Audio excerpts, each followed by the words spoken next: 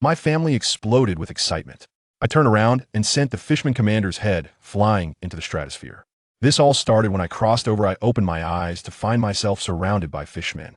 Luckily, the system let me play as Hamma, starting with a play degree of 0.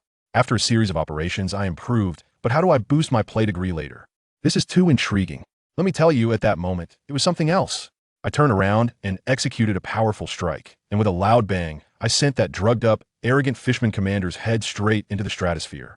It was clean and precise, the cut more even than my kitchen knife. This all has to start from when I first crossed over.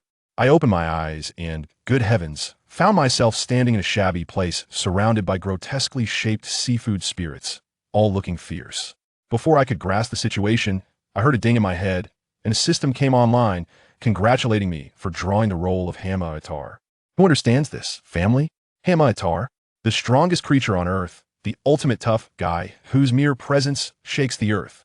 I was pumped up, thinking this was a sure win. Starting off with a royal flush, being invincible was not just a dream. The system also educated me on Itar's impressive feats, like tearing apart special forces, punching mutated elephants, withstanding lightning strikes, and dismantling safes with bare hands. I was stunned. This was no ordinary person. This was a walking humanoid Gundam. Unfortunately, the system told me my current play degree was 0. This meant I had the name of Hamma, but was still just a fitness guy who could only take down a rabid dog with one punch. I looked down at myself, dressed in fitness gear, standing at 9 meters tall, with 8-pack abs. I was indeed handsome, but in front of these fishmen, I felt like a little chick. I was anxious and wanted to make a run for it. This Fishman Street, the name alone suggested it was no good place, with thugs and ruffians fighting everywhere. Those fishmen had teeth like chainsaws. Just looking at them was terrifying. I thought to myself, a wise man doesn't suffer losses in front of him. It was my first day, so I should lay low. But what happened? After just 2 steps, I was surrounded by a group of fishmen wielding coral sticks. Stop! You human, didn't you see the sign? Humans and dogs are not allowed inside. The leading fishman shouted at me. Inside, I was panicking, but on the surface, I had to maintain my composure. He'll tell you, my mind was racing, and I directly activated my acting mode. Sneering, the fact that I can appear here means I'm not afraid of you ants. Surprisingly, those fishmen were indeed intimidated by me and looked at me with some trepidation. But guess what? The leader of the fishmen wasn't stupid. He quickly caught on to the flaw in my words. So what does it mean that you turn around when you saw us? Acting tough, huh? My heart sank. Oh no, I was seen through. Who understands this, family? My legs were about to give out, and my heart was pounding. I was just holding on with my mouth. There was no choice but to keep acting. I lifted my chin and looked down my nose at them. Escape? How ridiculous. I just think that every one of you here is trash, not even worthy of making me act. As soon as I said that, the fishman leader's face turned green. He was already a bit intimidated, and now, with me provoking him, he couldn't save face. His little brothers were all watching. Seeing his expression, I thought, oh no, I overdid it. This was going to be difficult to back down from. Sure enough, the fishman leader growled, what a big mouth. Brothers, attack. Kill this arrogant human. Just as they were about to strike, I suddenly had a bright idea when I spotted a barbershop not far away. I shouted, wait. The fishman leader was taken aback. What? Afraid? I casually flipped my hair. Afraid? That word doesn't exist in the Hamma dictionary. I just feel like my hairstyle is a bit messy, affecting my performance. You all stay here and don't move. I'll go get a haircut and come back to deal with you. After saying that, I didn't even look at them, hands in my pockets, casually strolling over to the barbershop. Those fishmen were completely baffled by my action, staring at each other, not daring to approach. The fishman leader, probably fearing I was tough, actually let his subordinates keep an eye on me while he went to gather reinforcements. Good heavens, while I was in the barbershop, I told a mermaid stylist, boss, give me red hair and a hairstyle that flows like seaweed, the most domineering one. The fishman leader was a straightforward guy. He ran back to their lair, Noah, alarming their new fishman pirate group's captain, Hody Jones. However, Hody Jones didn't come in person, but sent 2 of his subordinates, one named Dosen and the other named Damo, bringing over more than 500 little brothers, marching over in a grand manner. When they arrived, I had just finished my hair. Let me tell you, at the moment my hair was dyed red, the system dinged, and my play degree increased by 5. I instantly felt different. Every cell in my body was partying. My strength surged immediately. Shortly after, when my hairstyle was completely done, another ding sounded, and my play degree increased by another 5. I looked in a mirror, and hey, although my hairstyle looked more like I had forgotten to wash my hair compared to the imposing style of Itar in my mind, I couldn't deny the massive change in my aura. The moment I stood up, I felt explosive power coursing through me. The mermaid stylist beside me was stunned, her face flushed, and her legs went weak. I felt ecstatic. Was this the charm of the Fanma bloodline? So far ahead, when I leisurely walked out of the barber shop, the scene outside was spectacular. Over 500 fishmen surrounded the shop, blocking it completely. The little thugs who had seen me were wide-eyed, trembling in fear. His aura has changed. Seeing his subordinate's cowardice, Dosen kicked one of them away in anger. What are you panicking for? Go. Tear him apart. The unfortunate guy who got kicked rushed right at me, and I grinned. My play degree increased by another 5. I felt my strength surge again, then reached out, and with a snap, that fishman's head exploded like a rotten watermelon. Blood splattered all over my face, but at that moment, I felt nothing. Instead, I felt a bit excited. Seeing this, Dosen was completely enraged, brandishing a battle hammer and shouting. Everyone attacked together. Hundreds of fishmen roared and charged at me. I raised my status to the max with my left hand in my pocket, taking them all on with my right. Ding! The stance was unlocked, and my play degree increased by another 5. In that instant, countless combat techniques flooded my mind. They'll tell you, it felt like I had activated a cheat. My right hand became a blur as I charged at the incoming fishmen, sending them flying like dumplings, their screams echoing. In the blink of an eye, not a single one of the 500 was left standing. Dosen and the other subordinate, Damo, were left dumbfounded. They hadn't even seen how I made my move. Meanwhile, I kept my hands in my pockets, grinning, my hair flowing without wind, stepping forward toward them. The one called Damo seems to be a digging rat. When he opened his mouth, crack, he burrowed into the ground.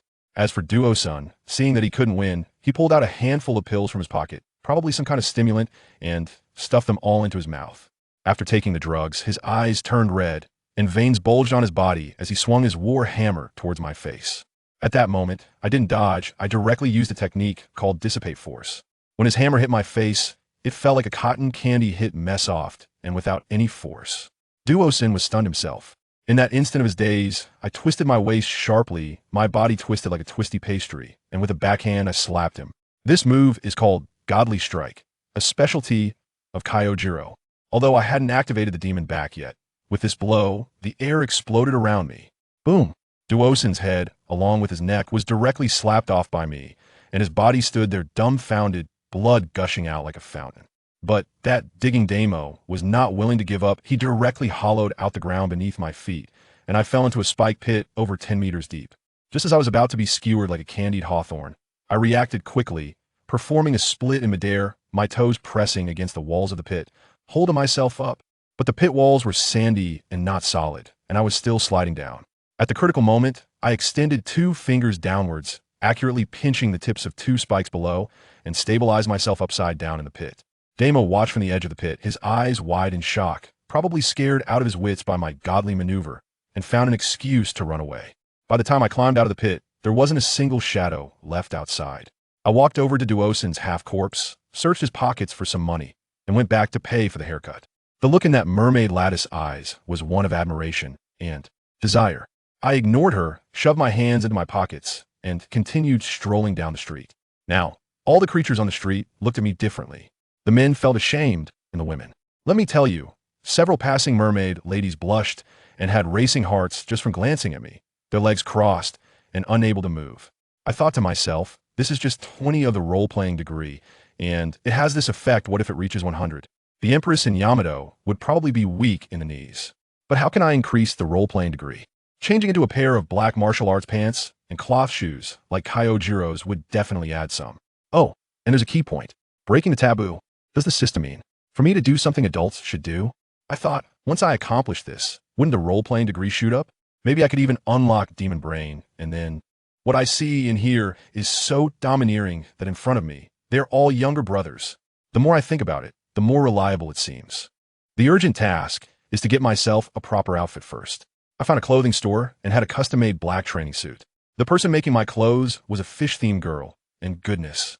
I stood there for over an hour while she ran back and forth to the restroom 5 or 6 times, her face as red as a monkey's, but by the time I changed and left, she just collapsed on the ground. I tell you, as soon as I put on this outfit, the feeling was instantly different. My performance rating just shot up by 5, and the sense of power throughout my body was about to explode. But that's not all. I was thinking about that guy, Banjaka Wiger, ISNT his standard outfit, just a pair of old cloth shoes. I had to get a pair. I immediately ran to get one. And guess what? The moment I put them on, my rating went up another 5. Family, who understands? Just by changing 2 pieces of equipment, I feel like I could deal 15,000 tons of damage with a single punch. With this combat power, I could at least be considered a middle manager in this world, right? But I know this is still far from the limit. There's a big move in my role-playing system that I haven't unlocked yet, called Break the Ban. Simply put, I need to find a girl. Well, you know what I mean. Now the problem is who to find. There are plenty of mermaids on the island, but each one is like that seamstress from earlier. I'm afraid that before I even start to exert myself, they'll be gone, and that would be too cruel. After thinking it over from all aspects, the most suitable candidates are 2 people. One is Mrs. Shalafu, the owner of the Mermaid CAF, and the other is Princess by Shang from Dragon Palace City. While I was pondering this, over at the Mermaid CAF, Mrs. Shalafu was reclining with her legs crossed, smoking a pipe, when suddenly her eyelids began to twitch violently. She is a top-notch fortune teller, claiming to be the best diviner on Mermaid Island, and immediately sensed something was wrong. She quickly took out her crystal ball to start her fortune-telling. Goodness, this was serious. The crystal ball directly gave her a red alert. There's a major ominous sign coming soon, and you will be forcibly violated. Let me tell you, Madame Sharif usually carries herself with an air of aloof elegance, unflappable even in the face of danger, but this time she truly couldn't hold it together.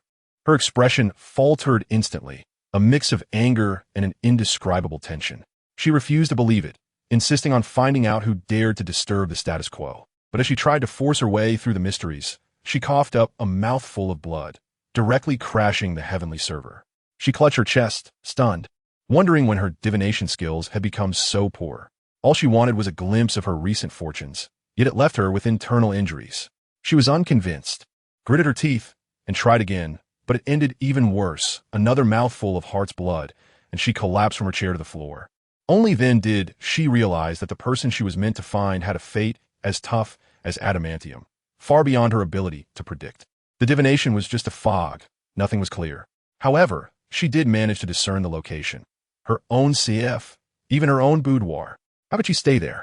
Madame Sharif wasted no time, jumped up, rushed into her room, disguised herself, and fled overnight, executing a strategic retreat.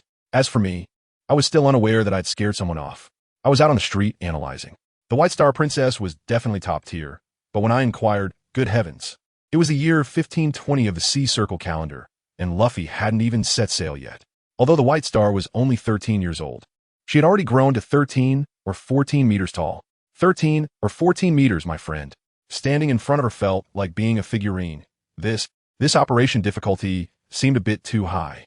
I figured I'd wait for another opportunity to see if she could shrink a bit.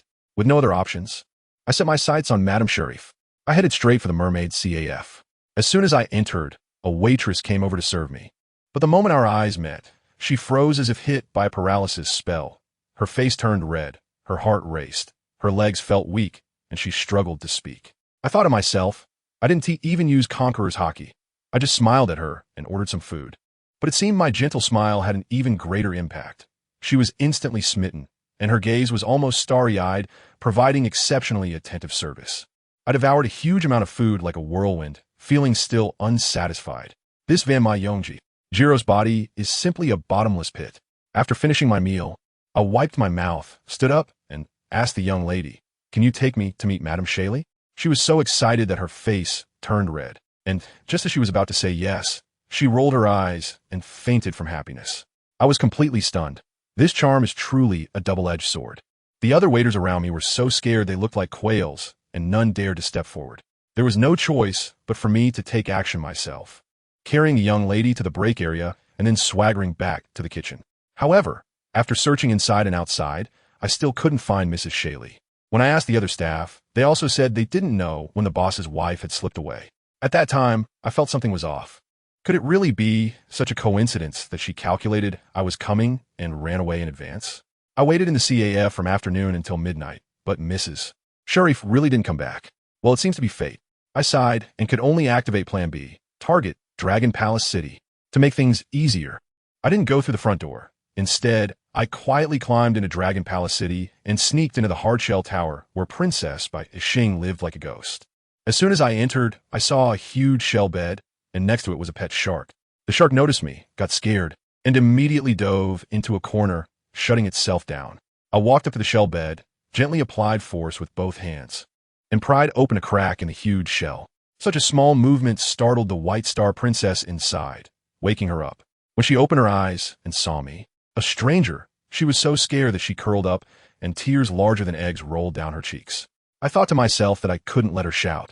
So I kicked off the ground, using a technique similar to a shave, and instantly flashed behind her.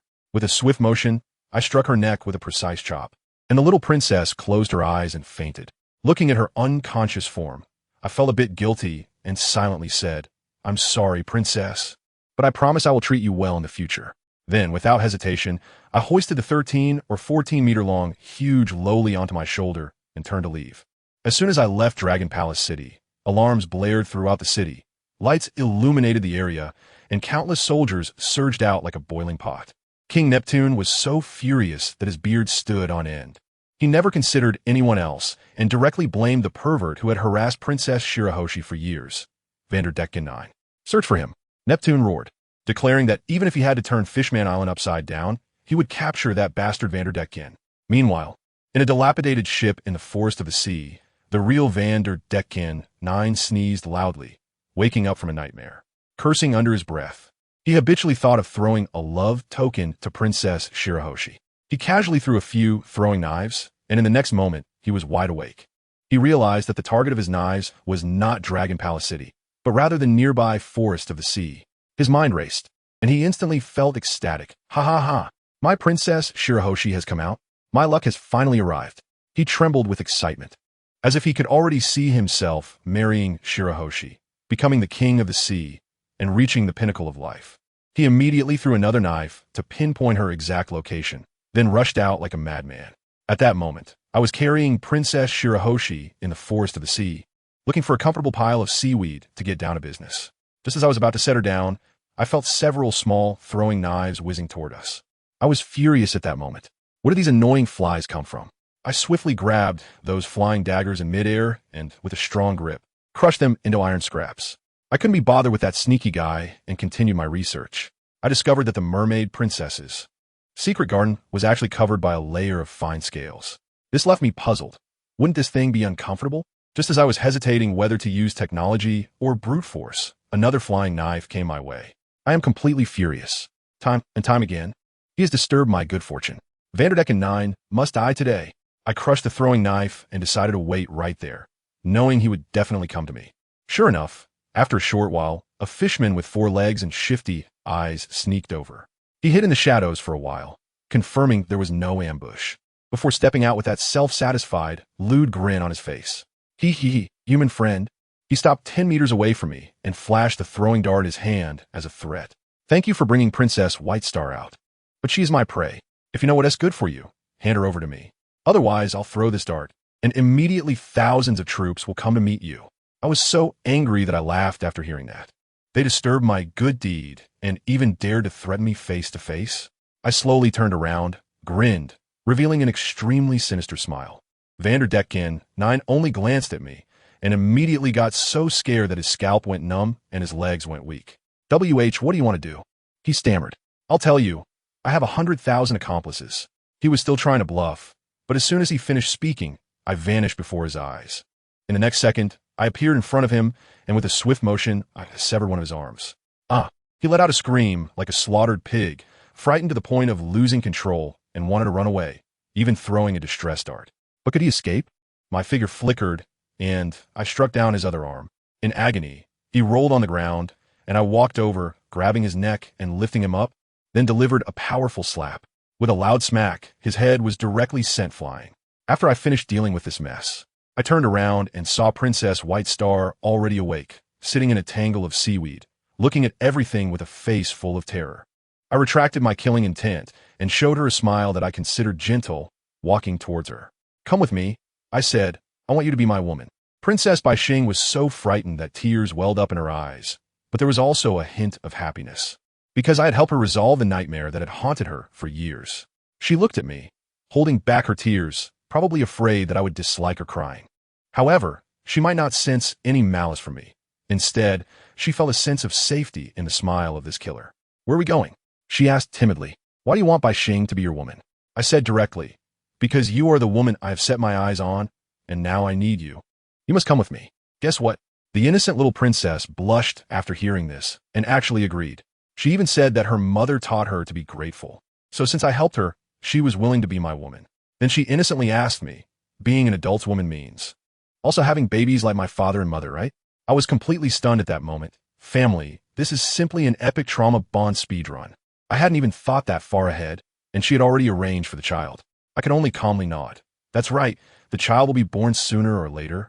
You can have as many as you want. Princess White Star was completely reassured and happily said she wanted me to take her to see the world above. I agreed. However, she then said that she needed to go back and report to her father, so they wouldn't worry. I thought that was fine, especially since I sensed an ambush nearby. The new Fishman pirate group was coming, so I needed to clear them out first. I told her to close her eyes and stay still, and she really did as I asked. Just then, a loud voice rang out. It turned out to be a human who had taken Princess White Star. Hody Jones emerged from the darkness with his gang of fishmen, looked at me, then at the corpse of Vanderdecken on the ground, and grinned, suggesting, "Human friend, it seems our goals align. How about we cooperate? You hand over the princess for me to use, and I'll help you deal with the pursuers from Fishman Island and arrange for your safe departure. What do you say?" I laughed when I heard that. Cooperation? Let me tell you, this guy really doesn't understand the situation. I took a step forward, and my aura immediately pressed down on them. I looked at him as if he were garbage, with you bunch of small fries. You think you can have designs on my woman? A brain is a good thing, but unfortunately, you don't have one. Hody Jones's face instantly lost its composure. Furious and ashamed. TSK, TSK, TSK. He thought he had the advantage with his 5 or 6,000 little minions, thinking he could do nothing to one human. Good guy. He waved his hand and shouted, "Charge. Kill him. Princess Shirahoshi will be ours." The scene, let me tell you, with 5 or 6,000 fishmen and shrimp soldiers charging like dumplings. Most people would have been scared out of their wits. But for me, at that moment, I felt one thing. Finally, I could have a good warm-up. I charged right in, and all those knives, guns, and clubs felt like mere scratches on my body. I didn't use any fancy techniques. It was pure aesthetic violence. One punch, 15,000 tons of force. Can you believe it? It was just like bowling. I threw a punch, and with a crash, hundreds of fishmen just evaporated. The entire perimeter of the sea forest instantly turned into a hell on earth. Rivers of blood flowing, bodies piled higher than mountains. Just as I was enjoying the slaughter, the main forces of Dragon Palace City finally arrived. Leading them was King Neptune and his 3 foolish sons. As soon as they arrived, they were rendered speechless by the scene before them. No one understands that expression. It was like they saw a ghost. They probably had never witnessed such a bloody spectacle in their lives. They saw me standing in the very center of a mountain of corpses and a sea of blood, while Hody Jones, who had just been so arrogant, was attacking me like a mad dog. But all his attacks, to me, honestly felt no different than a child playing house. I felt like I had played enough and just smiled at him. The look in his eyes was filled with fear. I slapped him backhandedly. It was really just an ordinary slap. With a loud smack, Hody Jones's head burst like a big watermelon, splattering red and white all over the place. Father, I'm scared." His son, known as the car crash star, was so frightened that he almost performed a fountain show on the spot. That old guy Neptune seemed to have some insight. He glanced at the unharmed and even somewhat happy White Star, then looked at me, probably already starting to calculate in his mind. This person not only saved my daughter, but also casually eliminated a major threat to Fishman Island. His fighting power is enough to fill the gaps in all of Fishman Island combined. He made a quick decision to stabilize the situation first and see my attitude. I raised my eyes and scanned the soldiers they brought. That group was so intimidated by my glare that they all stepped back in unison. I couldn't be bothered to waste words, pointed at the corpses on the ground, and said flatly, "You all, come over and clean this up." The tone was undeniable. Neptune was also a smart man. He immediately commanded his subordinates to act as cleaners. Once the scene was tidied up, I walked up to Baixing. My voice softened by 8 degrees. "All right, you can open your eyes now." Baixing responded with a sound and happily opened her eyes. Her huge head leaning over to look at me. Simply too cute. Lord Dishianshan, I was so good I didn't T-peek at all. I nodded. "Well, your family is over there. Go say goodbye to them." "Okay, Lord Emperor." Baixing bounced over to Neptune and the others. Then, let me tell you, the most explosive moment of the whole scene came. Baixing used her sweet voice to loudly announce, "Father, brothers, let me tell you, Baixing is now Lord Emperor's woman. I'm going to play on land with him. I've always wanted to see it, and Lord Emperor promised to take me. I'm so happy. Don't worry, Lord Emperor will protect me." The whole place fell silent. King Neptune, the three princes, and all the soldiers around. One and all were petrified. Their expressions were as if the server had crashed on the spot. After several seconds, Neptune regained his voice, and he became anxious. Bai Xing, what nonsense are you talking about? His few overly protective sons exploded. Yes, sister, how old are you? How can you say such things? Bai Xing looked innocent. What's wrong? Father, brothers? Absolutely not. Neptune's attitude was extremely firm. There are too many bad people outside. You must come back to Dragon Palace City with us. Saying this, the three princes were about to come over and forcibly take Bai Xing away. Bai Xing felt wrong now. Haven't the bad guys already been chased away by Lord Emperor? Why do we have to go back to prison? Her eyes turned red, and tears began to well up as she looked back at me pitifully. Lord Emperor, I don't want to go back to Dragon Palace City. I want to go to land with you. Please take me away.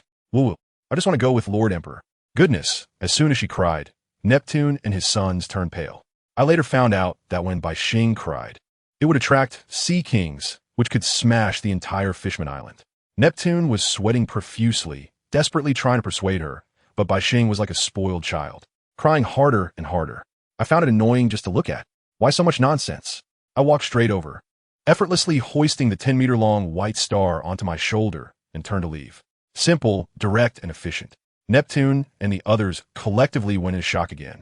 After they realized what happened, the old king rushed over to block my way. Your Excellency, what are you doing? My daughter is still young. It's one thing to trick her, but are you really going to take her away right in front of me? I let out a cold snort, and the domineering mode of Fanma Yangjiro was activated. The woman I, Fanma Ditien, have my eyes on as my woman. My woman can only cry for me. From now on, if anyone dares to make her shed a single tear, I paused, my gaze turning as sharp as a knife. I will kill that person. As soon as the words left my mouth, I stomped my foot on the ground. With a loud bang, the ground within a few hundred meters instantly became covered with spiderweb-like cracks. Neptune gasped in shock, completely too scared to move. Hashigaki, on my shoulder, immediately stopped crying and instead comforted me. Lord Ditien, I'm sorry. It's all my fault for making you unhappy. Please don't be angry with father, okay? I will talk to him properly. I put her down, looked in her eyes, and said word by word, remember, you are the woman chosen by me, Fanma Emperor Tian, and this is a fact that will never change. The little girl immediately stopped crying and smiled. I knew Lord Emperor Tian is the best. Neptune watched this scene helplessly, probably cursing his ancestors in his heart. He couldn't fight back, and his daughter's heart was stolen. What could he do? White Star was still there acting cute. Father, please, I really like Lord Emperor Tian. I feel super safe by his side. And he also helped me deal with that bad guy who has been harassing me for years. Just agree to us if you don't, I might cry again. Well, she even used nuclear deterrence. Neptune was completely a lost, sighed and said, all right, don't move. I'll discuss it with your brothers. Then those old guys huddled together and whispered. They talked about the left and right chancellors. I have good hearing, and the left chancellor came up with a bad idea. Your Majesty, we can't force it. However, our Fishman Island is protected by Whitebeard. Why not invite Whitebeard's people to deal with him? Good idea. But he's about to take people away. How can we have time?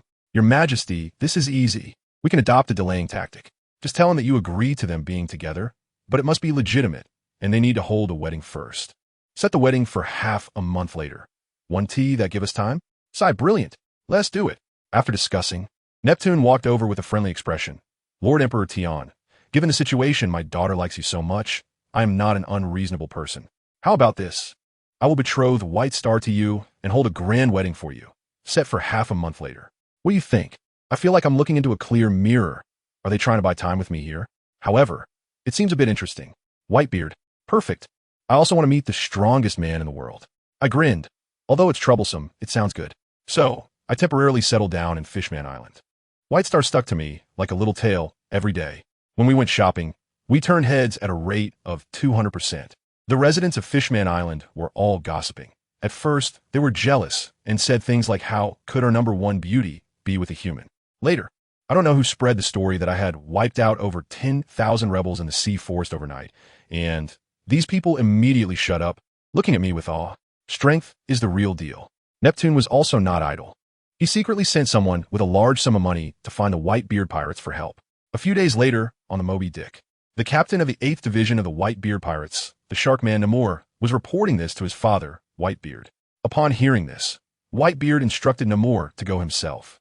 As a result, The person sent by Neptune nervously added, Lord Whitebeard, that human is extremely powerful. With bare hands, he killed over 10,000 of us. As soon as this was said, all the captains on the deck became interested. Whitebeard was also a bit displeased. Having so many killed on his territory was disrespectful to him. He asked, what is that person's name? Reporting, Lord, his name is Fanma. This name was too unfamiliar to them. The captain of the 3rd Division, Diamond Jaws, excitedly stood up. Dad, he sounds like a tough guy. Why don't I go with Little Namor? I want to see whether his punches are harder or my defense is tougher. Whitebeard laughed heartily and agreed. Thus, Jaws and Namor, 2 division captains, set off towards Fishman Island. When the news returned to Dragon Palace City, Neptune's confidence surged. He immediately began to plan how to separate me from White Star before Whitebeard's men took action, to avoid a fight where White Star would cry and attract the Sea Kings. This task was entrusted to the 3 princes. They ran out to find us and made up a story saying that I needed to learn etiquette before the wedding. As soon as White Star heard that she had to be separated from me, the cotton candy in her hand instantly lost its sweetness, and she looked at me with wide eyes. Lord Dighton, should I go? I smiled nonchalantly and said, go ahead, see you in 10 days. Then I turned to the 3 princes and said in an extremely gentle tone, let your father find someone to teach you well. I really don't want Bai Xinglian to be clueless during the wedding night. That would really annoy me. As soon as I released my aura, the 3 princes were so scared that their legs went weak, repeatedly nodding. Yes, yes, yes, your excellency, don't worry. We will definitely not disappoint you. Bai Xing was reluctantly taken away by her brothers. Since I was idle, I wandered over to the mermaid CF. Is Madame Charlie, the owner, not back yet? I asked a beautiful mermaid waitress. She blushed and replied, Lord Dishiang, the owner, hasn't returned at all. I don't believe her at all. These past few days, I've been coming here to check in every day. Sherry has been hiding in the back room, and I'm about to drive her crazy. She previously used divination to foresee that a man would force himself on her, and she thinks that man is me. So she has been desperately avoiding me. Still coming? Why is this guy so obsessed with me? She was going crazy in the back room and decided to run away as soon as it got dark. Just as she finished muttering, I appeared behind her like a ghost, one hand firmly covering her mouth. The strength of my grip made her feel hopeless in an instant. I couldn't wait for White Star anymore. Since I had the chance, I absolutely couldn't let slip away. This was in line with the style of Kanemitsu Yujiro. At that moment, outside Fishman Island, the Whitebeard pirate ship had arrived. Neptune hurriedly went to greet them. Mir said to Jozu, third brother, I'll go meet someone first. You guys head to the palace. His crew started to tease him. Oh, Captain is going to find Sister Sherry again. Get lost. I haven't even caught her yet. Mir laughed and scolded as he hurried to the mermaid CF. He had been secretly in love with Sherry and wanted to confess every time he returned, even though he was rejected each time. He rushed into the CAF, and the staff gave him the same old line, saying the boss wasn't there. Mir didn't believe it and directly barged into the inner room. As soon as he entered, he froze. From one room, he faintly heard a voice. It was Sherry's voice, tinged with tears and pleading. Please, don't treat me like this. I might die. Mir's mind went blank. The sound of shattered dreams echoing in his head. He trembled all over, then heard another line. Lord Tion, I beg you, please don't continue. Ditian. Kanemitsu Ditian. Mir instantly exploded with unprecedented rage, clouding his mind. Beast. Seeking death. He roared, kicking the door open with force. In the dimly lit room, I happened to be standing at the door, wearing only pants, my muscles bulging. Behind me, Mrs. Sherry sat on the bed, wrapped in a blanket, clutching her fishtail. Her face streaked with tears. At that moment, a notification sound echoed in my mind, indicating that my performance level had successfully increased to 40. And I had awakened a new ability, Ghost Brain, comparable to the highest level of observation hockey, capable of instantly predicting all of my opponent's movements and the outcome of the battle. Mir saw this scene, his eyes turned red, and with armament hockey wrapping around his fists, he roared as he charged at me. Bastard, I'm going to kill you. Unfortunately, the moment his fist swung out, my ghost brain had already calculated everything. I grinned widely, my head of red hair swaying without wind. My movements were so fast that they surpassed the speed of sound, arriving before him despite being a late response. With a loud clap, my palms accurately struck both sides of his face. That Mir spat out a mouthful of blood, his fist frozen in front of me, his eyes filled with disbelief. But he was also a tough guy. In a desperate situation, he opened his shark-like mouth, revealing rows of razor-sharp teeth, tried to bite off my arm. However, all of this was in vain. My palms struck his head again at several times the speed of sound. With a loud bang, let me tell you, that fishman named Naimu immediately didn't just bleed from 7 orifices, but from 11. Blood gushed out like it was free, pouring from his eyes, ears, mouth, nose. And 6 gill slits, and the light in his eyes went out instantly, dead as a doornail. The employees outside the door turned pale with fright, each one covering their mouths, wanting to scream, but their throats felt as if they were blocked by concrete, unable to let out a sound. Where is my protagonist? Emperor Tion? Goodness, he casually walked over and put on his pants, draping his shirt over his shoulder, then gently said to Lady Shaylee, from today onwards, "You are my woman, Fanma Emperor Tion. I'll take care of you from now on." Who understands, folks? This guy knows full well that he has a soft heart and can never learn to be as ruthless as Fanma Yangjiro, who just sleeps around without a care. After sleeping together, he wants to take responsibility, purely doing bad things while wanting to benefit from good ones. He even jokes that his acting skills must drop. But it doesn't matter. Starting off with a ghost brain and maxed out talent and combat power is enough for him to walk confidently. On Lady Shaylee's side, she was tearful and feeling wronged. You could say she hated him, and she really did, but for some reason, looking at Emperor Tion's face and his muscles made her heart race uncontrollably. This damn charm. Seeing her silent, Emperor Tion sighed, couldn't be bothered to comfort her, and simply said, "Calm down a bit. I'll come see you in a few days," before swaggering out, dragging the corpse of Muir behind him like a tattered sack. On the street, people exclaimed, "What the heck? Isn't that the captain of the Whitebeard Pirates 8th Division? Dragged down the street like this? Is Emperor Tion crazy? He completely disregards the 4 emperors." Whitebeard. The onlookers were excited, saying there would be a good show to watch. And with Muir, there was also the captain of the 3rd Division, Diamond Jozu. These two were close brothers. If Jozu found out, he would surely tear him apart. Sure enough, Emperor Tion dragged the corpse into the Dragon Palace, casually tossing it in the center of the main hall, looking utterly arrogant. King Neptune and his sons were so scared their legs turned to jelly. Diamond Jozu and his crew of pirates turned red with rage upon seeing it. The killing intent exploded, and everyone drew their weapons, surrounding Emperor Tion. 3rd Division Captain, Muir. He was killed. Jozu felt a wave of grief. Just as he was about to tell his brothers to calm down, he couldn't hold back and roared, "You dare kill my brother." His fist, the size of a cooking pot, charged straight for Emperor Tion's face. What happened next? Emperor Tion stood there, not moving an inch, and with one hand, he caught Jozu's diamond fist. He grinned wickedly and said, "I heard you're a diamond fruit user? I wonder if my 3,000 tons of grip strength can crush your fist to dust?" As soon as he finished speaking, the muscles in his arm bulged instantly. I swear, I could feel the power even through the screen. Jozu was initially confident, looking disdainful, but the next second, he couldn't smile anymore. With a crack, a fissure appeared in his prized diamond fist. Everyone present was stunned. Crushing diamonds with bare hands? What kind of monster's grip strength is this? One of his subordinates quickly shouted, "Captain, don't play with him. Use your hockey." Jozu reacted quickly, covering his other hand with black hockey, preparing to counterattack. But he was too slow. Emperor Tion was faster. The power in his hand erupted again, soaring to 3,000 tons. Diamond Jozu screamed in agony, feeling like his entire fist was about to be crushed to powder. Desperately, he used his other fist, enveloped in hockey, and struck at Emperor Tion with all his might. Emperor Tion easily released his grip and sidestepped. Jozu looked at his hand that had almost been disabled, filled with dread, gritting his teeth and saying, "Very well. No wonder you could kill my brother, but today you will definitely die." Saying this, he turned his upper body entirely into diamond, covering his fists with hockey, charging forward fiercely. As for Emperor Tion, his cheat called Ghost Brain activated, instantly simulating thousands of battles with a 100 win rate.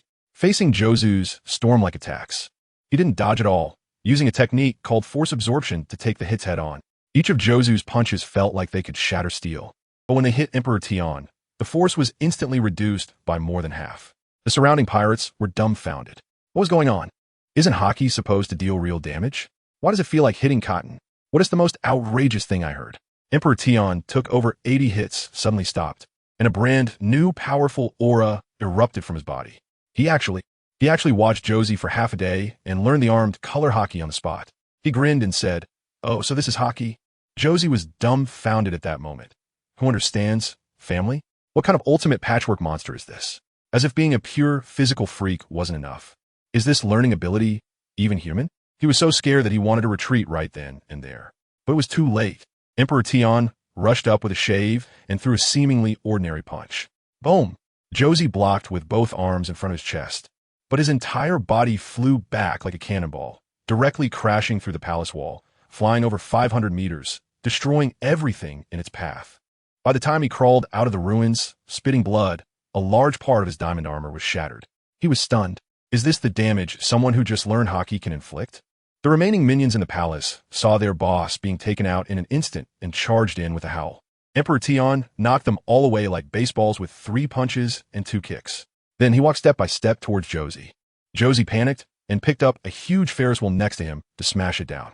Emperor Tion still just threw a punch covered in armed color hockey, directly smashing the Ferris wheel into pieces. Countless fragments were flying in the air, and Emperor Tion's figure had already flashed past Josie like a ghost. When the fragments fell to the ground, one of Josie's arms, along with blood, also fell to the ground. At this point, Josie was completely enraged. A system prompt sounded in Emperor Tion's mind, and his performance level increased by 1. He found it uninteresting and turned around to return to Dragon Palace City. Josie looked at his back, filled with fear, and fled with the remaining people and the corpse of Muir. The nobles in Dragon Palace City were utterly desperate, looking at Emperor Tion as if he were a devil. In the following days, Emperor Tion's reputation spread throughout Fishman Island. Madame Charlie listened to the discussions outside, feeling extremely complicated. Clearly bullied by this man, she should hate him to death, but when she thought about the massive white-beard pirates coming for revenge, she couldn't help but worry for Emperor Tion. Sigh, this man really acts without considering the consequences. Just as she sighed, an employee rushed in a panic. Madam, it's bad. That man is here again. Madame Charlie's heart sank, feeling extremely tense. P.S. back. What to do? Run? But this is her own store. Gritting her teeth, she told the employees to leave, preparing to settle the score with Emperor Tion. As soon as Emperor Tion entered, he saw Madame Charlie fidgeting and said, "Have you thought it through?" Madame Charlie forced herself to appear calm. "I'm telling you clearly, it's impossible to forgive you." But in reality, her heart was racing like a drum, and her mind was filled with chaotic thoughts. Emperor Tion was more direct, taking off his clothes while saying, Fanma Emperor Tion, do things this way. Whoever I like, I take. If you want to stop me, defeat me. If you can't defeat me, you can only be my woman. You are mine now, and you have the responsibility to take care of me. I'll come every day for a while. So be prepared." Wow, this is a complete set of boss phrases. Madame Charlie felt embarrassed, angry, and a bit flustered and said in a panic, If you keep doing this, I will never forgive you for my whole life. Even if I can't help but fall in love with you. I won't admit it." After saying that, her face turned completely red, thinking to herself, what am I even saying? After finishing his business, Emperor Tion was ready to leave. But Madame Charlie finally couldn't hold back, mustering her courage to say, "Wait, can you leave Fishman Island right now?" Emperor Tion turned back and smiled. "Why? Worried about me? Who is worried about you? I'd rather you be killed by Whitebeard's people," Madame Charlie said stubbornly. "But I'd rather kill you myself. If they come, what chance do I have? If you want to give me a chance, hurry up and leave." With this contradictory demeanor, how could Emperor Tion not see through it? He smiled widely, exuding a beast-like aura. "Then I refuse." Madame Charlie panicked. "Why do you have to be like this? Do you think someone who hasn't been satisfied will easily give up something easily within reach?" "Not satisfied?" Madame Charlie's face instantly flushed, realizing something, and tentatively said, If you leave now, I can go with you." After saying that, she felt guilty. If she was willing to go with him, how could she bring herself to kill him? But Emperor Tion shook his head. "Charlie, even if that's the case, I still think it's not enough." "Not enough?" Madame Charlie felt a pang in her heart. She understood that he still wanted Princess Shirahoshi. She felt both ashamed and wronged. How could she, a mature woman, not satisfy him? She simply covered her head with the blanket, feeling both sour and painful, as if she had gained this man, but also lost everything, feeling so exhausted. Meanwhile, on Whitebeard's ship, Old Dad looked at the corpse of Muir and the armless Josie, filled with rage, and his conqueror's hockey shook the entire ship. "I'm going to kill him now," shouted the captain of the 9th Division, Blenheim. "Calm down." Marco held him back. A fierce light flashed in Whitebeard's eyes, and he directly ordered, "Go, flatten Fishman Island for me, and annihilate that Fanma Emperor Tion." "Yes, Old Dad." 8 captains led the charge. heading towards Fishman Island in a grand manner. On the Marine headquarters side, Admiral Sengoku also received the news. The Whitebeard pirates suffered a huge loss on Fishman Island. This is a huge opportunity. He immediately arranged for two rear admirals, Peach Rabbit and T-Dolphin, to disguise themselves and infiltrate Fishman Island, preparing to reap the benefits. That night, Emperor Tian was late going to Madame Charlie's place because he was discussing wedding details with Neptune. While walking down the street, he was suddenly tapped on the shoulder from behind. A voice full of intellectual charm rang in his ear. "Follow me." A waft of fragrance passed by, and a curvaceous figure had already walked far away. Emperor Tian raised an eyebrow. "Hey, is she playing with fire?" A wild smile appeared on his face as he followed. When they reached the sea forest, the woman turned around and was just about to speak. "You are Fanma." Before she could finish her sentence, Emperor Tian had already made his move. The woman reacted extremely quickly and actually blocked his first strike. Unfortunately, it was only for that one strike. The next moment, Emperor Tian accurately hit her sleeping acupoint, and she softened and fell into Emperor Tian's arms. Daring to seduce me. That action itself is very dangerous. Emperor Tian looked at the voluptuous beauty in his arms. This was none other than Admiral Peach Rabbit from the Navy. "Hey, she came knocking on my door, so I can't be blamed for it." He directly carried the unconscious Peach Rabbit back to the Mermaid CAF. Madame Charlie had just finished her bath and was waiting for him, only to see him walk in carrying another woman, and she froze on the spot. Who is she? Emperor Tian simply looked at her gently. "You've accompanied me for several nights. You must be tired too. Get some good rest tonight." After saying that, he carried Peach Rabbit into the empty room next door and closed the door. Madame Charlie stood outside for a long time, her heart shattered. By the middle of the night, Admiral Peach Rabbit slowly regained consciousness. As soon as she opened her eyes, she saw a muscular man lying next to her. Her mind went blank with a loud bang. Trembling, she lifted the blanket to take a look. Oh no! Admiral Peach Rabbit couldn't accept this fact and was so angry that she spat out a mouthful of blood. Her eyes turned red as she glared at the still, sleeping Emperor Tian, her fists cracking with rage, and her emotions instantly exploded. "Beast, I'll kill you." She covered her chest with one hand, while the other hand, filled with murderous intent, struck fiercely at Emperor Tian's forehead. Bang! Emperor Tian's muscles tensed instantly, and he shot up from the bed like a cannonball, landing with a flash on the ground, balancing on one toe, arms outstretched, striking a pose full of athleticism. General Tao Tu looked at the hundreds, if not thousands, of well-defined muscles on his body and was momentarily stunned. But she immediately scolded herself for being a foolish woman, gritting her teeth, and briskly pulled the white bedsheet around herself to cover her body. Then she raised her leg and kicked fiercely at Emperor Tian, with only one thought in her mind. "First, I'll take care of this detestable thing." Emperor Tian's eyes sharpened, and with a wave of his hand, his speed surpassed the speed of sound. Boom! The entire bed was split neatly in two by his palm strike. General Tao Tu was horrified and instinctively withdrew, jumping to the other side of the bed. But she hadn't stabilized herself yet. I tell you, this guy appeared out of nowhere and threw another punch, aiming straight for the face. Tao Tu was furious and quickly activated her observation hockey to dodge. That fist grazed her hair and smashed into the wall, creating a spider web of cracks. Tao Tu was so angry she could have exploded, probably cursing in her heart. "You scumbag, you just did that to me, and now you're going all out? Can't you see the blood on the sheets? You have no heart." She was really enraged, and once she released her armament hockey, she stopped dodging and directly clashed with Tian. The two of them were making a racket, and the whole room was about to collapse. But to be honest, in pure physical combat, Tao Tu really couldn't match him. Every time they exchanged blows, her arms would feel numb. After a few exchanges, Tian used a ghostly hand technique, so fast it was ridiculous, and with a smack, he grabbed Tao Tu by the neck and pinned her hard to the ground. Then, this guy raised his fist, looking like he was going to smash her head in with one punch. At that moment, my heart was in my throat. Instead, with a boom, his fist hit right next to her head, cracking the entire floor. Let me tell you, that power was at least 30,000 tons. Then this guy leisurely put on his pants, and before leaving, he said something suave. "I know who you are, Major General Tao Tuesday, but thank for the warmth." Oh my, who understands, family? That line was like pouring a ton of salt on Tao Tu's wounds. After he left, Mrs. Shaylee dared to come out and help Tao Tuesday. As a result, the two women ended up in a heated argument. Mrs. Shaylee even said she had fallen in love with that guy, claiming that if Tao Tu were to be with him a second time, she would also fall for him. I wanted to say, girl, your thoughts are a bit too deep. Tao 2 was furious, yelled at her for being crazy, and left with a threat. If you dare to say that, I'll kill you first, then ran away crying. The next day was the wedding scene. Tao 2 and her devoted colleague, Jiajin, were also present.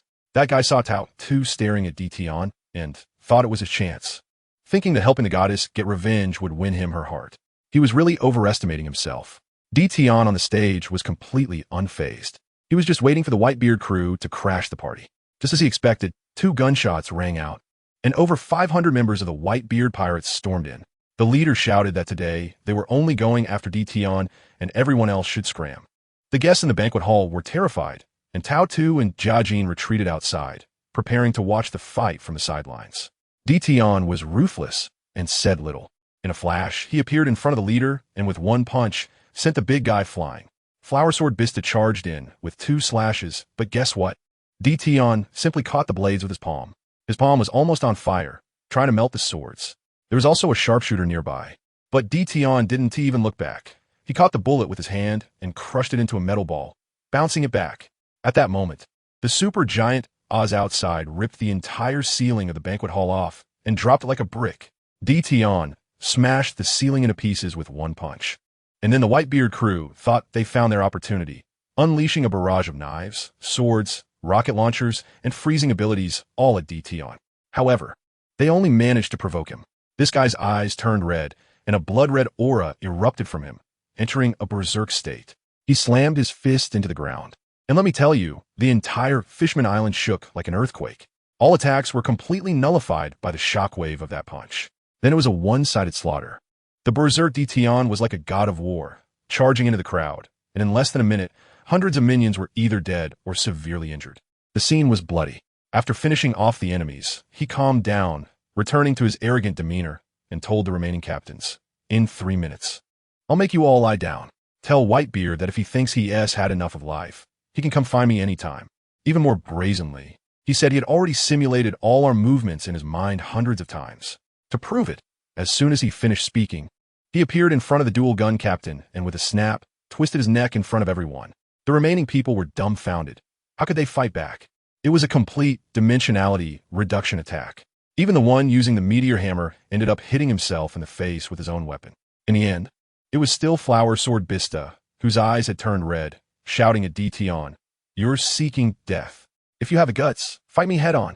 Dition didn't even acknowledge him. With a swift kick, he sent another captain, named Lacquay, flying, and then slowly walked up to Flower Sword Bista. I'm telling you, the scene was unbelievable. Dition was acting like he was on top of the world. He slightly raised his head and looked at Bista, speaking with an air of arrogance. I heard your swordsmanship is impressive, comparable to my hawk. Come on, here's your chance. My bones are over 700 times harder than the toughest steel. Go ahead and try to cut my fist. Don't worry, I'll stand still, not even using hockey. Goodness. Bista turned pale at that. This wasn't just a provocation. It was outright humiliation. Gritting his teeth, he asked, What if I managed to cut through? Dition laughed directly, his laughter booming like thunder. You can't possibly cut through. Not to mention you, even if the ancient weapon Pluto fired at me. I could still take it with my fist. Bista trembled with anger, saying, You are playing with a respected opponent. But then Dition's expression turned serious, and he suddenly stopped laughing, the atmosphere dropping to freezing point. He said, All right, I'll give you a way out, regardless of whether you cut through or not. I'll let half of you go. Oh, and by the way, the Navy is lurking nearby, hoping to take advantage of the situation, but I call the shots, and they wouldn't dare move. Bista's heart sank. There were Navy forces too? But they were truly caught in a pincer attack. But he still refused to back down and insisted, I just want to ask, what if I do cut through? This completely annoyed Dition. Let me tell you, this guy is emotionally unstable. He huffed, and in an instant, appeared right in front of Captain Andre, giving no one time to react. With a snap, he twisted Andre's neck, killing him instantly. The remaining people were utterly shocked. The Ice Witch, Wade-Eye, screamed and rushed forward to fight, and everyone went wild. Stop it! Bista shouted in pain, blocking everyone. Can't you see? Even if we all attacked together, we would still be killed in an instant. No more unnecessary sacrifices. He knew that now it was all or nothing, betting everything to at least save half of his brothers. Dition finally nodded in satisfaction. Like a great villain. That's more like it. If you come to mess with me and realize you can't win, you should be grateful that I'm still willing to give you a way out. Bista took a deep breath, readying himself, but he was cautious and said, I will give it my all. But I must tell you, I am a top swordsman, though not the best. My friends, who understands? He is giving face to the entire swordsmanship community. The meaning is that even if I lose today, it is merely due to my lack of skill. There are stronger swordsmen above me, so don't get too arrogant. Dtion, however, became even more arrogant. Don't worry, against your level. I haven't even used half of my strength from the beginning to the end. Upon hearing this, Bista felt his heart sink, but he didn't have time to despair. He instantly entered a state of self-forgetfulness, focusing all his spirit, momentum, and sword intent onto his dual swords. 3 seconds later, he moved. The two western swords crossed. And I tell you, the entire banquet hall went dark. The space twisted, and 2 slashes merged into one, carrying destructive power as it struck towards Dtion. And Dtion, even more outrageous. His muscles compressed fiercely, channeling all his strength into one right arm, which was steaming hot, and his fist.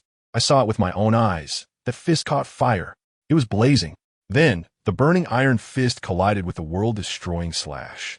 Boom! A massive explosion, like an atomic bomb, obliterated the entire banquet hall, turning it to rubble. The whole Fishman Island trembled in the raging wind, and even the huge bubble dome above almost shattered.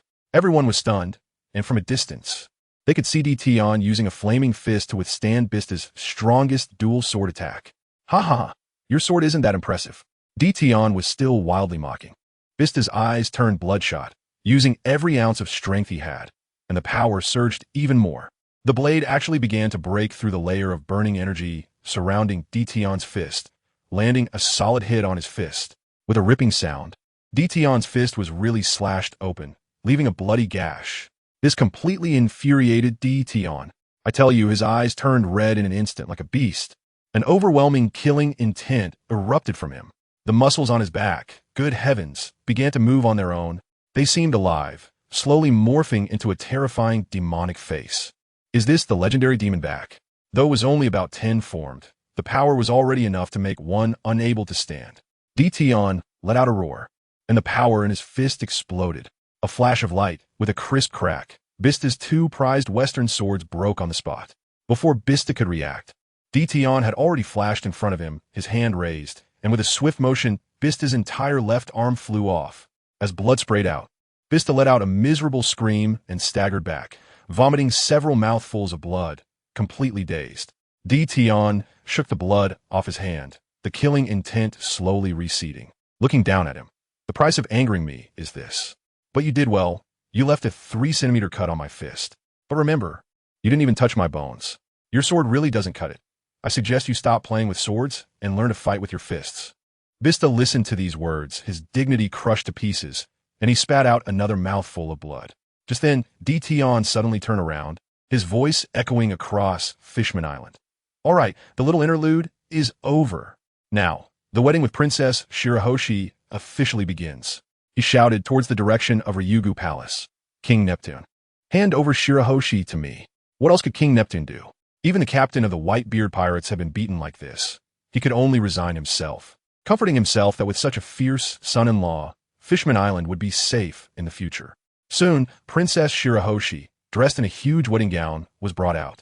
King Neptune handed his daughter over, repeatedly reminding Dtion to treat her well. But Dtion simply threw Shirahoshi over his shoulder, like a sack, and turned to leave. King Neptune was left dumbfounded, chasing after him, shouting, Hey, Dtion, you haven't even had the wedding ceremony yet. Dtion shouted back without turning his head. Why bother with all that? Everyone knows she's my woman. Let's go straight to the bridal chamber. After saying that, he vanished with Shirahoshi. The entire place fell silent. Just then, the navy hidden in the crowd finally moved. Vice Admirals Peach Rabbit and Akainu led the charge, quickly surrounding the heavily injured remnants of the Whitebeard Pirates. Bista, with one arm severed, stepped forward, his face pale, and said, We can surrender half of us, but the other half must leave safely.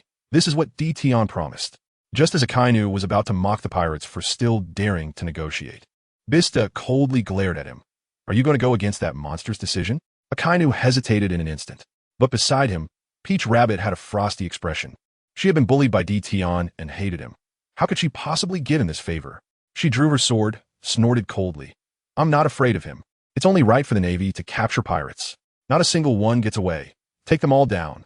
Meanwhile, Tion had already returned to the bridal chamber with Shirahoshi. Shirahoshi seemed a bit aggrieved and quietly asked, Lord Tion, why aren't we having the wedding ceremony? Seeing her pitiful expression, Tion actually smiled and said, all right, if you want to have the ceremony, then let's do it right here. So, the two of them simply bowed to each other in the room and drank from a specially made extra-long goblet for their wedding toast. Bai Xing immediately became extremely happy.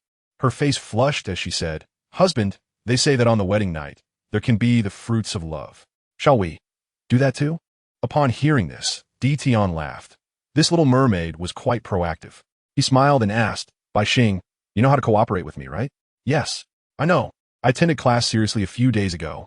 That's good. Tion patted her head. But before that, you should obediently wait for me in bed. There's a bit of trouble outside. I'll be back soon. He sensed the battle outside. That woman, Tao Tu, actually dared to defy his orders. Tion stepped out of the room and instantly appeared in the center of the battlefield. He looked at Bista, who was being suppressed by the Navy, and then at Tao Tu, who had a stubborn and angry expression. He grinned and walked directly in front of her, lifting her chin with his hand. Woman, we meet again. Tao Tu trembled with anger, gritting her teeth, and said, Get your filthy hands off me. Tion's smile widened, his eyes filled with aggression. What's wrong? A rebellious woman, an unobedient woman, is going to be retrained by me. You ready? Just as he finished speaking, someone foolish jumped out from the side, wanting to throw themselves into the line of fire. Lord Ditian, calm down. You're making it hard for me to handle. Goodness, who is this?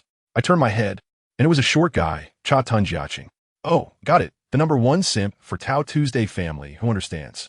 The way this guy looks at Tao Tu is overflowing with affection. Now seeing his beloved being teased by me, he is panicking. I couldn't help but laugh at that moment, tilting my head and glancing at him with a sideways look, looking down at him with a burst of fury. What are you talking about? Let me tell you, when I put on my imposing demeanor, the naval soldiers around me started to get nervous. With that little guy standing in front of me, I felt like I could slap his head off like a rotten watermelon. But this guy is really serious about love. He stood his ground and argued with me. Your Excellency, Emperor Tion, you are not a pirate. You are the Prince of Fishman Island. We should not interfere with each other. It's not wise to go against the entire Navy for a few small pirates. I couldn't help but laugh out loud. Ha ha ha. Wise? Do I need you to teach me how to do things? You want me to see your difficulties? Fine, take a punch from me first. As soon as I finished speaking, I threw a punch. That guy reacted quickly too, crossing his arms in front of his chest, using his haki to defend. Unfortunately, it was useless. He couldn't withstand the force of my punch at all. He flew hundreds of meters away like a kite with a broken string.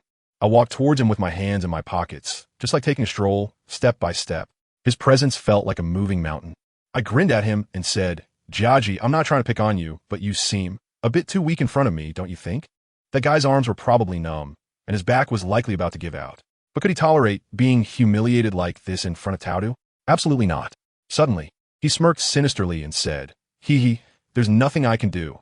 I'm just a rear admiral. That's all. Suddenly, he vanished from where he stood.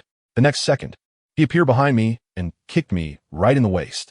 Let me tell you, when that kick landed, it felt like hitting a titanium alloy steel plate. I bet his foot went numb. But this guy wasn't giving up. He launched a series of blows to my legs, head, neck, and shoulders. Bam, bam, bam.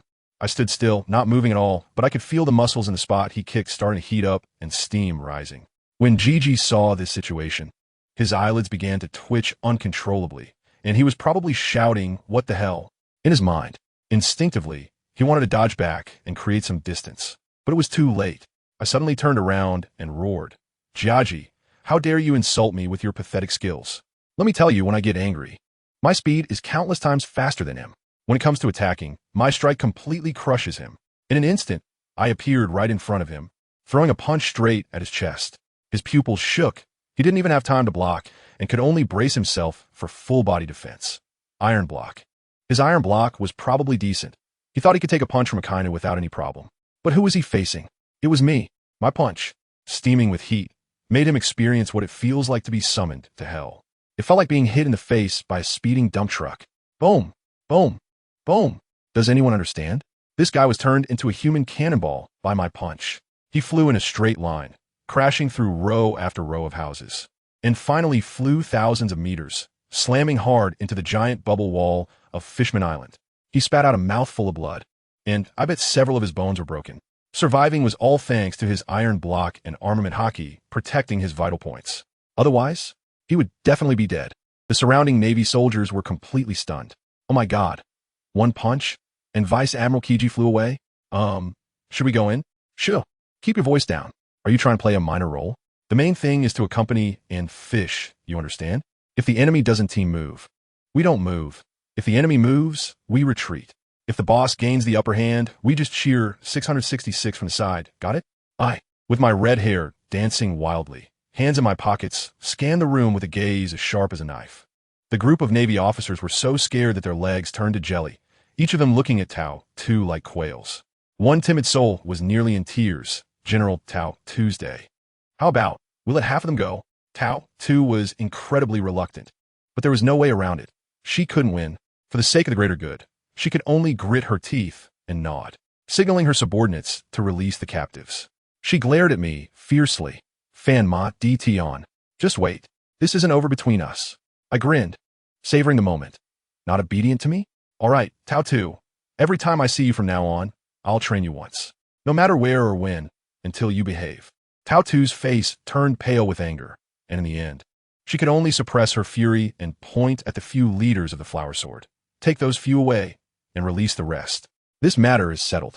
The Navy left with a few unlucky souls, and the remaining members of the Whitebeard Pirates also ran away. I went directly back to the marriage house. Then I told you, we just went back to the room. As for what we did, anyway, we engaged in some very novel explorations of life's great harmony.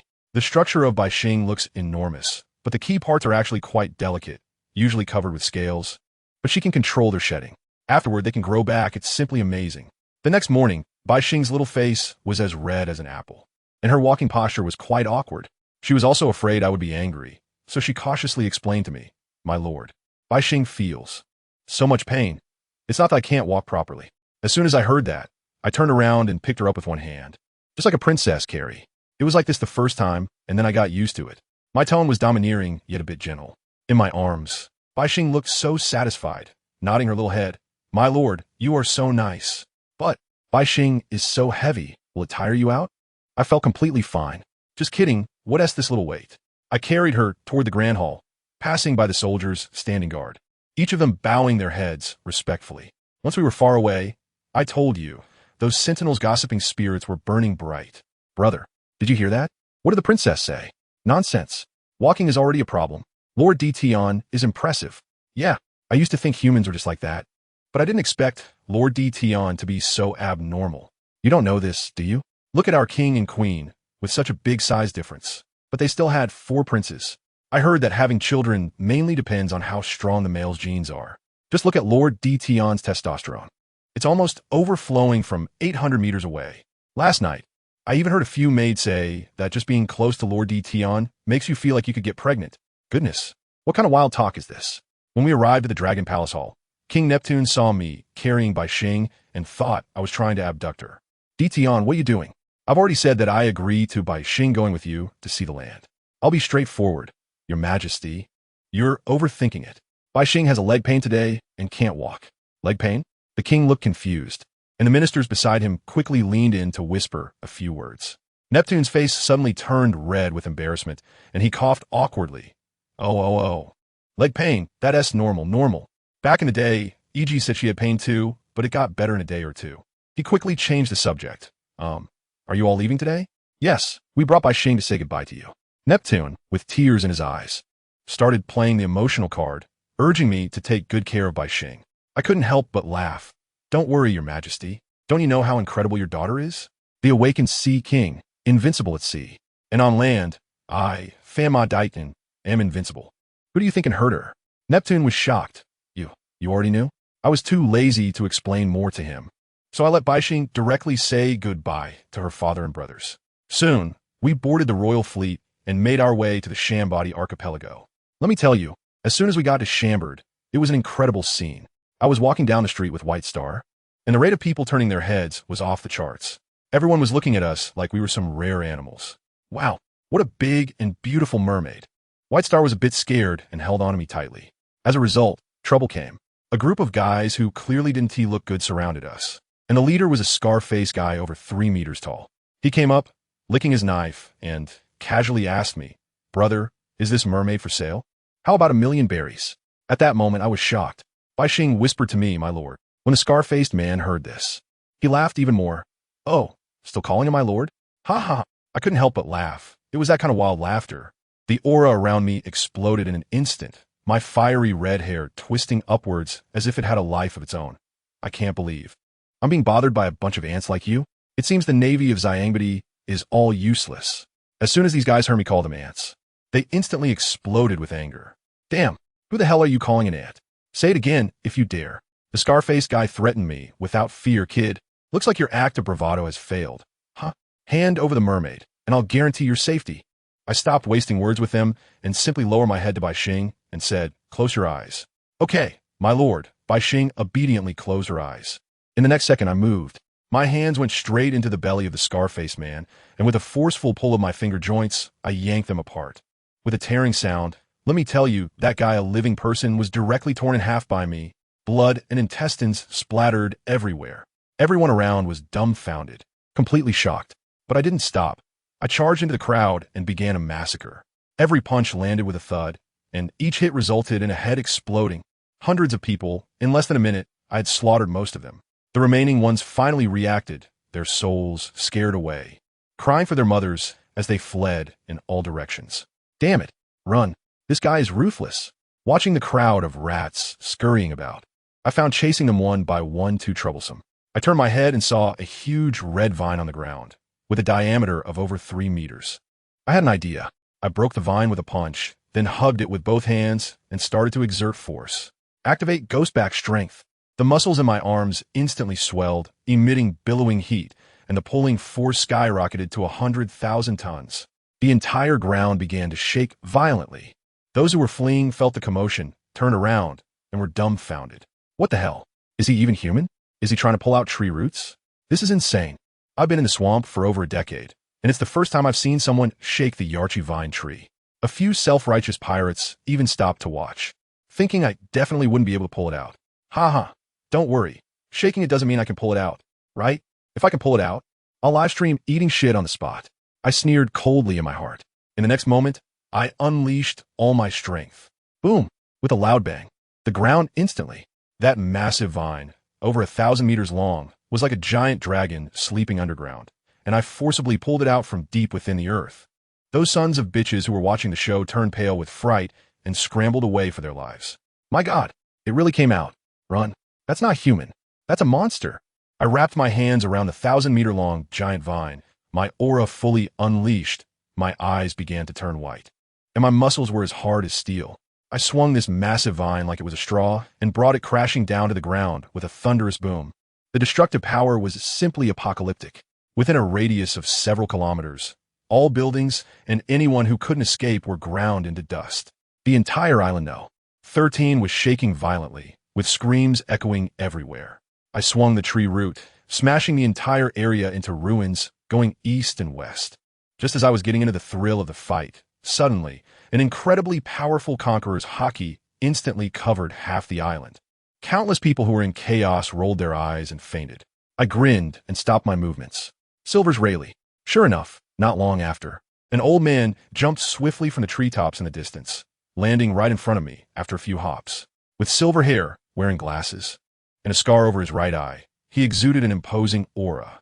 Meanwhile, at the Navy headquarters, that old fox Sengoku also received the intelligence. He was not in a hurry. Instead, he smiled, as he had long suspected that Rayleigh was hiding on island number 13, and now I had just forced him out. He immediately ordered Kizaru to set off, preparing to take advantage of the situation. In front of me, the Dark King Rayleigh, a legend from the old era, quietly watched me. Let me tell you, as soon as that old man opened his mouth, the preachy tone hit me right in the face. Something about how he was protecting the people around him, and how I had killed enough already and should stop. Goodness, is he trying to play favorites here? He kept calling himself this old man, putting on that old-fashioned act. I couldn't help but laugh. Silbaz Rayleigh, the first mate of the Pirate King, right? Then you should understand better. What kind of place is Sabaody? Those scoundrels saw my companion Shirahoshi and almost drooled, rushing to try and snatch her away. Where were you at that time? Why didn't I see you jump out and tell him to stop immediately? If I didn't have some skills, I wouldn't even know how I and Bai Sheng would die today. Do you think you, old man, would come down from the sky to save us? Don't joke around. I suddenly felt a surge of anger, shoved my hands into my pockets, shrugged my shoulders, furrowed my brows, and grinned from ear to ear. That unique aura of pressure that only someone from the Ma family possesses, I tell you, instantly filled the air. I stared at him directly and asked word by word, "Old man, dare to meddle in my business? Do you still want to live?" That old guy really narrowed his eyes and released his conqueror's haki, smirking coldly at me. Young people nowadays really have a short temper. But looking at your build, it shouldn't be. Easy to break, right? Ha ha ha. When I heard this, my eyes lit up. So you got to itch for a fight. Before he finished speaking, I had already moved. A regular punch, with about 15,000 tons of force, went straight for his old face. You wouldn't believe it, the old man reacted really fast, dodging to the side in an instant. My punch missed, and the wind from it made the surrounding space hum, like an air cannon. Rayleigh was probably thinking to himself, "Wow, this punch has some power, comparable to that old madman carp." The moment he dodged, he flashed on my side and delivered a whip kick infused with haki, which exploded the air with a bang. But he was fast. I was faster. The moment I decided to strike, my brain had already switched to combat mode, simulating hundreds of rounds against him in my mind. I knew which leg he would use next, even with my eyes closed. So, while it seemed like we reacted at the same time, I was actually a fraction of a second ahead of him. Just that tiny time difference changed the entire battle. As his kick came in, I quickly grabbed it with my left hand. The 3,000 tons of grip strength erupted instantly, and I felt like the haki wrapped around his leg was as fragile as paper, easily crushed by my grip. Rayleigh's expression at that moment was completely bewildered. He probably wanted to retract his leg and counterattack, but would I give him that chance? I tightened my arm muscles, veins bulging, releasing heat energy. I treated him like a steel ball, swinging him around in place, and, with a whoosh, I flung him away. 1,000 meters, 2,000 meters, 3,000 meters. He flew like a meteor, tossed from one end of the island to the other, crashing through countless houses along the way, which I couldn't be bothered to count. This commotion left the arriving Navy and the lurking Kizaru dumbfounded. Kizaru was probably thinking, "Is this my lucky day? Can I catch a break?" But when he saw that it was the Pirate King Rayleigh who got thrown out, he must have been shocked. Sure enough, a few seconds later, Rayleigh stood up from a pile of rubble, covered in haki, his gaze sharp as ever. He tore off his tattered clothes, revealing a well-built body. At over 70 years old, he still had such a physique. He was indeed a monster. "All right, since you want to play for real, I'll accompany you to the end." I turned off the ghost brain simulation and began to try to sense Rayleigh's aura from thousands of meters away. Let me tell you, my talent for cultivation is simply outrageous. In less than 5 seconds, I grasped observation haki completely. Haha, the old guy really can take a beating. I was so excited at that moment. My muscles instantly swelled, and my clothes ripped apart with a sound. My entire body felt like it was made of steel, compressing and hardening, with heat constantly rising from me.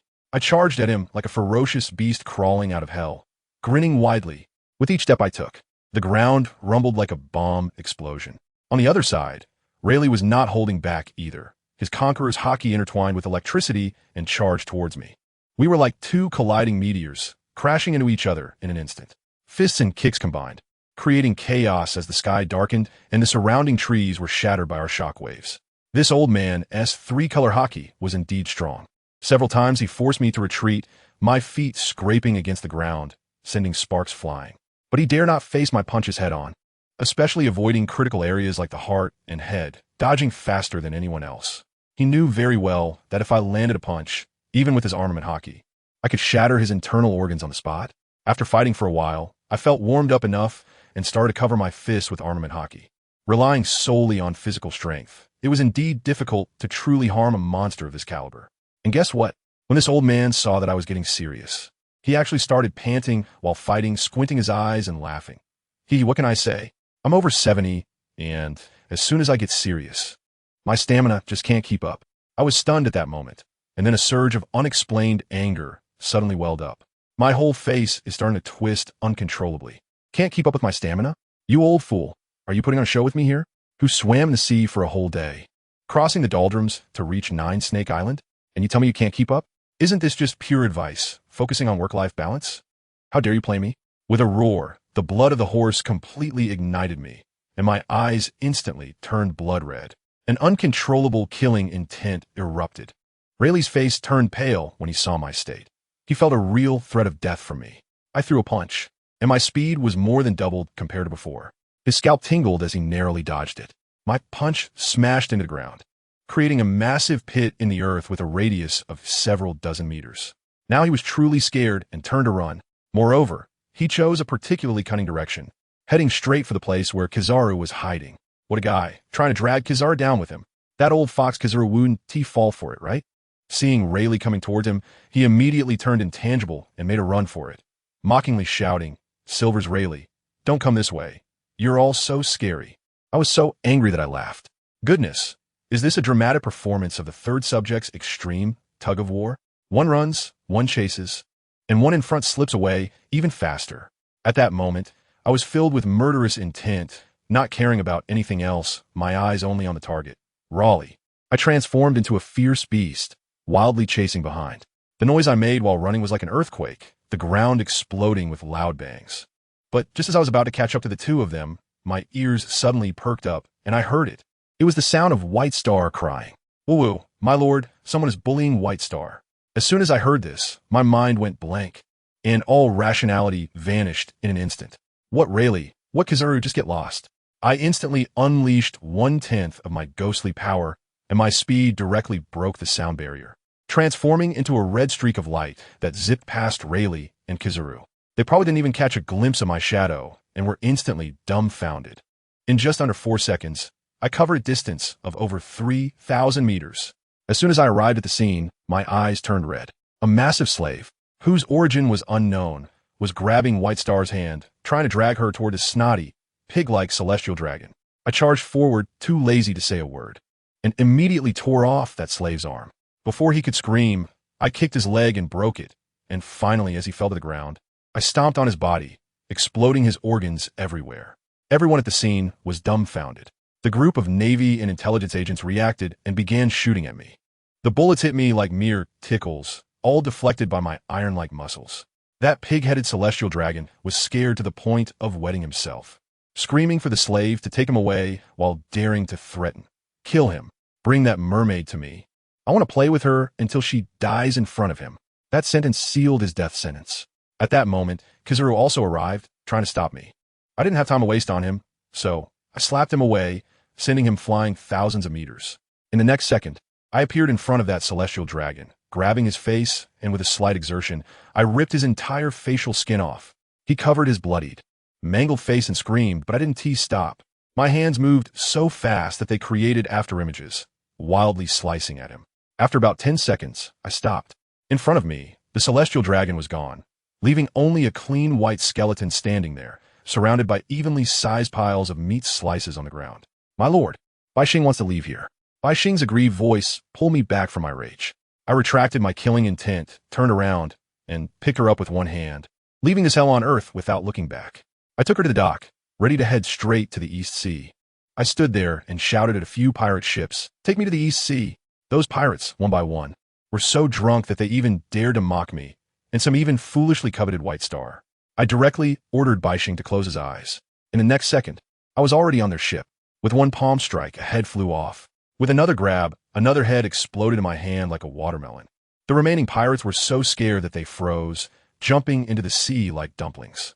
In the end, only a dozen or so weak-legged ones were left, kneeling on the deck, crying and begging me for mercy. "Set sail, go to the East Sea," I coldly commanded. They scrambled to raise the sails and anchor. But one guy with a mournful face said, "Master, I don't know how to get to the East Sea." I put White Star down, let her open her eyes, and said to her, "As the woman of Fanma DT on, you must also become strong." White Star obediently nodded. I looked at her and gently guided her. "Very good. Now try to summon a Sea King." The next moment, I tell you, the scene was spectacular. Bai Xing's talent was incredible. She understood it immediately. The sea exploded with a bang, and a Sea King as big as a small mountain, over 1,000 meters long, emerged, its eyes bigger than my ship. And guess what happened? Good heavens, as soon as this giant saw Bai Xing, it burst into tears, crying like a 300-pound child, choking out, "My king, you finally returned. You finally remembered us." Bai Xing was completely stunned. She looked dazed and quickly hid behind me, whispering, "Husband, it's talking to me? Calling me king?" I laughed. This silly girl still doesn't realize how awesome she is. I told her directly, don't think too much. You'll understand in the future. Now, let's have it take us to the East Sea. As soon as Bai Xing heard she could help me, her eyes lit up instantly. That little sense of achievement skyrocketed, and she immediately started giving orders to that big guy. The Sea King type was more than happily leading the way as a navigator. The more than 10 pirates on the ship, who knows what their families would think, their jaws were almost dropping onto the deck. This experience today would be enough for them to brag about for a lifetime. I tell you, I'm still drifting at sea, and Sabaody has completely exploded. The news of the celestial dragons being publicly executed has spread across the entire archipelago like a virus. Everyone is popping champagne. It's insane. Have you heard? Someone has sliced up the celestial dragons. Not just sliced, but I've heard it was done quite evenly. Even the dogs passing by shook their heads in disapproval. Well done. A role model for our generation. And then Don Quixote da Flamingo, made my debut in the center stage. The 5 elders in Mariewa are so furious that their beards are standing on end, and the celestial dragons are crying out to annihilate my entire clan. To appease the anger of those useless folks, the world government directly issued the highest bounty on me. Guess how much? 5 billion. Goodness. This overwhelming wealth almost caught me off guard. Within a week, my wanted posters were plastered all over the corners of the world like flyers. As for the Marine headquarters, Sengoku is having a headache. He is busy guarding against Whitebeard's prison break and can't spare any manpower. With no other choice, the 5 elders can only mobilize people and directly ordered all the warlords of the sea to head to the East Blue to capture me. In the Marine headquarters conference room, it was a gathering of the stars. Mihawk Doflamingo, Kuma, Jinbei, Moria, all were present. All right, and also the Empress Hancock. Let me tell you about this Empress. At first, she received the order and was very aloof, directly refusing it. However, the general who delivered the message was quite clever and said that the target this time was a notorious celestial dragon who was publicly executed by slow slicing. Upon hearing the term slow slicing, the Empress's CPU practically overheated, and her attitude made a complete turnaround. She immediately asked, "What kind of cruelty are we talking about?" The general replied in detail, 7,890 cuts. I tell you, the expression on the Empress's face at that time was as if she wanted to write the words, "I love you" all over it. Her inner thoughts were probably, how can there be such a handsome man in the world? I must see him in person. So, she immediately agreed.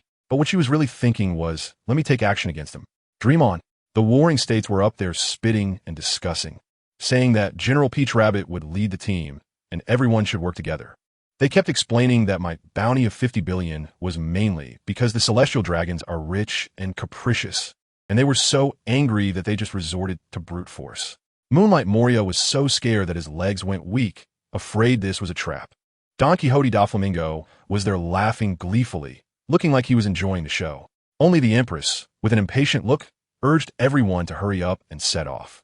She couldn't wait to see what I looked like. Just like that, 7 warships set sail towards the East Sea. As for me, I was wandering around at sea and also received my wanted notice, looking at the drawing of me on it, which looked like a ghost. I couldn't help but laugh. At that moment, Shirahoshi ran over and sweetly said to me, "My lord, we are about to enter a windless zone ahead. They say there is a thunderstorm area inside, so we should be careful." Thunder? As soon as I heard those 2 words, my DNA instantly reacted. The body of Van Damme, Waijur, can attract lightning. I have to give it a try with my purity. I directly told Bai Xing to tell those Sea Kings, "Don't take the long way, just go straight in and find the place with the most lightning. I want to cultivate." The Sea Kings were all stunned and kept persuading Bai Xing, saying that the lightning was very dangerous and terrifying. In response, Bai Xing obediently said, "No, I have to listen to my husband. Whatever my husband says goes." The Sea Kings probably felt their hearts shatter. "My king, how did you become so lovesick?" Soon, the ship entered a dead, silent fog, with silent flickering lightning everywhere. I told Bai Xing to hide in the cabin, and then in a flash, I stripped down to just a red triangular swimsuit and jumped up to the top of the mast, which was dozens of meters high. The pirates on the deck were wide-eyed, probably thinking that this person was crazy. I stood on the mast, took a deep breath, and my muscles instantly tensed up, becoming hot. Then, I grinned at the sky and let out a beast-like roar. "Come on, strike me with lightning." Boom! In an instant, all the lightning within a radius of several kilometers seemed to have found its father, crazily striking down on me. Let me tell you, it hurt like hell. My skin and flesh were instantly torn apart and burned. The smell of roasted meat filled the air. But my bones were absurdly tough. Not even the lightning could move them. As long as my bones were fine, I wouldn't die. Bai Xing peeked her little head out of the cabin door, tears streaming down her face. The pirates had already huddled together, trembling in fear. The Sea Kings were also dumbfounded, probably questioning their lives. Time passed second by second. 2/3 of my flesh was gone, looking like a smoking skeleton, but I just wouldn't fall. Just when I felt I could barely hold on. A ding sounded in my head. Who understands what family means? The external power has arrived. My transformation exceeded 50, awakening the bloodline of the giant troll, and my cellular recovery rate was maxed out. Boom! A terrifying surge of vitality erupted within me, instantly swallowing the lightning on my body. The charred flesh and blood rapidly regenerated at a visible rate, with my muscles growing even larger than before. I tell you, at that moment, I felt like a walking hormone bomb. A faint golden mist surrounded me, and down below, those pirates and the big fish in the sea, one and all, regardless of male or female, turned red. I clenched my fist, and my strength surged. With a punch, the space beside me distorted. As this power surged, my desires could no longer be suppressed. I fixed my gaze directly on the white star at the cabin door. I gently leaped from a mast and silently landed on the deck, then walked over and picked her up, heading straight into the cabin. As for what happened next, ahem. Anyway, the ship rocked violently in the doldrums for 3 days. By the time we emerged again, we had successfully arrived in the East China Sea. White Star was exhausted and felt weak, apologizing to me with a guilty expression, saying she was too weak to let me enjoy myself. I patted her head and smiled. It's okay, let's go eat something delicious first. After calming her down, I walked to the deck, looking at the leading sea creatures ahead, my gaze sharpening. I simply said 3 words, Windmill Village. These sea creatures, let me tell you, their execution ability is off the charts. No need for White Star to say another word. As soon as I gave the command, they immediately sprang into action. The biggest one in the lead even sent out a group chat invitation, summoning all the nearby sea creatures. They buzzed in a language we couldn't understand for a while. And guess what? There was indeed a local expert. A blue sea creature brother pushed forward, thumping its chest, though it didn't have one, and guaranteed, don't worry, I'm familiar with Windmill Village. I have a good buddy there, the king of the nearshore. It started reminiscing about the glorious past. Back in the day, over a decade ago, my brother was crying and begging me to back him up. He said there was a human who fell into the water, and he went up and bit the guy's arm, but the other party chirped, and that overwhelming aura almost sent him away on the spot. The more he thought about it afterward, the angrier he got. He got scared by a land monkey on his own turf. How could he endure that? So he called me to help him regain his honor. Although we ultimately didn't find a person, I remember that place. Our sea creature's memory is etched in our DNA. Just trust me and follow me. As soon as I heard it, I laughed, biting off an arm. The aura of a king. Isn't this just like that scene with red-haired Shanks? Goodness, the world really is a small place. Just like that, our ship was being steadily lifted by a gigantic sea king, surrounded by a large group of Sea King bodyguards, speeding across the sea at several thousand knots per hour. The scene was like an F1 team from the deep sea, leaving other pirate ships dumbfounded wherever we went. What the heck? What was that thing that just passed by? It seemed like a group of Sea Kings, gathering to fight. Fight my ass. I think I saw a ship being carried along by them. This kind of treatment, even the emperors wouldn't have such a spectacle, right? At the same time, the Navy was in an uproar. They had long locked onto my ship, and now seeing my course, they were completely stunned. Report. Target sighted. Position locked. The target. The target is heading towards the Windmill Village Sea area. Navy headquarters. Received. Vice Admiral Peach Rabbit, leading 7 naval ships. Received. I tell you, Peach Rabbit had already set up a net with her fleet in the East China Sea 2 days in advance, just waiting for me to walk right into it. But now she is full of questions. What the hell is going on? Why is Fanma going to Windmill Village? Doesn't he know that's Vice Admiral Carp's hometown? Is he trying to provoke us directly? This is too big. She doesn't dare to be careless and immediately called Carp, who is still in the East China Sea taking care of his kids. A very displeased voice came from the other end of the line. Hello, who is this? What do you want from me? Vice Admiral Carp, it's Guion. On the orders of Marshal Sengoku, we are pursuing Fanma. As soon as Peach Rabbit's name was mentioned, Carp's tone instantly thawed like it was spring, and he laughed brilliantly. Haha, so it's little sister Peach Rabbit. What is up? Running into trouble. It's like this. Peach Rabbit got straight to the point. We have located Fanma's position. He is heading to Windmill Village. We are worried he might land there. And since you happen to be in the East China Sea, it's necessary to inform you. All right, got it. Carp hung up the phone instantly, his tone turning cold again. He turned to his subordinates and shouted, Forget about that brat Luffy. Full speed, back to Windmill Village. Carp couldn't figure it out either. As someone who was thriving in the Grand Line, what was he doing in his hometown? But he knew this matter was definitely not simple. Wearing that ridiculous dog hat. A murderous aura that could freeze someone emanated from his eyes. Fanma Dition. We better not mess around, otherwise, I will personally send you on your way. On the other side, we were incredibly fast. In less than half a day, the iconic windmill of Windmill Village was already in sight. The guy leading the way shouted at the top of his lungs, "Hey, come out and welcome the guests. Our king has arrived." As soon as he finished speaking, a gigantic sea monster that looked like a crocodile, leading a group of smaller minions, emerged from the water. ISNT this the very near-sea king who bit Shank's arm back in the day. As soon as we landed, White Star fluttered around me like a little bird just out of its cage, incredibly happy. "Wow, my lord, this place is so beautiful and clean. The people here seem to have no ill intentions." I put my hands in my pockets, looked at this place where the dream began, and smiled, suddenly bursting into laughter. It is quite nice here, but still it's so weak. The villagers around us were already frightened by my terrifying muscles and aura, and now hearing me introduce myself. "Don't be nervous, uncles and aunties. I am Fanma Dition, just here for a drink." Fun.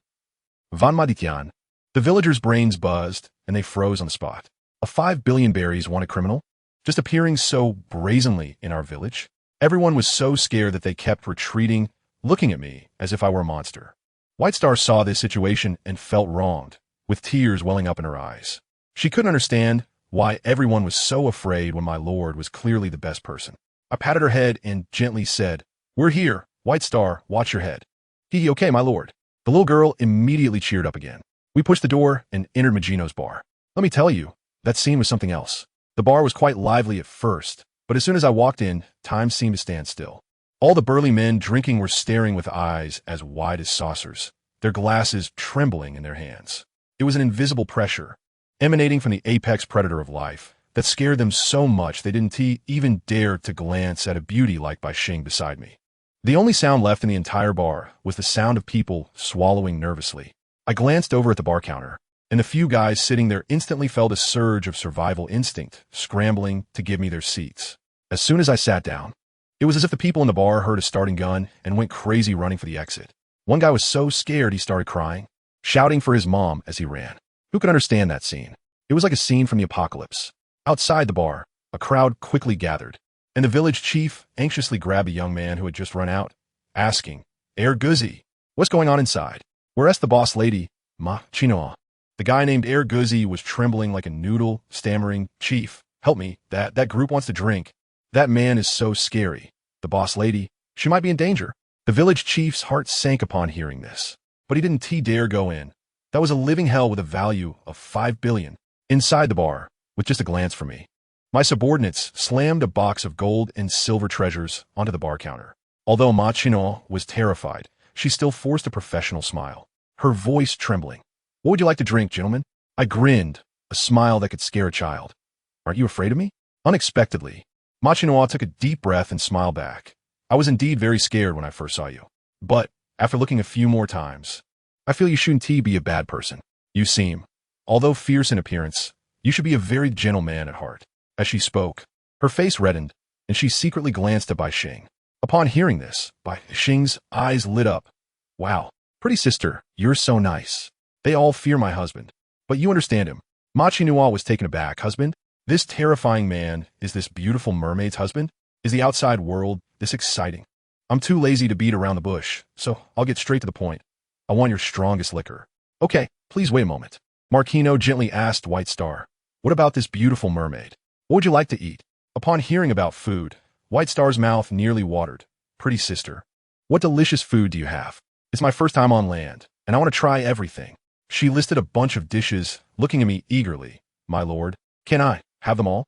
"Yes." "Yay. Thank you, my lord." "Pretty sister, I want them all." The dozen or so subordinates also looked on eagerly, and Marquino understandingly said, "I'll get you some chill beer and bread." The pirates were so touched they were about to cry. The boss lady is beautiful and kind. The food and drinks were quickly served, and I took a big gulp of the strong liquor. One word: refreshing. White Star was eating with her mouth full of grease, continuously calling out how delicious this and that was, referring to me as my lord. Marquino was behind the bar, occasionally stealing glances at me. Let me tell you. Her gaze was pure curiosity mixed with a hint of, well, which woman can resist my overflowing hormones? As a result, when she accidentally met my gaze, she immediately lowered her head, her heart skipping a beat. I laughed and directly said, Miss Marquino, please come here for a moment. Her mind went blank, and she dazedly walked to me. Miss Marquino, are you really not afraid of me? I asked again. I'm not very afraid. Her voice was so nervous it was almost inaudible. I grinned widely, an extremely excited and domineering smile, directly declaring, very good. I approve of you. Cool me. Give me a son. Huh? Marquino froze on the spot, completely dumbfounded, doubting if she was hallucinating. My subordinate's eyes were about to pop out. Truly, it's Lord Daition, saying such things to a woman he just met in front of his wife. This is simply the most explosive pickup line of 2025. White Star was enjoying her food, but upon hearing this, the mashed potatoes in her mouth instantly lost their flavor. She felt so sour inside. Looking at me pitifully, my lord, White Star can also have son. I patted her head. White Star, you need to learn that it's okay. Just bear with it for now. I'm very interested in Miss Marquino. Saying this, I pulled the still stunned Marquino into my arms and whispered in her ear, Miss Marquino, you wouldn't reject a uniquely charming man like me, would you? Marquino trembled all over, her whole body softening. She realized she couldn't resist at all. The scent and aura for me made her feel hot all over, her heart racing. She wanted to refuse, but her body was much more honest than her mouth. Tightly gripping my chest, her face buried into me. Seeing her like this, I knew I had succeeded. I directly picked her up in a princess carry and walked towards the inner bar. No, I don't know. She said no, but her body pressed even closer. Just a woman's modesty. White Star watched from outside, tears welling up in her eyes, experiencing jealousy for the first time. My subordinates ran over to comfort her, giving the most ridiculous reason. Lady White Star, don't be sad. Lord Daition, his male hormones are dozens of times that of a regular person. If not constantly balanced, his body can easily break down. White Star actually believed it, wiped her tears, and while watching the inner door, stuffed food into her mouth. As long as my lord is happy, I'm satisfied just being with him. Several hours later, at Windmill Village's port, the Navy's main force finally arrived. Peach Rabbit, Don Quixote, Doflamingo, Moonlight Moria, and even the Empress Hancock were there. The village chief ran over crying, Officers, you're finally here. That Fanma Daition has been in Marquino's bar for several hours without coming out, and Miss Marquino. Peach Rabbit's heart sank. Several hours? That girl is probably. Sigh. Moonlight Moria smirked. What's the trouble? Just treat the village like a battlefield and capture him. Peach Rabbit shot him a cold glance. Do you dare? This is Vice Admiral Carp's hometown. Moria instantly shrank back. Just kidding, just kidding. Doflamingo laughed. How do we draw him out? Don't worry. Peach Rabbit's eyes turned cold, directly declaring war. He will definitely come out. Humph. The Empress sauntered forward, disdainfully saying, Do you underestimate the strength of me and my companions? Or do you think this lineup can't scare him? Peach Rabbit countered. So the Empress is confident she can take him down directly? He's just a man. I can easily take him down. The Empress said this, but in her heart, she was calculating. Don't be afraid, Lord Daition. I'm coming to warn you. As soon as the Empress entered the village, her unparalleled beauty and figure left all the villagers stunned, causing chaos with people walking into walls and bumping heads. She walked coldly into the bar and immediately spotted White Star, frowning. Good heavens, this beauty can actually rival my own. Who are you? I'm White Star. White Star looked at her with clear eyes. The White Star Princess of Fishman Island? MMHM. The Empress asked again. Where's Fanma Daition? White Star was about to speak when the pirates behind her frantically gestured for her not to say anything. They were scared. The Empress is on the Navy's side, and her abilities are deadly to men. What if Lord Daition fell for it? The Empress snorted. You're all so meddlesome. Do you believe I can petrify all of you? The pirates huddled together in fear, trembling. White Star curiously asked, Pretty sister, why are you looking for my lord? My lord. The Empress was shocked. You call him my lord? MHM, because I'm my lord's woman. White Star said with a naive and slightly proud expression. Upon hearing this, the Empress instantly felt unhappy. Very unhappy. The man she had set her eyes on already had a wife. She forcefully interrupted White Star. Shut up. Don't be so happy. Quickly tell me where he is. The outside is already surrounded by the 7 warlords and dozens of warships. You are in great danger. Upon hearing this, the pirates were terrified and immediately nodded, signaling White Star to hurry and speak. White Star then pointed to the inner room. My lord and Sister Marquino are inside. They've been in there for several hours, and I'm waiting for him to come out too. Inside? The Empress's mind instantly flashed to the anxious face of the village chief. That Marquino is the boss lady of this bar, right? MMHM. Sister Marquino brought us a lot of delicious food. The Empress's heart became even more complicated. Good heavens, in this situation, anyone would know what they're doing inside. She felt a pang of jealousy and couldn't help but awkwardly ask, Ahem, is the bar's boss lady very beautiful? Beautiful? Let me tell you, this question is quite complicated. The Empress stood outside the bar, nearly feeling emo. The barrage in her heart was probably going crazy. What kind of joke is this? The world's #1 beauty, Boa Hancock, have been here feeling the sea breeze for so long. And that man named Daition has been with a village girl in a small dark room for several hours? Is that reasonable? She then asked the little White Star beside her, is the boss lady really that pretty? Little White Star, being an honest child, blinked her big eyes and said, Sister Marquino is very beautiful. Upon hearing this, the Empress became even more spirited and eagerly asked, is she more beautiful than me? Xiao Baixing was in a difficult situation and could only resort to Tai Chi. Sister, you're also very beautiful. Wow. This answer left the Empress speechless. Who is she? She is a woman who believes all the men in the world should be infatuated with her. Now not only is there a Baixing sharing the limelight with her, but also a country bumpkin boss lady. Where could she go to argue about this? No. She must see with her own eyes what kind of stunning beauty this Ma Chinua is to have captivated someone as fierce as her. Who dares to take on even the celestial dragons? Just then, the door to the back room of the bar opened. Let me tell you, that scene was incredible.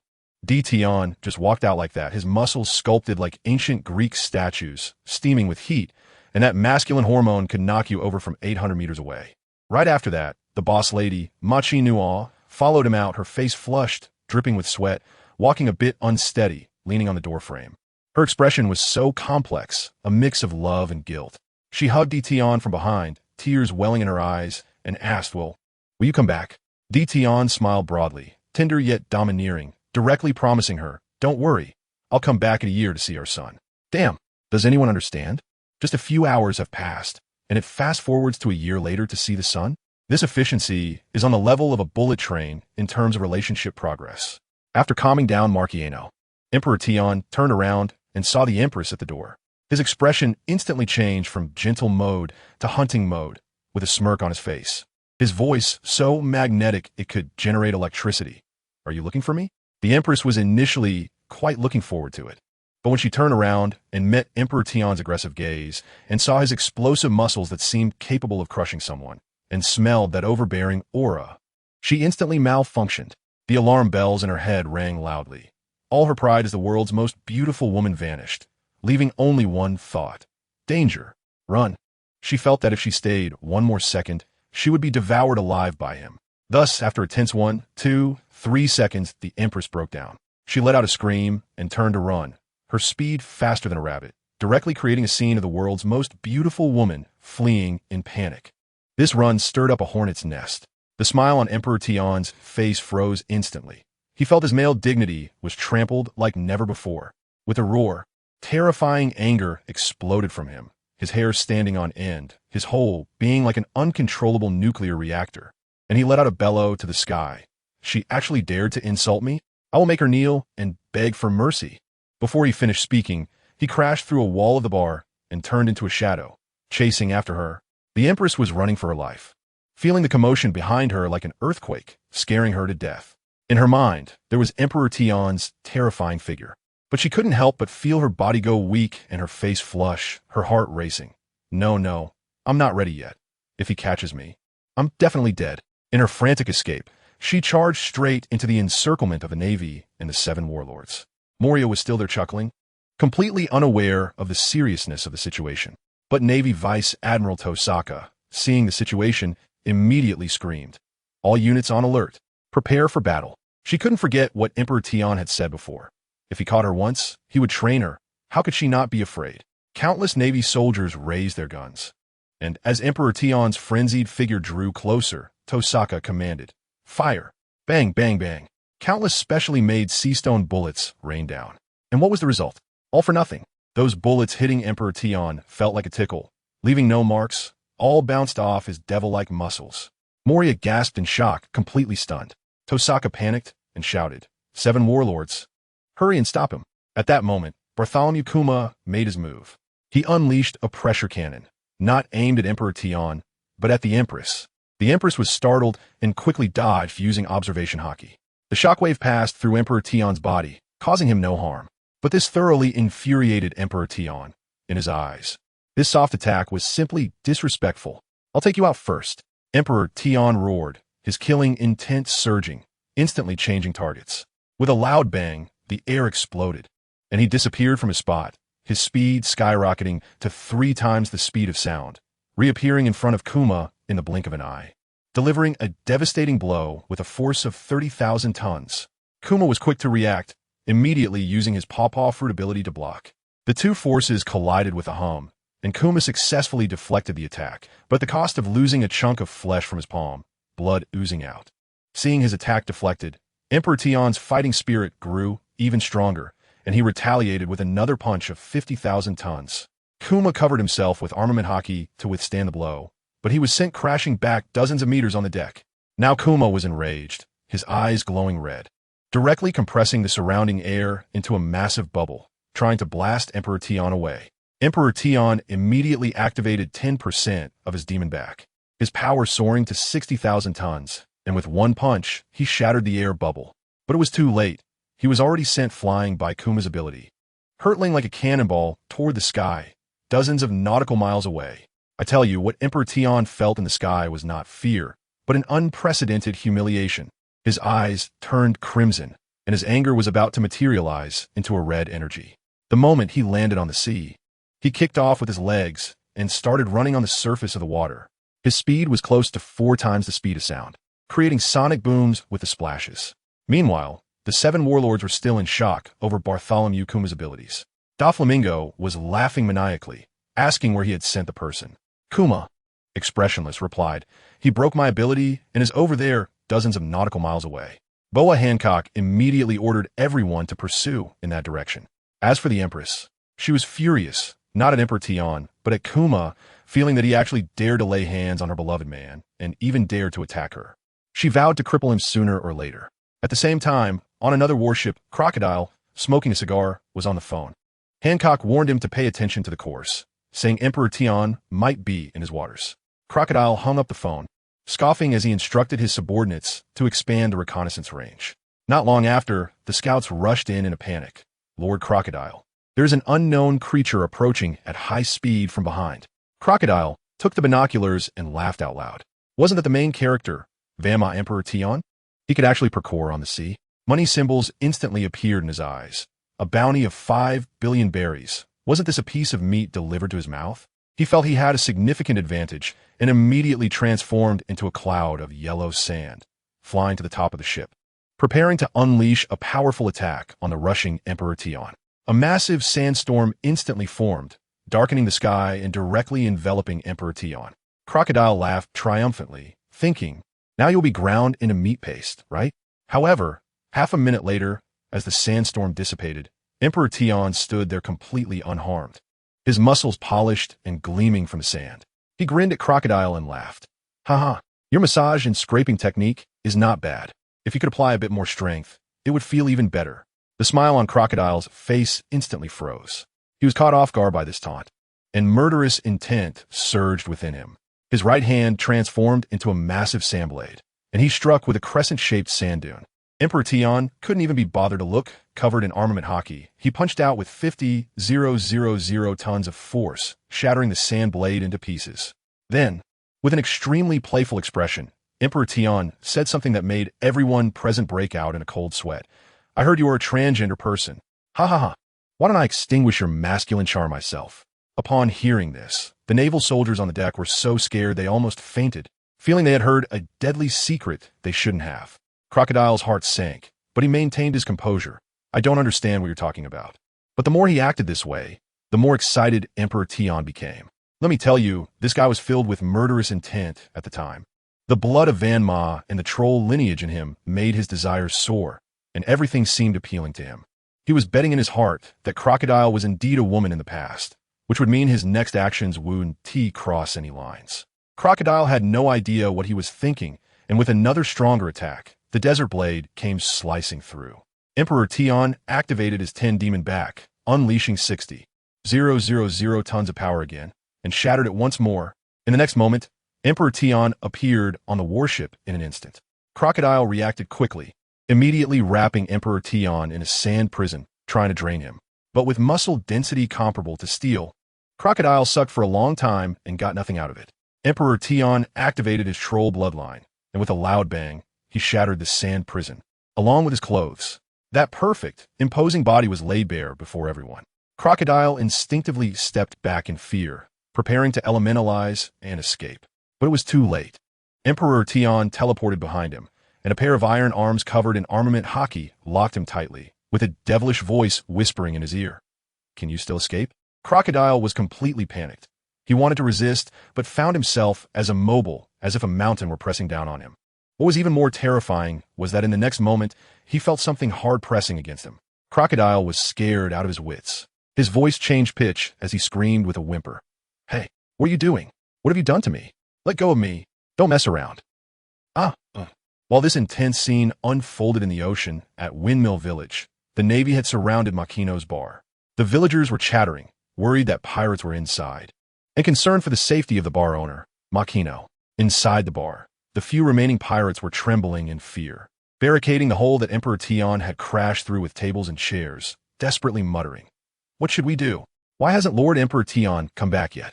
White Star was also terrified, huddled in a corner, shaking. At that moment, Makino tidied up her clothes.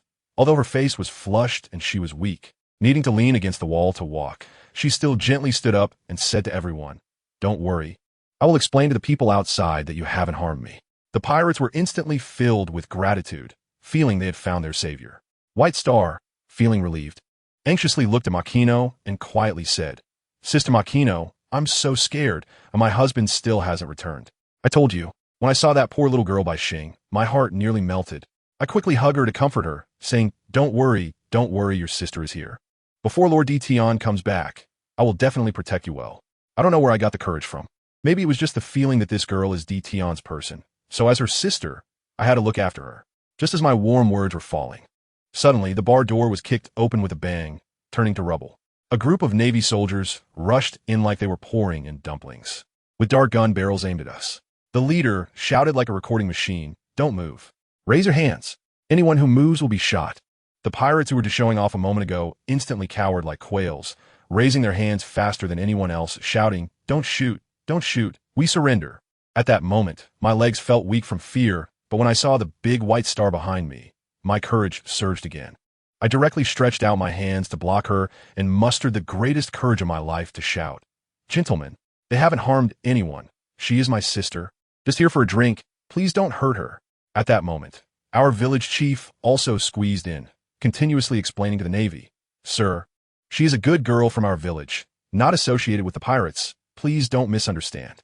The Navy chief didn't listen at all, looking impatient, and said, "All right, miss. Stop speaking well of the pirates. They're the best at acting. Come on, take away all the associates of Fanma." I was taken aback and wanted to say something, but the village chief was quick, covering my mouth with his hand, and urgently stomped his foot beside my ear. "Makino, are you crazy? Do you know how many people came to catch them this time? As long as you're fine, don't get involved." At that moment, I was completely drained of energy. All my strength had gone to Emperor Tion, and now I couldn't even struggle free. I could only watch helplessly as Bai Xing was taken away. The child Bai Xing was also understanding. Afraid of dragging me down, she cooperated throughout, looking back at me 3 times with that expression. Sigh, it was simply heartbreaking. Once outside, Bai Xing finally couldn't hold back and timidly asked, "Excuse me, do you know where my lord husband is?"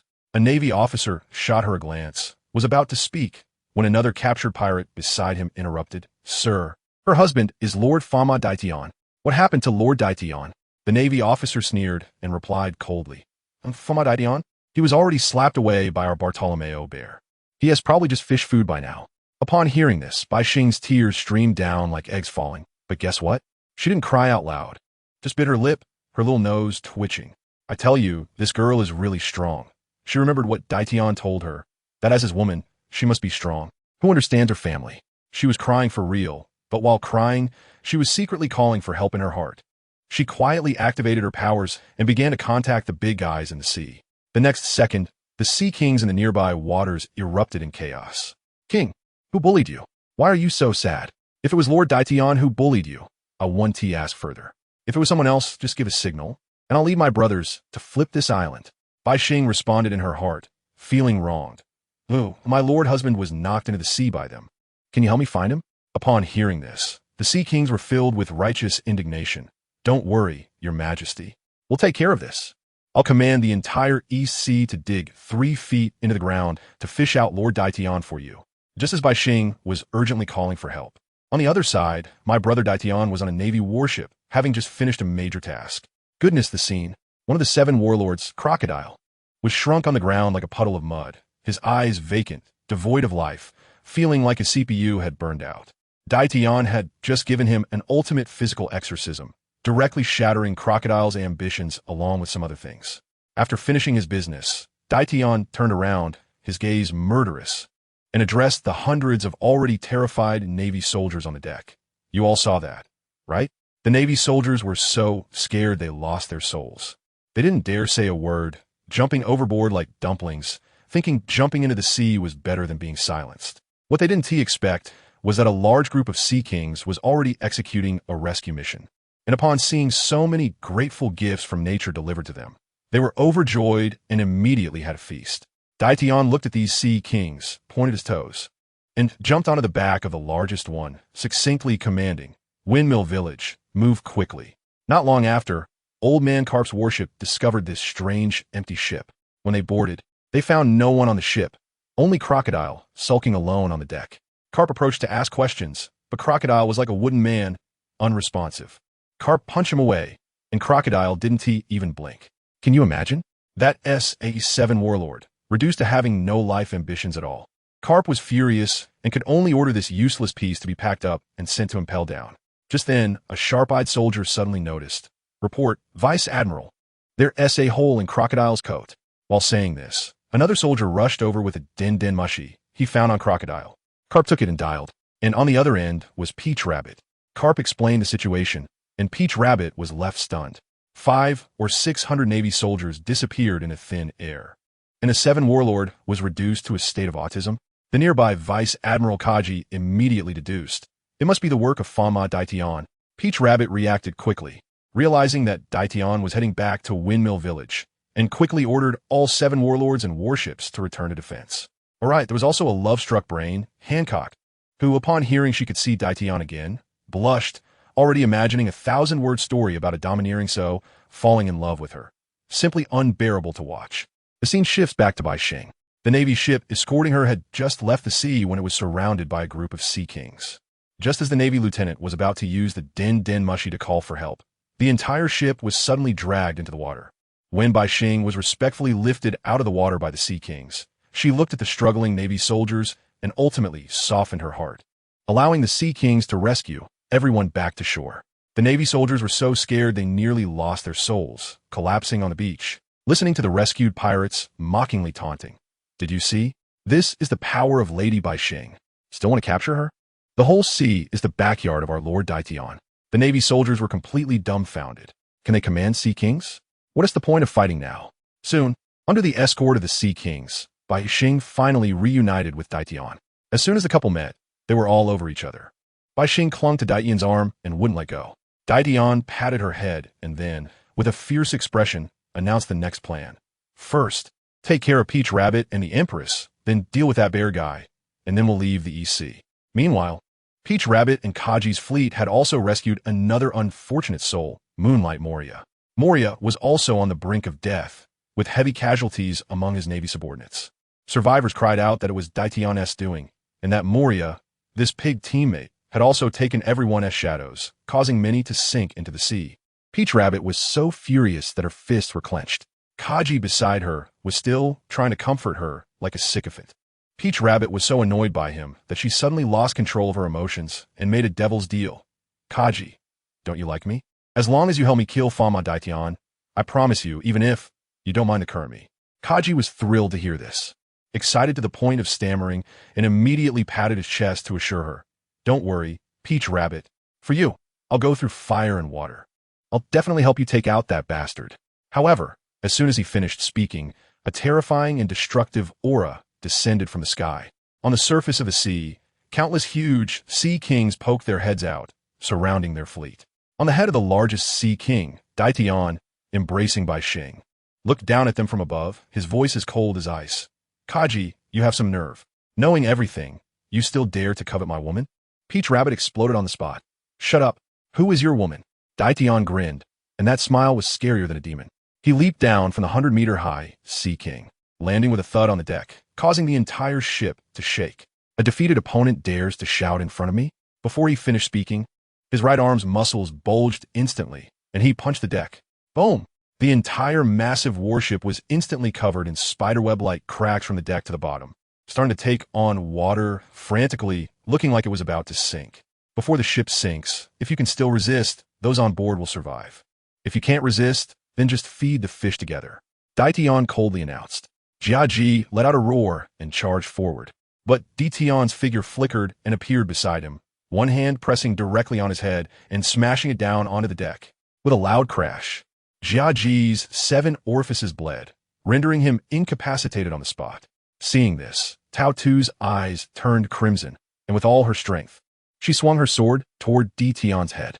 However, with a crisp sound, her famed sword, Jinbai Luo, actually broke.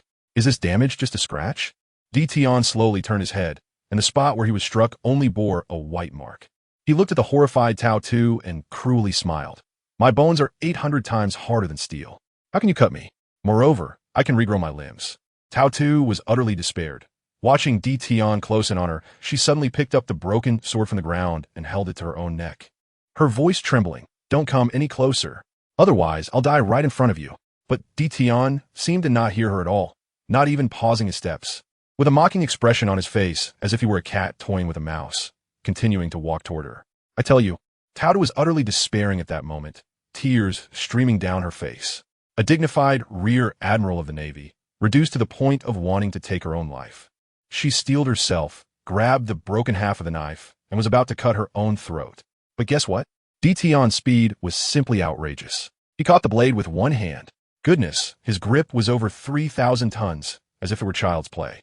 With a snap, the knife instantly turned into metal powder in his hand. Then he stared intently at Tao Tu, and let me tell you, his gaze was domineering beyond belief. As he said word by word, "You remember this. You are Daitian's woman. Your life is mine to take. If you really force me to act, do you believe I can make all the Navy on this sea accompany you to the grave?" When he said that, Tao Tu went limp, the knife clattering to the ground. Her eyes closed in pain. Family, who understands? This was simply a top-tier PUA scene, but you couldn't refute it. Just then, the warship beneath us completely fell apart, and everyone fell into the sea with a splash. Without a second thought, Daitian picked up Tao Tu and a princess carry, pointed his toes, and jumped onto the head of a huge sea king. Then he shouted 2 words, "Save people." Can you believe it? Those sea kings seemed to understand, immediately starting to rescue people. The Navy soldiers were all stunned, having never seen such a scene in their lives. The sea kings actually obeyed a human's command? Tao Tu, on the side, reacted and thought to herself, "Oh my gosh, is this the legendary ancient weapon, the power of the Sea King? Is this Fanma Daitian, the Sea King himself?" But then she felt something was off. Wasn't the Sea King supposed to be a mermaid princess? She instinctively glanced at Bai Xing beside her. In that moment, everything became clear. The real deal was right here. Bai Xing, this little girl, was also quite clever and immediately greeted her sweetly. Hee, hello, Sister Tao Tu. But Tao Tu was still angry, her face cold. Who is your sister? I am a rear admiral of the Navy, and now I am your captive. Don't get too familiar with me. Oh dear, this made Bai Xing feel wronged. Her eyes welling up with tears. Her thought process was also unique, and she explained quite naturally, because Sister Tao Tu is the woman of my lord, so of course she is my sister. I'll say it again, I am not his woman. Tao Tu was about to explode. Seeing her like this, Bai Xing felt even more wronged. Tao Tu then softened a bit, thinking that this little girl was too innocent and surely had also been deceived by Daitian. She was also a victim. She thought, no, I have to turn this silly girl around. Otherwise, if Daitian misuses this power of the Sea King, the world will be doomed. So she softened her tone and said, "Forget it, I won't admit it anyway.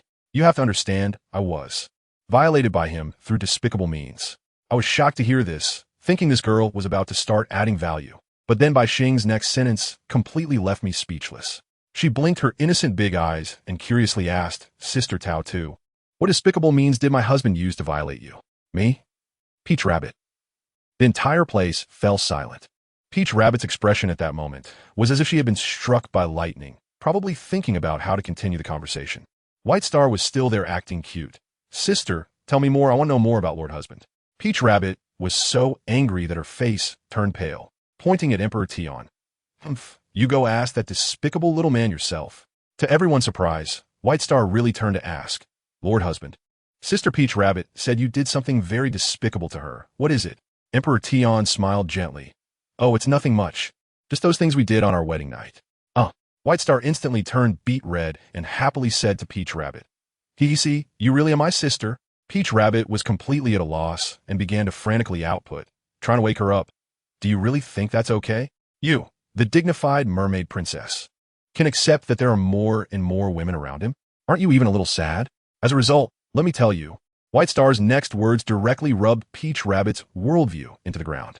White Star said very seriously, well, at first I was a bit sad, but later, seeing Lord Husband so happy, I wasn't sad anymore. I was happy too. She paused and added another stab. And they all told me that Lord Husband's testosterone is dozens of times that of a normal person. And if he doesn't have many women with him, his health will deteriorate. So, I really hope that many sisters can come to help my Lord Husband now. I was listening beside them and was completely stunned.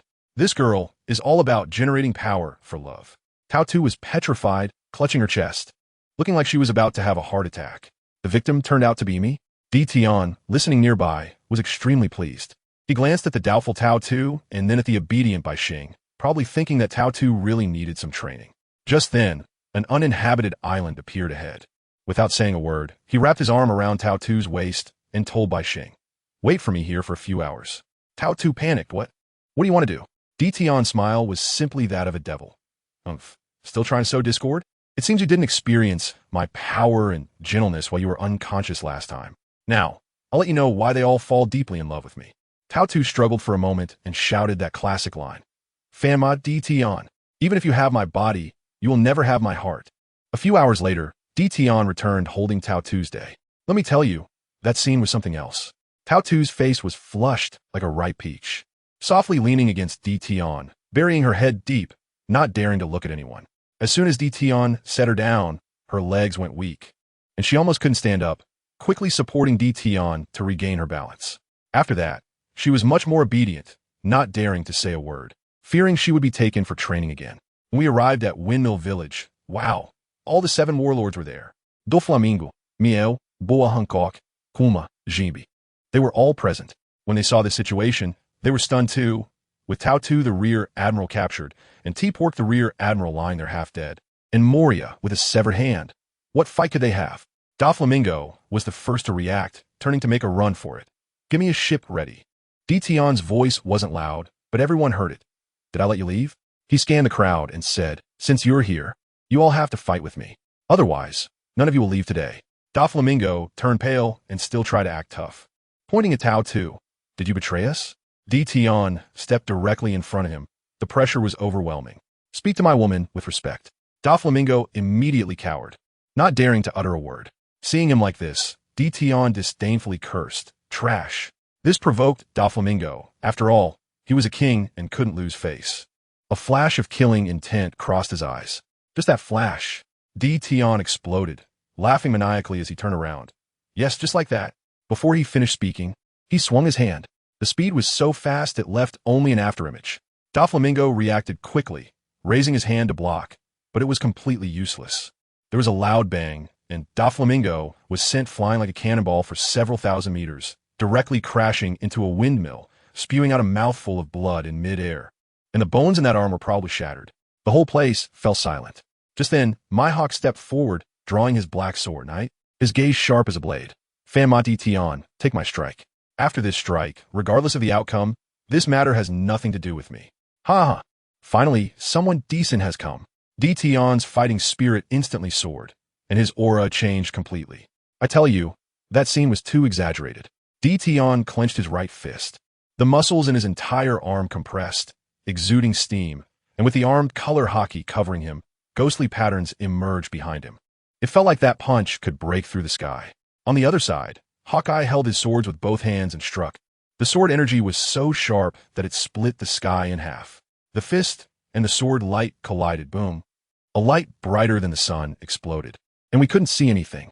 When the light dissipated, I leaned in to take a look, and good heavens, there was a deep wound on Tion's arm, visible to the bone. As for Hawkeye, his hands gripping the sword were trembling, and blood was all over his wrists. Everyone present was stunned. The world's greatest swordsman, wielding the strongest black sword, with all his strength, actually, only managed to injure him? He didn't even sever his arm? This flesh is simply a monster. The Empress watched with shining eyes, and Peach Rabbit looked incredulous. Hawkeye himself fell silent, staring at the wound on Tion's arm, probably encountering something he couldn't cut for the first time. He sheathed his sword and said with full battle intent, "Fanma Tion, next time we meet, I will definitely sever your arm." In front of him, Tion's wound began to heal at a visible speed, and as it healed, he replied domineeringly, "I'm waiting. Now, you can leave." Hawkeye gave him a deep look and turned to leave. Once Hawkeye was gone, Tion's gaze fell on Kuma. Jinbei quickly stood up and stated, "Lord Tion is the husband of Princess Shirahoshi. As a fishman, I will never be your enemy." The Empress also grew anxious. Blushing as she explained, I won't be your enemy either. I ran away earlier because I was too nervous to see you." Tion grinned, looking like the top Riz god of 2025, and straightforwardly asked, "Oh, so you want to be my woman?" Upon hearing this, the Empress almost fainted from happiness. The nearby Navy soldiers had their hearts broken. Peach Rabbit facepalmed, while Shirahoshi clapped happily, gaining another sister. Tion didn't even wait for the Empress to respond and charged directly at Bartholomew Kuma. With one punch, he sent Kuma flying. Kuma got angry, got up, and unleashed his ultimate move, Ursa's Shock. A massive compressed air blast exploded with a bang, creating a small mushroom cloud, shaking the entire windmill village. Once the smoke cleared, everyone was dumbfounded. At the center of the explosion was a 100-meter-deep pit, and Tion stood at the bottom, completely unscathed. The muscles on his body had transformed into thousands of small squares, like armor, absorbing all the impact. This was simply inhuman. Tion felt himself growing stronger, energy bubbling throughout his body. He suddenly released his aura. A wave mixed with terrifying hormones swept across the scene, and I tell you, all the women present, including Peach Rabbit and the Empress, turned red, their eyes dreamy, looking as if they could barely stand. Your fruit ability is just a joke in front of my muscles. As soon as Tion finished speaking, he vanished in an instant, and the next second appeared right in front of Kuma, so fast that even observation hockey couldn't react. Boom! A punch to the head. Tion grabbed Kuma's head and smashed him into the ground, driving him down over 10 meters deep. The entire windmill village shook as if an earthquake had struck, the ground splitting open with countless large cracks. Kuma's head was obliterated, dying on the spot. But at that moment, his modified body suddenly activated a self-destruct program. A wave of destructive energy, 100 times more terrifying than Ursa's Shock, erupted instantly. Boom! A tremendous sound left all our minds blank. A massive pillar of light shot into the sky, turning everything within a radius of several thousand meters to ashes. Countless Navy soldiers evaporated on the spot, and even those of us with strong abilities were blown away, coughing up blood. As the world-destroying energy slowly dissipated, those who survived looked at the completely flattened windmill village in shock. I tell you, everyone was dumbfounded, their heads buzzing. What was that commotion? That explosion just now was more powerful than the so-called bear impact, that big bear, created by more than 10 times. The little girl, White Star, was so scared she cried on the spot, repeatedly calling out for Emperor Tion's name. As for the others, they looked as if they were in a daze, staring fixedly at the mushroom cloud hundreds of meters high, wanting to know what was going on inside. To put it bluntly, everyone had one question in their minds. Fanma Tion and that Bartholomew bear, are they still alive? The smoke and dust took more than 10 minutes to slowly dissipate, and when they finally saw the scene inside, everyone gasped in shock. Good heavens, a pit with a diameter of over 500 meters. The entire windmill village was directly wiped off the map by more than half. The Empress, Jinbei, and Peach Rabbit quickly activated their observation hockey to the maximum, scanning like radars. But the energy at the explosion center was too chaotic, and they couldn't sense even a hint of a living person's presence. Peach Rabbit was anxious and immediately ordered, Anyone who can move, go find them. If they're alive, we want to see them. If they're dead, we want to see their bodies.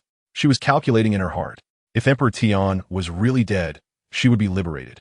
If he wasn't dead, he must be seriously injured to try to capture him back and achieve a great feat. The Empress was even more anxious. Rushing into the ruins without saying a word, she couldn't let the Navy find Emperor Tian first. Just when everything was in chaos, several nautical miles away, a warship was hurrying towards them. A soldier on the lookout tower was shaking as he held up a telescope. Major General Karp, it seems your hometown has been leveled. On the deck, an old man with white hair suddenly erupted with a destructive aura, going berserk. These bastards! I'm going to slaughter them all. Karp's voice boomed like thunder. The surrounding Navy soldiers fell to the ground one after another, all pressed down by this aura. Their faces pale, thinking it's over. We encountered the most terrifying side of the Navy hero. As soon as the warship docked, Karp jumped over in a flash, his eyes looking as if he wanted to eat someone, grabbing Peach Rabbit. Who did this? Peach Rabbit was someone who had seen big scenes and quickly reported, Major General Karp, I'm sorry, we couldn't control the battlefield. But the villagers evacuated in advance, and no one was injured. This matter was mainly caused by Big Bear and Emperor Tian, and we suspect that last explosion was Big Bear's self-detonation. Upon hearing this, Karp's killing intent intensified. That bastard Vegapunk. Where's Emperor Tian? Is he dead? If he's not dead, I'll personally send him on his way. If it weren't for him, how could my hometown have turned into this? Peach Rabbit felt a surge of joy and quickly replied, he should be alive, but he is definitely buried in the ruins. We are searching for him. Just as her words fell, a soldier shouted, found it. We discovered an arm over here. A group of people rushed over, but upon digging, they found it was a piece of metal bone, Big Bear's. At that moment, the Empress suddenly stopped in her tracks. She sensed a familiar scent, the hormonal aura belonging to Fanma Tian, right in the ruins beneath her feet. Karp's eyes narrowed, instantly locking onto the Empress's location. Without saying a word, he flashed in front of her, throwing a punch toward her face, showing no mercy at all. The Empress reacted swiftly, countering with a fragrant kick. But who understood? This was Karp's fist, the legendary iron fist that could flatten mountains. The Empress's abilities were completely insufficient before him. With a bang, she was sent flying dozens of meters away. Karp stood there like a mountain, issuing his final ultimatum. Empress, don't forget your identity. Hand him over, or I'll kill you too. I'm telling you, Love Brain is really intense. The Empress wiped the blood from the corner of her mouth and directly spoke out. Humph. What's 7 warlords of the sea? Right now, the man I like is more important. You want to kill me? Not that easy. All right. Karp, furious to the extreme, laughed instead. So you want to go against the world government and the Navy? Good. Then today I'll wipe you all out here. Karp's momentum instantly reached its peak. All 3 types of hockey activated, and he threw a punch. The Empress, holding the unconscious Tian, couldn't fight back with all her strength. And just as she was about to be severely injured by this punch, at this critical moment, the man in the Empress's arms, Fanma Tian, suddenly opened his eyes. His pupils were as black as an abyss, and a chaotic and evil black energy erupted from his body, making his hair stand on end. His face was a bloody mess, with most of it revealing white bones, while the surrounding muscles were crazily writhing and repairing, looking scarier than a demon from hell. He opened his mouth, his tongue stretching out long, drool mixed with blood dripping. He suddenly kicked off from the Empress's stomach, using the force to flash out. The Empress spat out a mouthful of blood and flew even faster. Karp, an old veteran, sensed an unprecedented threat and instinctively retracted his punch and retreated. His scalp felt numb. He sensed that the Tian in front of him was no longer human, but a demon that wanted to eat people. But he was fast, and Tian was even faster. A shadow flashed by Karp at lightning speed. Karp's pupils shook, and when he looked down, his shoulder was empty. His entire left arm was gone. Blood gushed out like a fountain. At this moment, the entire battlefield fell silent. Everyone was stunned. The Navy hero Karp was instantly disarmed. But that wasn't the scariest part. The next second, everyone's gaze focused on Tian, and then they collectively started to feel nauseous. Who understands? Family? Fanma Tian. He actually in front of everyone grabbed Karp's bloody arm with both hands and frantically bit and swallowed it. It was pure ferocity. While eating, he grinned, those hollow black eyes scanning the crowd, as if looking at a buffet. Ah, a devil. He is a devil. The Navy soldiers collapsed on the spot, dropping their armor and scrambling to escape. White Star was so frightened that she cried. For the first time, She felt that the man she called Lord Husband exuded a threatening aura even towards her. Jinbei sensed the danger and quickly pulled her away. Princess, run. He has lost his sanity. On Karp's side, he was already enraged to the extreme, using armament haki to seal his wound, stopping the bleeding. Fanma, I will definitely kill you. He roared. The ground instantly shattered, and he turned into a shadow, punching Dition, who was still gnawing on his arm, sending him flying and crashing into a street. Karp didn't slow down. He chased after him with another punch, smashing Dition from the sky down into the ground, creating a pit over 10 meters deep. But Dition in the pit not only seemed unharmed, instead he grinned madly. At the same time, a system prompt sounded in his head. Ding! Congratulations to the host for unlocking the cannibalistic demon. Role-playing degree increased by 5%. Good guy. The blood lock has been activated. Dition's aura instantly surged, slapping the ground, and with a loud bang, a blast radiated outwards for 100 meters. He sprang out of the pit, his speed more than doubled from before, instantly appearing in front of Karp, grinning. Senior, that felt great just now. One punch. Just one punch. Karp, utilizing the ultimate defense of armament haki and iron blocks, was directly sent flying several thousand meters. Before he could stabilize himself, Dition appeared behind him like a ghost, delivering another punch to his back. The following seconds were a one-sided beating. In the sky and on the ground, everywhere were Dition's shadows and Karp's cries of pain. Finally, with a heavy punch, Dition sent Karp flying like a cannonball, crashing into a distant mountain, collapsing the entire mountain. Karp was left unconscious. Dition wanted to rush up to deliver a finishing blow, but unexpectedly, Peach Rabbit summoned the courage to block in front of him. Fanma, stop. Dition's emotionless black eyes looked at her, and he grabbed her neck. Peach Rabbit instantly felt despair, tears streaming down her face as she cursed. Fanma, Dition, I hate you. But something strange happened.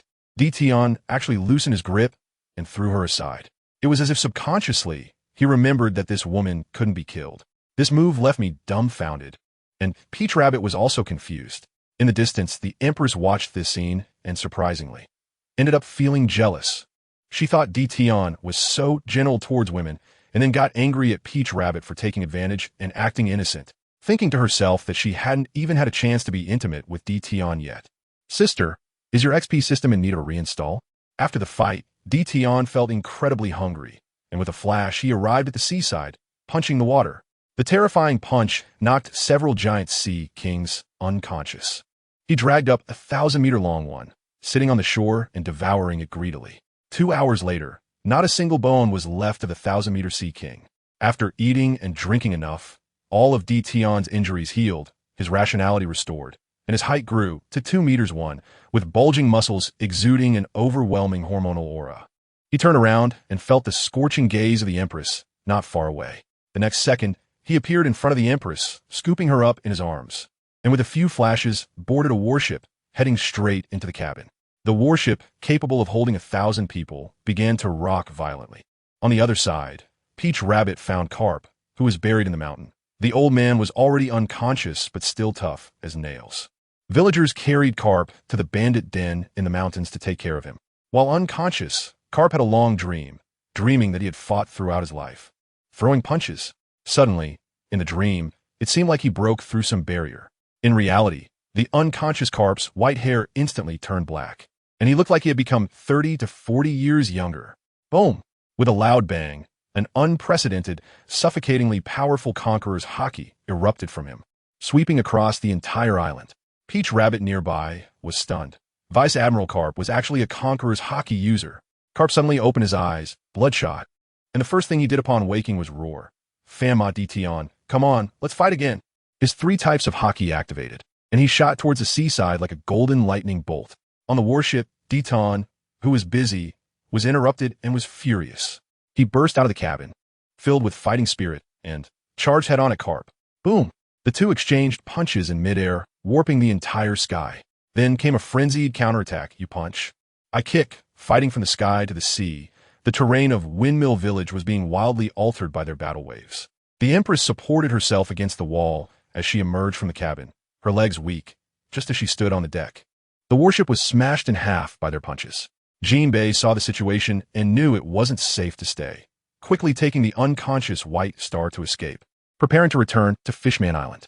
Meanwhile, Crocodile, who fell into the sea, was unexpectedly rescued by Don Quixote, Doflamingo. Doflamingo crushed his sea stone handcuffs with a serious expression. Sand Crocodile, let's team up. We need to leave here together, or we'll both die here. Old Sand looked at the two gods fighting and felt apprehensive, nodding without hesitation. All right, I'm telling you. The noise from these two guys fighting is like a rehearsal for the end of the world. I don't want to stay even a second longer. At that moment, the psychological shadow I had was so vast it could cover 3 Alabastans. I didn't even have the courage to glance back at Daikin's face. I just turned to Sand and ran away. That guy, Doflamingo, was still following closely behind me, probably thinking something was off with me, but what does he know? If he had seen that scene, he would have run even faster than I did. Right now, I don't want to think about anything. I just want to hurry back to my hometown, Alabasta, and confront Princess Vivi, get my hands on the ancient weapon Pluto, or else I'll have to live my whole life in this guy's shadow. It's just ridiculous. But let me tell you, it's not peaceful under the water either. Jinbei, that honest man, was watching the fight above and thinking he needed to hurry and take Princess Shirahoshi back to Fishman Island for refuge. And what happened? Goodness. Shirahoshi refused. She clung to the ship's railing, tears welling up in her eyes. Jinbei, what are you doing? I'm the wife of my lord. We had a wedding. And my father approved. I can't leave. Jinbei was worried and tried to persuade her. My princess, it's too dangerous up there. Those two fighting might hurt you. The human world is very complicated. But Shirahoshi was currently in pure love brain mode. No one in her family understood. In her heart, besides her lord, she didn't want to listen to anyone else. Seeing that Jinbei was determined to take her away, Shirahoshi pouted and activated her ability, and suddenly, those several 100-meter-sized sea kings surrounded us, their big eyes staring at Jinbei as if they wanted to eat him. Jinbei was stunned. What could he do? He couldn't fight them, and she wouldn't listen to him. In the end, he could only sigh and give in. All right, you're the boss, you say it goes. He gloomily took Shirahoshi back to the surface. As soon as Shirahoshi reached the shore, fearing that Jinbei would try to take her away again, she quickly ran to Hancock's side and mustered her courage to sweetly call out, Sister, shall we wait for my lord to come back together? I'm telling you. At first the Empress had a sour face, radiating don't mess with me. But when she heard White Star's line about waiting for their lord-husband together, her CPU almost overheated. The little deer in her heart was banging against the wall. We? Us. So, does that mean I'm also his person? He is my husband? This happiness came too suddenly, and the Empress, suppressing her excitement, cleared her throat and pretended to be reserved. Ahem. Of course. I am definitely his woman. Oh dear, this made her so proud. White Star, innocent as ever, tilted her head and asked, I knew sister liked our lord husband too. But when will he finish? I miss him so much. Upon hearing this, the Empress felt her status elevated and immediately put on a dignified front. Don't worry. Lord Emperor Tion is so powerful, we just need to wait. And wait they did for 3 days. After 3 days, the destructive battle finally came to an end. What was the cost? The naval hero Carp lost an eye and, having forcibly overdrafted his vitality to restore peak combat power, ultimately succumbed to exhaustion and was completely defeated by Emperor Tion. If it weren't for Makino pleading tearfully on his behalf, I reckon Emperor Tion would have eaten Carp right then and there. Emperor Tion stood there, looking down at Carp like a war god, and said calmly, Senior, your era has ended. Go home and retire. Carp lay on the ground, panting heavily, feeling incredibly aggrieved, but there was nothing he could do. He was really old and couldn't fight anymore. Then Emperor Tion turned to Makino, his tone much gentler. I'm sorry for making such a mess of your hometown. I'm leaving now. See you in a year. After saying that, he turned and left without another word. Makino watched his back, subconsciously touching her belly, feeling a strange sensation. Such a strong man after just that one night. I wouldn't have hit the jackpot, would I? The funniest part was Tao too. As Emperor Tion walked past her, he didn't even give her a glance. Good heavens, this left Tao too completely confused, feeling empty inside. She liked to go against Emperor Tion and see him angry, but now he treated her like air. This feeling was worse than being beaten up. It was like a cyber M-type awakening, and she nearly cried on the spot. Emperor Tion didn't care about that. When he returned, White Star and the Empress rushed up to greet him. He looked at the two beautiful women and smiled. Sorry to keep you waiting. Then his gaze shifted, fixing intently on the Empress. You seem to have yet to answer my question. The Empress's heart skipped a beat. Her face turned as red as a monkey's backside, and she mentally complained. How annoying. Do you have to make me say it out loud? But she still murmured like a mosquito, I'm certainly willing to be Lord Emperor Tion's woman. Very good. Emperor Tion immediately pulled the Empress into his arms, filled with desire, and said, "Let us go. Let us continue." Huh. The Empress froze on the spot, her face turning pale, frantically signaling White Star for help. "Sister White Star, save me. We had a deal." It turned out that during these 3 days, the two of them had already formed an anti-Emperor alliance. Fearing that Emperor Tion would return and not let up day or night, White Star adorably replied, "Don't worry, sister. I will take good care of our Lord Husband too." Thus, Emperor Tion directly commandeered a naval warship, with those dozen or so pirates that had popped up from who knows were scrambling to set sail, heading straight for Alabasta. The ship sailed for 3 days, and the Empress discovered that Emperor Tion was actually quite gentle. Knowing she couldn't take it anymore, he didn't push her, and even took her to sunbathe on the deck, thanks mainly to White Star's support. This made the Empress feel both grateful and competitive, secretly vowing to surpass White Star. However, halfway through, they unexpectedly ran into 2 naval warships head-on, led by Smoker. His underlings saw it was a naval ship and quickly stopped to prepare for greetings. But Emperor Tion ignored them entirely, directly ordering, "Sail through, ram them." With a loud bang, Smoker's ship nearly capsized. He focused and saw that there were no Navy personnel on the opposing deck, just a muscular man leisurely sunbathing with the Empress and a mermaid. Smoker was instantly dumbfounded, completely stunned. What the hell? That's the 5 billion bounty Fanma, Emperor Tion. How could he dare to attack? He could only follow from a distance and quickly contact the naval headquarters for information. But little did he know that at that moment, the naval headquarters was already in disarray. Marshal Sengoku was pounding the table in the conference room, revealing everything that had happened in the East Sea. Carp was defeated and had even lost an arm to Emperor Tion. He had lost an eye. The news shocked everyone. Only Akainu sneered, "Humph, dealing with such a beast. You old guys really can't handle it."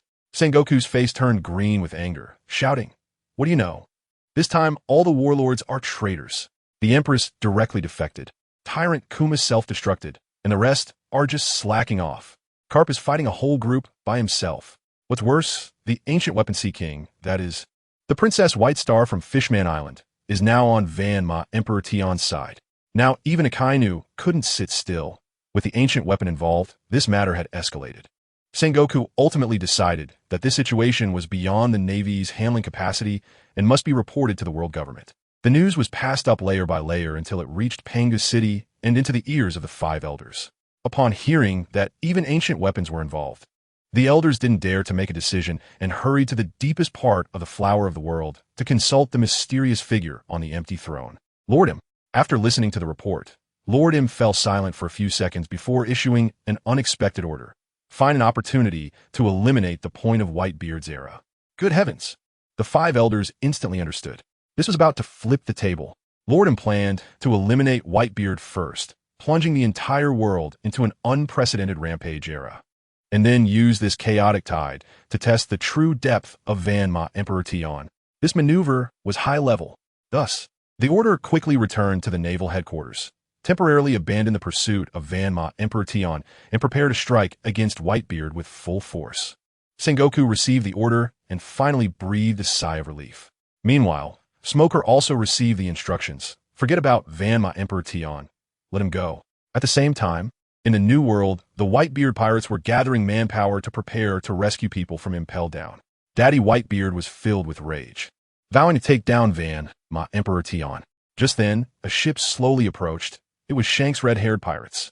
As soon as Shanks boarded the ship, he sensed that something was off. Every member of the Whitebeard crew looked like they wanted to eat people. He didn't hold back and unleashed his conqueror's haki, instantly knocking out a bunch. This stirred up a hornet's nest. Whitebeard, already boiling with anger, couldn't take it anymore. "You Shanks dare to act wild on my ship?" Without a second thought, he grabbed his weapon and, infused with conqueror's haki, slashed down. Shanks, not expecting Whitebeard to be this explosive, quickly drew his sword to block. The 2 top-tier conqueror's haki clashed violently, and with a rumble, the entire sky was split in 2. Shanks, with a cold expression, said, "Whitebeard, I came to talk business. Can't you show me any face?" Whitebeard glared. "Who do you think you are? Why should I give you face?" Seeing this, Shanks realized today was not the day for a conversation. He exerted force to push Whitebeard away and sheathed his sword, leaving without saying another word. The Whitebeard crew was like a powder keg, Whoever touched it would explode. Meanwhile, on the other side of the Grand Line, Emperor Tian and his crew had crossed Reverse Mountain and encountered another naval warship from the headquarters, led by Black Hole Hina. Hinai is a tough woman. As soon as she saw that the person opposite was a wanted criminal, she ordered without hesitation, "Block them. Hinai will not let any criminal go." Her subordinates were almost scared to death. After all, that was a monster worth 5 billion. But Hinai was full of confidence, thinking it was just a matter of understanding the situation and that it shouldn't be a problem. Unfortunately, she had no idea what kind of person she was about to face. As her warship approached, it collided with Emperor Tian's ship with a bang.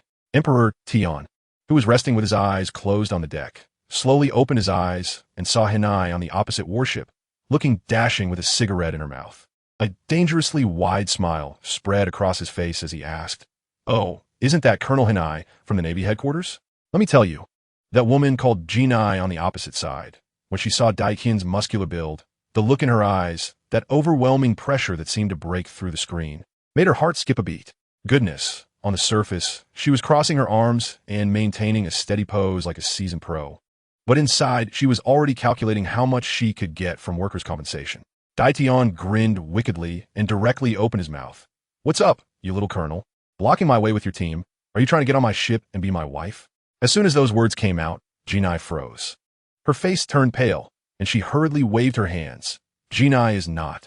Don't misunderstand." Seeing Daikin's red hair standing on end, she knew this guy wasn't joking. He wasn't following the script at all. As a result, Daikin's face darkened, and in the next second, I'm telling you, he vanished in a flash. Jinai had just activated her observation hockey, and the back of her neck went cold as a wall slammed against her back. Daikin's arms locked around her like iron clamps, and with a snap, he pulled her into his embrace. I felt like her waist was about to be crushed, and she struggled desperately, shouting, "Fanma, Daidon, let Jinai go. You're hurting Jinai." But Jinai wasn't a pushover either. She retaliated with a debuff, activating her ability, and several large iron chains suddenly shot out from Daitin's arms. She quickly shouted to her stunned soldiers, "Hurry, come help Jinai pull him away." The group of Navy boys snapped out of their daze and charged forward, pulling on the chains like a tug of war, their faces turning purple. Hey, guess what? They couldn't budge him an inch. Daikin's arms were as if they were welded in place. One reckless guy got desperate, grabbed a knife, and swung at Daikin's back, only to hear a crisp clang. Family, who understands? The knife broke. That guy's hands went numb, and he instantly went emo. Was he chopping a person? This guy was basically physically immune. This really angered Daition. He looked at those weaklings and thought, "You dare mess with me?" With a surge of strength in his arms, those hundreds of people fell like dominoes, crying and shouting. Then he turned around, aimed at the guy who had tried to chop him, and with a swift motion, split him in half. I'm telling you, the scene was thrilling. Jinai saw this was not good. She had run into a tough opponent, and it was time to fight back. She activated her ability to the max, and suddenly, thousands of iron chains erupted from the warship, wrapping Daition into a massive iron ball 5 meters in diameter. It was reinforced with 81 layers like a steel fortress, and only then did she breathe a sigh of relief. But guess what? On the opposite ship, Empress Hancock, oh my, blushing, reclining on a deck chair, exuding charm. She shouted over, and the words she said made me want to call the police. She said, "Hey, that Navy girl, not bad looking. How about considering joining us to serve Lord Daition? I'm telling you, with just the two of us, we can't handle him alone. More sisters mean more firepower. Family. Who understands?" The pirate empress was online recruiting, promoting shared husbands. Jinai frowned, thinking this empress was crazy. But as soon as she finished speaking, the big iron ball started emitting steam, more and more, until finally the steam condensed outside into an identical Daition. As soon as the steam clone appeared, it sent all the Navy soldiers flying with just a few punches and kicks, then grabbed Jinai by the neck. Next, there was a huge explosion, and the big iron ball burst open. The real Daition walked out, steaming all over. Later, I figured out that this guy had a godly ability called mind power, essentially a real-life version of wish fulfillment. Whatever he thought of, he could create, and his combat power was identical. Isn't this pure cheating? How can you fight this? The real Daition strolled out of the ruins, casually picked up a sea stone handcuff, and with a click, cuffed Jinai. He acted like it was nothing. The sea stone had no effect on him at all. Jinai was utterly desperate, watching Daition approach step by step, scared and retreating, stuttering, "Calm down. Jinai is a Navy colonel." Daition lifted Jinai and tossed back a line. Gina, you don't want to see the world destroyed, do you? I was stunned. Goodness. Isn't this the hottest meme of 2025? You don't want triple X either? How'd he know? Then, in the cabin, Jinai's initial angry curses turned into cries for mercy by the next day. The Empress and Shirahoshi listened on deck, and I glanced at their expressions. They even seemed a little excited. This world is too crazy. The ship following closely behind, Smokers, couldn't take it anymore. Smoker was also a real man. He sent his subordinate to Shiji away for safety and then directly ordered, "Full speed ahead. Let's crush them." As a result, the Empress couldn't be bothered. She turned to the cute Shirahoshi and said, "Sister, it's up to you." Shirahoshi responded, closed her eyes, and then, with a splash, a sea king emerged from the ocean. Hundreds of times larger than the warship, like a moving island, and with a crash, Smoker's ship was reduced to scrap, flying everywhere. After resolving the pursuers, they headed straight for Alabasta. Speaking of which, at this time, Alabasta had already been taken over by Crocodile, the old Sandman. This guy seemed to have gone mad after some stimulus. He directly revealed his cards, controlled the king, forced him to hand over ancient weapons, and even demanded to marry Princess Vivi. Later, I thought about it. He was probably provoked by Daitian and was eager to regain his manhood. The king had no choice but to stall for time, saying, "All right, but my daughter wants a martial arts contest for marriage." Old Sand didn't think twice and agreed, believing he was a god in his desert home ground, and no one could beat him. Once this news came out, all sorts of people flocked in, wanting to be the prince consort. On the other hand, Princess Vivi happened to run into Luffy and the others. When Luffy heard they were going to fight the 7 warlords, his eyes lit up, and he agreed while stuffing his face. Just then, Ace also arrived, and upon hearing about the contest for marriage, he said he wanted to check it out. "Ha, I'm just curious to take a look," Ace said with a faint smile. "But I'm telling you, don't be fooled by Luffy's usual silly demeanor. He's actually quite sharp." He immediately understood that Ace was worried about him and had come back to provide protection. Luffy was pumped, shouting, "Let's go, Ace." After filling up, he was full of energy. Watching these guys, Princess Vivi felt emotional. They could easily walk away, yet they were so loyal. And tears streamed down her face as she thanked them repeatedly. Sanji, that old pervert, pulled a flower out of nowhere and started trying to please Vivi, saying he would win the contest for her. Goodness, Vivi's face turned red, thinking how greasy this guy was.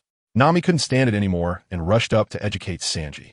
On the other side, Luffy, Zoro, and Ace, the 3 men, were already impatient and headed out, aiming for the capital of Alabasta to crash the marriage contest.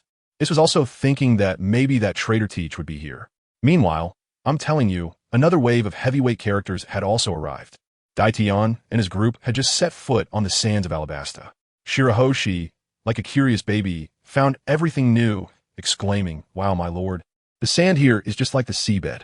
The Empress was standing next to Emperor Tian, secretly stealing glances with a love-struck expression, feeling that her man was incredibly handsome. But when she turned around, the Empress exploded. Who did she see? Hina, that naval colonel. "Hey, why are you still following us? I thought you had already left." Hina, being stubborn, replied with a straight face, "I'm not following you. I'm just out to clear my mind because I'm feeling down." The Empress laughed at that moment, crossed her arms, and said in a sarcastic tone, "Hee, clearing your mind? I think you're just addicted to craving Emperor Tian's body. I'm telling you." The Empress has a sharp eye. She could tell at a glance that Hinata was off. Previously, when Emperor Tian told her to scram, she froze in place. And that little look in her eyes, anyone who's been through it knows. The Empress was calculating in her mind. Who are you to manage?" Hinata was pretty tough with her words. "Why shouldn't I manage you?" The Empress directly switched to palace intrigue mode. "If you want to stay by Emperor Tian's side, you have to call me elder sister, that's the rule." As a result, Hinata shot back, calling her a self-indulgent woman, then suddenly turned around and said, "I heard there are hot springs in Yuba. Let's go soak." Good gracious. This move completely bewildered the Empress. She couldn't understand this woman's strategy at all. Emperor Tian was amused on the side, thinking to himself, has my damn charm become this terrifying? They really went to soak in the hot springs, and afterward went out for drinks and skewers, living a wonderful little life. It was also at this time that Emperor Tian heard about the martial arts contest for marriage, and he was puzzled. Why was this plot completely different from the original story? Looking for a man for Vivi? Interesting. I must go to the capital and take a look. The next day, they rode camels to the capital, Albana. The scene was astonishing. Drums and gongs were loud. Firecrackers were popping, red flags were waving, and there was a sea of people. There were several rings in the square, fighting day and night, surrounded by millions of spectators. The crowd was discussing. Wow. More and more people. The pressure is immense. Look at that straw hat kid. His arms can stretch so long. He's a monster. And that green-haired swordsman. He's fierce as well. Over there, that guy with curly eyebrows. He fights while shouting dish names.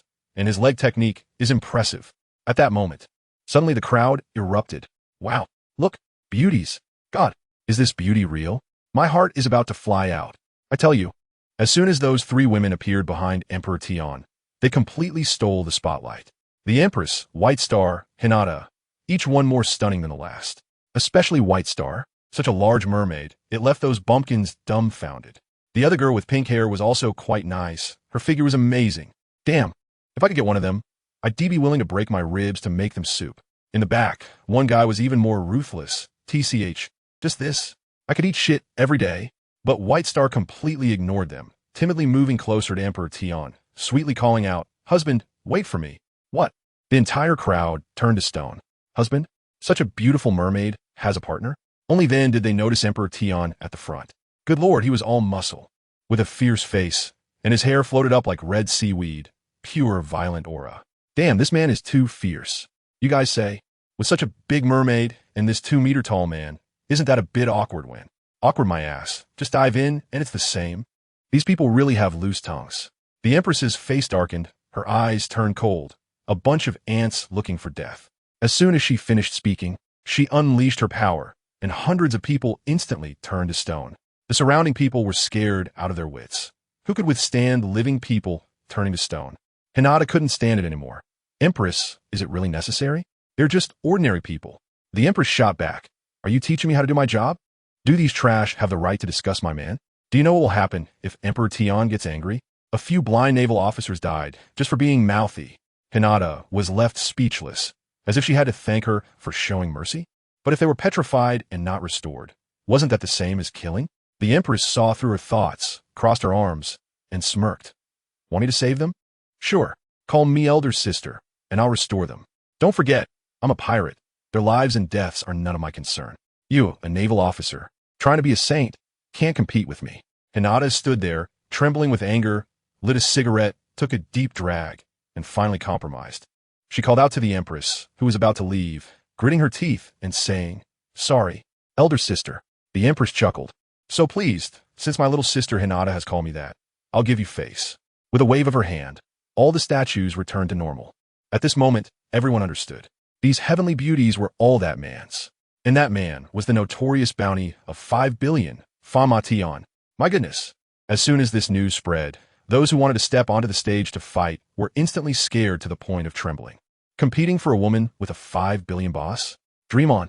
Everyone concluded that this prince consort could only be Emperor Tian.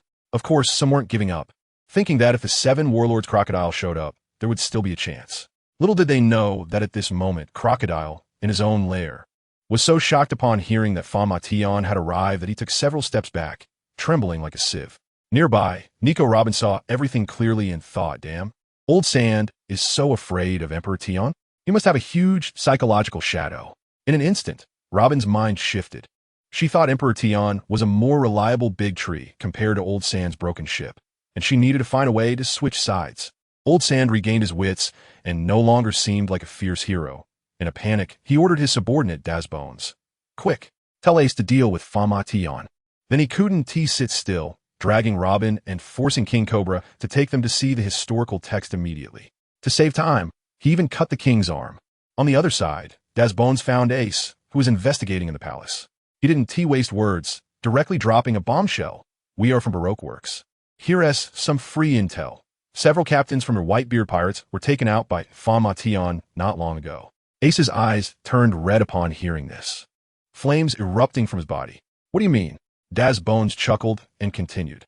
"Fanma Tian is currently in the capital." After saying that, he turned and left, hiding his merits and fame. Ace clenched his fists. He knew the other party wanted to use him, but he couldn't control himself. The brothers of the Whitebeard crew are dead? He couldn't stand for that.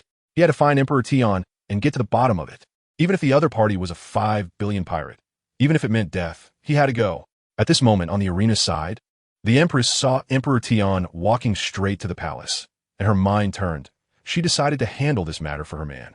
She directly walked onto Sanji's arena. and the crowd erupted again. What was she going to do? Isn't she Emperor Tion's woman, helping her man steal a bride? Sanji, seeing the beauty on stage, was so stunned he started bleeding from his nose, lost in infatuation. The Empress was annoyed by his behavior and coldly said, "Get down, this country's princess. I want her." Sanji wanted to talk back, but the Empress delivered a high kick, sending him flying and knocking him out. Yet Sanji looked like he was enjoying it. The Empress scanned the crowd, casting a flirtatious glance, and most of the men below turned into her sycophants, all expressing support. Only Luffy and Zoro remained completely immune to her beauty. The Empress noticed, "Oh, two tough nuts." She jumped onto Zoro's arena and kicked him. Zoro didn't even have time to react before being sent flying. He used all his strength to unleash his two-sword style, but with a clang. His sword hit her high heel, and he was sent flying dozens of meters. Luffy watched in shock. Is Zoro that weak? He can't even break a shoe. The Empress turned to find Luffy. Luffy unleashed a barrage of rubber punches, his fists raining down like raindrops. But to the Empress, it seemed as slow as if he were doing calisthenics. She charged straight into the barrage of punches and kicked Luffy hundreds of meters away. Who else is there? The Empress stood proudly on the arena. No one dared to respond. She looked at the person in charge, Bora from the Baroque Works. Announced the result, she commanded. Bora wanted to say it was restricted to men, but the Empress directly used her Conqueror's haki. Do you want to die? Bora was so frightened that she almost wet herself and quickly changed her words. No one challenged. You are the champion. The Empress snorted coldly. Stop wasting time. Take me to see the princess. Bora stammered. The princess? The princess ran away from her wedding, but she is still in the city. The Empress took the image of Vivi and activated her observation haki, instantly locking onto Vivi, who was hiding not far away and watching. Vivi's heart sank. I've been discovered? And she turned to run. The Empress sneered and leisurely followed her. At that moment, a loud explosion came from the direction of the palace, and a fire pillar hundreds of meters high shot into the sky. Everyone outside the city was dumbfounded. Luffy saw the flames and immediately thought of Ace. He hurriedly pulled out the life card Ace had given him. That piece of paper was shaking wildly towards the direction of the palace. Without saying a word, Luffy dashed towards the palace. Zoro, being a battle maniac, immediately followed, not wanting to miss this excitement. But let me tell you, the Empress was completely infatuated. She wasn't thinking about helping her man. She was solely focused on capturing the princess of the country to present to her beloved, believing he would be extremely happy. Who understands this kind of operation where she treats her spoils as gifts? She was covering her face and secretly enjoying it. Simply ridiculous. Meanwhile, inside the palace, it was explosive. Fire Fist Ace happened to block Emperor Tion at the city gate, his face as dark as a bottom of a pot. He immediately questioned Emperor Tion, asking if he really killed their Whitebeard crew brothers. Emperor Tion glanced and said, "Oh, isn't this Fire Fist Ace? Here for revenge?" He grinned arrogantly and admitted, "That's right, I've killed hundreds of Whitebeard's trash and even crushed a few of their captains." Upon hearing this, Ace exploded with rage. Without any foreplay, he unleashed his ultimate move, Great Flame Ring, Flame Emperor. Let me tell you, the scene was spectacular. A spiraling flame shot up into the sky, condensing above his head into a massive fireball resembling the sun, roasting the entire palace to a crackling sound. And guess what? Emperor Tion, with his hands still in his pockets, just stood there, watching as Ace's fireball grew larger with a look of contempt. At the moment the fireball was about to hit him, he suddenly stomped his foot on the ground. With a loud boom, the ground cracked like a spider web. He uttered two words, "Thunder Strike." In the next second, the sky darkened. Dark clouds gathered, and a lightning bolt as thick as a bowl struck Emperor Tion himself. He was enveloped in electric light, resembling a thunder god descending, and the surrounding buildings and city walls were reduced to rubble. Then, he walked into Ace's fiery domain, covered in lightning. Ace's ultimate attack, flames capable of melting steel, felt like a tickle against him, not even sparking a flame. Ace was stunned. Is this normal? My strongest move can't even break through his defense? Emperor Tion didn't give him time to react, snorted coldly, and in an instant vanished from where he stood, reappearing right in front of Ace. He threw a punch straight at Ace's head. Ace's scalp went numb, and he quickly unleashed his Conqueror's haki, raising the temperature of his flames several notches to try and block it. At the same time, his haki-coated fiery fist met the attack. With a loud bang, lightning and flames exploded, the shockwave lifting half the palace. However, Ace was like a kite with a broken string, directly blasted away, crashing into the palace hall. Emperor Tian transformed into a bolt of lightning and chased after him, and soon the entire palace exploded into ruins. As the dust settled, Emperor Tian emerged from the sea of flames, holding Ace's neck with one hand, looking completely unfazed. He lightly said to the barely conscious Ace, "Fire Fist Ace, you are much weaker than them." Ace, being a hard-headed fighter, still spat at Emperor Tian despite his condition. This provoked Emperor Tian's wrath, veins bulging on his forehead. He pressed Ace's head down onto the ground. Boom! The ground collapsed into a large pit, and Ace coughed up blood, instantly fainting. Ace, Luffy arrived just in time. Witnessing this scene, tears streaming down his face, and he was enraged, launching his rubber fist without a second thought. What happened next?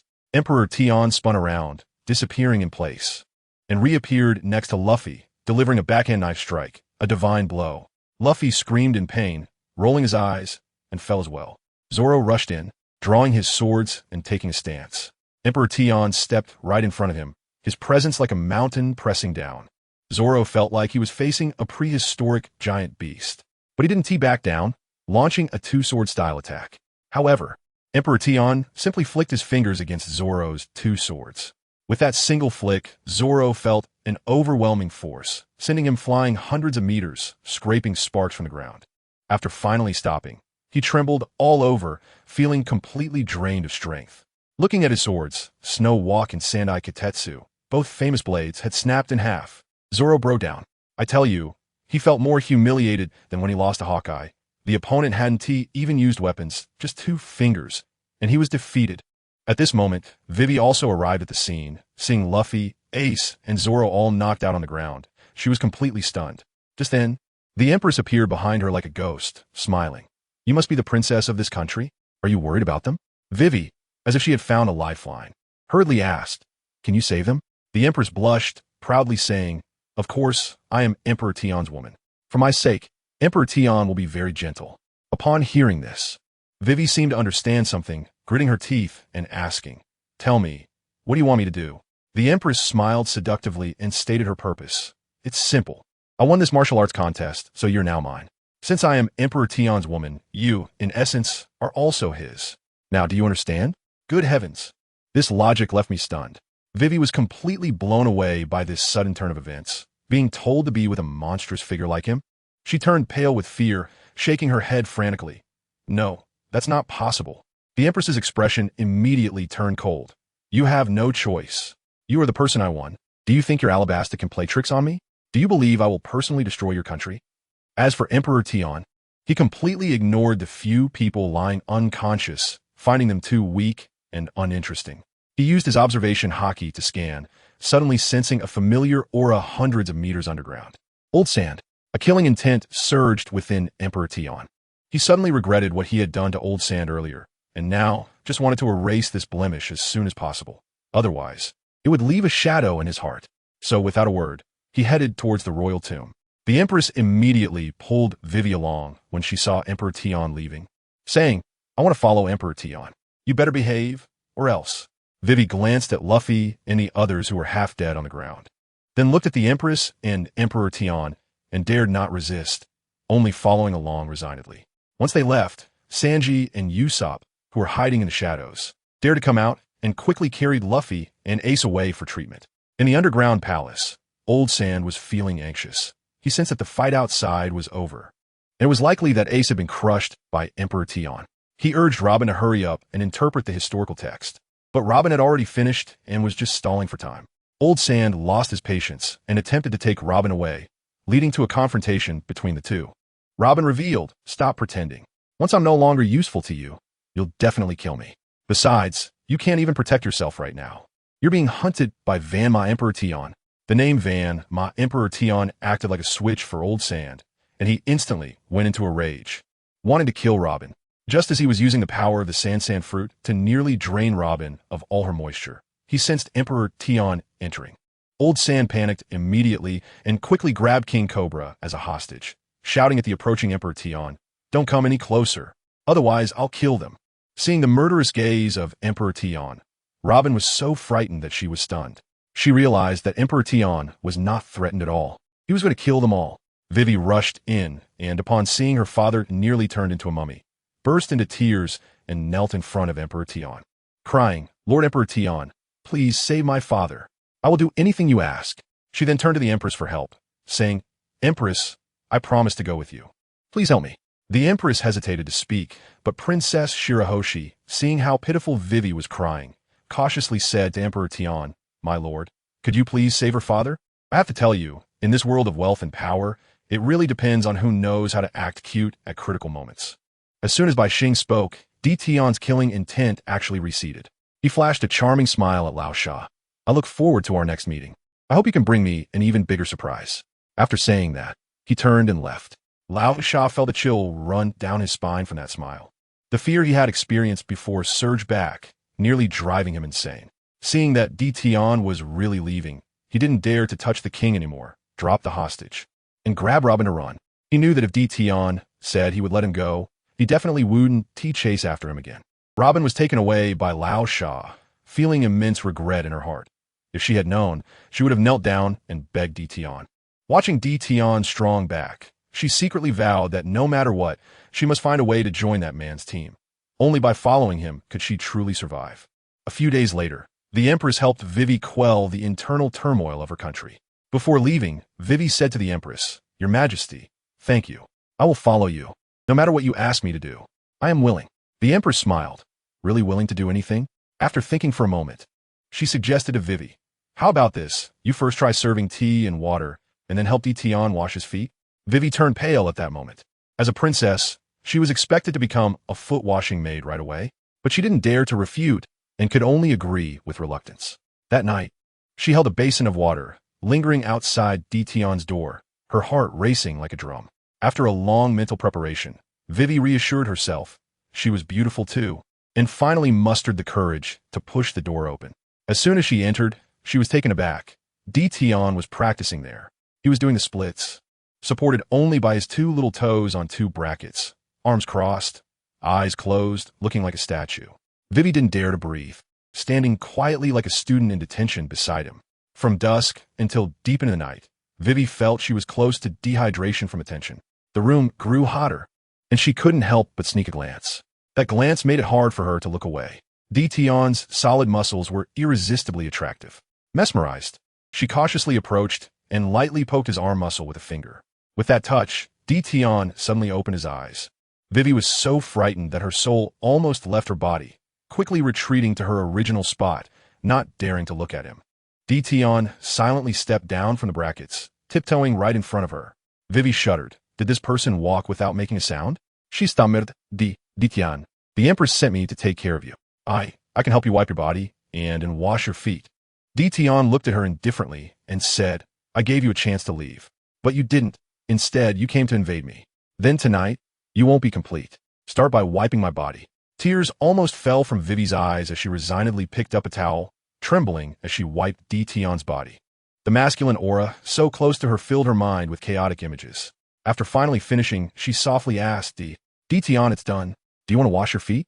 Di Tian was incredibly calm, simply saying two words, "Come wash." Well, if he said to come wash, then I'll wash. Vivi thought. This Princess Vivi was quite straightforward and indeed squatted down obediently, carefully starting to wash my brother's feet. What a scene, a princess of a nation. While washing, she mustered her courage to negotiate with my brother. She said, "Di Tian, thank you for saving my father. After tonight, I will be yours. But, can I not leave? I want to stay by my father's side." I was listening nearby and couldn't help but laugh. Guess what Di Tian said? He didn't even raise an eyebrow and saw right through the little girl with one sentence. "You don't know how to face me, do you?" Wei Wei looked so aggrieved, her eyes turning red as she said, "I'm sorry, sir. I never thought it would be like this. But don't worry. I will definitely work hard to like you. Once I like you, can I come find you? Who understands family?" This is just a typical script of love after marriage. The little princess lowered her stance to the utmost. "And what about Di Tian? Heart of iron and stone." He nodded and said, "Okay, but what happened tonight must continue. Hey, let me tell you," although he said that, his tone was quite gentle. When Wei Wei heard this, she actually felt a bit warm inside, thinking at least she was treated gently. As for why she didn't want to leave, obviously, it would be so awkward to see each other frequently later. Besides, Di Tian's muscles, to be honest, were a bit intimidating. After washing her feet and drying them, Di Tian, without saying a word, directly picked Wei Wei up in a princess carry. The little girl turned as red as an apple, her heart racing to the point of almost suffocating, curling up weakly in his arms. In the blink of an eye, 3 days had passed. We are about to board the ship and leave. The Empress looked left and right. Emperor Tianjun, isn't Princess Vivi coming with us? Emperor Tian was as calm as can be. She's not feeling well.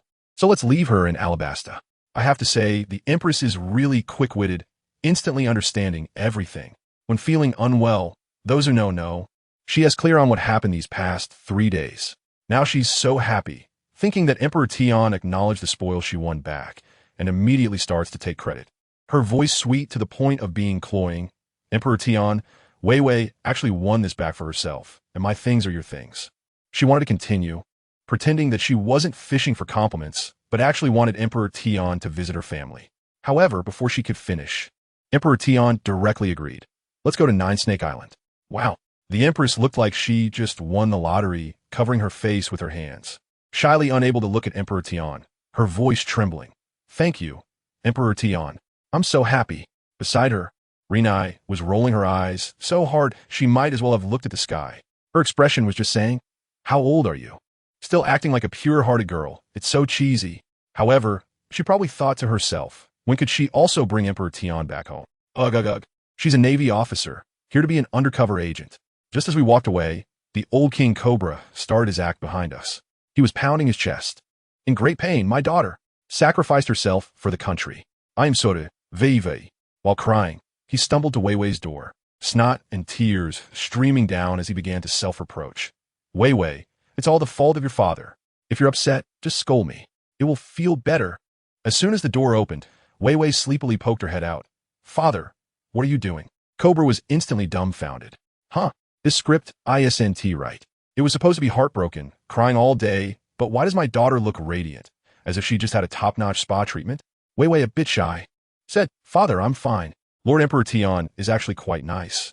It's just, I still don't know how to face him, but I believe it won't be long before I want to find him.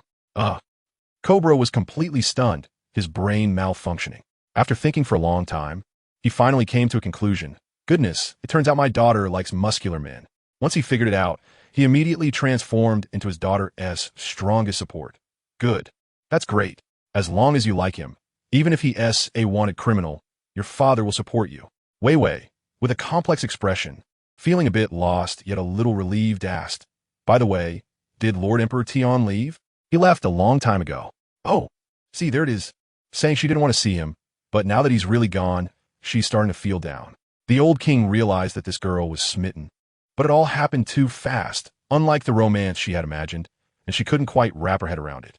Wei Wei returned to her room, lay on the bed, hugging the blanket and smelling the lingering scent of Emperor Tian, starting to cheer herself on. He is my first man, and he must be my last. Wei Wei, you need to work hard and face him soon. As she said this, she fell asleep out of exhaustion. And guess what? She had a dream that she was pregnant. She woke up in shock, sitting on the bed with a confused expression, then suddenly cried out, Oh, no way. I'm not ready to be a mother yet. Just when we thought the drama in Alabasta was over and we're about to leave, suddenly, something happened again. The Empress suddenly pointed behind. Emperor Tian, that woman has been following us. I turned around and saw that it was Nico Robin. Emperor Tian also stopped, turned to look at her, and spoke directly, his voice terrifyingly deep. Nico Robin, are you sure you want my protection? I was right there, listening clearly. The way he emphasized the word protection was so heavy. Robin. Oh, Robin, if you had just looked at his muscles a bit longer, you wouldn't think it was a serious term. But Robin didn't know. She thought it was a normal transaction and immediately stepped up to say, Yes, I've thought it through. As long as I can get your protection, I will tell you a huge secret. Tian smirked, and that smile sent chills down my spine. All right, then follow me. He knew very well that this girl had completely misunderstood, but he had no intention of explaining. I thought to myself, it's over. Another one is about to fall into the pit. As they walked, Hinai kindly reminded Robin, Don't worry, since Tian is covering you. Even though I'm in the Navy, I wouldn't dare to capture you. Robin nodded.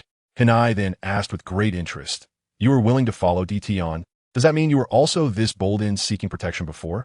Hinai's words had hidden meanings.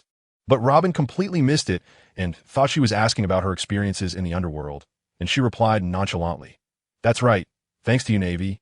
I can only keep looking for powerful organizations to protect myself. Kanai chuckled, probably thinking, a good show is about to start. Back on the ship, the Empress came over with a sour attitude. Nico, Robin, Lord Tion wants you to come in. Robin felt quite nervous, thinking she was going to discuss that huge secret in a secret room. But when she pushed the door open, oh my, Tion was shirtless. His muscles hot like a red-hot iron, radiating heat. Robin's face immediately turned red, and she quickly apologized and turned to run. Sorry, I interrupted. Stop. Tion's low shout instantly pinned Robin in place, unable to move. He walked over step by step. The sense of pressure was incredible. Who told you to leave? Do you want to toy with my desires? My friends, what kind of fierce words are these? Even in 2025, I have never heard such straightforwardness. He continued, the testosterone in my body is dozens of times that of an average person. Do you understand what I mean now? Robin's mind buzzed. It was like a bolt from the blue. She finally realized this is not protection. This is a meat deal. She was so scared that she quickly pleaded. Lord Tion, is there a misunderstanding between us? The secret I mentioned is the ancient weapon, the king of the underworld. Please let me go, and I will tell you. And guess how Tion responded? He looked impatient and said, Humph, I'm not interested in your secret. Do you think I don't know that the king of the underworld is in Wayno? This sentence directly revealed Robin's trump card. Robin was completely shocked. How does this person know everything? Gritting her teeth, she activated her ability, trying to grow arms behind Tion to twist his neck, making a last-ditch effort. But what happened? Tion just stood there and let her twist. He sneered, you want to break my neck? My bones are over 800 times harder than the strongest steel. Do you want to try? What kind of cybernetic creature is this? Robin was not convinced. She exerted her strength, but Tion's hand on her shoulder suddenly pulled, and Robin instantly felt weightless, the world spinning, and she fainted. On the deck, Kanai and the Empress started their daily banter, just as it was about to turn into an all-out brawl. At that moment, a lewd laugh suddenly echoed from the sky. An old man with golden hair descended from above, extremely arrogant. Not bad, not bad. Not only are there mermaids, but also two top beauties. Come be my women. The Empress exploded on the spot. How dare an ugly old thing covet her? Seeking death. Kanai recognized him and exclaimed in disbelief. Are you Golden Lion Shiki? Ha ha, at least you have some knowledge. Golden Lion laughed proudly, completely disregarding us. The Empress attacked directly, but Golden Lion easily dodged. What's worse, this old fellow was a float fruit user, and he lifted our entire warship into the air. The Empress quickly had Shirahoshi call for help from the Sea Kings. Let me tell you, that scene was like Godzilla's team meeting. Several giant Sea Kings emerged from the sea, using their tentacles to wrap around the warship. Golden Lion saw this, first stunned, then ecstatic. He realized Shirahoshi was the ancient weapon Poseidon. Now he was even more excited, thinking that obtaining Shirahoshi would allow him to conquer the world. He attacked the Sea Kings while using his ability to make them float into the sky as well. Kanai couldn't take it anymore and coldly warned him, I advise you not to have designs on us. We are all women of Fanma Tion. Upon hearing this, Golden Lion laughed even more wildly. What is Fanma Tion? I've never heard of him. I bet he is so scared hearing my name that he is already wet his pants. Brother, this wave is truly the fearless of the ignorant. Just then, the cabin door opened. Tion walked out. Let me tell you, he didn't walk out. He was walking on air. With every step, ripples formed in the space, and the ground buzzed. That aura was stunning. He looked fierce, slightly raised his head, and fixed his gaze on the Golden Lion in the sky, speaking each word with intensity. Golden Lion Shiki, I will tear the helm off your head. The Golden Lion immediately felt something was off. This man before him was like a humanoid beast. Tion suddenly grinned, his eyes turning white, and in the next second, the air beneath his feet exploded, and he disappeared on the spot. When he reappeared, he had already teleported behind the Golden Lion, his terrifyingly muscular arms wide open, ready to deliver a double strike. The Golden Lion was scared out his wits and desperately dodged with all his might. Tion's palms clapped together in the air, and the sound of the collision was like thunder, shaking the entire sky. The Golden Lion watched from a distance, sweating coldly. If that hit landed, wouldn't his head explode like a watermelon? And I watched below, dumbfounded, analyzing. Did Tion eat the tyrant bear's meatball fruit? That move was way too similar. The Empress snorted, her face full of infatuation. Does our Tion need to eat fruits? This is pure physical evolution. As she spoke, her face turned red again. My friends, this love-struck brain really has no cure. Seeing he couldn't win, The Golden Lion immediately cowered, rolling and crawling back to his floating island ship thousands of meters high. Tion, seeing him run away, was furious and roared in midair. Golden Lion Shiki, you coward. Let me tell you, when Emperor Tion gets angry, the consequences are very serious. How serious? His hormones spike all over his body, and he goes straight back to the ship without saying a word, and carries the Empress back to the cabin. You know what I mean? Outside, Hanai is feeling so sour, complaining about the unfairness, and I feel like she's about to lose her balance. Days went by like this, and our ship had already floated to an altitude of 10,000 meters. That bastard Gold Lion was a few kilometers away, operating his island ship, constantly provoking us, trying to lure us in. The pirates on the ship were clever. Seeing their boss busy and in a bad mood these days, they immediately took the initiative. Chase. We must chase. We need a vent for our big brother. They quickly adjusted the sails of the ship and headed towards Gold Lion's island ship. From a distance, Gold Lion saw this and laughed excitedly. They've taken a bait. He immediately maneuvered his island ship to lead the way, bringing us to his true lair, the huge floating island cluster. I tell you, this old guy brought us to the entrance of his lair, and then he vanished, leaving our ship all alone up here at 10,000 meters, with the sea of clouds below. Goodness, it's like a trap to lure us in. The brothers on our ship didn't dare to move around. They could only wait on the deck. Wait for whom? Wait for my boss, Emperor Tion. Let me tell you, my boss is really something. Ever since he was tricked by the Golden Lion, he went straight into the cabin to go into seclusion. 1 day, 2 days, it's been almost a week, and we haven't seen him come out. The people on the Golden Lion side are probably getting impatient too, sending someone over to secretly investigate. And guess what? 5 more days passed, a total of 8 days and nights. The Golden Lion couldn't sit still anymore and directly called his little clown scientist, Indigo, over to scold him. What the hell is Fanma Tion doing? Is he hiding in the ship to hatch eggs? Who understands, right? That Indigo stammered for a long time before finally squeezing out a sentence. Boss, based on my years of experience, it seems that he is doing his homework. The Golden Lion was completely dumbfounded. What kind of homework takes 8 days and nights? That Indigo's face turned pale, and he quietly explained. It's one of those games between men and women. Damn. When the Golden Lion heard this, his eyes nearly popped out, and he roared, 8 days and 8 nights. Is he even human? Can those women handle it? Indigo quickly analyzed. Boss, don't underestimate those women. One is the Empress of the 7 Warlords. Another is a Navy colonel with abilities, and that mermaid is even more formidable, a Sea King Awakener. Her physique is already several times stronger than a human's. The Golden Lion, hearing this, became even more irritated and waved his hand. No more waiting. Send a pack of fierce beasts to tear their ship apart. Remember, don't hurt that mermaid. Just like that, with a single command, a group of abominations flew over from the sky. Let me tell you, their appearance was so bizarre that even the classic of mountains and seas would shake its head. There were leopards with eagle wings and pythons with mantis blades, all dark and rushing towards us. 2 of my brothers weren't paying attention and were directly snatched away by a giant lizard's tongue, disappearing on the spot. We, the little brothers, were so scared that we were trembling with fear, and we didn't dare to rush into the cabin to disturb the boss. We could only shout at the door, Lord Emperor Tion, help. There are monsters eating people. Just then, a loud boom came from the cabin, and a wave of pink conquerors hockey erupted. Let me tell you, the scene was incredibly bizarre. Wherever this power swept through, everything, whether living or dead, even the warship beneath our feet, was turning to stone with cracking sounds. The stitched monsters in the sky were falling down like dumplings, each one turning into a stone sculpture. At that moment, I had only one thought in my mind. It's over, we're done for, we're about to be wiped out. As soon as the cabin door opened, I saw that half of Captain Dishiang was petrified, and Robin and Shirahoshi had directly turned into lifelike statues. After all this time, it was the Empress. Because, she had been highly focused for 8 consecutive days, and when she finally let her guard down, the power of the sweet fruit awakened.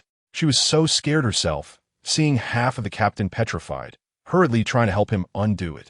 My boss recovered, and, instead of getting angry, he patted the Empress's head and smiled widely. Hancock, you've become stronger. That's great. The Empress was so flattered at that moment. Her face turned as red as anything. My boss then entrusted Robin and the others to the Empress for safekeeping, and his gaze instantly turned cold. All right, I'm going to take down that old coot, the Golden Lion. As soon as he finished speaking, he shot out like a cannonball, aiming a punch at a floating island several thousand meters away. With a loud bang, That island shattered like a crispy cookie, breaking into pieces on the spot. Indigo, one of the Golden Lion's subordinates, was peeking from another island and watched this scene in shock. His legs went weak, and he crawled back to report. "B-boss, it's bad. That guy's a monster. He shattered a floating island with just 2 punches. My boss doesn't stop at all, charging through the island chain like a force of nature, destroying islands and tearing apart monsters. Those hundreds of meters long giant pythons seem like little eels in his hands, exploding into a shower of blood and gore. The scene is like Godzilla landing in Tokyo, maintaining a stable insanity. After listening to the report, the Golden Lion pretends to be tough. What are you afraid of? He can't turn the tide on my territory that I've managed for 20 years. You go hold him back. I'm going to steal the house and capture the mermaid." His subordinate Indigo turned pale, thinking this was just sending him to his death. But when he stepped outside, lo and behold, the monsters below had already been cleared out by my boss, who was casually enjoying a self-service barbecue with a mammoth leg he had snapped off. Seeing this, the Golden Lion didn't care anymore and zoomed over to our shabby ship. At that moment, it was lively on the ship. The Empress had just unpetrified everyone, and Hinata was sulking. "Why did you awaken and not me? That's unfair." The Empress rolled her eyes. "Because I am true love. While you all just crave the body of the Heavenly Emperor, understand?" While they were bickering, the old Golden Lion had already landed on the deck. I tell you, the Empress and the others were really weak in the knees, barely able to stand. But the Empress is truly tough. While still in the cabin, she unleashed a conqueror's haki at the Golden Lion from a distance. At first, the Golden Lion resisted, looking disdainful, but the next second, his entire arm went crack and turned to stone. He was so shocked, he started cursing. "Bastard, what did you do to me?" This is the power of awakening. Folks, an area attack that ignores beauty judgment. The Golden Lion is also a ruthless character. Without saying a word, he drew his knife and chopped off his petrified arm. Then, in a fit of rage, he kicked our shabby ship, delivering a massive slash that split the ship in 2. As the ship shattered, everyone fell from a height of 10,000 meters like dumplings. The Golden Lion wanted to deliver a finishing blow, but suddenly felt a shadow overhead. He looked up and was stunned. My boss was directly lifting another floating island thousands of meters high, and like throwing a shot put, smashed it toward his face. While the Golden Lion was cursing, he quickly tried to slash the island in half.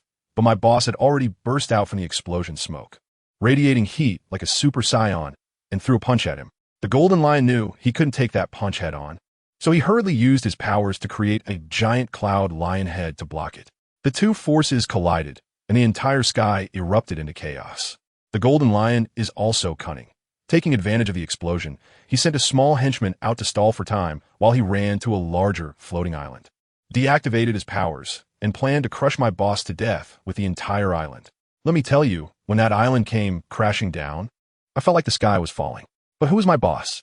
With both hands raised high, he forcefully held that island up. Then the most explosive moment came. My boss's eyes instantly turned blood red, his whole body emanating a fierce aura, his hair standing on end, and he directly entered a berserk mode. All we could hear was a series of muffled thuds as he unleashed thousands of punches in less than 3 seconds, turning that giant island into countless fragments. The Golden Lion, still not giving up, used his ability to instantly condense those fragments into an even larger rock lion head, enveloping my boss completely.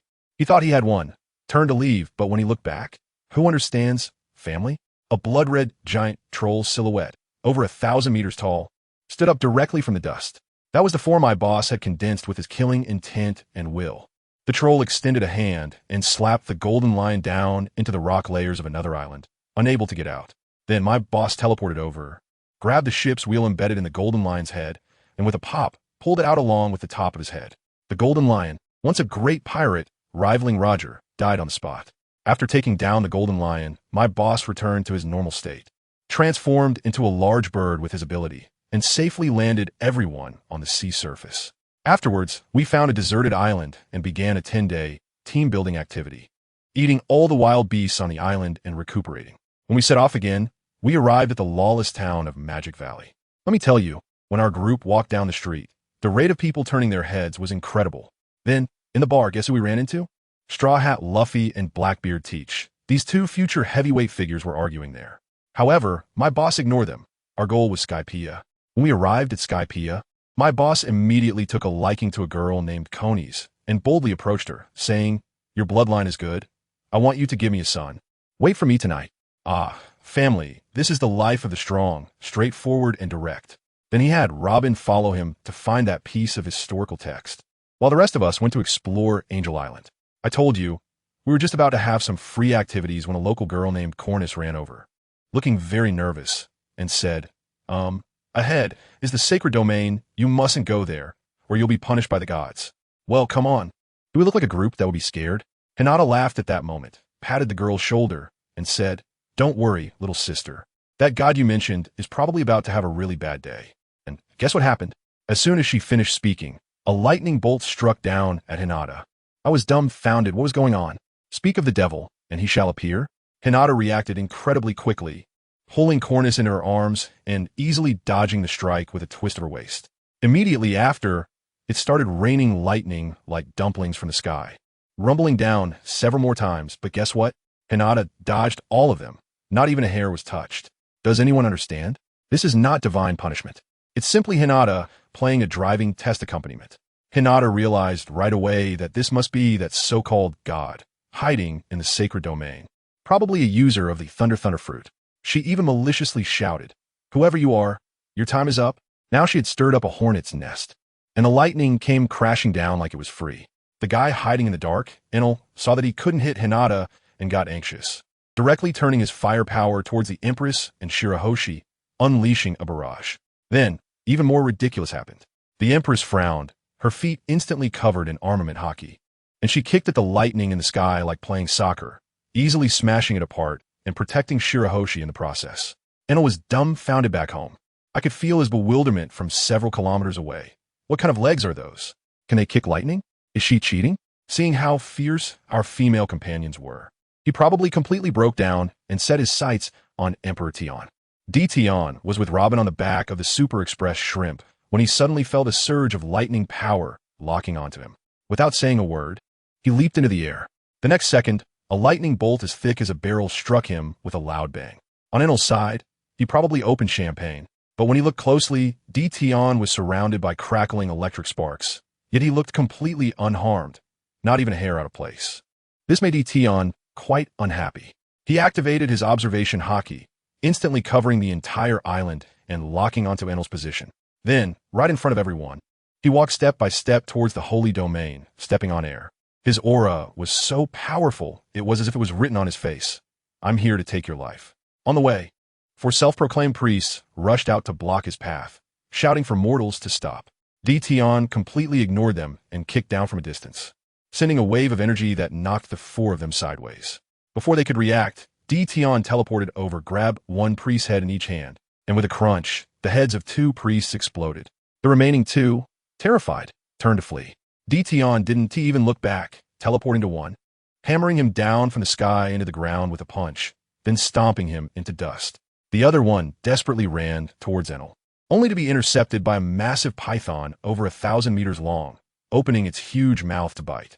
Tion was even fiercer, grabbing the snake's jaws with both hands and with a surge of strength tore its jaw apart. Then, he pressed his palm against the snake's heart, unleashing a terrifying suction force that instantly turned the flesh as hot as a red-hot iron. The next second, with a bang, the heart exploded within its body.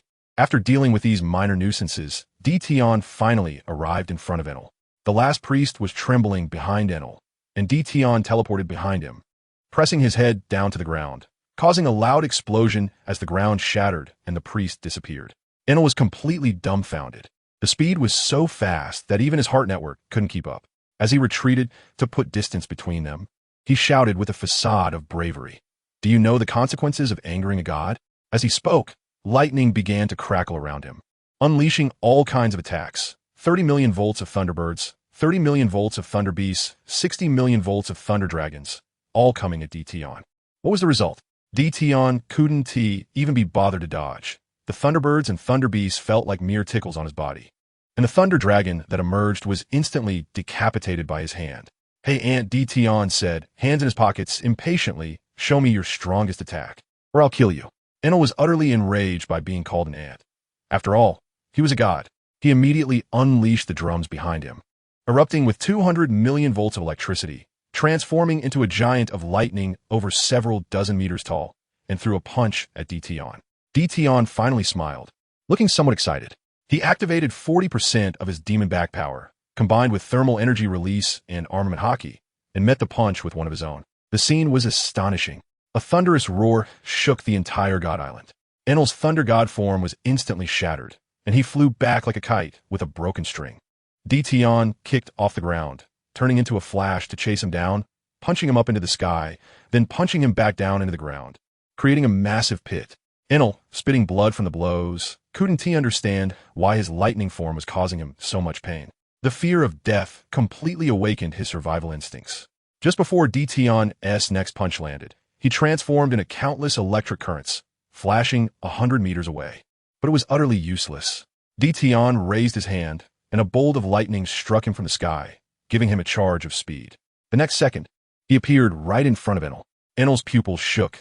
Just as he tried to elementalize, he was struck solidly in the face by a punch infused with armament hockey, sending several teeth flying. Tion followed up with a kick, pinning him to the ground, then grabbed his neck and lifted him up. Finally, Tion released his grip, put his hands back in his pockets, and said lightly, "Thunder God? Too weak, not worth a single blow. Go grow up. The Straw Hat Kids have also come to Sky Island. Go defeat them." After saying that, Tion took Robin to find the historical text, leaving Enel alone in the wind, questioning life. Later, this incident spread throughout the entire Sky Island, and everyone regarded Tion as the new god. The girl, named Conies, became a total fangirl. That night, Tion went to find her, asking if she was ready. Conies, completely blank-minded and blushing, agreed. The next day, there was a beauty pageant on the island, with Boa Hancock coming in first and Shirahoshi second. It was at this time that Enel, who had been humiliated by Tion, changed his attitude, no longer arrogant, and vented all his anger on Luffy and his crew, going all out and annihilating them. Just when Enel was about to deliver a killing blow, Tion appeared again. He thought he should give Luffy a bit of motivation to grow, so he casually picked up the unconscious Nami. As a result, it turned into a huge misunderstanding. Nami woke up to find herself in a bed, completely naked and sore all over, immediately thinking that she had been, She cried and told Luffy and the others about it, causing Luffy to explode with rage, vowing to kill Tion. Conies tried to explain that Tion had saved them, but who would listen? The Straw Hat crew left Sky Island with overwhelming hatred, each one starting to train furiously. After leaving the Sky Island, we headed straight for the Empress's Amazon Lily. Upon arrival, Shirahoshi had the Sea Kings build good relations with the warriors of Amazon Lily, which deeply moved the Empress. Then came a most explosive part. The Empress called her two sisters into a room and secretly told them a secret. She was pregnant, 2 months along. Her sisters' jaws nearly dropped in shock. The Empress, looking blissful, began planning and said she had already thought of a name for the child. Fanma Tian, proudly declaring that she was definitely the first to get pregnant, securing her position by Tion's side in the future. However, she didn't know that Tion was a sharpshooter. One day, the Empress rushed to Tion to report that she had caught Hina on a phone call with Admiral Sengoku, leaking their whereabouts. Hina also followed and hurriedly explained that it was the last work handover, then dropped a bombshell. And, "I'm pregnant with your child." Everyone present was stunned. Tion, upon hearing this, was delighted, not only not angry, but also gently beckoning Hina over and touching her belly. The Empress saw this and was alarmed. She was losing favor on the spot. In a panic, she quickly said, "My lord, I'm also pregnant." Tion touched the Empress's belly again and then smiled at Robin and Shirahoshi. "You both are pregnant too, right?" Robin was taken aback, thinking, "How long have I been with you?" But seeing Tion's confident look, she could only blush and nod. Shirahoshi was so anxious she started to cry, saying, "My lord, I don't know if I'm pregnant. Am I useless?" Tion smiled and touched her belly. "Don't worry, you are too. I am Fanma Tion." Shirahoshi instantly stopped crying and smiled. Only the Empress's mood soured. It turned out she was just a recipient of the Sunshine Award. She became even more anxious and cautiously confessed, "My lord, my child. Might be a girl. Will you not like it?" "Don't worry," Tion smiled. "A girl is also nice." Upon hearing this, the Empress was overjoyed and hugged Tion, starting to act cute, saying she had already thought of a name for their daughter, Fanma Tian. Shirahoshi also got excited, saying that my child should be named Fanma Yuyu. The Empress quickly corrected her, saying that hers would be a boy and needed a more powerful name. Shirahoshi insisted on Fanma Yuyu, but let me tell you, Tion wasn't having any of that. When he saw that the atmosphere was getting too mushy, he interrupted immediately. He frowned and switched to serious mode. All right, everyone pay attention to your health. I won't be responsible if you disturb the fetus. Just like that, one moment he was tender. The next he turned into a strict principal. He then started assigning tasks like a commander. Hancock, you stay on Amazon Lily and take care of the pregnancy. Shirahoshi, go back to Fishman Island. Robin, you go to Fishman Island too. There's a historical text you need to work on. Hina, go back to your hometown. After that, I will visit each of you. Who understands family? We haven't even had enough intimacy, and now it's turned into a long-distance relationship? The girls looked dumbfounded, their little faces drooping. Tion saw their expressions, his face stern, and his tone changed. What's wrong? Any objections? Who would dare object? They could only pitifully shake their heads. Then it was settled. Tion made the final call. The wedding would be held tomorrow, and after that, he had to leave. He had his own business to attend to. Upon hearing this, the Empress felt both sweet and bitter. The sweet part was finally having a title, and the bitter part was having to separate right after marriage. Her little eyes shot toward Hina, undoubtedly cursing in her heart. It's all your fault, you old six. Why did you have to speak so fast? If you hadn't said it first, I could have blamed him for a few more days. Hina felt quite helpless. She was taking the blame. Without further ado, Tion's efficiency was off the charts. First, he sent Hina back home, then took Shirahoshi and Robin straight to Fishman Island. Good heavens, when the old King Neptune saw the two suddenly return, he was dumbfounded. When he heard Shirahoshi was pregnant, his jaw nearly dropped to the ground. He and the three princes stood there in shock, their CPUs nearly overheating, probably thinking, my dad wasn't this impressive. But shock aside, they were about to become grandfathers and uncles, and they were all overjoyed. After settling Shirahoshi, Tion took Robin to Madame Charlie SEF. Let me tell you, Madame Charlie is the true love warrior. She's there every day fortune-telling, eagerly waiting for Tion to return. As soon as she heard his footsteps approaching, her heart nearly jumped out. When the door opened and Tion's handsome face appeared, Charlie pounced on him like a hungry tiger. Just as she was about to have a deeper conversation, Tion directly pointed at her belly. You've got something in there, take it easy. Charlie's face instantly flushed, and she quietly asked how he knew. Tion was confident. How could I not know my own abilities? After telling her to take care of Robin, he left, efficient as ever, not staying a second longer. Guess where he went? To Impel Down, the underwater prison. And how'd he get there? He casually caught a gigantic sea king to be his ride and directly airdropped to the entrance. The guards at the gate were dumbfounded. Who is this guy? Fanma Tion with a bounty of 50 billion. He came to surrender. An unobservant guard accidentally twitched, firing several shots. As a result, the bullets hit Tion like a tickle, sparking off without any effect. Tion's face darkened instantly, and with a flash, he appeared before the guard, easily twisting off his head like a bottle cap. The guard next to him was so scared he wet himself, rolling his eyes back and fainting on the spot. Alarms instantly rang throughout the prison. Where was the Warden Magellan at this moment?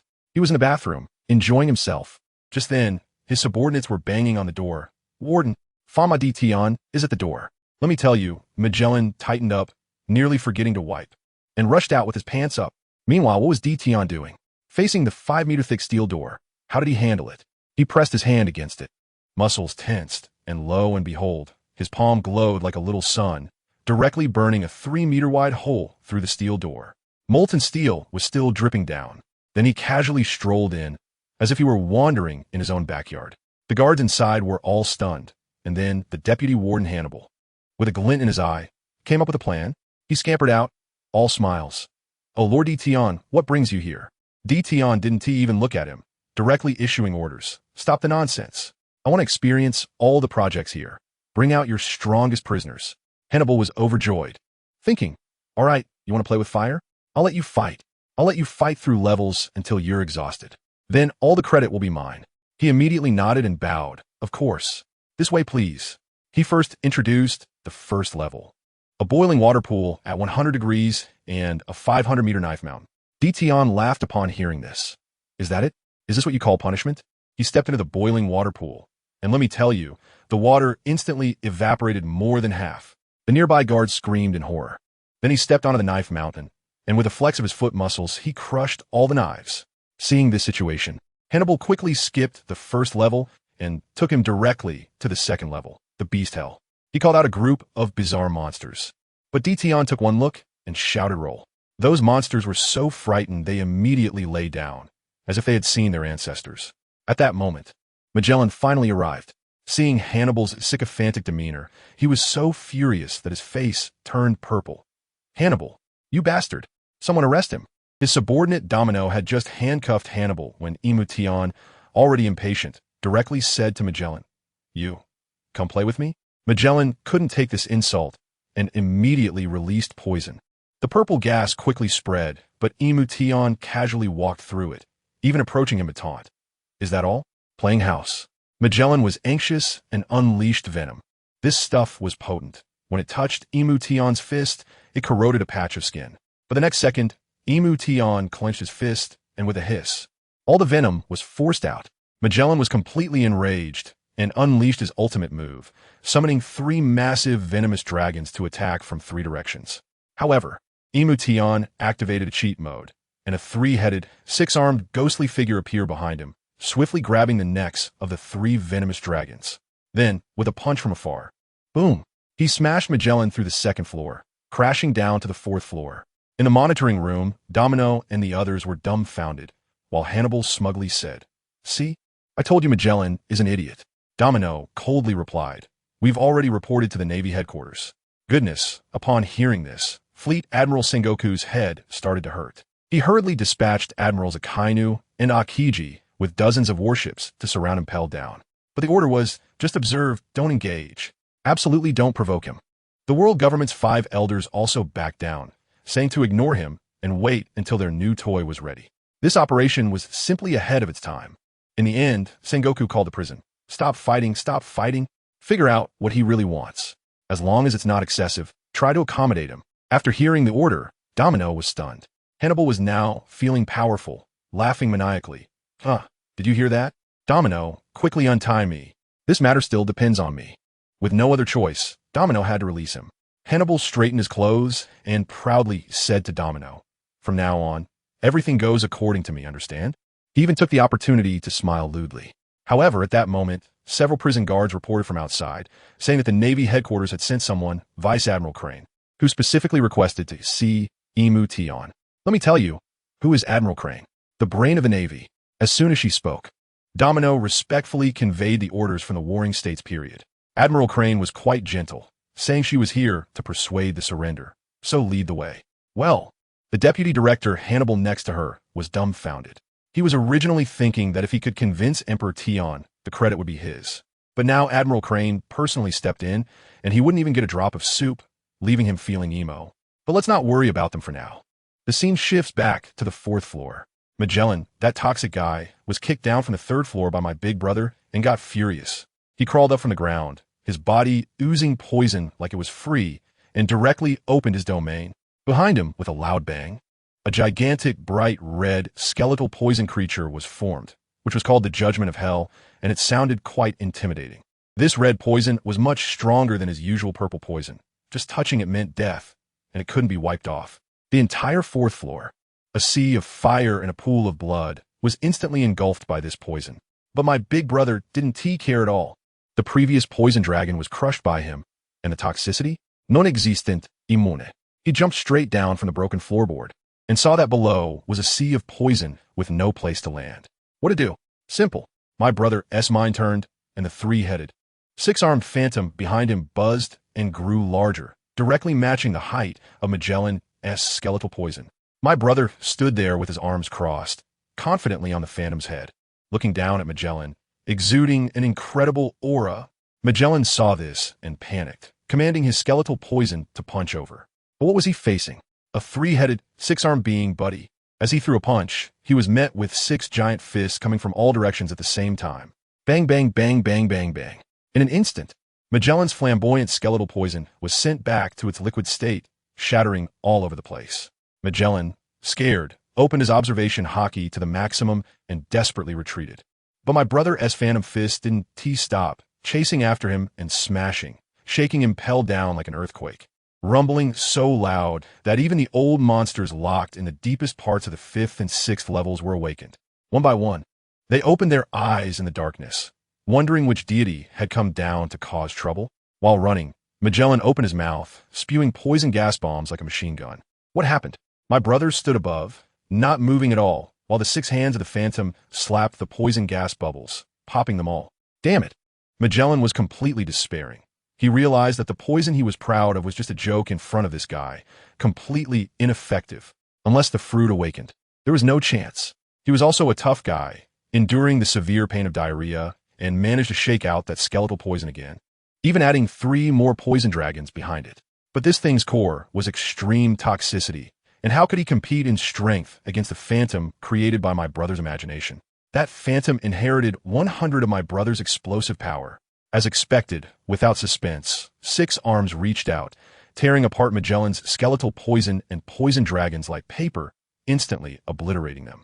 Finally, the phantom threw a straight punch, and Magellan braced himself, trying to block with his toxic fist. Bang! With a loud noise, Magellan was sent flying like a cannonball, embedding himself into a steel wall. Unable to be pulled out, his bones probably shattered, and he fainted on the spot. With the chaos and impelled down, the opportunity arose. The clown Buggy, hiding in the shadows, saw that Magellan was down, thinking, what are we waiting for? He was bold. Not only did he escape himself, but he also stole a bunch of keys, opening all the cells from the 1st to the 4th floors and releasing a large number of prisoners. Suddenly, the entire prison was in chaos, alarms ringing incessantly. Admiral Crane remained calm, ordering her subordinates to capture everyone while she stationed herself at the entrance of the 4th floor to prevent prisoners from escaping downwards. In her view, where could these small fries run to? With dozens of warships outside and 2 admirals guarding them. Could this be called a jailbreak? This was called letting off steam. Buggy, leading a group of little brothers, took several hours before finally breaking out of the gates of Impel Down. He then posed with his hands on his hips and started to show off. Listen up, everyone. Once we're out, we'll seize the warships. This is our only chance. The little brothers cheered. Boss Buggy is awesome. We'll follow the boss. But as soon as they stepped outside, everyone was dumbfounded. The sea was densely packed with warships, countless cannon mouths aimed at them. Akainu stood at the bow of the ship, his face as dark as a pot bottom. Seeing this trash had actually come out, and he exploded with rage. Fire. No mercy. Boom, boom, boom. Da-da-da. I tell you, those prisoners were as arrogant as they could be just now, and now they're in a complete mess. Bucky was so scared he was falling apart, leading the charge to run into the city. When the others saw that the outside was the ocean, full of sea kings, they figured it was better to go back and at least survive, and so they scrambled away, with several guys running so fast they dashed back to their cells, slamming the doors shut and curling up in the corners, trembling in fear, playing it safe. The guards were left dumbfounded, wondering what was going on with these people. Some even voluntarily surrendered. Quick, arrest me. I want to go back to my cell. It's too scary out here. I'll never escape again. Then, everyone unanimously blamed Bucky. Hannibal appeared with a cold smile, pointing at Bucky. I've seen the surveillance. He was the one leading. Arrest him. Just when the prison was in chaos, Vice Admiral Peach Rabbit arrived. As soon as she heard that Emperor Tion was in the city, she rushed over from Shambody. Hannibal, that old lecher, tried to get close, but was shot down by a glare from Peach Rabbit. Take me to see Emperor Tion, she said coldly. Hannibal looked troubled, stuttering. Lord Tion might not have time to see you. No kidding. He must know that the big guy is currently deep in conversation in Domino's room. Peach Rabbit didn't care about that and insisted he lead the way. When they reached the door and heard the voices inside, Peach Rabbit's face instantly darkened. Without a word, she kicked the iron door open. The big guy inside was interrupted and quite displeased, standing up to glare at Peach Rabbit with a murderous look. Peach Rabbit felt both bitter and wronged, not knowing where her courage came from, and coldly threw out the bombshell. I'm here to tell you that I'm pregnant with your child. If you kill me now, you'll be killing your own child. Wow. She thought this was a protective charm, but it ignited a powder keg. The big guy hated being threatened the most and exploded on the spot. So you're threatening me? That surge of anger made Peach Rabbit instantly afraid, tears streaming down her face. She thought she could manipulate Emperor Tion into caring about her, but discovered he didn't care at all. The big guy grabbed her and dragged her into the next room, slamming the door shut with a bang. Peach Rabbit panicked completely, crying and pleading, saying she was wrong and wanted to keep the child. But Emperor Tion had already lost his cool. The violent bloodline of the Fanma was surging, and no one could stop him. He felt that Peach Rabbit had repeatedly provoked him and didn't deserve to have his offspring. As for what happened next, folks, I need to pause here. In short, the process was intense and brutal. 2 days later, Peach Rabbit lost the child. And the big guy? He went to the Navy headquarters like nothing happened, right to the execution site of the Marineford War. Sengoku really gave him face, arranging a special seat. One side for the three admirals, the other for the seven warlords, the center of attention. When Don Quixote da Flamingo saw him, he was so scared his legs went weak, cursing the Navy 1,000 times in his heart. Just then, the sea surface in the inner sea suddenly began to churn. Boom! Ship after ship of coated pirate vessels surfaced from the depths, and the first one was the Moby Dick. The Whitebeard pirates had arrived. Sengoku looked at Emperor Tion, smiling. Lord Tion, Whitebeard is up to you, how about it? This proposal was not bad. The big guy grinned, stood up, hands in his pockets.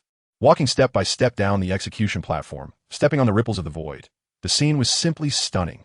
Whitebeard stood at the bow of the ship, his gaze instantly locking onto Emperor Tion, battle intent soaring. All of this started because of you. Let us settle it here today. You dare to harm my sons. Unforgivable. As soon as he finished speaking, he slammed a fist violently into the air beside him. Crack! The entire space shattered like glass. The atmosphere shook and the world trembled. I tell you, with this punch, the entire battlefield is about to be turned upside down, feeling like the next second everything will change. The Navy high-ranking officials on the execution platform turned pale. Sengoku couldn't help but mutter, goodness, this old man Whitebeard really has the power to destroy the world. Luckily, he is not at his peak. Otherwise, with this punch, we would all have to pack up and go home. Next to him, Kizaru, looking like a lazy fish, spread his hands and said, even if he's not at his peak, it's still terrifying. Fortunately, that guy, the Emperor, is interested in playing with him. Otherwise, if it were me, I wouldn't do it. Akiji stood by, seemingly half asleep, not saying a word, but his expression was extremely serious.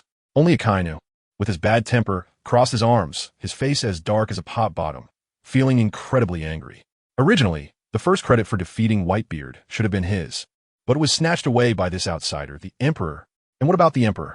Didn't he take this seriously at all, grinning widely and laughing maniacally, his red hair dancing wildly as he shouted at Whitebeard, "Ha, a bunch of weaklings, kill me if you can. Not convinced? Come at me, and I'll send you straight to hell to see your good sons." Wow, this taunt was on point. Whitebeard was already fired up by the pure fighting spirit of the Emperor, having not encountered such an opponent in years. And now, the Emperor was taunting him right in front of his face. Who can stand that? The old man exploded on the spot, his regal aura bursting forth. Gathering all his strength, wielding his great sword, the Mirakamajiri leaping off the Moby Dick and performing a downward slash toward the Emperor. That sword was wrapped in a red-black conqueror's hockey, electric arcs crackling and flashing, tearing apart the entire space. The Emperor's eyes lit up at the sight, exhilarated. He realized that Whitebeard was going all out, even using his trump card, the conqueror's hockey, which was quite powerful. It was worth his full effort. In the next second, the Emperor stomped his foot at super light speed, producing a loud boom, and the ground beneath him instantly shattered into pieces, while his figure had already disappeared. So fast. The three admirals nearly had their eyes pop out. Just moments ago, the lazy Kizaru and Akiji were suddenly energized, staring intently at the battlefield. Akainu was even more furious. His fists clenched tightly, killing intent surging. He couldn't understand why this unconventional wild style was so strong. Sengoku quickly held him back. Akainu, calm down. Don't ruin our plan. Of course, with the little killing intent Akainu just displayed, if the Emperor hadn't been enjoying himself with Whitebeard, he probably would have been taken out in an instant. Just as the thought crossed his mind, the Emperor's fist collided with Whitebeard's sword. Boom! The energy fluctuation was terrifying, the wind howling, the ground cracking like tofu, and the sea surging with towering waves. The surrounding Navy soldiers couldn't even open their eyes. Their hats were blown into the sky, and the next second, they turned to dust in the energy clash. The two continued to exchange blows, the energy range expanding from 100 meters to hundreds of meters, directly spreading to over 1,000 meters. Even the execution platform was shaken with several cracks. The Emperor's muscles tensed, heat energy released, and with the combination of armament hockey and flowing cherry blossoms, he was evenly matched against Whitebeard's conqueror's hockey. At that moment, Tion thought, where can I put my face? He was so furious that his teeth were itching. A nearly dying old man could actually match him in strength. This was simply a great humiliation. While enduring the pressure from the white-bearded knife, he burst into wild laughter. You've successfully provoked my killing intent. With each battle, he grew stronger, and the moment his killing intent was unleashed, his fighting spirit soared once again, resembling a rampaging humanoid beast. Doflamingo, watching from the side, was horrified, thinking to himself, here we go again. That perverse feeling of Tion getting stronger with each fight is back. This is just more evidence that he is a monster. On the other side of the battlefield, those who wanted to pick up the scraps began to have their own thoughts. The so-called Whitebeard too, a foolish character, said to the old woman on his back, "Mom, that person is too strong. I feel like I can't defeat him." His mother whispered in his ear, "Son, you need to find a way to ambush him or take the opportunity to kill Whitebeard. That way your reputation will be even greater." Blackbeard Teach was also plotting, thinking that fortune favors the bold, and Whitebeard's fruit abilities were the core of his plan. It must be obtained. Even if he had to confront Tion head-on, he would treat a dead horse as a live one. First kill Whitebeard, then talk about the corpse. Just then, Tion was completely enraged. He clenched his other fist, also radiating overwhelming dominance, and with both fists, he smashed down towards Whitebeard's knife. The force came crashing down like two mountains, and Whitebeard instantly couldn't hold on. Blood began to ooze from the corner of his mouth. The overuse of Conqueror's Haki was accelerating his death. On the ship, Ace, Jozo, and the others watched with their hearts breaking, tears streaming down. "Dad, we're here to help you," Ace shouted as he was about to rush forward. "Ace, there's no time. Quickly go, save your siblings." Whitebeard, enduring the intense pain and the pressure from Tion, managed to squeeze out a sentence. Ace gritted his teeth, glanced back at his companions on the execution platform, and ultimately ordered with tears, "All members of the white team, immediately rescue Flower Sword Bista and the others. Our white team will never abandon any family member. Charge!" The members of the white team roared as they rushed off the ship, only to collide head-on with the Marine Headquarters giant vice admirals. Marco, engulfed in blue flames, flew straight towards the execution platform. Ace, fully ablaze, carved a bloody path with his fiery fists. Jozu, diamond-coated, charged through like a tank. But everyone knew the real heavyweights, the 3 admirals and the 7 warlords, had barely made a move. On the execution platform, Flower Sword Bista and the others cried out, "Ace, you all hurry and leave. Don't worry about us." Next to them, Buggy shamelessly clung to a pillar, begging, "Big brother, big sister, can you take me with you? I'll be your servant." Unfortunately, no one paid him any mind. Just as Marco was about to reach the execution platform, Kazuru's figure flashed, transforming into a beam of light that appeared in front of him. With a lightspeed kick, he sent Marco flying, lazily saying, "This is as far as you go. I can't let you proceed." Seeing this, Sengoku turned to the warlords and said, "It's your turn to act." Mihawk, particularly aloof, replied, "With Fanma Tion here, it's already beyond my scope of work. But since I'm here, I'll make a slash." After saying that, he drew the black sword, Knight, and casually slashed at Diamond Jozu. Jozu had just barely withstood the giant vice admiral's attack, and he had no time to dodge, so he had to brace himself and unleash his ultimate move. Radiant, the strongest shield. As a result, he was cleaved away several dozen meters, his new prosthetic limbs severed, and he was left panting heavily. Then Mihawk sheathed his sword, focusing on clocking in for work, slashing once before continuing to watch the show, causing Sengoku to nearly have a stroke from anger. Doflamingo was quite proactive, releasing countless threads, manipulating the white team's lackeys to fight each other. That Whitebeard too took the opportunity to jump into the battlefield and began slaughtering the members of the white team. On Ace's side, the blazing flames caught Akainu's attention. Akainu scoffed, thinking that a mere fire fruit dared to be arrogant in front of his magma fruit. He unleashed a move, Magma Dog, and his scalding magma fist cut off Ace's path. Ace was furious, but he knew his abilities were restrained. Nonetheless, he refused to back down and directly challenged Akainu. Akainu leaped down from the high platform, his arm beginning to turn to magma, and the surrounding minor soldiers quickly dodged, fearful of being caught in the crossfire of this admiral known for harming his own men.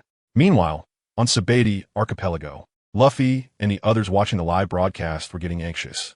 Usopp, sweating profusely, said, "Luffy, your brother seems to be unable to defeat that admiral." Nami, looking at the screen where Tion was rampaging, felt incredibly complicated, her fingers nearly digging into her flesh.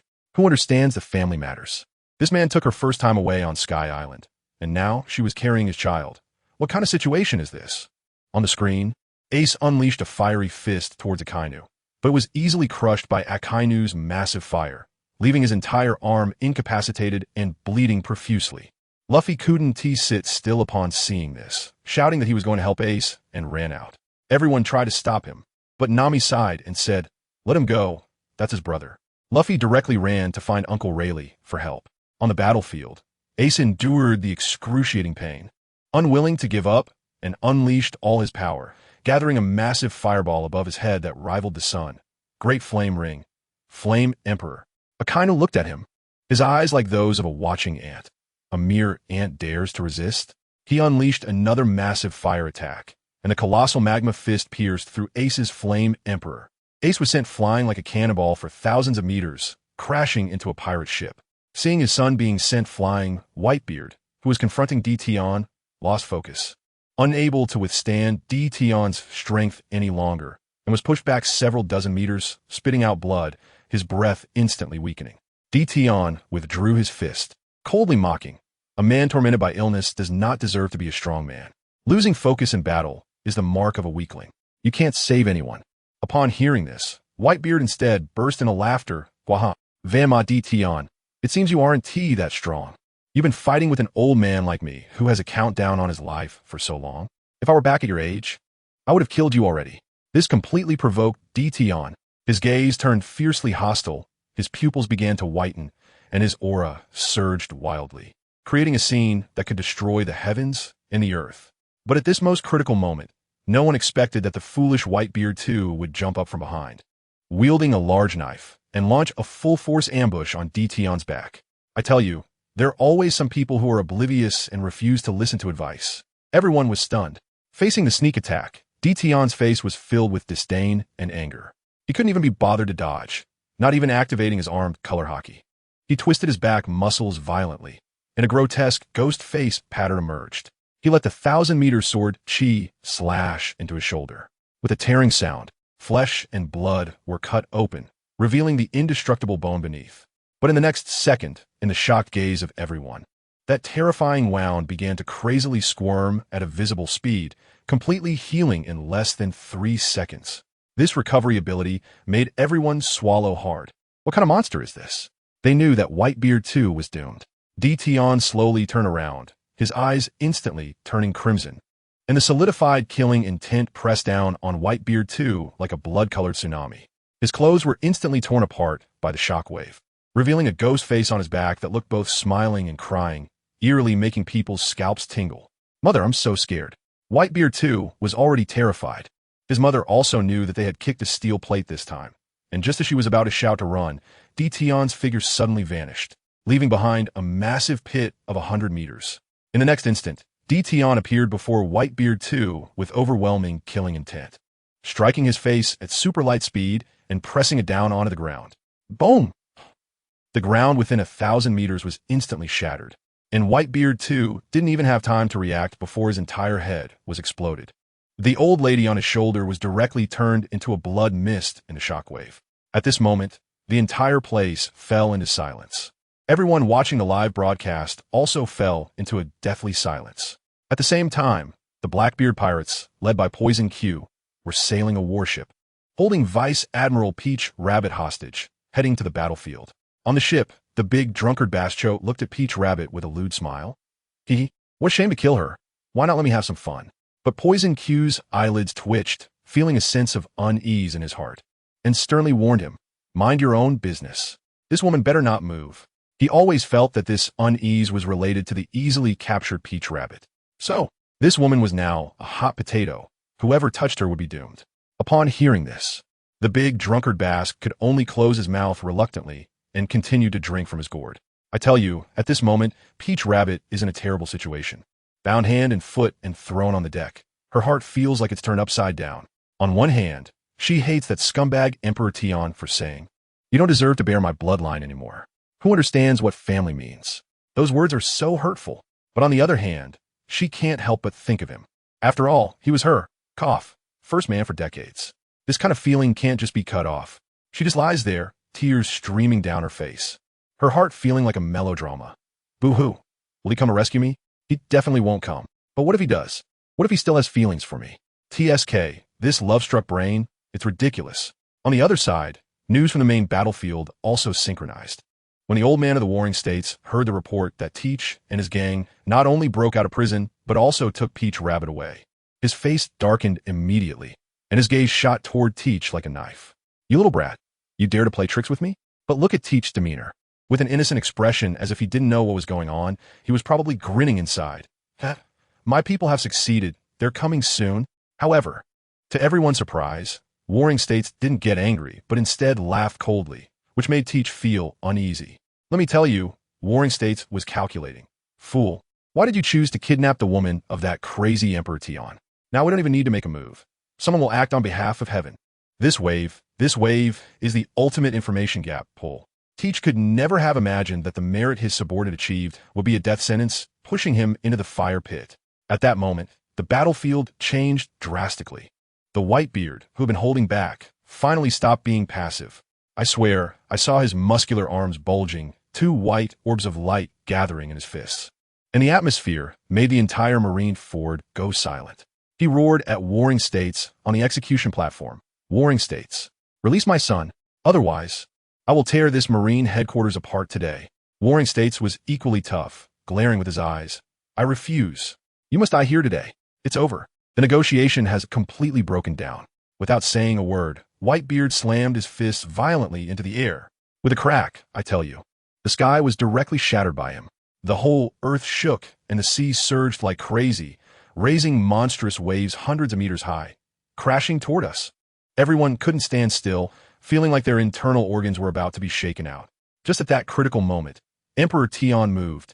His entire body was instantly filled with buffs. What troll power, thermal liberation, ghost back, armament hockey, all activated. Then, in an unremarkable manner, he punched the ground. The next second, a miracle happened. I watched in shock as the split sky healed itself. The towering waves crashed back into the sea, and the ground stopped shaking. 5 seconds. Just 5 seconds. The entire world fell silent. Everyone was stunned, jaws dropped to the ground. Akiji originally wanted to freeze the sea waves, but he didn't even get a chance to act. Mihawk's gaze was burning with fighting spirit. Warring States' worldview collapsed. He used to think Whitebeard had the power to destroy the world, but now he realized that compared to Emperor Tion, Whitebeard could at most be considered a demolition team leader. Emperor Tion was the one who could format the earth with a single key. On Whitebeard's side, things turned grim. The power of Emperor Tion's punch rebounded, causing him to spit out a mouthful of old blood, and he couldn't stand steady, having to lean on his massive sword. But he still fixed his gaze on Emperor Tion and even smiled at the end, gurgling. Fanma, Emperor Tion. I really wish to be born in the same era as you, to personally take you down. As for Emperor Tion, I tell you, the muscles on his back twisted, and he walked step by step toward Whitebeard. The oppressive aura was intense. He stood in front of Whitebeard, looking wild, striking a finishing pose, and spat out 3 words, Demon God Strike. A shadow of light that moved too fast to be seen sliced directly into Whitebeard's body. The legendary hero, the world's strongest man, the breath of life dissipated in an instant, standing there, unmoving.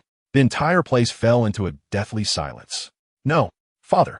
Ace watched with bloodshot eyes, roaring heartbreakingly. Fanma, Emperor Tion, I want you dead. His whole body erupted in flames, transforming into a giant fire fist rushing toward Emperor Tion. Teach saw this opportunity and laughed madly, worrying he wouldn't get a chance to collect Whitebeard's corpse, and Ace's action was simply a divine assist. He immediately unleashed his dark powers, blocking Ace's fire fist while stealthily wrapping Whitebeard's body in darkness. As for Emperor Tion, he didn't even look at Ace. With a twitch of his muscles, he propelled himself like a cannonball, smashing the energy from Ace and Teach's clash apart. Just then, the reinforcements Teach had been longing for finally arrived. A Navy warship docked, and Poison Q, Shiryu of the Rain, and a bunch of bizarre characters disembarked. These people were ruthless characters pulled out from the 6th layer of Impel Down, each one looking defiant. The guy called Evil Political King Pizarro immediately spotted Emperor Tion walking in the sky and looked down on him. Who is that? Poison Q turned pale, quickly lowering his voice. Fanma, Emperor Tion, a monster with a bounty of 5 billion. Don't provoke him. But these newly released beasts wouldn't listen. Warring States also noticed these people, his expression worsening, especially upon seeing Shiryu of the Rain had also defected. He immediately ordered Akiji, keep a close watch on those scum. In the center of the battlefield, Emperor Tion was already fighting a frenzied Ace. But to be honest, it wasn't even a fight, it was a one-sided beatdown. Emperor Tion's speed was too fast. Ace couldn't even touch the hem of his clothes, getting punched and kicked like a sandbag all over the battlefield. A few seconds later, the fight ended, with Emperor Tian grabbing Ace by the neck, who was bruised and barely conscious, lifting him into the air, coldly saying, "With you? You think you can kill me?" Ace was struggling to breathe, but looking at his father's corpse and thinking of his brother's tragic situations. An unprecedented rage awakened the conqueror's haki within him, erupting violently. The weaker beings on the battlefield immediately turned pale and fainted. But Emperor Tian just laughed, a particularly cruel laugh. "Oh, you finally learned to use conqueror's haki? What a pity, having been someone else's son for so long. Your kingly aura is pitifully weak." At that moment, a loud shout came from afar. "Goma Goma no!" A rubber fist broke the sound barrier, heading straight for the back of Emperor Tian's head. Luffy, he finally arrived. Without even turning his head, Emperor Tian dodged to the side. I saw Luffy leap from the ship into the air, unleashing a Goma Goma no storm. Thousands of fists raining down. But when the dust settled, Emperor Tian remained in the same position, completely unscathed, still holding Ace. Ace saw Luffy and used his last ounce of strength to shout, "Luffy, you idiot, what are you doing here? Get out." Tears streamed down Luffy's face. "Ace, I'm not leaving. I'm here to save you." "Save him?" Emperor Tian laughed maniacally. "You're too weak. How about I help you become a bit stronger?" As soon as the words left his mouth, in front of everyone's shocked gaze, especially Luffy's, Emperor Tian's other hand clenched into a fist, and with a whoosh, it pierced straight through Ace's heart. Ace's pupils constricted as he looked down at the fist penetrating his body, and finally turned to Luffy, murmuring, "Luffy, run. You can't beat him." After that, his head tilted, and he completely lost his breath. The entire world seemed to come to a standstill in Luffy's ears. In the next moment, a wave of Conqueror's haki, dozens of times more powerful than what Ace had just displayed, erupted from Luffy, soaring into the sky. Daitian, I will kill you." Luffy instantly activated Gear Second, steam swirling around his body, and charged like a red meteor towards Daitian, throwing a punch. Daitian casually blocked it with one hand. Unwilling to back down, Luffy jumped into the air, activated Gear Third, and a giant rubber hand larger than any human's descended from above. Daitian looked at the giant fist coming down and simply threw a punch in response. With a bang, Luffy's giant fist was deflated, and he was sent flying like a kite with a broken string, soaring into the clouds thousands of meters high, and then he never came down, swept away by a mysterious whirlwind. Rayleigh on the ship furrowed his brows, instantly understanding. It was Dragon, the Revolutionary Army's dragon, who had rescued Luffy. On the other side of the battlefield, a shocking tremor suddenly erupted. Everyone turned to look and saw Blackbeard standing there, one hand dark and the other, surprisingly holding Whitebeard's iconic white tremor sphere. "Ha ha ha, I did it. I succeeded." Blackbeard's maniacal laughter echoed throughout the area. All the big shots were stunned. How could this guy possess two devil fruit powers? Just then, the Warden of Impel Down, Domino, finally arrived. She pointed at Blackbeard's group and shouted with all her might, "Lord Daitian, they have taken Vice Admiral Peach Rabbit hostage." With a swish, Daitian slowly turned his head. The playful expression on his face instantly darkened to the point where water could drip from it, his gaze locking onto Blackbeard. Blackbeard's heart skipped a beat, but he quickly puffed out his chest, thinking, "I'm now a dual devil fruit user, with a gang of tough guys around me. What do I have to fear?"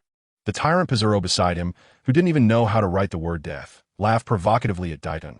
"Hey, who do you think you are, telling me to send my captain over?" The heavily made-up old hag, Katarina Devon, also laughed. "Oh, just came out and saw such a strong man. Why not let him come over and have some fun?" As soon as these two fools finished speaking, Daitian erupted with a terrifying aura like a mountain collapsing and a sea surging, the air in Marineford solidifying. He was angry, genuinely angry. These mere ants dared to provoke him time and again. Behind him, endless black smoke began to surge out wildly.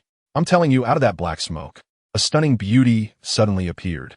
Her figure was so graceful, with long legs paired with a uniform and a little military cap, simply breathtaking. Meanwhile, Blackbeard's gang of idiots was still there commenting, saying something flashy, "What's the use of bringing out a woman?" Teach felt even more pleased with himself, laughing maniacally, with a look that said, "Oh, I get it. You're a devil fruit user, right? Well, that's easy to handle." I just wanted to laugh at that moment, dude. You have no idea about true power. He doesn't understand a thing. The one summoned by Emperor Tian is none other than the Ice Queeness Death from another world. With one move, she could wipe out millions, and with a powerful attack, she could freeze half the world into the Ice Age. The most outrageous part is that she has a hidden ultimate move called Mocha Bot, which can freeze time and space directly. Let me tell you, while Blackbeard's gang was still posing, Mrs. Death moved. She brought her hands together in front of her chest, and a blue orb of light exploded instantly. Mocha Bot. Family. Who understands this? In that instant, the entire battlefield, including the Sabeti Archipelago and Mariewa, came to a complete standstill. Everyone was like wax figures in a large figurine exhibition. Not only could they not move, but their thoughts were also frozen. Then I saw Emperor Tian, so leisurely, strolled over to teach, and with a swift motion, snap, snap, the evil king and Katarina Devon were taken out on the spot. Just a few seconds later, when time resumed, the whole place crashed.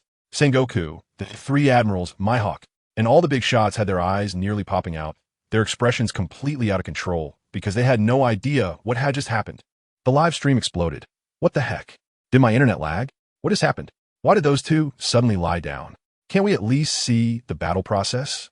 The Navy must have cut the key footage. This is so messed up. I'm telling you. Even Lord M from Mariewa frowned. She couldn't understand either. The Gorosei were guessing below. Is it an illusion? Is it thought assassination? Or did it erase our memories? Laughable. Your imagination is still too limited. But if we have to talk about who was the most bewildered, it had to be Blackbeard himself. He watched his two companions die beside him. Unable to find a single wound, cold sweat pouring down like rain. The range Shiryu and his gang were so scared their legs went weak, looking like they had seen a ghost, not daring to breathe. Then, Emperor Tian spoke up, his voice not loud, but with such a domineering tone. I'm giving you a chance to live. Now, all of you kneel. Blackbeard and the others hesitated, and Emperor Tian directly started counting down. I'm counting to 3. If you don't kneel, you'll die instantly like these two ants. 1. With a thud. I'm telling you. Teach knelt down so smoothly, his knees softer than anyone else's. A wise man knows when to bend. His subordinate, Burgess, still wanted to be tough. Captain, you. Teach shouted back. Shut up. If you don't want to die, kneel down immediately. 2. Emperor Tian's voice sounded like the Grim Reaper's death knell. Burgess and the others clenched their fists, but ultimately couldn't withstand the threat of death, and all went down. As a result, Emperor Tian kicked Burgess away several thousand meters, embedding him into the wall of the Navy headquarters like a mural, knocking him out cold. Then he stepped on Blackbeard's head. With a bang, the ground cracked. Oomph. Just a bunch of trash. Dare to provoke me. Blackbeard, being ruthless himself, immediately switched to begging for mercy. I'm sorry, Lord Tian. It's all my fault. Please calm down. We won T-Dare again. With his life on the line, what dignity could he still have? Only then did Emperor Tian give a strange smile, looking at him like a pig he raised. Get lost. I'll let you go this time. I'm looking forward to your growth. Ha ha ha. Saying this, he kicked Teach away as well. Seeing the opportunity, Admiral Sengoku immediately transformed into his Buddha form to finish off Blackbeard and his gang.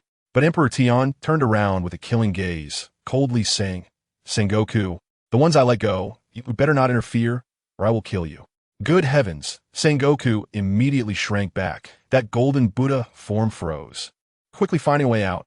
Ha, Lord Tian is joking. You must have your plans. How could I not know? I'm just here to quickly end the fight and capture the remnants of the Whitebeard pirates. Upon hearing this, Blackbeard's gang breathed a sigh of relief, rolling and crawling away. Before they fled, they still had a bit of conscience and released Vice Admiral Peach Rabbit. As soon as she was untied, Domino from Impel Down rushed over, familiar and concerned. Vice Admiral Peach Rabbit, I'm so glad you're okay. You know, it was Lord Tian who saved you this time. Upon hearing this, Peach Rabbit was stunned, pressing her hands on Domino's shoulders and urgently asking, Really? Is everything you said true? But why would he care about me? He must hate me to the core. As she spoke, she started to cry, sobbing. But I really regret it. I've realized I can't be without him. I can't bear to lose him. Family. Who understands this dramatic scene of chasing after a husband? Domino was fanning the flames beside her. Really? When Lord Tian heard you were kidnapped, he instantly became furious, killing effortlessly, so domineering and invincible. All of this was for you? I'm so envious. After hearing this, Peach Rabbit couldn't help but search for Emperor Tian's figure among the crowd, and when she saw that mighty silhouette, her eyes welled up with tears. Feeling both wronged and happy, wanting to rush over and hug him, telling him she was wrong. Just then, the battlefield changed dramatically. The Whitebeard pirates were on the brink of total annihilation, and Marco was shouting for everyone to retreat. Suddenly, with a loud bang, A terrifying wave of conquerors' hockey swept across the entire battlefield. Navy soldiers fell like wheat, and even several vice admirals couldn't withstand it, directly getting knocked out.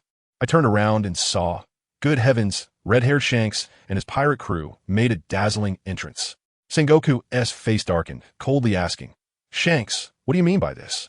Shanks, as usual, smiled and said, "Admiral Sengoku, how about you give me some face? Let us end this matter here." Sengoku cursed inwardly, but still held his nose and agreed, saying the white-beard pirates could leave, but those on the execution platform had to die. Shanks immediately withdrew his smile, his gaze becoming sharp. "In that case, our red-haired pirates can only join in and accompany you to the end." Sengoku was also troubled, having just dealt with Whitebeard. Now, there was the red-haired crew. The Navy headquarters would surely be demolished today. Then this old fox unexpectedly turned to Emperor Tion. "Lord Tion, I wonder if you have any interest in the red-haired crew?" The meaning was clear, wanting Emperor Tion to be a free henchman. Emperor Tion directly rolled his eyes, disdainfully snorting, "Humph, Sengoku, be careful, don't teach me how to do things." This left Sengoku utterly baffled. Seeing this, Shanks turned to Emperor Tion again, trying to get closer. "Lord Tion, I've long admired your name. Can you do me a favor and not continue to intervene?" Emperor Tion grinned, looking wildly arrogant, suddenly staring at Shanks. "So, is this why you recklessly released your conqueror's hockey to intimidate me? If you want me to give you face, you need to show me that you have that qualification. I tell you, in the next second, boom." The conqueror's hockey on Emperor Tion erupted. Two terrifying forces collided violently in the air, tearing apart the sky, which was directly split in two, black lightning darting everywhere, making the whole marine fort look like the apocalypse. The clash of hockey stunned a large number of vice admirals, and Sengoku's face turned pale. Those still standing in the arena were all top-tier figures. The most interesting was the clown Buggy, who was tied up like a rice dumpling with sea stone. Yet he was unharmed and took advantage of the chaos to free Bista and the others. Akainu was furious and wanted to chase after, but was stopped by Sengoku. After more than 10 minutes, the clash of hockey finally ended. Emperor Tion casually put his hands in his pockets and said lightly, "Humph, not bad. To be able to match the power of my newly awakened conqueror's hockey, I'll let you go this time." As soon as he said this, the entire venue fell silent. Sengoku, Shanks, everyone. What the hell? Dude, you call this world-destroying power newly awakened? Are you sure your talent isn't some kind of cheat that's far ahead of everyone else? Shanks' expression was unprecedentedly serious, and his subordinates looked at Emperor Tion as if he were a monster. The Navy was even more desperate. How could they fight? It was simply impossible. Emperor Tion turned to Mihawk and asked domineeringly, "Do you want to fight me?" Mihawk solemnly shook his head. "Sorry, I haven't cultivated the ultimate black sword power yet. I can't win against you. I'll have to wait for another time." Emperor Tion smiled. "Not bad for your awareness." Before leaving, he reminded Sengoku, "Don't forget to arrange a battle for me in a week." After saying that, he turned and left. Peach Rabbit cautiously followed behind. Emperor Tion directly instructed the sea, "Take me to Sabaody Archipelago." A huge sea king immediately surfaced, respectfully carrying him away. Peach Rabbit hurriedly stood up, wanting to say something, but hesitating. As they approached Sabaody, Emperor Tion casually said, "If you want to say something, just let me hear it." Peach Rabbit's eyes instantly turned red, and she cried pitifully, "Emperor Tion, I realize I was wrong this time. Can you forgive me? I was just being stubborn, but I've long been unable to hold back my feelings for you. I hate your dominance, but I love you even more." Emperor Tion looked at her gently and said, "Hearing your awareness and heartfelt words, I acknowledge you this time. Remember, you, Peach Rabbit, are my second woman. As long as you don't go against my will, I will take responsibility for you." Peach Rabbit instantly stopped crying and jumped into Emperor Tion's arms, hugging him tightly. "Yes, I understand. This time, I want to be your woman seriously. I also want to have her child." Emperor Tion's lips curled up, feeling extremely satisfied. "Of course, no problem. TSK, this round of training, full marks." The two of them were lovey-dovey in Sabaody for 4 days. And this event, known in later generations as the Marineford War, finally came to an end with Whitebeard's death and Emperor Tion's departure. I'm telling you, the whole world is in chaos now. Whitebeard, he's one of the 4 emperors, a living legend, and just like that, he's gone.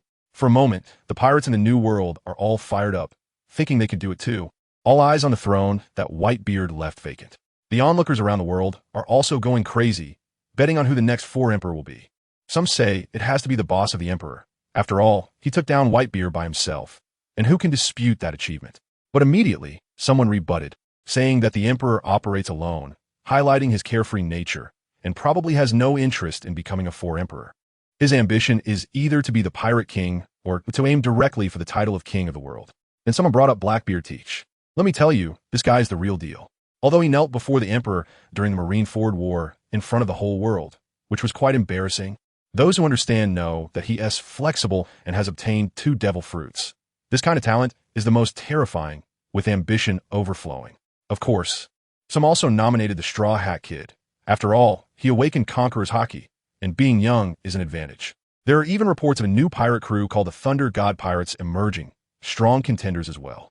Wow, this is like a dance of demons. Even more thrilling than the talent shows in 2025. While the outside is in an uproar, the Navy headquarters isn't idle either. That old fox Sengoku is calculating in his mind.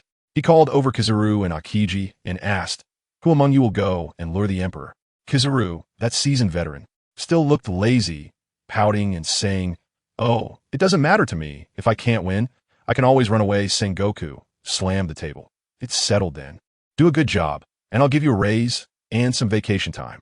I tell you, as soon as Kizaru heard this, his eyes lit up and he grinned, saying that as long as the money was in place, he could take out the 4 emperors. He immediately ran off to get to work. The Navy's operation was quite bold. They directly brought out 3 SSR-level old monsters from the lowest level of Impel Down. Good heavens, the scene was grand. With 6 top-tier warships, thousands of elite Marines, all fully armed, as tense as if they were about to fight aliens. On the deck stood those 3, each a heavyweight.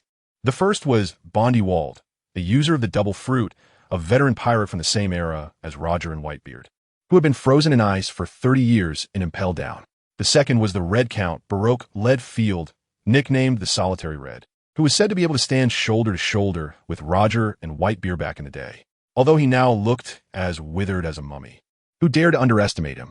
The most explosive was the third, Douglas Bullet, the Devil's Heir, a user of the combined fruit, who possessed all 3 types of hockey and was once a member of Roger's ship. This guy had not been idle in prison, training madly every day. He was simply a combat maniac. He stood on the deck laughing wildly, his gaze fierce as a demon, making the surrounding Marines tremble with fear. At that moment, a flash of golden light appeared, and Admiral Kizaru made a dazzling entrance. With his hands in his pockets and lips pursed, he said in a strange tone, "Oh my, the Devil's Heir, how terrifying." As soon as the soldiers saw the Admiral arrive, they instantly perked up, standing tall like they had been injected with adrenaline.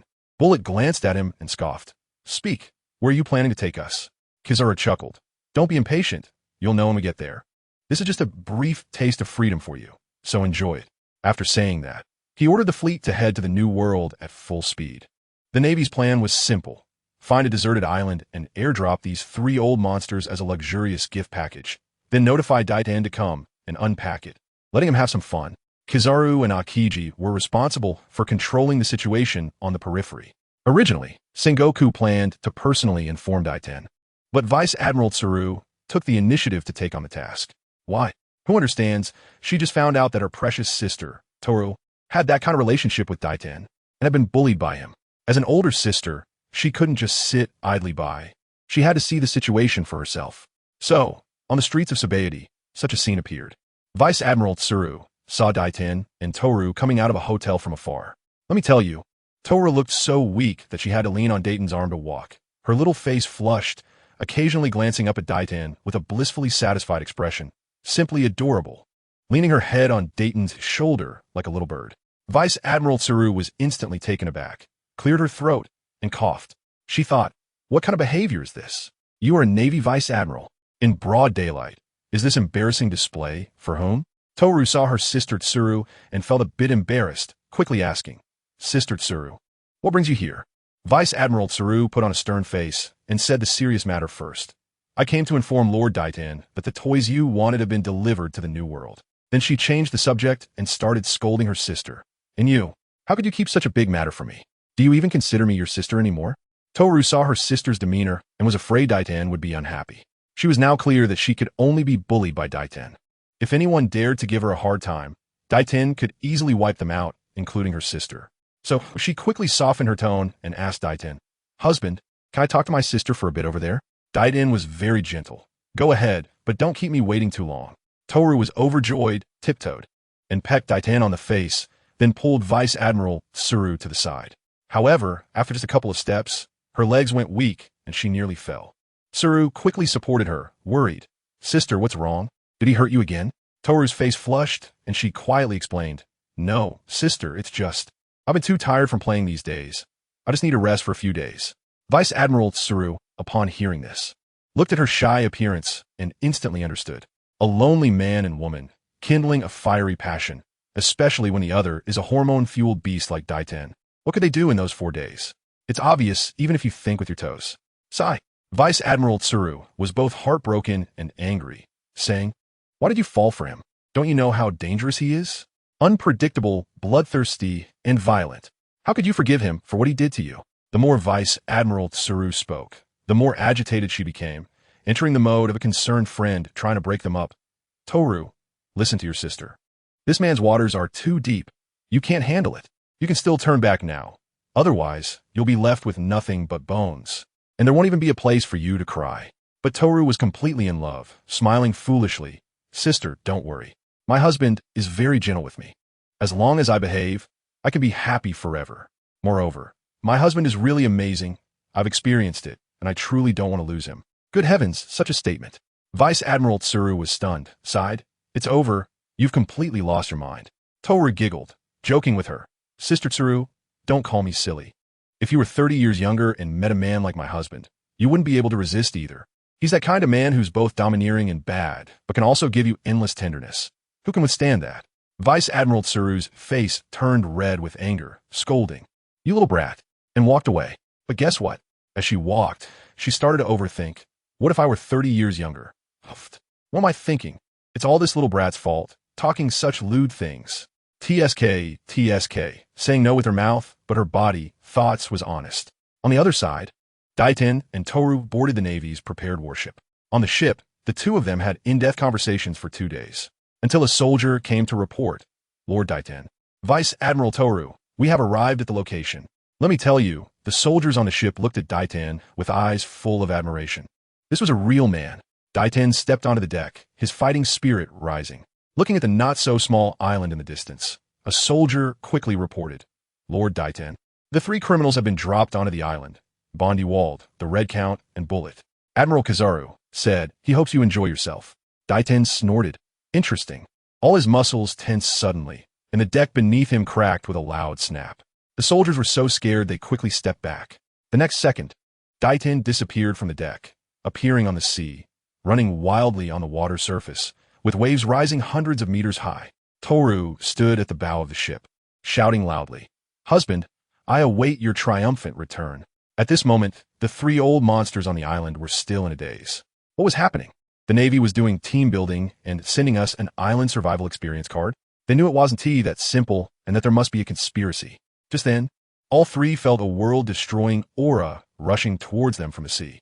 Bullet immediately understood, sneering, Want to play a hunting game? Shall we team up? Bondi Wald, however, was very realistic. Forget it, we're both in terrible shape. Do you want to fight the Navy with our heads? I've been frozen for 30 years. I need to eat first. The Red Count was even more straightforward, saying nothing and turning to leave, playing it solitary. Seeing his 2 teammates, Bullet, one with drained vitality and the other as skinny as a skeleton, lost interest in insisting. He crossed his arms, saying arrogantly, Fine, each to his own, but don't die too quickly. I can help you hold off for a while. As soon as the words fell, Tion landed on the shore.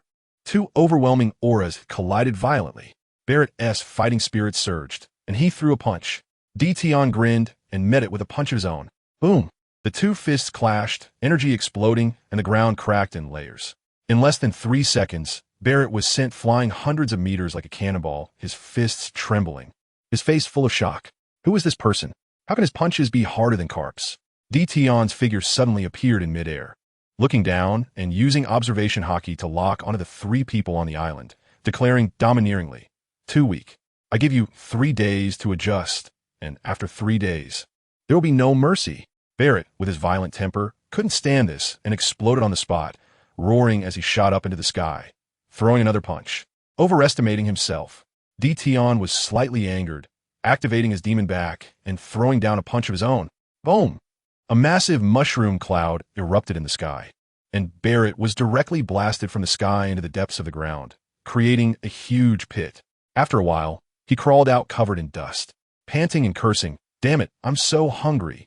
They locked me up for so many years, not feeding me for 10 days or half a month."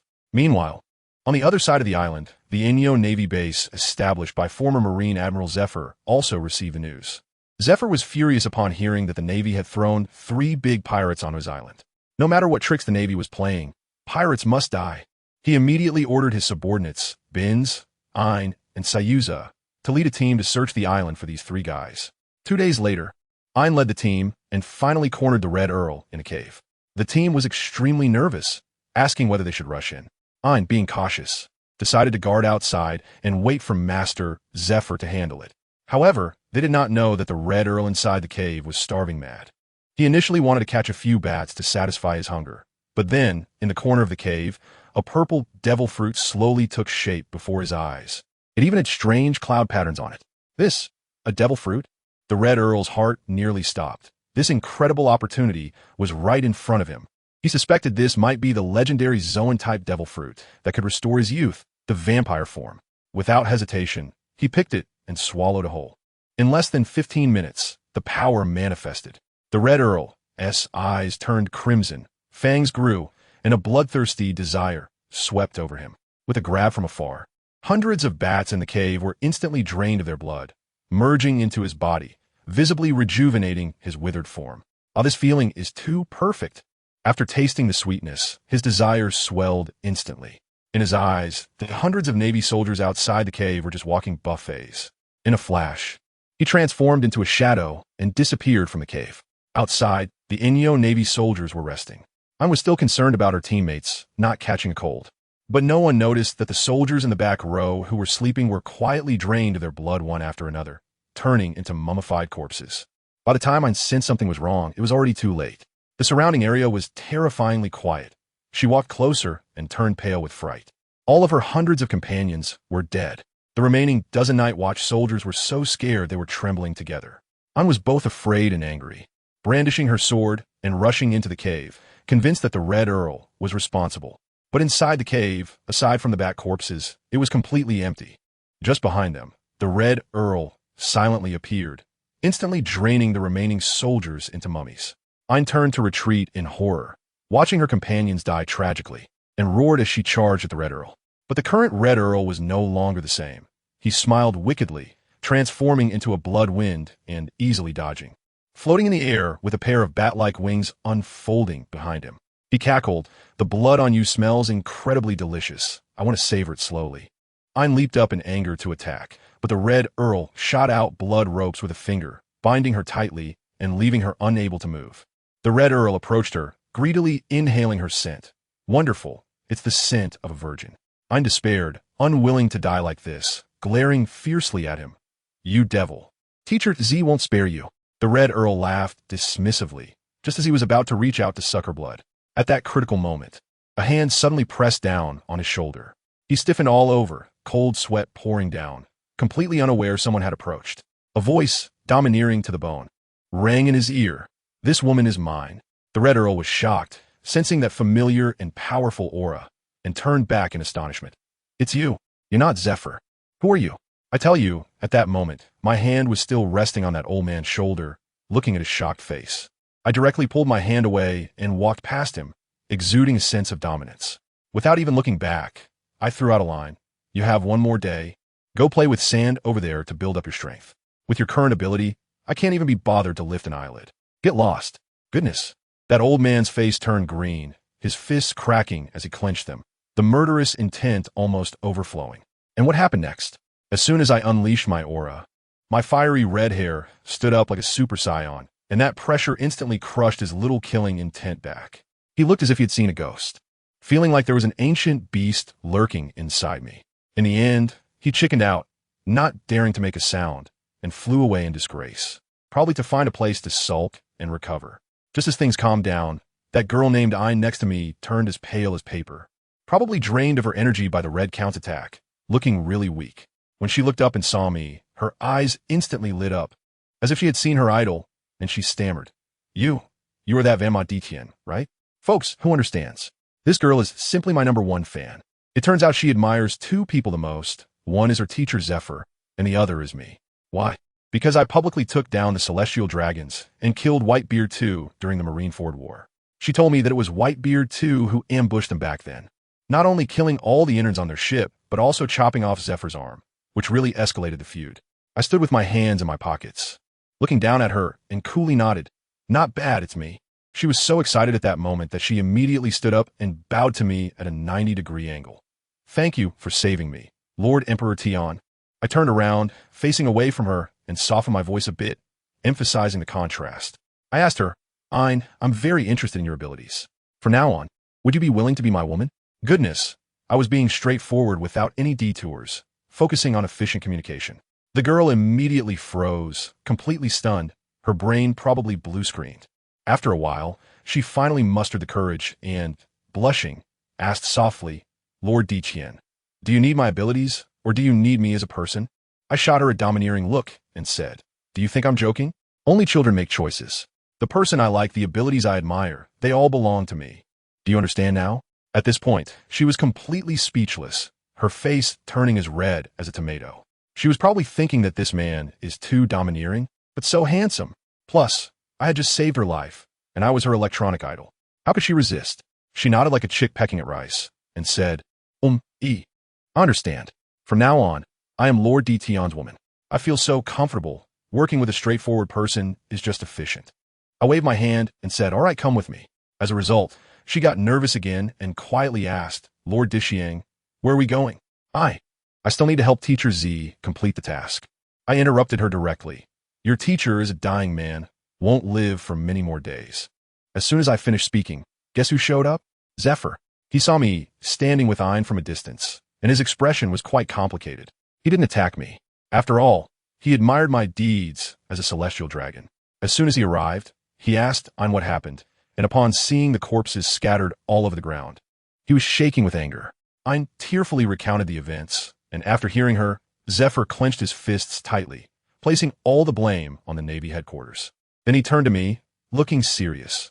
Thank you for saving my student, Your Excellency. However, you didn't come to this island to deal with me, did you? I laughed. Don't worry, that old guy from the Warring States period, even though he wants to use others to do his dirty work, I won't fall for his tricks. Originally, I really wanted to fight you when I ran into you, but now, for Ein's sake, not only will I not fight you, but I'll also give you a piece of advice. In your current state, even if you hug a bomb rock, you're sure to die. Zephyr was taken aback, probably sensing there was more to my words, and asked me what suggestions I had. I pointed to his huge mechanical arm. It's simple. Just get rid of that broken arm of yours. You know, Ein's abilities. Do you really need me to say whether the 72-year-old you or the 60-year-old you is stronger? As soon as I said this, Zephyr fell silent, but Ein's eyes lit up. She said she had long wanted to help her teacher regain his youth, but that sea prism stone arm was connected to his body, and her abilities were useless. Zephyr also looked troubled and said that the arm was installed by Vegapunk, and unless they cut off the entire arm, it couldn't be removed at all. I laughed at that time. What's so difficult about this? I have to tell you, that scene was unbelievable. I directly placed my hand on the joint of his sea stone arm, and all my strength erupted in an instant, with my demon back activated. The heat energy was released, and my hockey was fully charged. I felt the air around me start to distort. Zephyr and I were watching with their eyes nearly popping out. That was sea stone. How could human strength possibly destroy it? But I refused to believe in such a thing. With my power fully charged, I squeezed suddenly. With a crisp crack, that sea stone, harder than diamond, felt like I was just crushing a walnut in my hand, and I crushed it completely. The joint was instantly melted and shattered by my terrifying high temperature and power. With a loud thud, that several-ton heavy iron lump fell to the ground, and Zephyr let out a sigh of relief, as if a seal had been broken.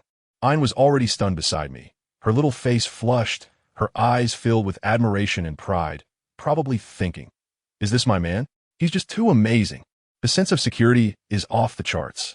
Zephyr, that old man, was quite perceptive. Seeing Ein's infatuated look, he burst out laughing.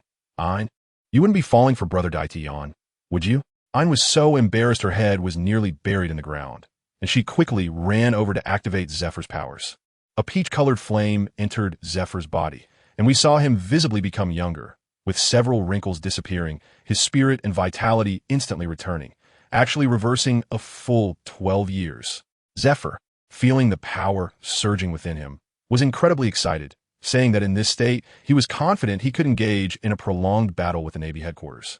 Once the business was taken care of, I wasn't in the mood to be nice anymore and directly ordered Ein, come with me. You must stay with me for the rest of the day. Zephyr was also perceptive, smiling at Ein and saying, go ahead, the teacher supports you. Brother Daitian is a reliable man. He specifically reminded us that the 3 legendary pirates on the island are his targets. I let out a cold laugh. Those 3 guys are my prey. Until I make a move, no one is allowed to act. After Zephyr left, it was just me and Ein at the scene. The little girl's face was flushed. Looking at me, she mustered a lot of courage to ask, thank you, Lord Daitian. Can I hug you for a moment? I was in a great mood and gently nodded. She suddenly threw herself into my arms, and that feeling was just amazing. However, after a short embrace, my breath made her feel all hot and flustered. Seeing her shy expression, without saying a word, I picked her up in a princess carry and walked towards a large rock not far away. Some scenes, are better watched with a fee. So let's fast forward. On the other side, the 3 legendary pirates, the Red Earl, Barrett, and Bondi Waldo, were gathered together munching on crocodile meat. When the Red Earl shared his encounter with me, these savvy individuals immediately decided to join forces. The Red Earl mentioned that his ability was to absorb blood to regain energy and needed to capture some Navy members to restore his strength. Barrett and Waldo were quite supportive, spending a day helping him catch hundreds of Inyo Navy soldiers. The Red Earl sucked in a lot and quickly restored himself to his peak state of around 40 years old. Once these guys were ready, Waldo started to have some mischievous thoughts. He saw me carrying Ein onto a military ship, and didn't he come out for a whole day? Hey, he actually picked up a stone from the ground and used his duplication fruit ability to instantly enlarge it to hundreds of meters, smashing it towards our military ship like a small meteor. I was busy in the cabin when I heard a commotion outside. Without even lifting my eyelids, I fired a finger gun into the air, and with a whoosh, that giant rock exploded into a cloud of powder midair. Inside the cabin, Ein was already exhausted from my antics, and beside her was Tao, too, keeping her company. Tao, too, held her hand and said, Sister, you'll get used to it slowly. Only then did Ein realize that I wasn't the only woman in my life. However, after going through that day, she came to terms with it and even felt grateful to have Sister Tao, too, around. Otherwise, she really wouldn't have been able to handle it on her own. I put on my clothes and told the 2 of them to stay on the boat without moving. Then, I took a step forward and shot up into the sky from the deck, heading straight for the 3 clueless guys on the island. As soon as I landed, the scene exploded. My muscles were flushed red, steaming all over, and I walked down from the air step by step, creating ripples in the air beneath my feet. Laughing maniacally, your attacks barely warmed me up. Before I finished speaking, I vanished from my spot, and in the blink of an eye appeared right in front of Bondi Waldo, swiping my hand towards his face. The guy was so scared that his soul almost left his body. He activated his fruit ability to the maximum, and his speed instantly multiplied by 80 times. Desperately retreating just in time to dodge. But with a shave, I chased after him, my speed making his scalp tingle. He panicked and multiplied the bullets in his hand by 50 times, shooting them at me. Those things exploded with a force comparable to giant cannonballs. And what happened? I punched it and exploded it with one blow. Taking advantage of the smoke from the explosion, I had already circled to his side and swung another slap. This time, he was truly scared, directly increasing his speed 100-fold, his figure turning into a flash of light to dodge. But it was still a moment too late.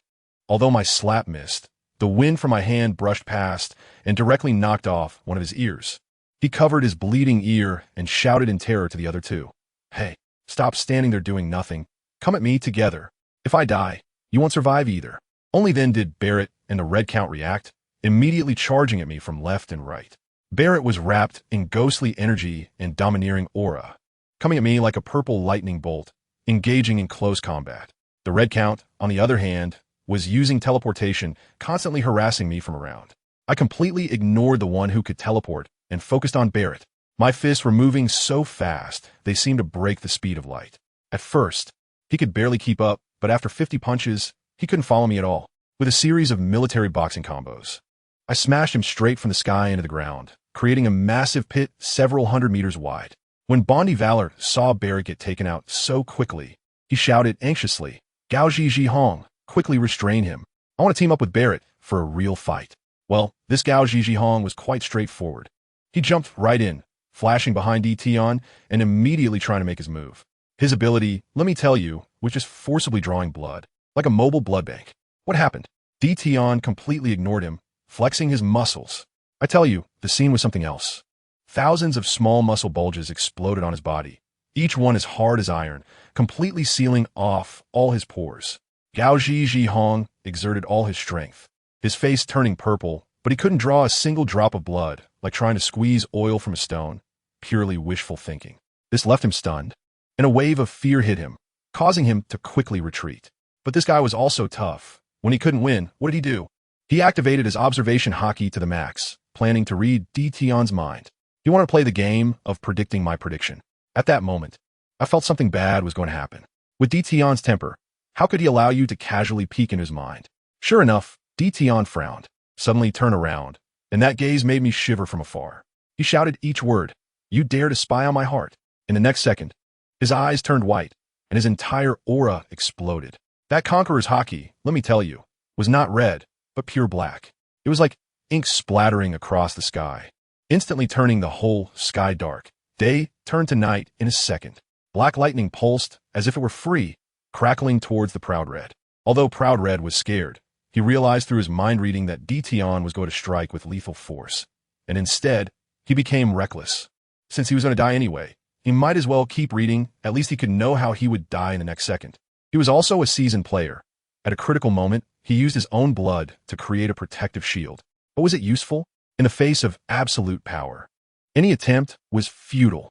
Dition, wrapped in that black hockey, was like a bolt of black lightning, crashing through the blood shield with a single punch.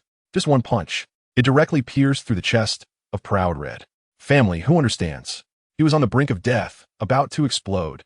Just when Proud Red was about to black out, his survival instinct awakened a new form of his fruit ability. He transformed into a pitch-black shadow, completely merging into the darkness created by Dition's hockey. His presence vanished. Dition was surprised, realizing he couldn't sense him with observation hockey anymore. But he just disdainfully snorted, a small trick. After saying that, he actually closed his eyes, preparing to awaken a new ability in his bloodline, Ghost Eye. It is said that this thing can directly see souls. Hiding in the dark, Proud Red was terrified. He was reading minds. He clearly heard Dition was about to activate the X-ray vision. No, he must stop him. He gathered all his remaining strength to condense a blood needle thinner than a hair, and shot it towards Dition's brow. Too late. Dition suddenly opened his eyes, and a blue light burst forth. Let me tell you, for him, awakening an ability was as easy as us wanting a drink of water. Once the Ghost Eye opened, the little soul of Proud Red hiding in the darkness appeared as bright as a 200-watt bulb in his eyes. Dition's figure flashed, dodging the blood needle, and instantly appeared next to Proud Red's soul, delivering another punch. A punch at super light speed. Proud Red didn't even have time to react before his body was pierced again, flying thousands of meters like a broken sack, directly fainting. But this old guy's life was truly tough. He surprisingly didn't die completely. His fruit ability started to frantically consume his life force to heal him. The cost was that he aged visibly, transforming from a man in his 40s to an old man in his 80s in just a few seconds, his face devoid of color. In the distance, Kizaru observed the whole thing with binoculars, muttering, "Huh, why does this old guy's aura fluctuate like a network cable, cutting in and out? Probably just one breath left." He thought he could take action, waving his hand. "Bring a crew over, capture him for me." I wanted to shout, "No, you're not going to capture someone. You're delivering takeout to a vampire." On the other side, Zephyr and Akiji were still exchanging blows. Zephyr was fighting while trying to persuade Kazan, "Don't be a dog for those celestial dragons. Work with me to kill all the pirates." Akiji was also stubborn. "Teacher, you've been blinded by hatred." Seeing he couldn't convince him, Zephyr directly took out a small box containing explosive rocks, grinning. "Then come and take it. At worst, we'll set off a big firework together." Akiji was immediately on edge, hesitant to fight. Back to Dition's side, he didn't bother with Proud Red after knocking him out. His newly awakened Ghost Eye ability was incredible. It could not only see the soul of Barrett buried underground directly through obstacles, but also see that Barrett, Bondi Wardo, and even Kizaru all possessed a special energy within their souls. Dition grinned. That expression was like discovering a new toy. It seemed it was getting more and more interesting. His gaze coincidentally met Kizaru's in the distance, startling Kizaru to the core, feeling as if he was seen through completely. At that moment, a huge noise erupted from underground. Barrett activated his ability, sucking in all the debris within hundreds of meters around him to merge with himself. A giant stone figure dozens of meters tall rose from the ground. Bondi Wardo sat steadily on the giant's shoulder, laughing wildly. Haha, success. This is just a 20 times amplification. Today, gods will be killed. Barrett's voice came from the stone giant's body, deep and resonant. That's right. Crush that brat D-Tion. D-Tion saw this, and his fighting spirit instantly surged. Now, this was interesting. Without saying a word, he wrapped himself in Conqueror's Haki, smashing the ground with a kick, transforming into black lightning and charging up. Bondi Wardo, seeing this, didn't panic but laughed. Come on, 50 times amplification. Good heavens. The stone giant roared, skyrocketing from dozens of meters to over 300 meters. Speed, strength, defense, all multiplied by 50. Initially thought it was heavy, but it took a nimble step back, instantly retreating hundreds of meters. Then a gigantic stone fist, comparable to a small hill, smashed towards D-Tion's fist. Boom! My goodness. The scene of the collision was simply the apocalypse. The terrifying energy waves blew the warships thousands of meters away off balance. Huang Yuan just thought that these two teaming up could match Emperor Tion evenly, but the next second, Bondi Waldo shouted again. Multiplication 60. The strength of the stone giant surged once more. Emperor Tion was unable to gain leverage in the air and was directly blasted away by a punch, crashing hard into the ground. Barrett, hurry. This move consumes a lot of my energy. We need to end this quickly. Barrett understood, controlling the stone giant. Its fist, over 60 meters in diameter, came crashing down, targeting the deep pit created by Emperor Tion. In the pit, Emperor Tion's fighting spirit soared, his ghostly back fully unleashed, his red hair standing on end. He threw a punch at the descending giant fist. Boom! Another loud sound. The ground within 1,000 meters around them directly collapsed. Emperor Tion's feet were pressed more than 2 feet deep into the ground, but his upper body remained straight, his fist firmly meeting the stone fist, not retreating an inch. Tao Tu and Ein on the ship were dumbfounded. Huang Yuan was even more terrified. This pair's cooperation is too monstrous. Luckily, it's Lord Emperor Tion holding the line. If it were me, I would have elementalized and run away long ago. On the other side, the navy that went ascend. Oh no. To capture the solitary red finally found him. They found him. This guy is in a terrible state. There's even a hole in him. A soldier was about to put handcuffs on him when the island suddenly shook violently, and the soldier lost his balance, directly falling onto the solitary red. The opportunity came. The solitary red's bloodthirsty eyes instantly turned crimson, and with all his strength, he bit down on the soldier's neck. Ah, save me. The soldier screamed in agony as his body visibly shriveled, turning into a dried corpse. Yes, alive again. After draining one, the solitary red felt it wasn't enough and activated his vampire form, sucking the nearby dozen or so stunned navy from a distance. Dozens of people were instantly drained. Restoring his power and some appearance, he decided to treat the nearby hundreds of navy as his blood bags. Back at the main battlefield, Bondi Waldo went completely insane. Roaring, multiplication 80. The stone giant's fist diameter instantly surged to over 100 meters. Its power skyrocketed again. The ground beneath Emperor Tion could no longer hold, collapsing with a bang, and he was completely swallowed up. But this time, it thoroughly infuriated Emperor Tion. His violent momentum soared to the sky, activating his ghost brain. A massive amount of smoke-like energy erupted from him, coalescing behind him into a towering. A giant troll over 1,000 meters tall, the stone giant, over 600 meters high, looked like a child in front of this 1,000-meter troll. Bondi Waldo and Barrett were left dumbfounded, their mouths agape enough to fit a fist. At that moment, everyone on the island and the sea noticed the terrifying figure towering above. What? What is that? My goodness. Even the Oz giant would be a dwarf compared to it. Why does it look a bit like Emperor Tion? Huang Yuan was so scared he took several steps back, his voice trembling. Hey, this is really terrifying.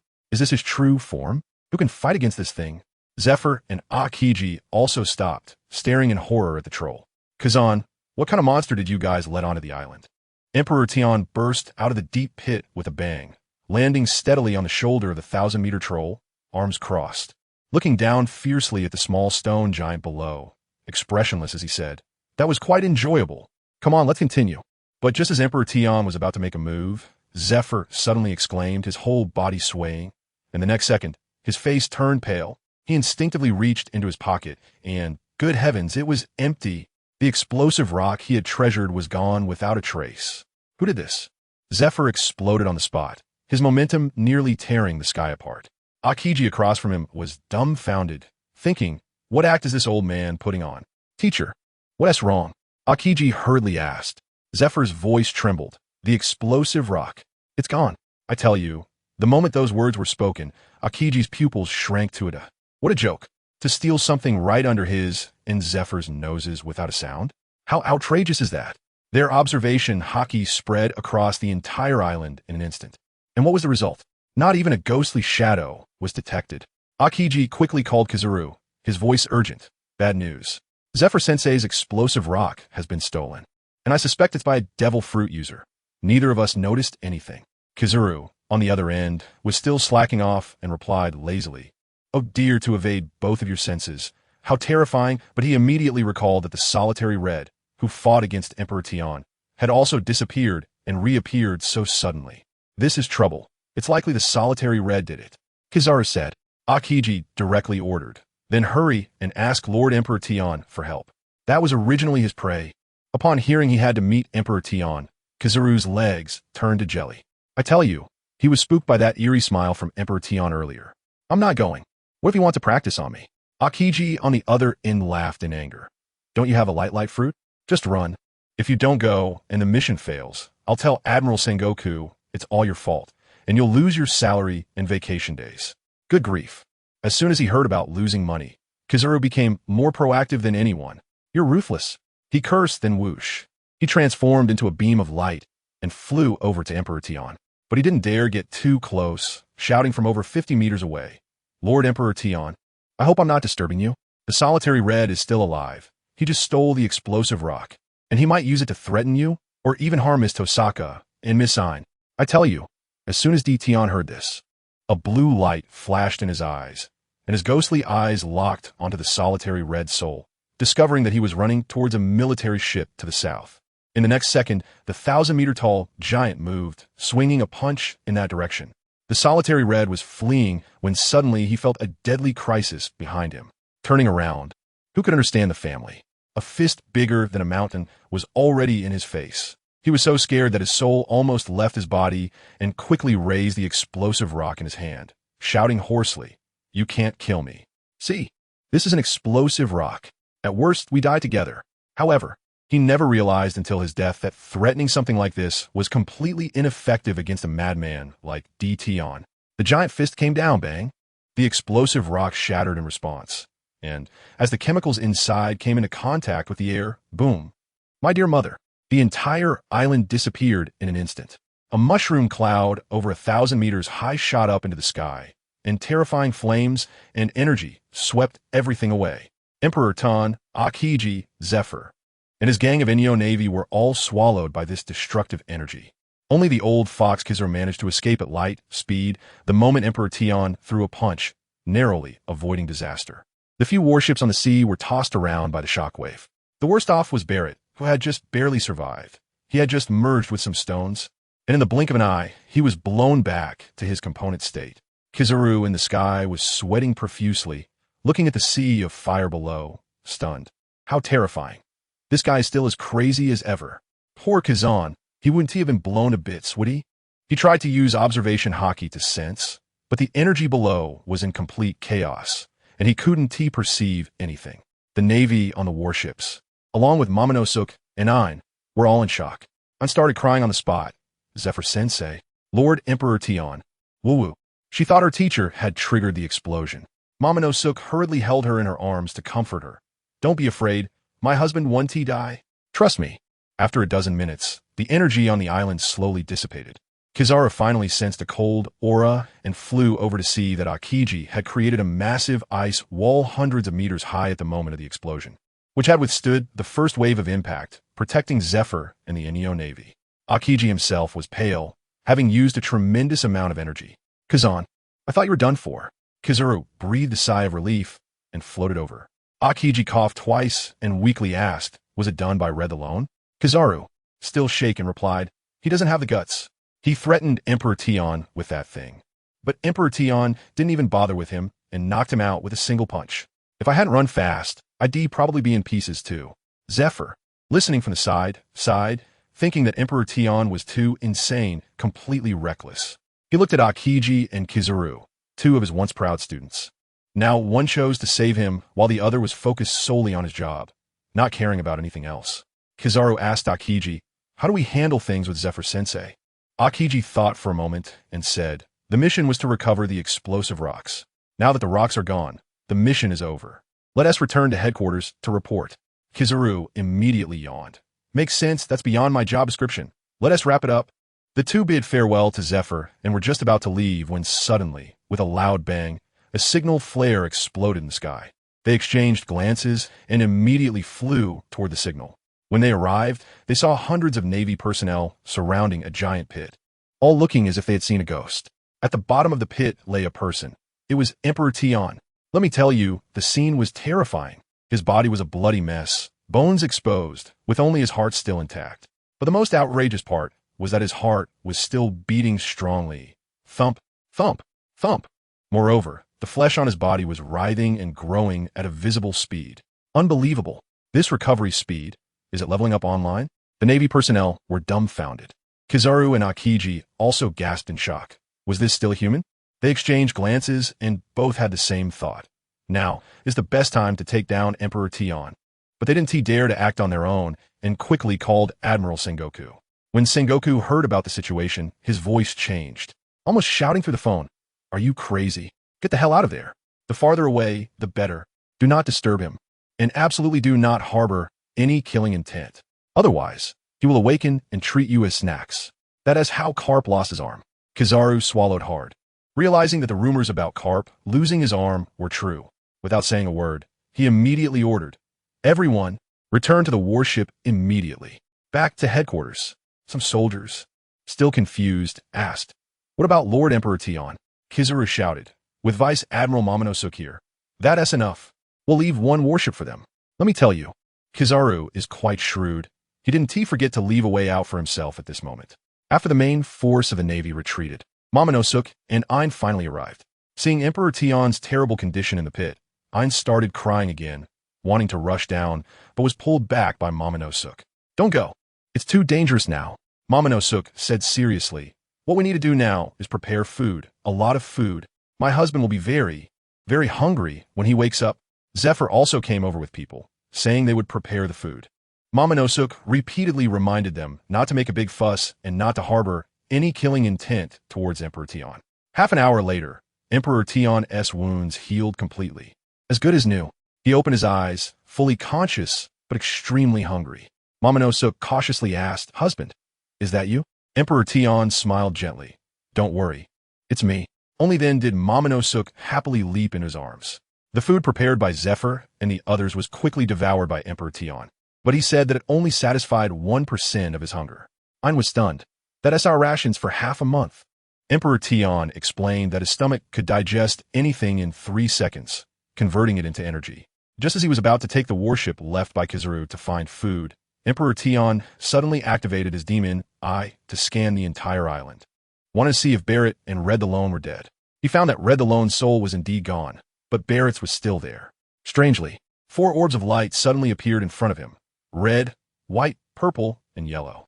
He immediately recognized that the purple and yellow ones were the powers of the bat fruit and the multiplication fruit. It seemed that these 2 unfortunate souls, after dying, wanted to choose him as their new host. The other 2 were likely the powers of the tyrant bear and the golden lion's meatball fruit and float fruit. Emperor Tion thought to himself that these abilities were pretty good and could be saved as gifts for the children in the future. A week later, in a certain sea area of the New World, the Blackbeard pirates were hunting the gluttonous girl Bonnie. Bonnie's ship was destroyed, and she had no choice but to abandon ship and land on an island. One of Blackbeard's subordinates, Van Oka, reminded him, "Captain, there's a Navy warship over there." Blackbeard, now full of confidence, laughed heartily. "I have 2 top-tier fruits now, what's there to fear? Get me on that island." One of his subordinates, Pizarro, even more arrogantly declared, "I'll go kill everyone on that warship." On the other side on the island, Bonnie was angrily cursing. "That ugly toad wants to eat swan meat. I rejected him, and he actually chased me for 3 days and nights. Just as she finished speaking, a gunshot rang out, and one of her crew members was shot in the head. Old 6. The crew members were filled with grief and rage, standing up to defend Bonnie. "Captain, you must escape." Bonnie gritted her teeth and shouted, "Stop joking around. If we're going to fight, let us fight together." At that moment, Blackbeard caught up with his men, wearing a smug expression. "Huh, why aren't you running? Being my woman is your blessing. How dare you insult me?" Saying this, he reached out his hand, activating the dark fruit, and a huge suction force pulled Bonnie toward him, choking her by the neck. Bonnie's crew members charged forward in anger, only to be casually sliced by a guy named Lafitte, with dozens of white butterflies flying by, resulting in all the crew members having their throats slit and dying on the spot. "You bastard." Bonnie's eyes turned red, wanting to activate her powers, but found her abilities completely ineffective against the dark fruit. Blackbeard's other hand was already wrapped in the light ball of the quake fruit, ready to punch and blow her up. "The woman I can't have, no one else can," he sneered. Just at that critical moment, a cold voice echoed directly in Blackbeard's mind. "Teach, come here. You dare to touch my warship? I tell you." Blackbeard was so scared that he almost wet himself, cold sweat pouring down. That voice, it's Emperor Tion. His subordinates thought his powers had backfired, and Rain Zilu even mocked him. "You can't be hearing things, right?" Blackbeard's face turned pale, trembling as he said, "It's over. Only I can hear it. The warship that Buscairchote went to destroy is his. He wants to see me." His subordinates were all confused, thinking how unlucky could he be? Blackbeard cursed Van Oka 1,000 times in his heart, but it was too late. He could only brace himself. However, he suddenly had an idea. He picked up Bonnie and thought, isn't Emperor Tion fond of women? Offering this girl might help him avoid a beating. He brought Bonnie, trembling, to Emperor Tion. There, he saw Emperor Tion devouring a large piece of roasted meat, with Peach Rabbit and Ein attending to him. And not far away was a corpse turned into a meatball, which was none other than Buscairchote, who had gone to destroy the ship. Blackbeard's legs went weak, and he collapsed to his knees, bowing his head repeatedly. "Lord Tion, I'm sorry. I didn't know that was your ship. This is the woman I present to you. Please calm your anger." Saying this, he pushed Bonnie forward. Emperor Tion glanced at Bonnie, knowing her ability to change age, which could be used to make his children grow up quickly. He then said indifferently, "I'll take this woman. You can leave now. If you provoke me again, it will be your death." Blackbeard felt as if he had been pardoned, scrambling to pick up Buscairchote's corpse and fleeing. After he left, Bonnie, however, was not afraid at all. Instead, she put her hands on her hips and boldly asked Emperor Tion, "Hey, did you save me just out of convenience, or do you want me to be your woman?" She snorted and continued, "If you had killed Blackbeard just now, I might have actually agreed to sleep with you for a while. That bastard killed all my crew." Peach Rabbit and Ein were dumbfounded, thinking, where did this woman get the courage to speak to Emperor Tion like that? Emperor Tion put down the roasted meat in his hand and suddenly spoke, a terrifying aura instantly pressing down, causing Bonnie's legs to weaken and cold sweat to pour down. "Is this how you talk to your savior?" I have to say that girl Pony is quite bold. Even though she was trembling with fear, she still forced herself to huff at my man. "I won't thank you. I suspect it was you who killed my father." I thought to myself, "Sister, are you a bit confused about the situation?" But what did Emperor Tion do? He just grinned widely, looking incredibly arrogant. "Don't doubt it. Your father, Bartholomew Kuma, died by my hands. So, do you want to avenge him now?" With that one sentence, he silenced Pony completely. She was stunned, and with the last shred of hope shattered, tears streamed down her face. Then let me tell you, she did something truly amazing. She directly lunged at the pile of food, crying and eating furiously, as if she wanted to stuff all her grief and anger into her stomach. Emperor Tion watched her and instead found it amusing. "If you eat my food, you have to repay me with something of equal value. If you dare say no, I'll kill you immediately." Guess what Pony said? She wiped her tears, her mouth full of meat, and mumbled, "I know. I'll repay you. Anyway, I can't beat you, and you saved my life. So you can have me do whatever you want. But let me tell you, I will never truly acknowledge you. You are my father's murderer. Family, who understands? This basically means it's fine to lust after her body, but getting emotional? No way. This girl is just too straightforward." Emperor Tion burst into laughter and said, "Interesting. Then I'll be looking forward to it." He seemed to genuinely enjoy this attitude, thinking her character was refreshingly direct. When I saw this situation, I felt a bit complicated. I quickly pulled Bonnie aside and quietly said to her, "Bonnie, have you ever thought that your father was sent by the world government to kill my husband? Just because my husband is strong, does he deserve to be killed?" I looked into her eyes and said word by word, and I'll tell you the truth. Your father died in a self-explosion in the end. Vegapunk had a self-detonation device implanted in his body, and from the very beginning, he had no intention of letting him come back alive. If it weren't for my husband's strong fate, he would have been blown to bits on the spot. After hearing this, Bonnie was completely stunned. It turned out her father had died such a tragic death. The resentment in her heart suddenly found the wrong target. Not being able to fight back was one thing, but now she didn't even have a reason for revenge. Emperor Tian was also a victim and had just saved her from Blackbeard. How could she repay kindness with enmity? She realized this and nodded at me. Vice Admiral Peach Rabbit, I understand now. The real culprit is Vegapunk. I will settle this score with him. All right, let us consider this matter closed. In the days that followed, let me tell you, it was simply a moving feast. We spent 3 days eating everything on the first island, and then continued to search for food on a warship. Bonnie was steering outside, while Emperor Tian, I were inside the cabin, engaging in some in-depth operational exchanges. The noise was so loud that it didn't stop day or night. Bonnie outside was blushing like a monkey's, but feeling completely uncomfortable. In the end, she couldn't stand it anymore and directly used her ability to transform into an 80-year-old lady, saying her bodily functions had deteriorated and she felt a bit better that way. It was like physical noise reduction. More than half a month passed, and we had emptied 2 more islands, finally arriving at a place with a dramatic change in scenery. Goodness, this island was like a world of ice and fire. Half was flowing with lava, and the other half was a snowy landscape like the apocalypse. Emperor Tian stood at the bow of the ship and laughed. Isn't this punk hazard? Akiji and Akainu are fighting here.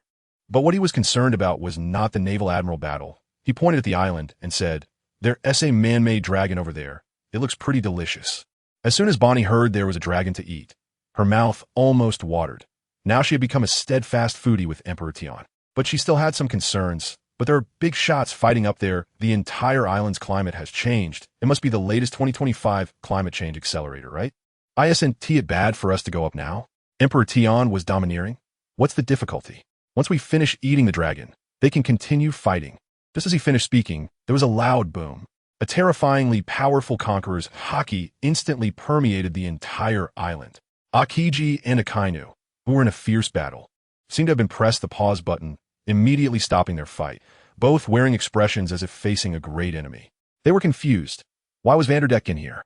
Did he come to watch them fight, and was itching to join in? We directly landed on the island and walked up to the 2 generals. Emperor Tian didn't even greet them. He directly issued an ultimatum. I want to eat on this island, and I hope you won't disturb me until I'm done. Otherwise, I don't mind taking care of both of you. Kizaru was the first to respond, bluntly saying, I have no problem.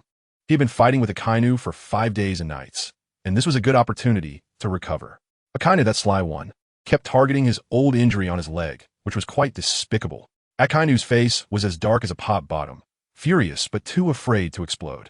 He could only ask, Lord Emperor Tian, how many days do you plan to stay? Emperor Tian ignored him completely and led us towards the direction of the fire dragon. Akainu was ignored on the spot, which made him extremely angry, so he could only vent his frustration on Kizaru, and the 2 started arguing again. Let me tell you, this event was broadcasted live globally. The 5 elders from the Holy Land turned pale. They forcibly called off the battle for the position of admiral just to save face. That's quite a lot of prestige. They were all there cursing, saying that Emu is too arrogant and that he will eventually be dealt with. Even the most mysterious Lord Emu was secretly observing. She originally wanted to use a powerful weapon to wipe out the entire island along with Emu, but seeing that Akainu and Akiji were still around, she had to hold back. We quickly found that artificial fire dragon, which was enormous and looked quite imposing. It roared at us, but then Tian's eyes just glowed blue, and suddenly, the dragon started twitching wildly as if it had seen a ghost, and finally, with a loud bang, it collapsed and died. Throughout the whole process, there was no attack whatsoever. Akiji, us, and even the Gorosei and Im who were watching through the live broadcast were all dumbfounded. How did this dragon die? It was simply a supernatural event. Im couldn't sit still and immediately transmitted a message to the Gorosei, asking them to have this footage analyzed by Vegapunk. We certainly know it was Tian who did it, but he doesn't say anything, and we don't ask. It's a big shot secret technique, after all. I offer high incense to pay respect to the gods. It's better not to understand. Bonnie, even more carefree, ran up to start cutting dragon meat and began roasting it right next to the magma. Tion and Boney feasted on that dragon for a full 2 days and nights. After eating and drinking to their fill, the masculine aura around Tion became almost overwhelming. Ian and I exchanged glances, both feeling a jolt in our hearts, knowing tough days were ahead. So, we kindly pulled Boney aside, treating her like a good sister. Boney, dear, you mentioned wanting to repay a debt of gratitude before. Now's your chance, right? Boney's face instantly flushed, but she gritted her teeth and said, Who? Who said I wouldn't keep my word? Don't underestimate my resolve. Hee, that's great. Ian and I both sighed in relief internally. We finally found an ally. After leaving Punk Hazard, life on the ship was, well, Ian, Peach Rabbit, and I took turns being incapacitated. In order to give us a break, Emperor Tion entered a soul separation state, claiming it would be more comfortable that way. As a result, in his soul state, he suddenly discovered a strange soul on the ship. A woman's soul, exuding an air of arrogance that screamed, You are all trash. It was Im's soul, and she had come after him personally. She was quite haughty. Who am I? You aren't worthy to know. I was curious. What kind of devil fruit ability do you have that allows you to separate your soul? Emperor Tion exploded on the spot. He hated it when others acted smug around him. Without a word, he swung a soul iron fist at her. The two instantly began to fight on the soul level. Im tried to use her ability to drain Emperor Tion's vitality, but she soon realized that his vitality was as deep as the sea and could never be fully drained. Then came the most outrageous move. Emperor Tion suddenly realized that she was a devil fruit user. He grabbed Im's soul, ignoring her attacks, and dragged her straight toward the sea. Im panicked on the spot. You madman. Let go. We'll both be swallowed by the sea. Emperor Tion laughed maniacally. That's you. I'm not a devil fruit user. With a splash, Im's soul was pressed into the sea, instantly becoming soft. Haha. Emperor Tion's soul circled around her. I haven't tried doing something outrageous at the soul level yet, so I'll use you as a test today. What happened next? Let me tell you, it was exhilarating, a complete breaking of taboos at the soul level. Im went from struggling at first to begging for mercy, and finally to fainting in humiliation. A few days later, Im's soul woke up on the deck, and as soon as she opened her eyes, she saw Emperor Tion staring at her with his ghostly eyes. That gaze was simply her nightmare. She screamed and crawled back to the Holy Land. As soon as she returned to her body, she spat out a mouthful of old blood, then a destructive aura erupted from her, enveloping the entire Mary Geos. The 5 elders were so scared they knelt on the ground, and all the celestial dragons in the Holy Land thought the apocalypse had come. And what about the instigator? Emperor Tion? He had already brought us to the Dressrosa Sea. I happened to see pirates chasing a merchant ship and wanted to intervene. Emperor Tion indifferently said, You don't need to ask me about this kind of thing in the future. Do what you want. As it turned out, that pirate ship belonged to Don Quixote, Doflamingo, and they ignored our warship, wanting to rush past us. I was instantly furious and drew my Jimbira, slicing through one of their ships. The officer's baby 5 and Buffalo on board saw it was me and tried to use their warlord status to argue a bit. But just then, Emperor Tion stood up from his lounge chair and walked to the front of the deck. The people on the opposing ship saw Emperor Tion and were so scared their souls almost flew away. Their legs went weak, and they all lowered their heads in unison, shouting, We have seen Lord Emperor Tion. I feel so great inside. My husband is just amazing. Emperor Tion asked lightly, Tell me, who are you chasing? The reply was, It's a fugitive who escaped from Wano country, related to Lord Kaido of the Beasts. Upon hearing this, Emperor Tion smirked. He knew it was that little pervert, Momonosuke. He immediately ordered, Good, go catch them and send them to Dressrosa. If you let them escape, you won't be able to bear my wrath, and let Doflamingo take the blame instead. Also, don't harm the others on that ship. Yes, Lord Emperor Tion. The pirates felt relieved as if they had received a pardon and quickly took their orders. I have to tell you, Baby 5 and Buffalo are incredibly efficient. They chased down that unfortunate merchant ship in no time with 2 boats. They didn't bother with small talk. Just grabbed a loudspeaker and announced that they only wanted a few specific people on the ship, and everyone else should scram. If they didn't cooperate, they would send both the ship and the people to feed the fish. The merchant ship owner was almost in tears, thinking that a naval warship couldn't stop these guys, and now he had really kicked a metal plate. One of his subordinates advised him that since they couldn't fight back, they might as well let them board and search, take a gamble. The owner thought about it and realized he had no choice but to surrender and stop the ship quickly. Once Baby 5 and the others boarded, they didn't give any friendly faces and started searching immediately. In less than 2 minutes, they pulled out Kinniman and that little brat Momonosuke. who were hiding among the cargo. The merchants on the ship were shocked, thinking, wow, there really are two strangers hiding on our ship? They erupted immediately, spewing insults at the father and son, calling them thieves, and nearly getting them killed, saliva almost splattering on their faces. Baby 5 didn't want to watch their performance and ordered them to take Kinniman and Momonosuke onto their own ship, turning around to head to Dressrosa. On the way, Kinniman tried to ask what they were doing with him and his son, but that good son Momonosuke, who understands family, started his classic act of crying like a child to gain sympathy. Buffalo, with his short temper, couldn't take it and went up to give him a big slap, causing a nosebleed, and instantly the world went silent. Seeing his son getting beaten, Kinniman panicked and yelled, challenging them to come at him instead. But Baby 5 quickly held Buffalo back, saying, "Are you crazy? These two are specifically wanted by Lord Doflamingo. If you hurt them, we're both finished." Hearing that, Buffalo broke out in a cold sweat and dared not act. 2 days later, we arrived at Dressrosa. Let me tell you, when Doflamingo heard I was coming, his face turned pale in an instant, and his legs were probably shaking. It was a welcome. It felt more like going to the execution ground, with all his subordinates gathered, fearing that if they didn't show proper respect, I would slap them to death. He forced out a smile that looked more like crying and cautiously asked me, "Your Excellency Daitian, what brings you here?" I glanced at him and said, "Just passing by. Thought I'd take care of something for you. Whether you want it done is up to you." But as soon as I arrived at the place, I felt something was off. A little girl was secretly using her ability to spy on my thoughts. "Hey, bold, aren't you?" I immediately slapped Doflamingo hard across the face, sending him flying several meters. Let me tell you, this is called shaking the mountain to scare the tiger. If your people don't know how to behave, the boss has to take the hits for them.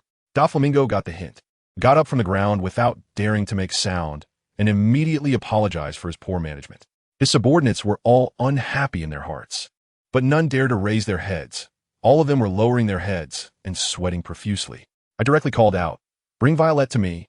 When Doflamingo heard this, he thought I was interested in her beauty and hurried off to make arrangements. Before long, a woman in a flamenco dress, with a hot figure, knelt before me. It was Violet.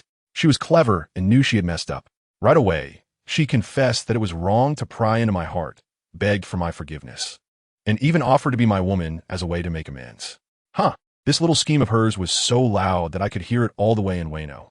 She wanted to use her body as a token of allegiance to manipulate me into dealing with Doflamingo. I immediately exposed her little scheme. This girl was single too, so she confessed right away and then started playing the emotional card, crying and lamenting how Doflamingo had taken over the country and persecuted her father and the people. As soon as Tao Tu and the others heard this, their maternal instincts kicked in and they were furious, all chiming in to say how bad Doflamingo was and that the Seven Warlords system shouldn't exist. The three of them buzz around trying to persuade me, saying, "Husband, look how pitiful she is. Why not take her in as a sister?" Bonnie, that girl, was even more direct, saying this woman is full of charm. "She's a perfect match for you." I thought for a moment with my eyes closed. I was quite annoyed at being schemed against. But considering that all three of them were pleading, "Fine, I'll give her a chance," I said to Violet, "You can have the opportunity, but it's not free." As soon as she heard there was hope, she nervously asked what I wanted her to do. I smiled and said, "You have a niece named Rebecca, right? I've heard she's quite beautiful. If you want my help, bring her along, and you both can become my women. I'll give you 3 days to think about it." Violet was stunned on the spot, probably not expecting my appetite to be this big, even considering her niece.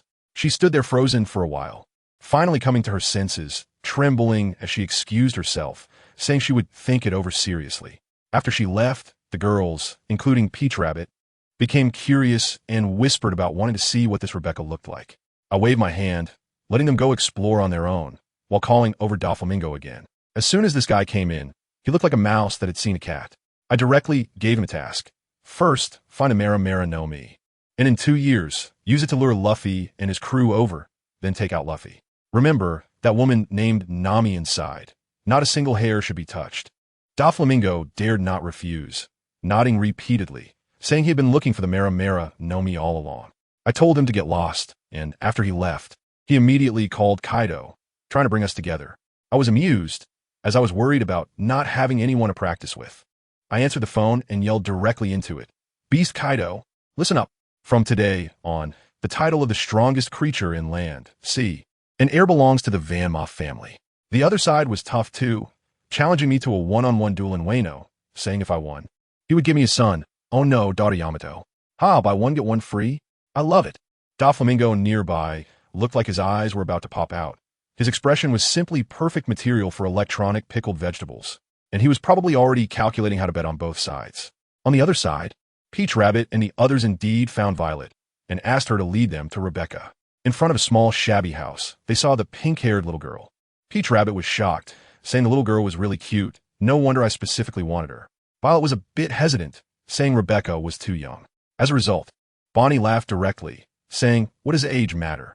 With one of my powers, I can make her grow up instantly. You can choose 16 or 18, and her mentality will mature along with it."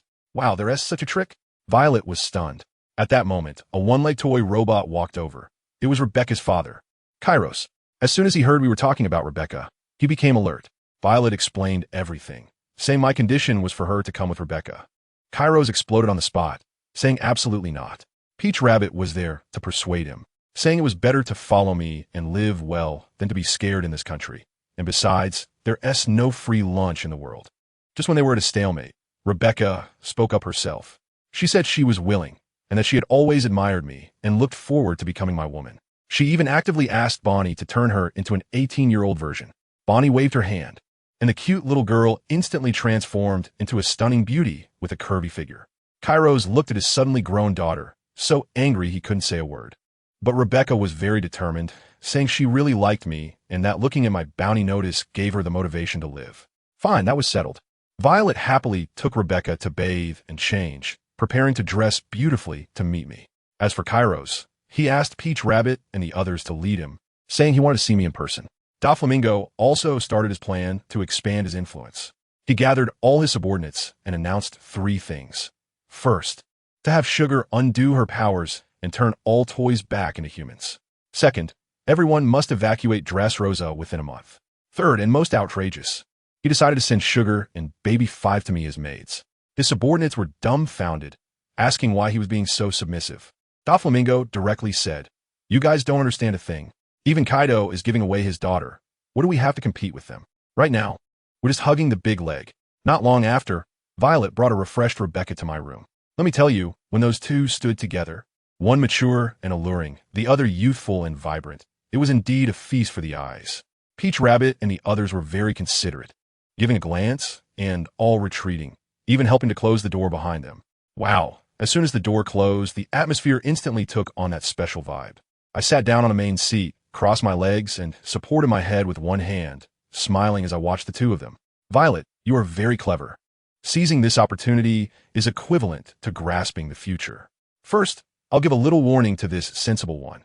From today on, you are mine. As long as you obediently listen, I will ensure you both live without worries for a lifetime." Violet was so nervous that her palms were sweating, and she quickly bowed, saying, "Yes, Lord Dtion."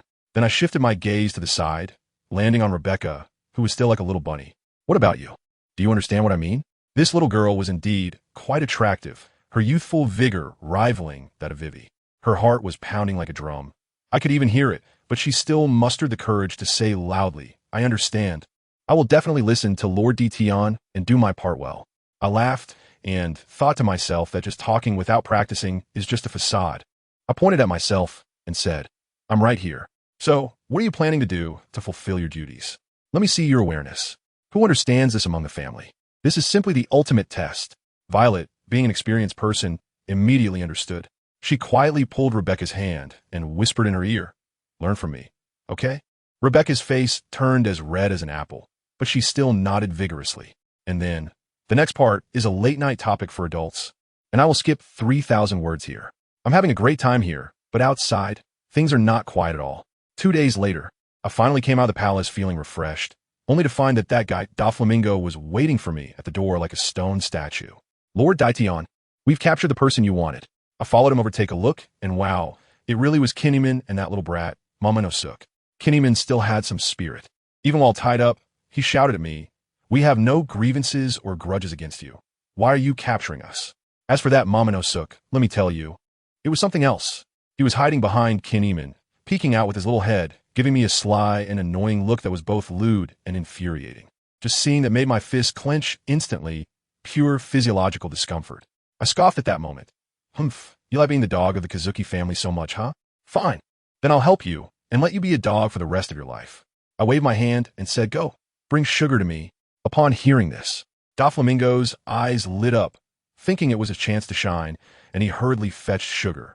Kinnaman was still cursing, but Doflamingo slapped him a few times, knocking out several of his teeth, and he immediately quieted down. As soon as sugar arrived, I pointed at Kinnaman and said, come on, sweetheart, turn him into something else. Turn him into a toy dog, send him to the dog park, and make sure he lives with real dogs, never allowed to harm anyone, especially dogs. Woof woof. Poor Kinnaman instantly turned into a little toy dog, forgetting who he was, wagging his tail as he was dragged away. Mamanosook, that little brat, was so scared that he wet himself, rolling on the ground and crying, help, someone save me. Doflamingo stepped on him and asked me obsequiously, Master Daitin, how should we deal with this little one? I looked at Peach Boy and smiled, death? That would be too easy for him. I want to make him wish he were dead. I will first call Bonnie over and have her age Mamanosook to about 16 or 17. Then, I patted Doflamingo on the shoulder and gave him an artistic command. I have a task for you.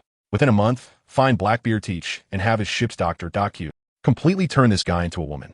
Then, send him to Wano country. I looked at Doflamingo's shocked expression and added, if you handle this well, 2 years later, if you encounter any disaster, I will protect you once. Goodness, this was equivalent to giving him a death immunity card. Doflamingo was so excited he almost knelt down to me, repeatedly assuring Lord Daition, rest assured, I will definitely get it done.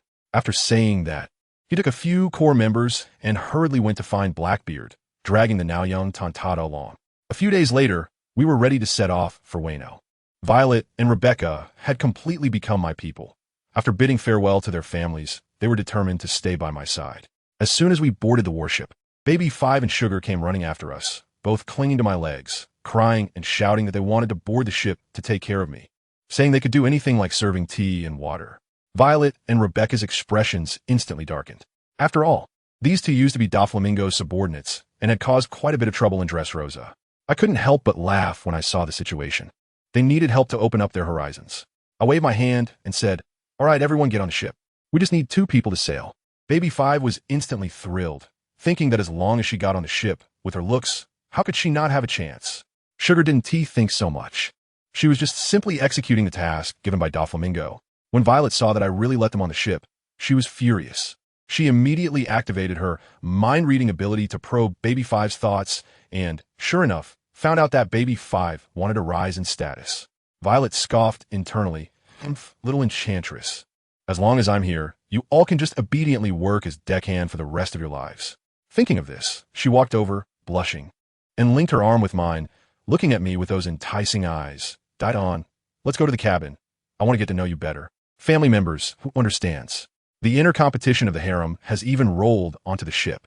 I pinched her little face and smiled as I hugged her, bringing her and Peach Rabbit into the cabin, leaving Baby 5 and Sugar on the deck, looking at each other in confusion. What were they going to do? Baby 5 looked bewildered. Sugar shook her head while eating grapes. I don't know. Maybe they're having an important meeting. In the following days, let me tell you, the warship was rocking so much that anyone who didn't know would think we were passing through a windless zone every day. Baby 5 and Sugar eavesdropped on the deck, feeling mentally exhausted, with dark circles under their eyes heavier than a panda's. Baby 5 was almost emo, leaning on the railing and sighing. Sigh. It seems Lord Daition has lost interest in me. I suddenly really want to find a random man to marry. Just when they were doubting life, trouble came knocking. 3 huge pirate ships directly blocked our way, and standing at the bow was none other than Katakuri from the Big Mom Pirates. Baby 5 was no longer the little character she once was, with me backing her. She placed her hands on her hips and shouted at the opposing ship. What guts you have? You dare to block our ship? Hearing this, Smoochie on the opposing ship got angry. You little girl, who do you think you are? Do you believe I can make your Don Quixote family regret it? Baby 5 was even more fired up. She had been holding in her anger for days. What did you say? Do you know who I'm working for now? Katakuri remained calm. He stopped the ship to ask something. We don't want to cause trouble, just a question. Have you seen Fanma Daition? Baby 5 was delighted to hear this. Her expression was almost gloating. What a coincidence. Lord Daition is right on this ship. Katakuri was taken aback. Could it be so coincidental? He came to invite someone, and if he angered him. Just as he hesitated, an overwhelming conqueror's haki erupted from the cabin. The sky instantly darkened, and the terrifying pressure made Katakuri and the others stop breathing. Immediately after, My voice came out, tinged with impatience. Get lost. I'm not interested right now. If you want to play big, have your mother Charlotte Linlin come personally to Wano to find me. Katakuri broke into a cold sweat on the spot. He quickly activated his observation haki, foreseeing the future. If they spoke another word, the next second, everyone would be torn to pieces. He dared not hesitate any longer and immediately bowed respectfully. Yes. Lord Daitian, sorry for the disturbance. Then he led his fleet away, not looking back, faster than a rabbit. Once they were far away, Smudgy, still feeling apprehensive, asked, Big brother, are we really just leaving like this? How do we explain to Mom? Katakuri wiped the cold sweat from his brow and said seriously, What I just saw was that if we didn't leave, we would all die. But wasn't he a total loss? Hurry back and report to Mom that Fanma Daitian is going to Wano.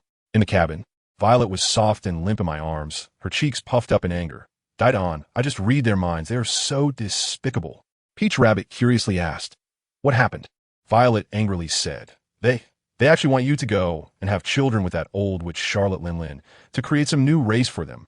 They even said, only their mom can satisfy you. I was so angry at the elderly person on the subway. Family, this is simply the greatest insult to me. Tao Tu and Ein also exploded with rage instantly.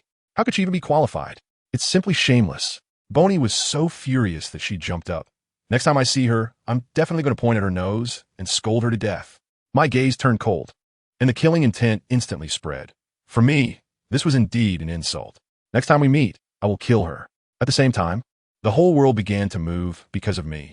When the old lady heard that I wanted her to wait in Wano, she was not angry, but rather delighted, immediately leading her subordinates in a grand march towards it.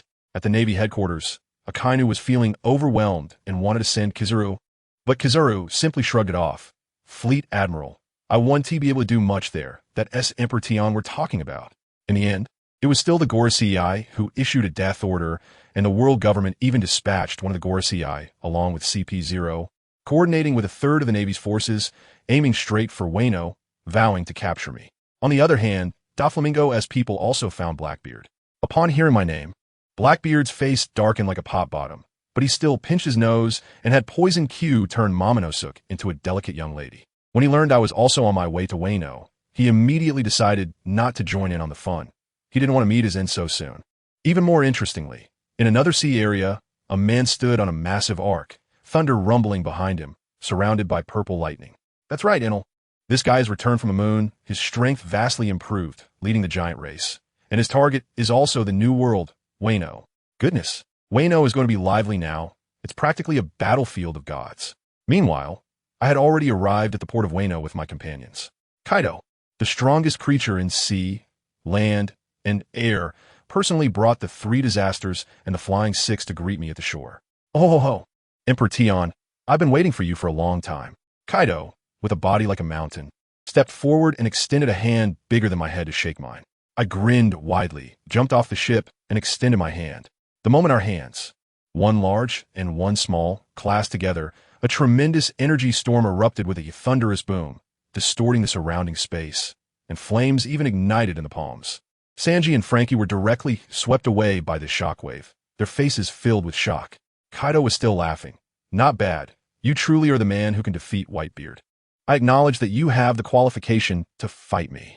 I couldn't help but burst out laughing so wildly. Ha ha ha. You reckless fool. It seems you haven't figured out your place. Do you know that you haven't earned my approval yet? As soon as I finished speaking, the muscles in my arm began to twitch oddly, reorganizing, and the muscle density in my entire palm instantly doubled. Kaido's pupils suddenly contracted. He felt an irresistible and terrifying power coming at him, and his palm was actually being crushed inwards by me. He roared in anger, unleashing his conqueror's haki with full force, and his other fist, accompanied by the sound of wind and thunder, rushed towards me. My clothes instantly exploded, revealing my terrifying muscles that resembled a work of art, capable of freely differentiating and combining. I stood motionless, casually blocking his incoming punch with one hand while my other hand gripped his remaining hand and exerted force again. Bang! With a dull sound, under the terrified gazes of everyone, Kaido's hand was crushed by me with pure grip strength. Flesh and blood flew everywhere. Kaido's expression was emotionless, but his pupils had turned completely black, a sign of extreme rage. I opened my mouth and laughed wildly. the sound making even the three disasters feel a chill on their scalps. Yes, this is the expression that deserves to battle with me. Kaido's palm, which had been crushed, was quickly healing. In the next moment, he suddenly swung a slap towards my face, and I just tilted my head slightly, using ultimate energy absorption. His palm, capable of shattering mountains, felt like it struck an illusion, grazing my cheek and sliding past. Kaido was completely frantic, his fists raised high, crashing down towards me like a meteor. I unleashed my power again, and my whole body bizarrely bent backwards into an incredible arc, once again neutralizing his attack. His lackeys, who had no sense of the situation, were still mocking. Is that it? I thought it would be much more impressive. I tell you, Kaido's face turned green at that moment, so angry that he unleashed his Conqueror's Haki and knocked all those noisy, useless people out. He knew better than anyone that I was just playing with him. And guess what? As soon as I stood up from that pit, nothing happened. Let me tell you, my whole body was cracking with bone sounds, my muscles were compressed to the limit in an instant, and I started to emit steam like a freshly steamed bun. My red hair was all standing up, and my eyes turned bright red. Wow, I felt like I had directly entered my second form. I stepped on the ground, and with a loud crack, the floor around me shattered, shaking an area of 1 kilometer. I walked towards Kaido step by step, like a Terminator. Kaido's underlings, the three disasters and the Flying Six, were all wide-eyed in shock, retreating in fear. But Kaido, that old man, was still trying to act tough, standing still like a mountain, watching me. However, inside he was already panicking. He knew I was much stronger than he imagined. Without saying a word, he reached out, and his club called the 8 precepts flew into his hand, wrapped in Conqueror's Haki, crackling with black-red lightning, looking quite intimidating. He gathered all his strength and swung it towards me. What happened? Before his club could even reach me, I sent him flying over 500 meters with a single punch. This guy still had the nerve to keep his composure, chuckling and taunting me, saying, "Emperor Tion, your technique is decent, but your strength can't break my defense." Who understands? This is just pure verbal bravado, right? I couldn't help but laugh. Oh, really? As soon as I finished speaking, I instantly teleported right in front of him, unleashing both my Conqueror's Haki and Armament Haki, and punch him in the stomach. This time, I sent him flying thousands of meters, crashing into some mountain, causing the entire mountain to rumble and shake. People in Flower Capital thought there was an earthquake, yet this old man still wouldn't concede, bursting out from the mountain with a thunderous attack. Let me tell you, that speed was insane. But was I afraid of him? I directly activated my ghost brain to simulate his move and faced it head-on. The two forces collided with a deafening boom, creating a scene of apocalyptic destruction.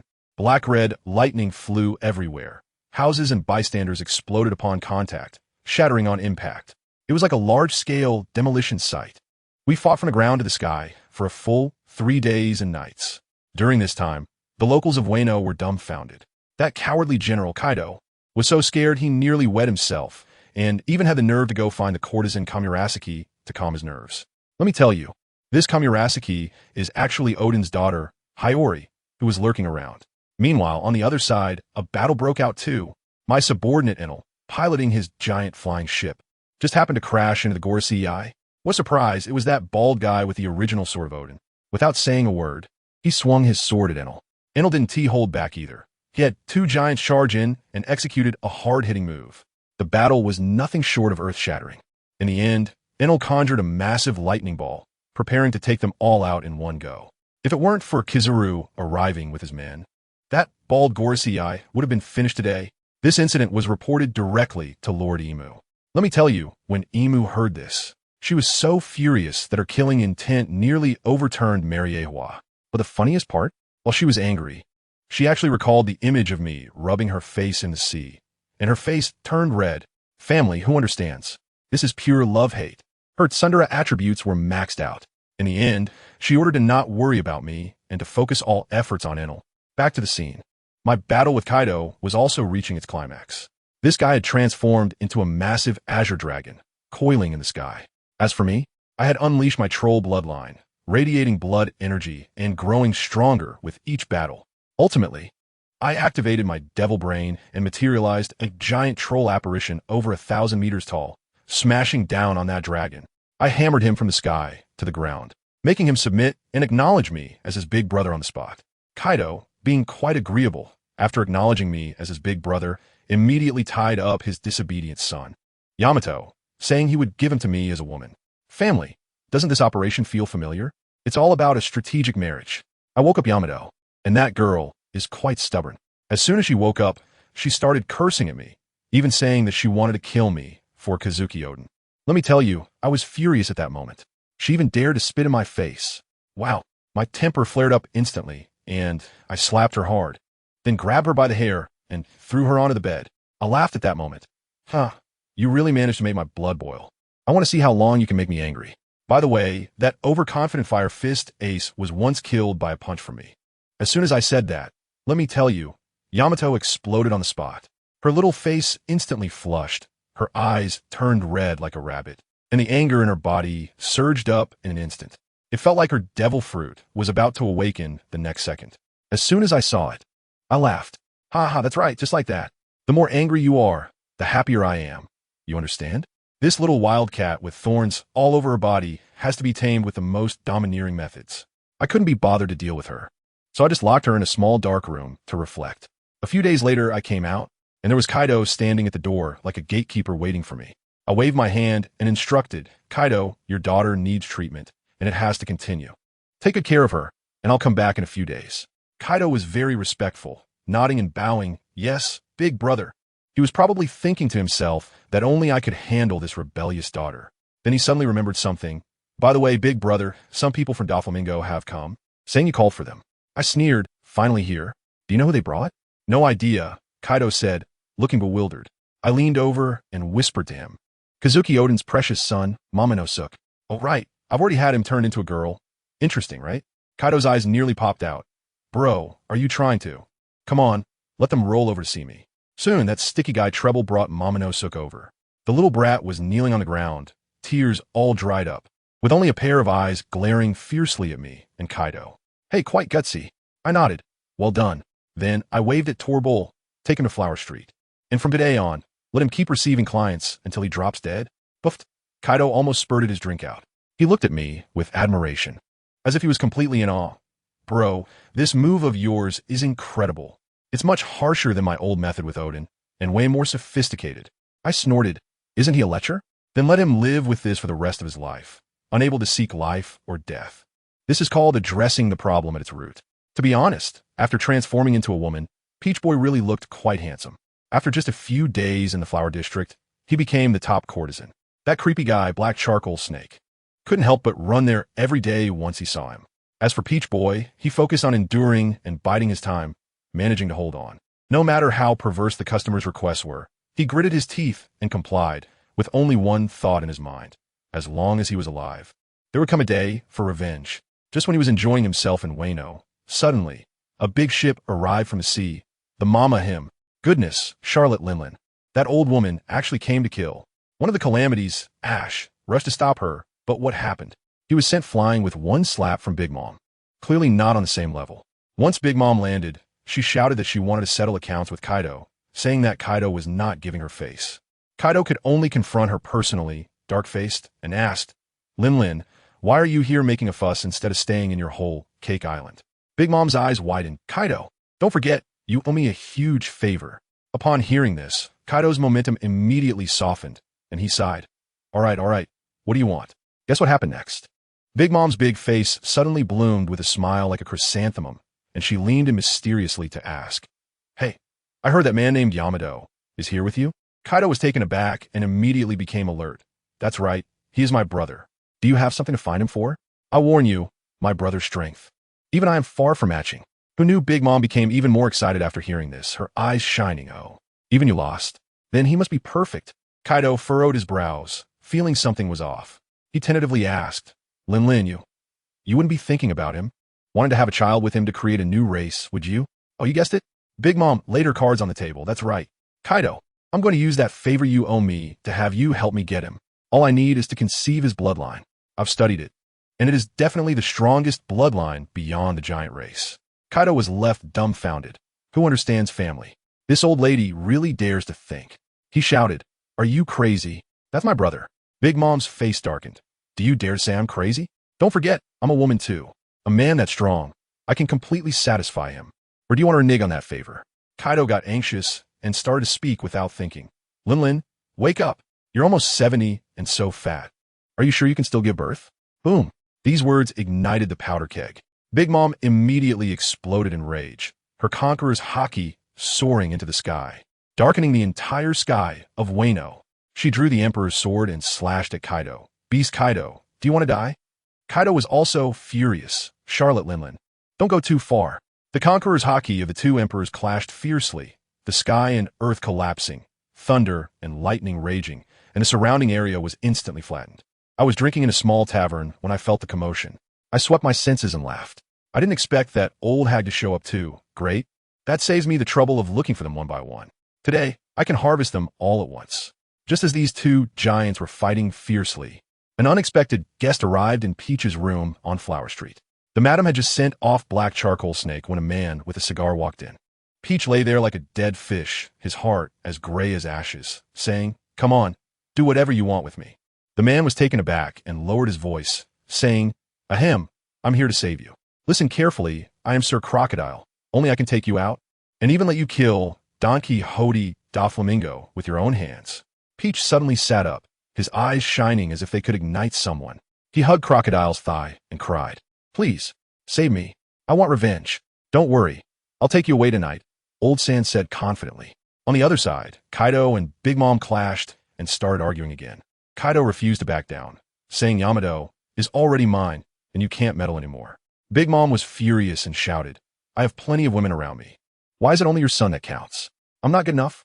Kaido, driven to desperation, actually said, "How about we give it a try? Just make do." Big Mom immediately retorted, "Get lost. Do you think I care about that little bit of your Oni bloodline? Compared to that man, you're nothing." Seeing that they were about to fight again, I truly lost my patience. With a flash, I appeared directly between them. Kaido was startled and exclaimed, "Big brother, what are you doing here?" I didn't even look at him, just staring at Charlotte Lingling. As soon as this old woman saw me, her eyes went wide, and the greedy drool was about to come out. She shouted directly, "Fanma Ditian, be my man. Let's create the strongest race together." I listened and laughed. I laughed particularly loudly and wildly. "You, a woman who has been tainted by countless weaklings, dare to covet my power? Are you insulting me?" As soon as I finished speaking, I couldn't even be bothered to move my hands. I just looked at her, injecting all my killing intent, dominance, and the fierce ferocity from the depths of my soul into her mind like a needle. This is a crushing pressure on a soul level. Do you understand? Charlotte Lingling, a dignified emperor, couldn't last even a second. The greed on her face instantly turned into extreme fear, her whole body trembling like a sieve, her legs gave way, and with a thud, she collapsed to the ground, sweat soaking the floor. Kaido stood by, dumbfounded. He didn't sense the power I directed at the old woman at all. Completely unaware of why Lingling, who had just been fighting him fiercely, was now terrified to the point of losing control in front of me. I regained my composure and said to Kaido, "She's in your hands." Then I turned and left. After taking care of the matters in Fishman Island, I thought to myself, since I had some free time, why not stir up some big waves?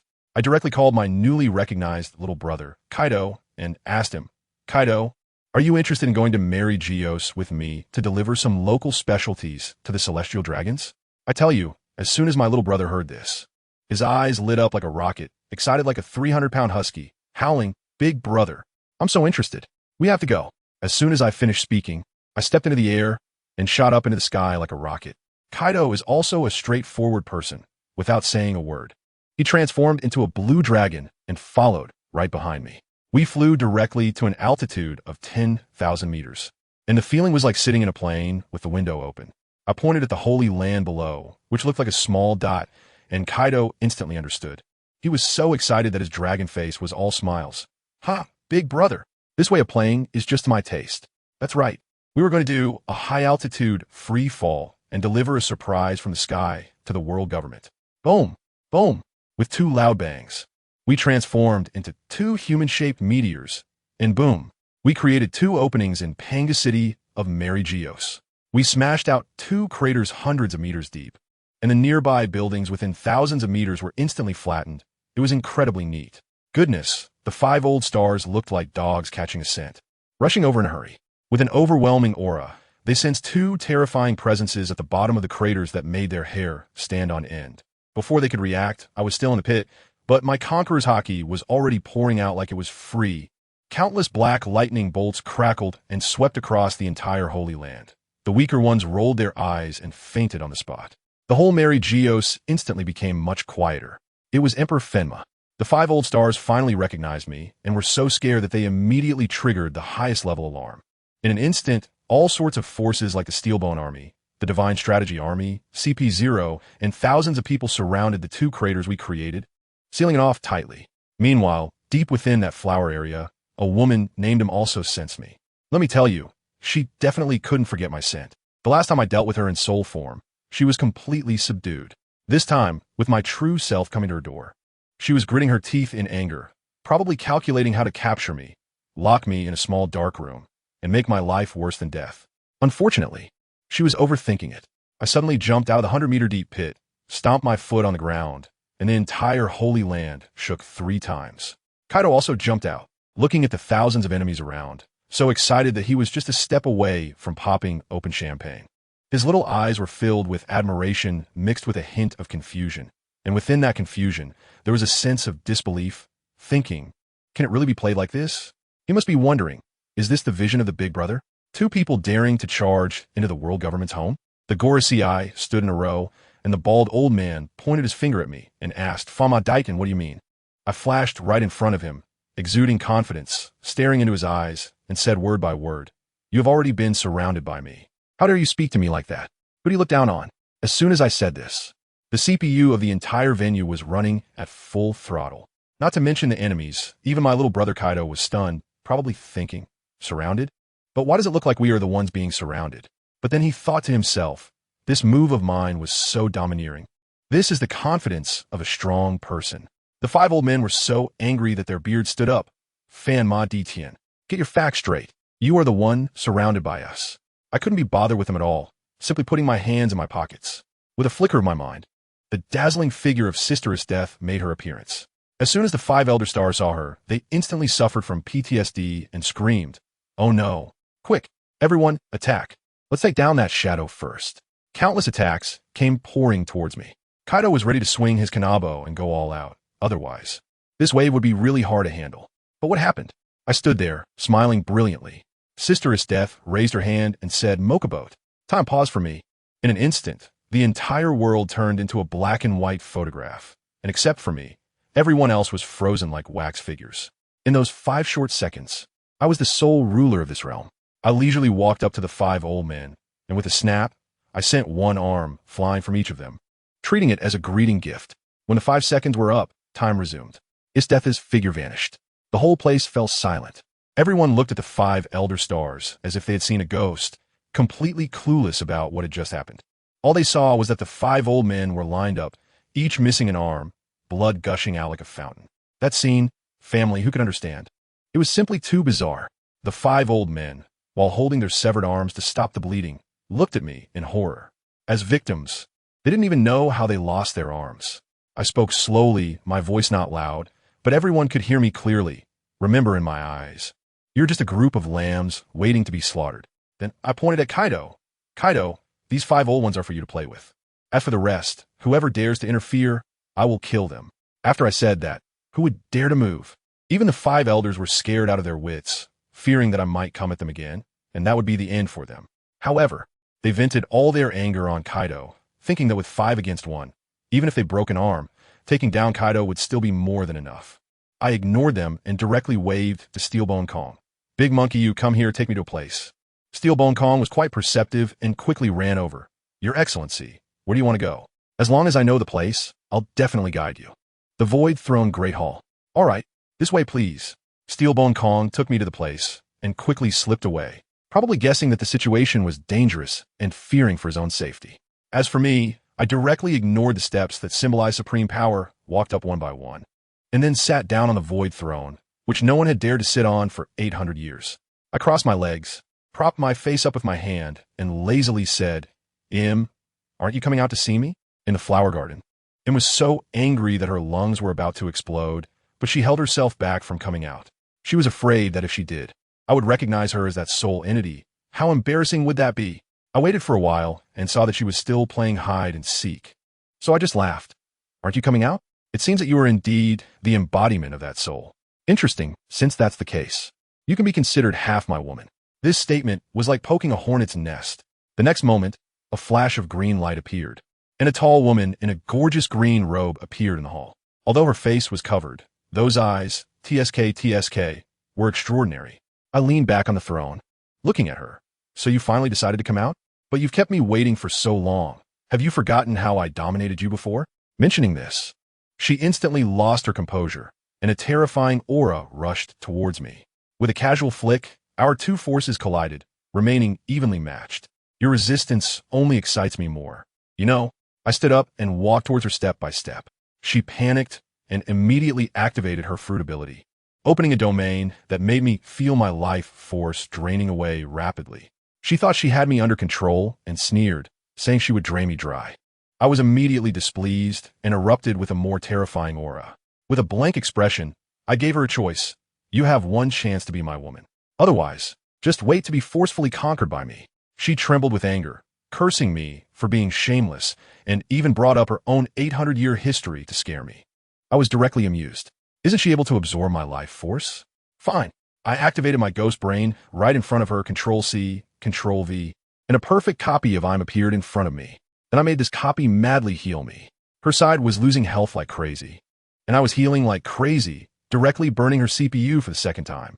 When this girl saw it was getting out of hand, she immediately left her body and fled, leaving her physical form behind. Family, who understands? You think this is over? Let me tell you, this move is like you run if you want, but I'll shake things up in your house. I directly used my ghost eyes to lock onto her soul's location, then teleported next to her soulless body. Her soul was watching from the side, trembling with anger, but she didn't dare go too far, fearing that if her physical body was destroyed, she would really be gone. I originally wanted to have some fun with her, but her body felt like an ice block. It was lifeless. Out of anger, I was ready to burn her with a fire. This really scared her. If her physical body was gone, she would become a lost soul. Left with no choice, she could only choose to return to her true form. The moment her soul returned, her face flushed with shame, and her eyes were filled with murderous intent. Emperor Tian, our battle has just begun. Seeing her indomitable spirit reignited my interest. In the end, we ended up in an extreme tug-of-war, fighting for a full 5 months. It was basically a companionship-style battle, unbelievable. After 5 months, I felt refreshed and ready to leave. I told Kaido to go find Captain Zoe and bring Big Mom's Broly along. Once I finished my business, I would head over. Then I took Baby 5 and Sugar.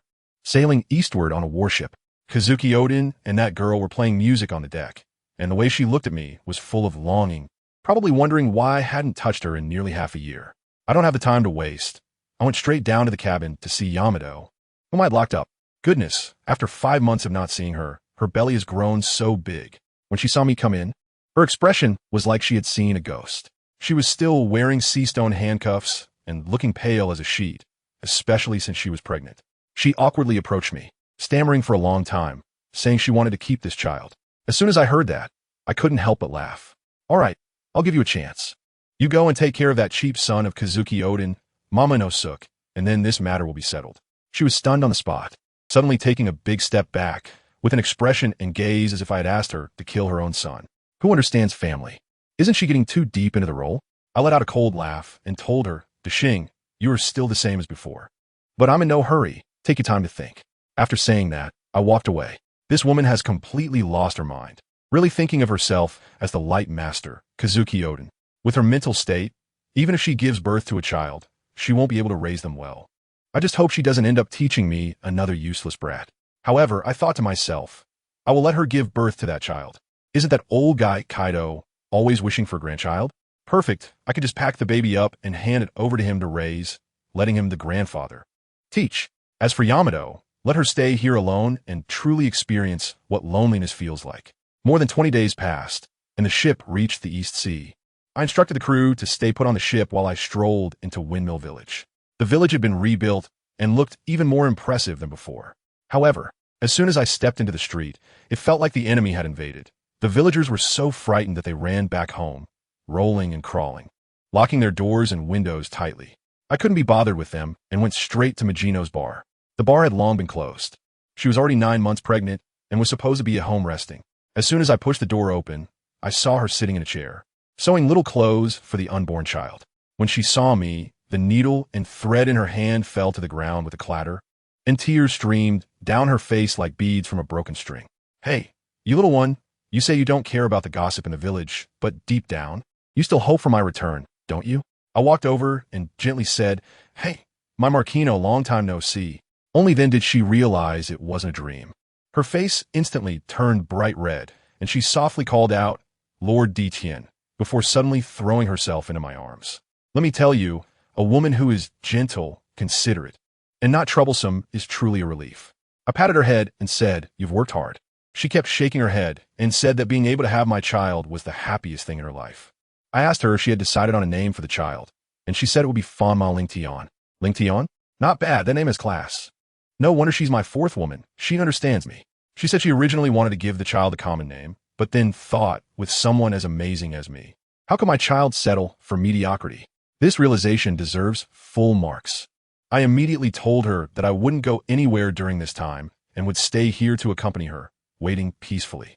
She obediently nodded and even very obediently started calling me husband, as I suggested.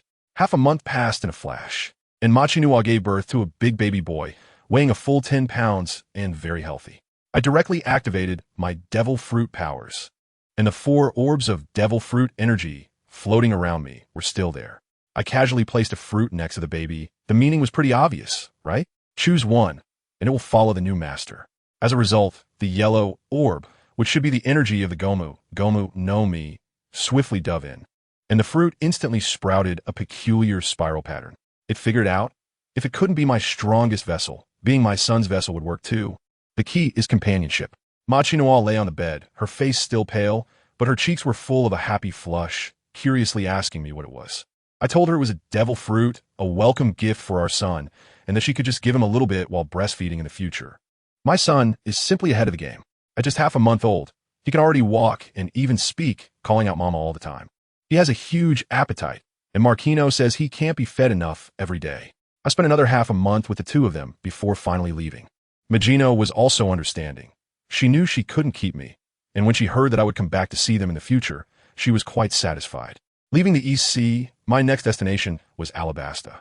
Vivi, that girl, was in her room every day, holding the baby and gazing longingly, even telling the child my glorious deeds as bedtime stories. Her father, Kabura, was so excited to see me that he called me son-in-law with more affection than anyone. As soon as I walked in, Vivi cried and threw herself into my arms, laughing and pounding my chest. She said the baby was named Little Tian because I was the big Tian in her heart, and our child was Little Tian. All right, that's quite cute. I casually gave the little guy a fluffy fruit. After staying for another half a month, I left.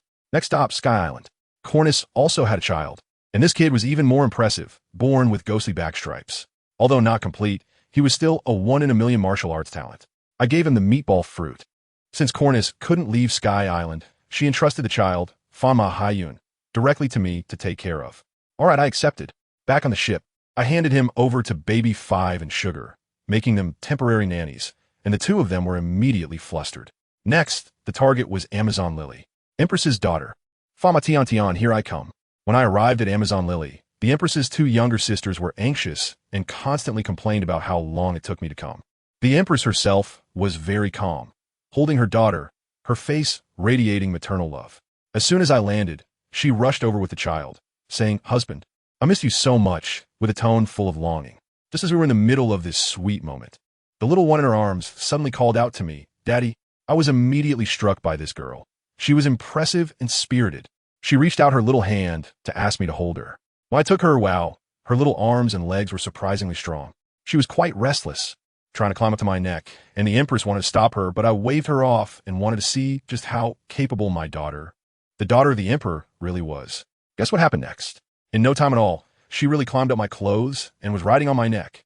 This little girl, only a little over 2 months old, had the energy of a 2-year-old.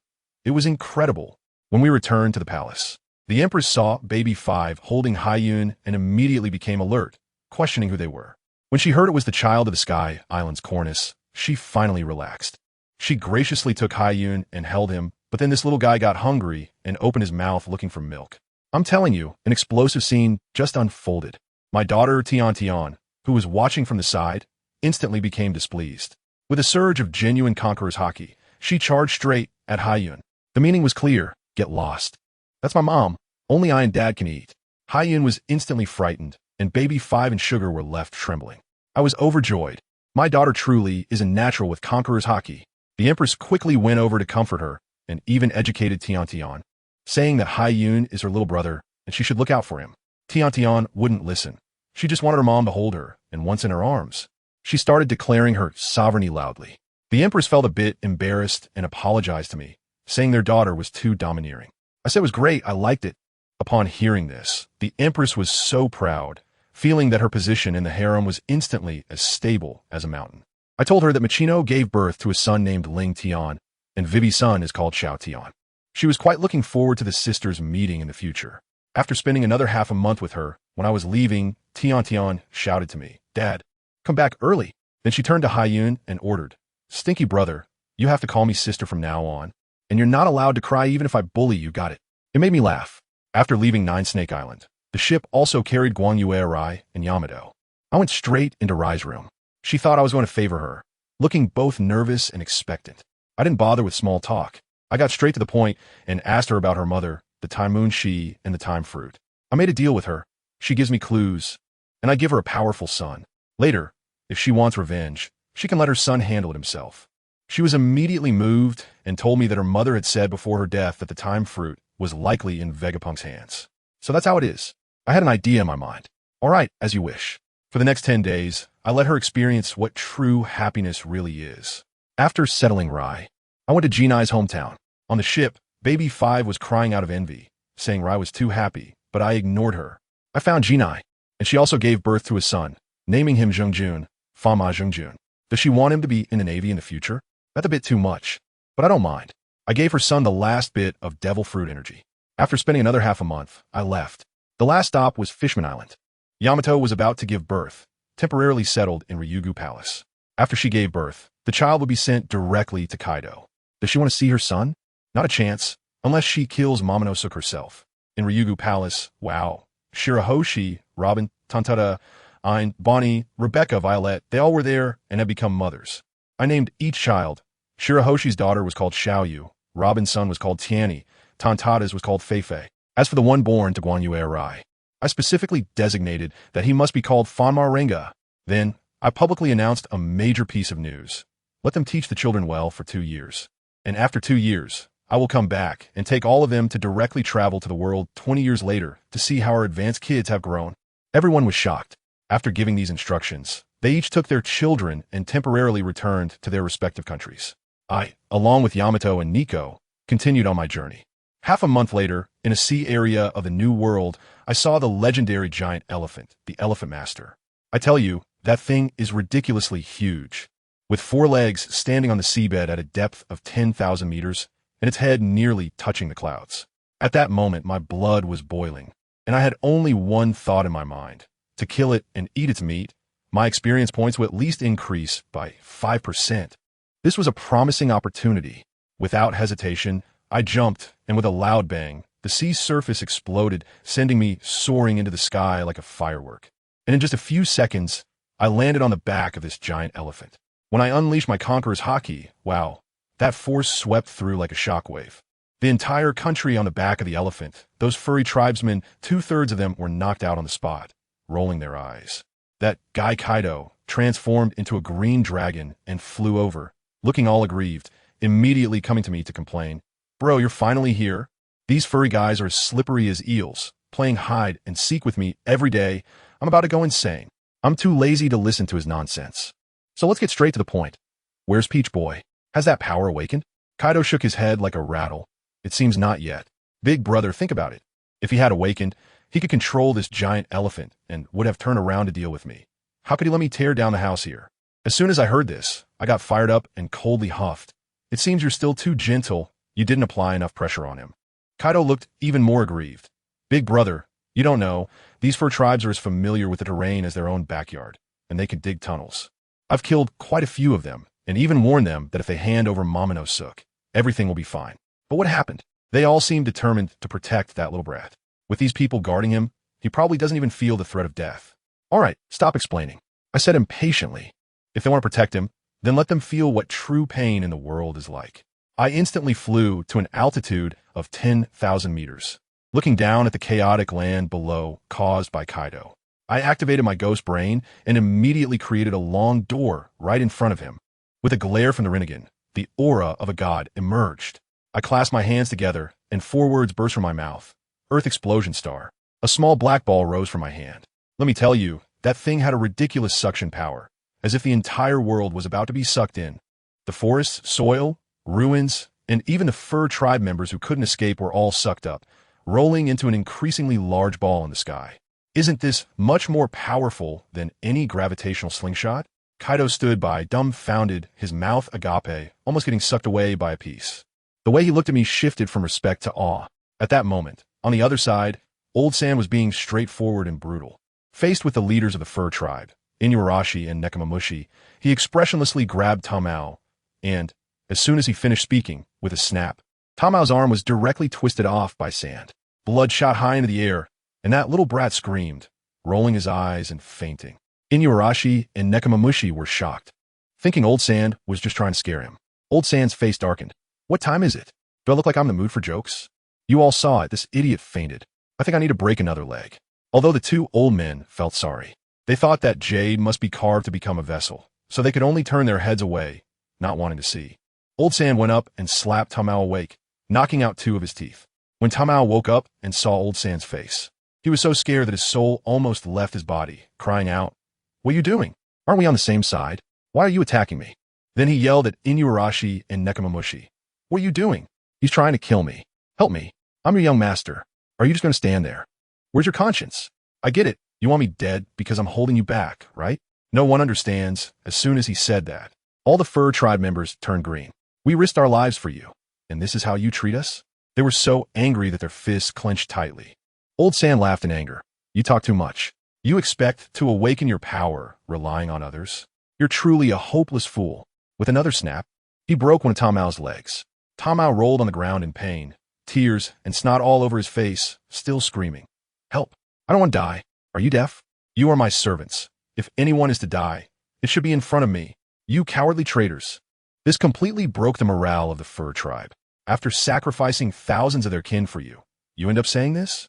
That little rabbit, Galette, began to doubt life. He thought he was pitiful before, but now he just wanted to say, "If I had known, I wouldn't have cared about you." Old Sand looked at this hopeless fool and lost all patience. With a fierce glare, he broke another one of Tamao's legs, grinning maliciously. "No one can save you. I'll count to 3, and if you don't awaken, I'll slice you into sashimi." Tamao was in complete despair, frantically shouting in his heart, "Awaken! How do I awaken?" Just then, my Earth Explosion Star was done playing and crashed down from the sky. Inuarashi shouted, "Get into the underground." The fur tribe members all dove underground in a rush. Old Sand cursed and could only activate his ability to bury himself and Tamao in the sand for defense. Boom! A huge explosion shook the entire zoo, creating a massive crater on the ground, and even the giant elephant let out a thunderous roar in pain. Kaido watched in shock and said, "Big brother, Tamao won't just be gone like that, right?" I sneered and said, "Don't worry, I already know where they're hiding. This strike won't kill him. Follow me." I brought Kaido to the edge of the pit, facing the sandy area. In the shadow of Nagato beside me stretched out a hand. Universal pull. A tremendous force directly pulled out Tama from the sand and grasped him in my hand. Kaido was stunned again. This ability to take things from a distance was just too amazing. I dragged the half-dead Peach Boy and said, "Let's go. It's no use relying on that bunch of useless people. It seems I have to come personally and give him some real strength." I directly brought him right in front of the giant elephant's head, allowing that enormous eye to see clearly. I broke off a piece of iron from Kaido's club, and with just 2 fingers, it turned into a sharp, thin blade. I asked Kaido, "Do you know what I'm best at?" Kaido swallowed hard. "Big brother, could it be? You're going to skin him alive?" I ignored him and, facing the unconscious Tama, swiftly brought down the knife, slicing through a piece of meat 1 millimeter thick every 3 seconds. The knife skills were truly professional. Before long, Tama woke up in pain. As soon as he opened his eyes, he saw me and Kaido in front of him. More horrifying was the sight of me slicing pieces of meat off his own body. He completely broke down. An unprecedented fear overwhelmed him. "No, please spare me. I'll do anything. I'll awaken right away." He cried out to the giant elephant beside him. "Zo, I'm Kazuki Tama. Please get in touch with me. Save me." Suddenly, an old voice echoed directly in my mind. "Human, Why do you treat a child this way? Oh, can you communicate telepathically? I shot back. I do what I like. If you don't like it, then come at me. Are you sure you want to go down this path? If I make a move, you will have no place to die. Ha ha ha, that's exactly what I want. My fighting spirit instantly surged, and I handed the knife to Kaido. Here, you take over. If he dies before I finish slicing, I'll hold you responsible. Then, I launched myself forward and kicked the elephant's head with one powerful strike. I tried to confront him head-on a few times, and wow, this thing has tough skin, thick flesh, and outrageous strength. Going toe-to-toe does have its disadvantages. However, it only has a few moves. I simply dropped onto its ear, tore off a small piece of flesh, and stuffed it into my mouth, using my haki to harden my teeth before crunching it down. The elephant master was completely furious. Human, don't push your luck. I completely ignored it. At that moment, under the extreme pressure of survival, Momonosuke, who was being tortured by Kaido, felt a buzzing in his head as if some shackles had been broken. He actually heard the voice of the elephant god. The elephant god also sensed it. It turns out the one I've been waiting for is you. I grinned, and in an instant, I returned to Kaido's side. Let's go, it's time for Bryn to take the stage. Momonosuke, just awakened his powers, was so excited that he immediately commanded the object master in his heart. Great. Kill them all for me and avenge me. However, the response from the object master left him petrified. Sorry, master. My mission is to assist you in establishing a nation and to mobilize the ancient weapon, Pluton. I cannot attack at will. Momonosuke was furious. What? Then what use are you? Useless. He realized he still needed to beg us, and began to bow frantically. Let me go, and I will help you get Pluton.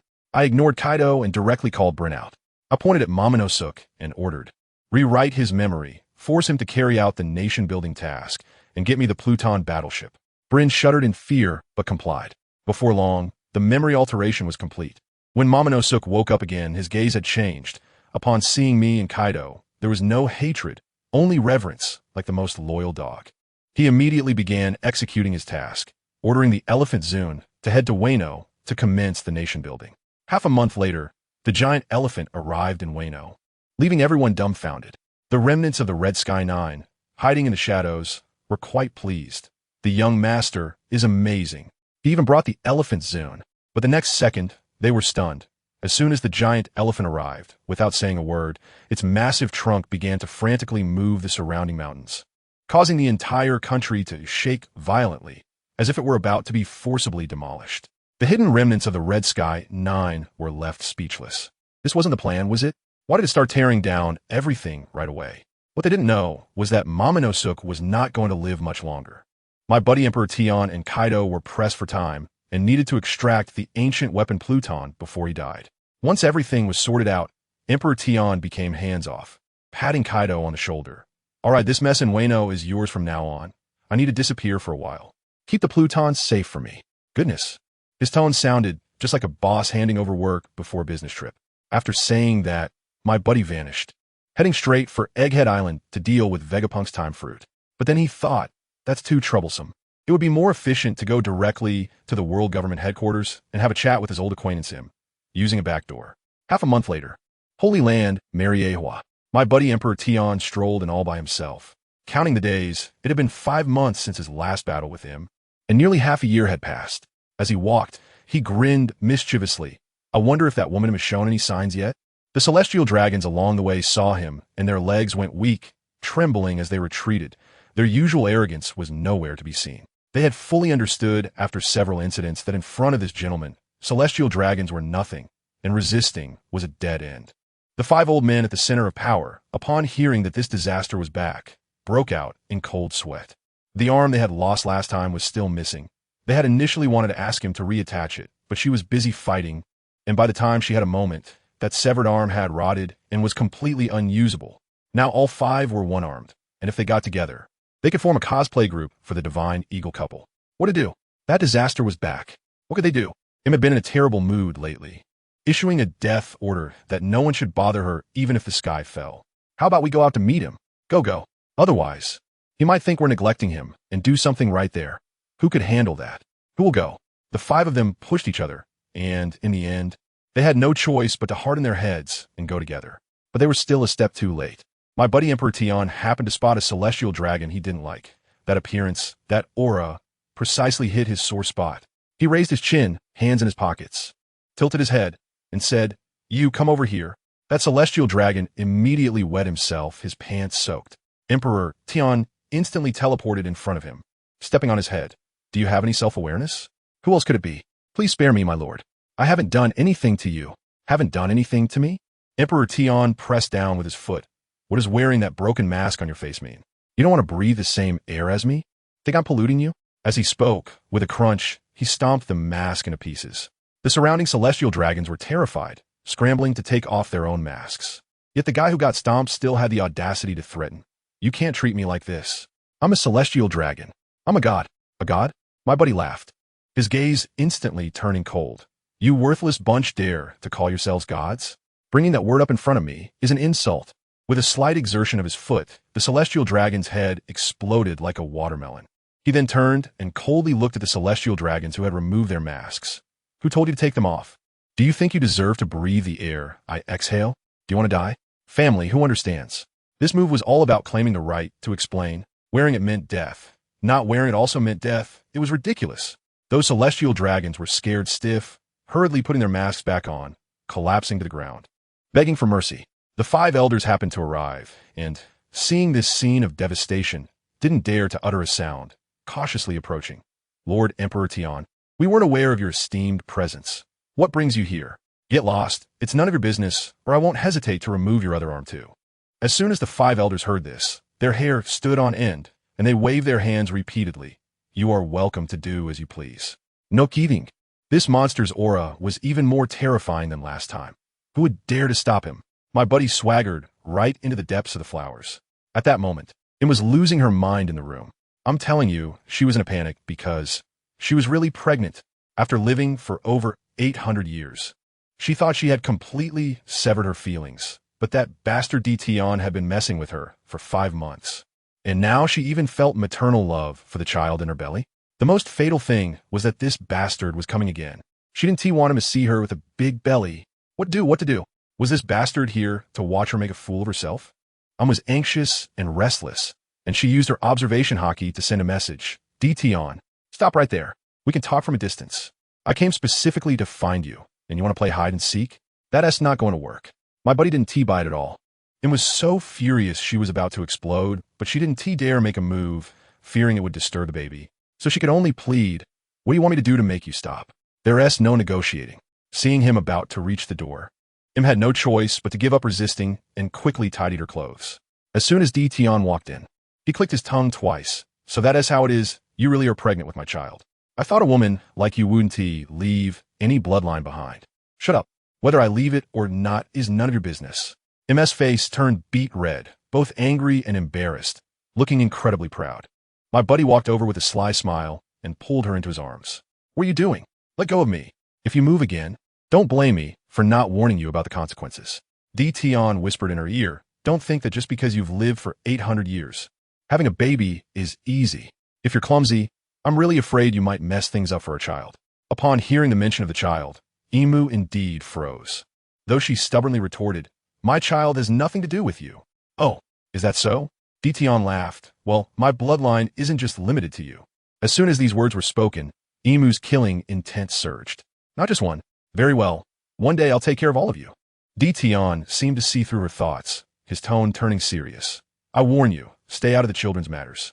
Otherwise, I'll make you and your unborn child say goodbye forever."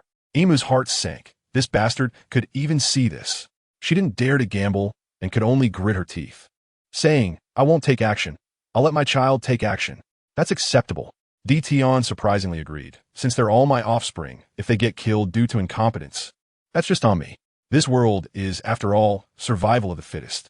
Imu was speechless. This guy was truly a lunatic. She took a deep breath and asked, "What exactly are you here for?" 3 things. My buddy laid it out directly.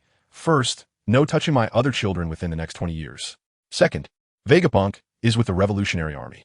Third, where's the time fruit? Upon hearing this, Imu had an idea. He wants to eat the devil fruit? That's great. Once he eats it, he'll have a weakness. She smirked and said, "What a coincidence. The time fruit is in Vegapunk's hands. Whether you can get it depends on your ability." She intended to kill 2 birds with 1 stone, letting my buddy act as cannon fodder to clear her path.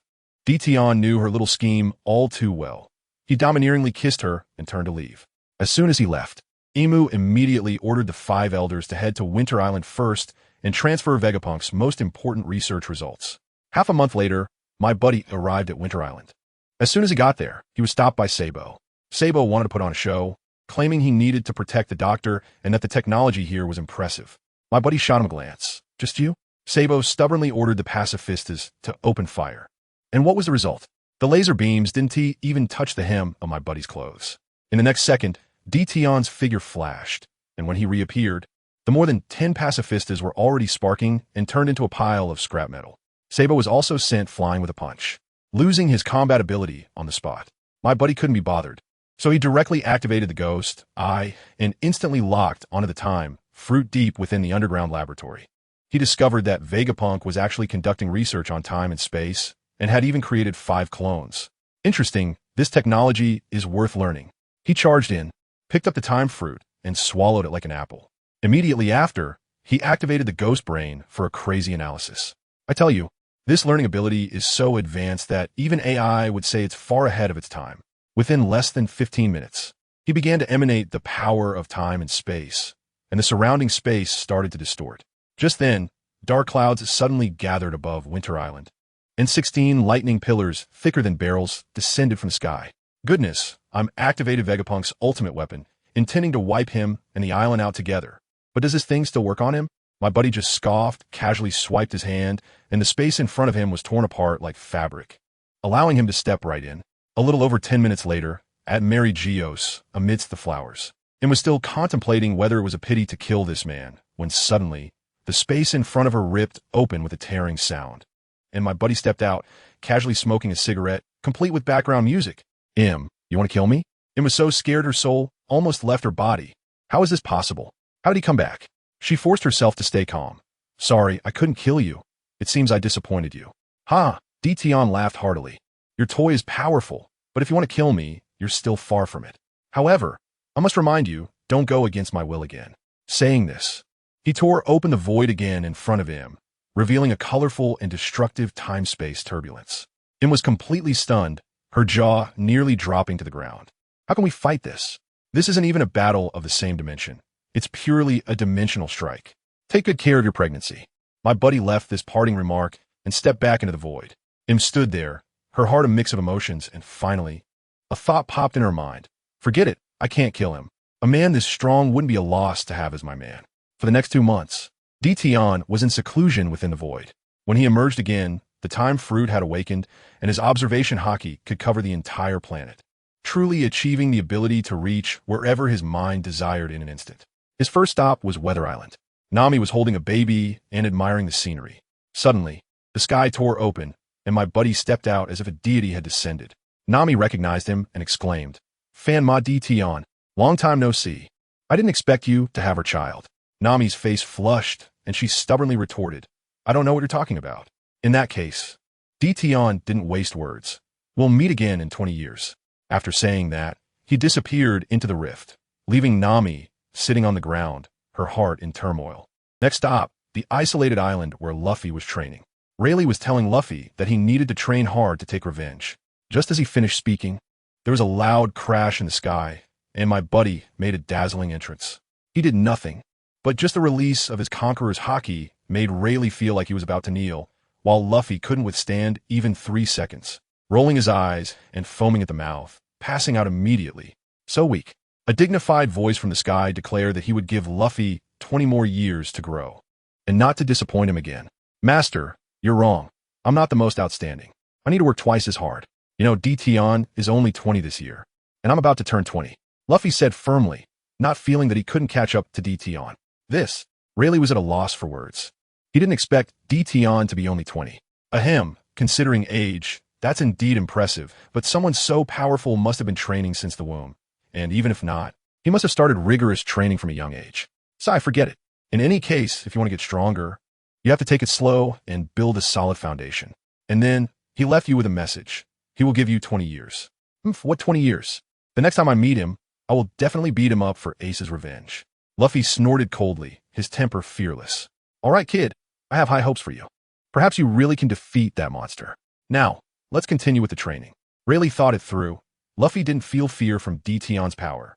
which showed he had confidence in himself, and, as long as he was given time, a miracle would surely happen. Somewhere in the New World, two pirate ships encountered each other, one large and one small. On the smaller ship were Shanks and his crew, while the larger ship was occupied by Enel and his crew. Captain God Enel, these guys are not easy to deal with. Maybe we should avoid them. A pirate on the ship said cautiously. TCH, what's so hard to deal with?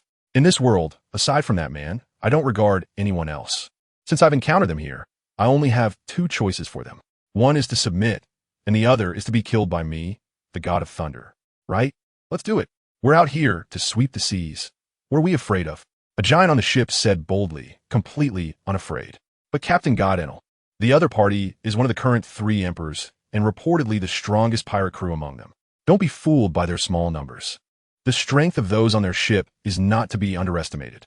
Are they stronger than me, the god of thunder? Enel asked coldly. Captain God, you are undoubtedly the strongest, but let's be careful, just in case. A crew member said nervously, thinking that while Enel is powerful, the red-haired Shanks and his crew are no ordinary pirates, and they are definitely not a match. Friends on the ship, could you be the infamous god of thunder pirate crew that's been gaining notoriety for more than a year? Shanks said, gripping the griffin at his waist, his expression somewhat solemn, as they had all heard the loud declarations from the other side. Moreover, the god of thunder pirate crew had recently caused quite a stir in the New World, and if things continued to develop like this, it could disrupt his plans. That Fanma Tion was already a variable, and now another one would make the situation even more chaotic. Yahaha, you actually know. So how will you choose? Submit or be wiped out by us? Enel laughed arrogantly, clearly not taking Shanks and his crew seriously. Shanks's expression suddenly turned cold, a hint of killing intent emanating from him. No one had ever been so brazen in front of him on this sea. Friend, you're going too far. There is no need for our 2 crews to have any conflict here, right?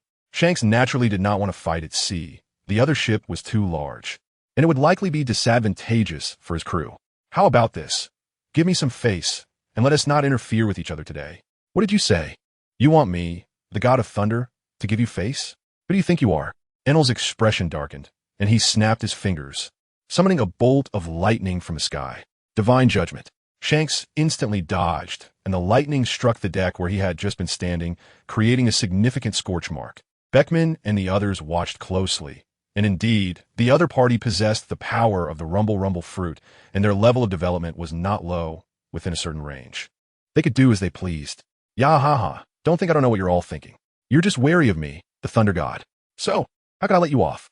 Enel's heart network power had been elevated several levels after a year and a half of training since he descended to the New World from the end of the clouds. He could hear the inner thoughts of some members of the red-haired pirates, which gave him even more confidence to suppress them. Captain, why don't I give him a taste of his own medicine, lest they really underestimate us? Beckman said seriously, already planning to take action since these people had already ridden on their necks. Exactly, if I could just take action, I would really like to see if the user of the rumble fruit can dodge my bullets. Jesus Burgess also seemed interested. Shanks smiled at this. Forget it. I'll handle this myself. After all, they have quite a few people, and it's not fair. As he frowned, his gaze became extremely cold, releasing a terrifying conqueror's hockey. Red pulsing arcs of electricity wreaked havoc, causing the heavens and earth to lose color, turning the entire sky and sea red. On the massive ship of the red-haired pirates, countless pirates fell unconscious on the deck. Impudence. Enel was furious, also releasing a powerful observation hockey, presenting a force of purple, transforming into countless purple thunderbolts, trying to push back Shanks's conqueror's hockey. But soon, Enel frowned, not expecting the opponent's observation hockey to be so strong that he couldn't push it back. Oof, sir. The New World is not solely under your control. If you want to be one of the 4 emperors, I have no objections. But if you want to swallow the entire New World and become the Pirate King, then first let me see if you are worthy. Shanks's killing intent surged, and the power of his conqueror's hockey became even more terrifying, the void trembling with deafening sounds, causing even more of Enel's crew to faint. In just a few breaths, only a dozen pirates from Enel's ship remained standing, while the rest lay unconscious on the deck. Several parts of the deck had even torn open. The pirates on the ship were stunned. The wood of this ship was made from the best material, processed into a ship, yet it was harder than steel. It was astonishing that it had suffered damage under Shanks's conqueror's hockey pressure. Indeed, Shanks was not someone to be easily provoked. Even the Thunder God captain could not compare in terms of conqueror's hockey. Moreover, generally speaking, for a powerhouse like Shanks, If his haki was stronger than that of the Thunder God Captain, it meant he was already stronger overall. Perhaps the Thunder God Captain could not defeat Shanks. However, Enel did not give up. While releasing his Conqueror's haki, he activated his powers, summoning endless lightning within a radius of several thousand meters, forming a lightning net to trap the red-haired pirates. This move was a new ability developed by Enel using his powerful observation haki. But Shanks did not take it seriously. The terrifying power of his Conqueror's haki seemed like divine punishment, continuously destroying Enel's flying ship. Just then, a rift suddenly opened in the sky. What? Members on both ships were shocked. What kind of joke is this? Is it possible to tear the void apart just with the power of Conqueror's haki? This is impossible, right? Many pirates found it unbelievable. When did a clash of Conqueror's haki have such power? In fact, both Shanks and Enel felt strange. After all, they both controlled the power of Conqueror's haki, and when unleashed, they had a sense of its strength. Thus, they both felt in their hearts that this was definitely not something he created. Could it be an enemy? The power of observation haki surged wildly into the rift, trying to discern if there was an enemy hiding within the void. If there was, that person would be extremely dangerous. After all, in Enel's view, even his strongest lightning could not create such a rift. In Shanks's view, only Whitebeard's Tremor Fruit power could tear space apart. Could it be Blackbeard Teach has arrived? How did that guy get so strong? Shanks thought, feeling uneasy. Haha, you two are having so much fun. Why don't you let me join in and give it a try? Soon, the voice of the Emperor, echoed throughout the heavens and earth before he even descended. Enel's heart tightened. He couldn't forget that voice. It was the voice of Emu, and he didn't expect to meet him again so soon. For some reason, he felt extremely anxious and terrified of the other party, contemplating whether he should flee. Shanks and his companions were also shocked. They had encountered Emu on the battlefield before. Such a bewitching voice filled with an overwhelming sense of dominance would be unforgettable. This is a bit troublesome. Shanks and his crew thought to themselves, that guy was a very dangerous presence.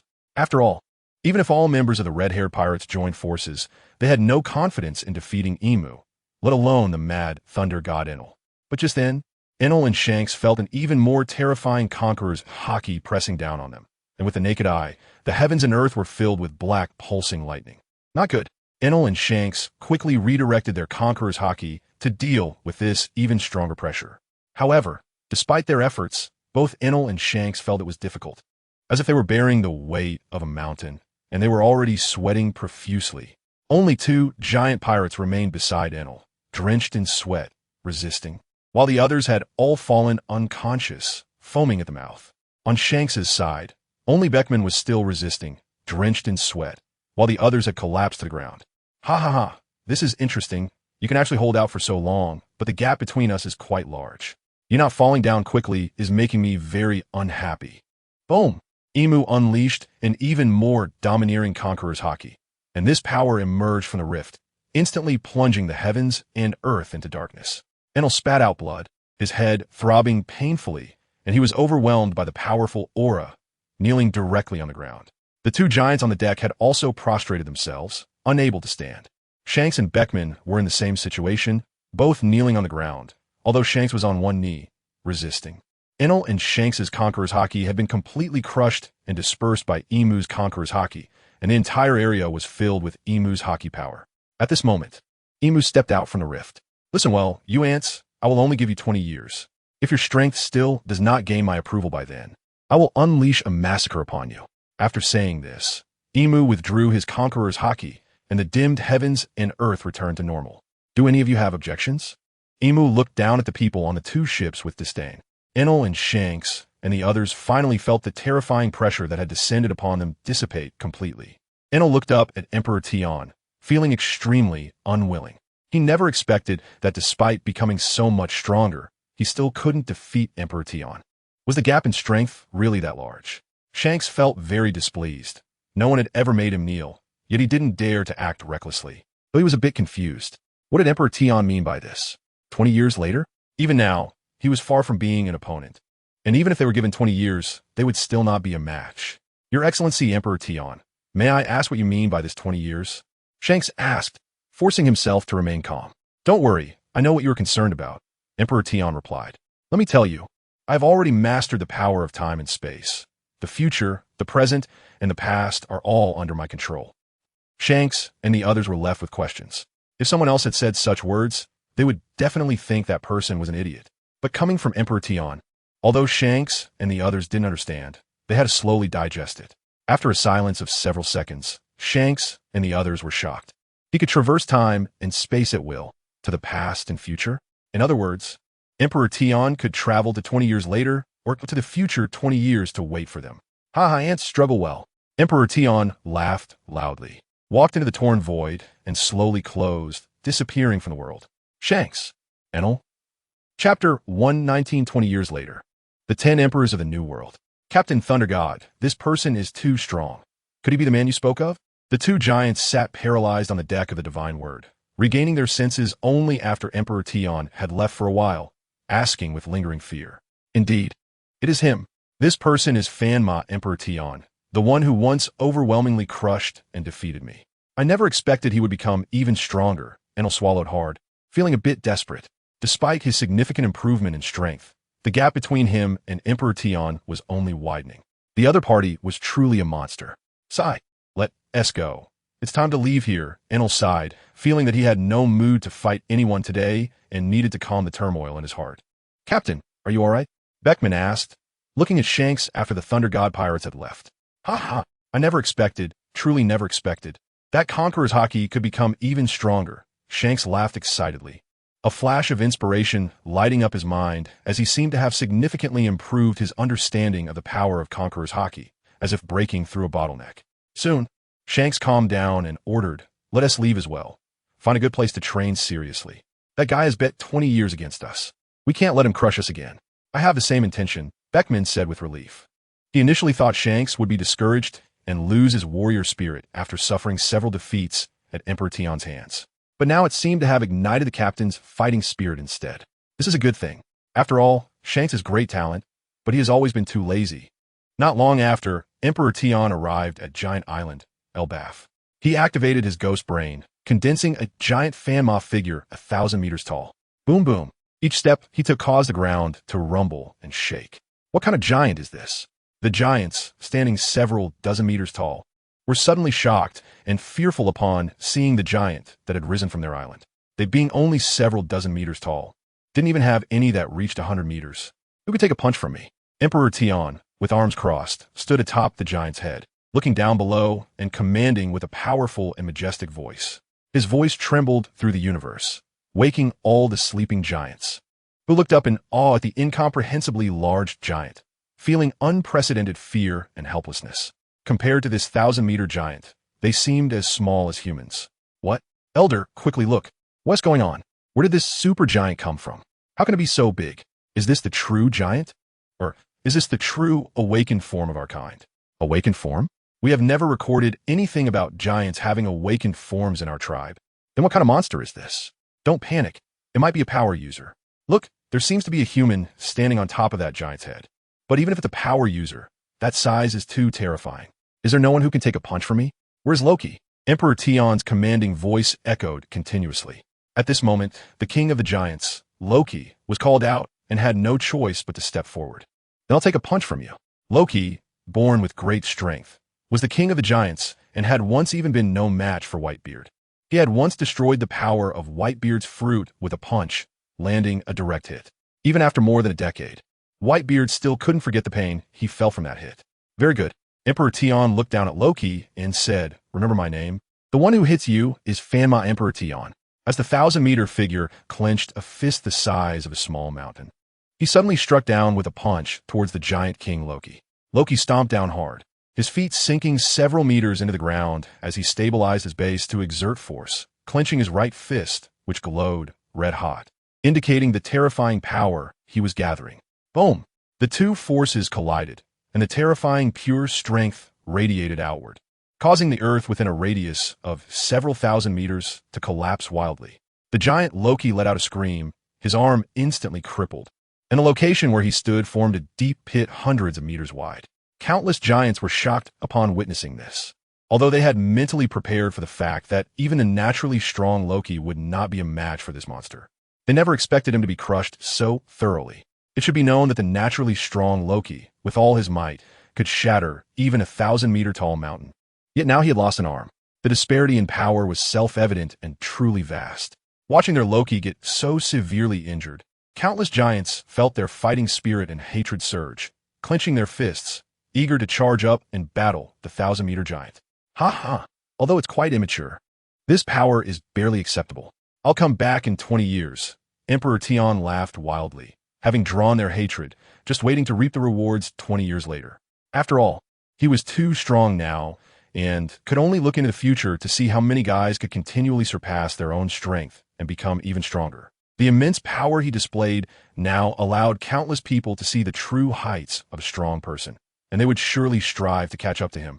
No longer satisfied with the heights of Roger or Rox, I believe that within the next 20 years, Fanma Emperor Tian, will be synonymous with the strongest in this world.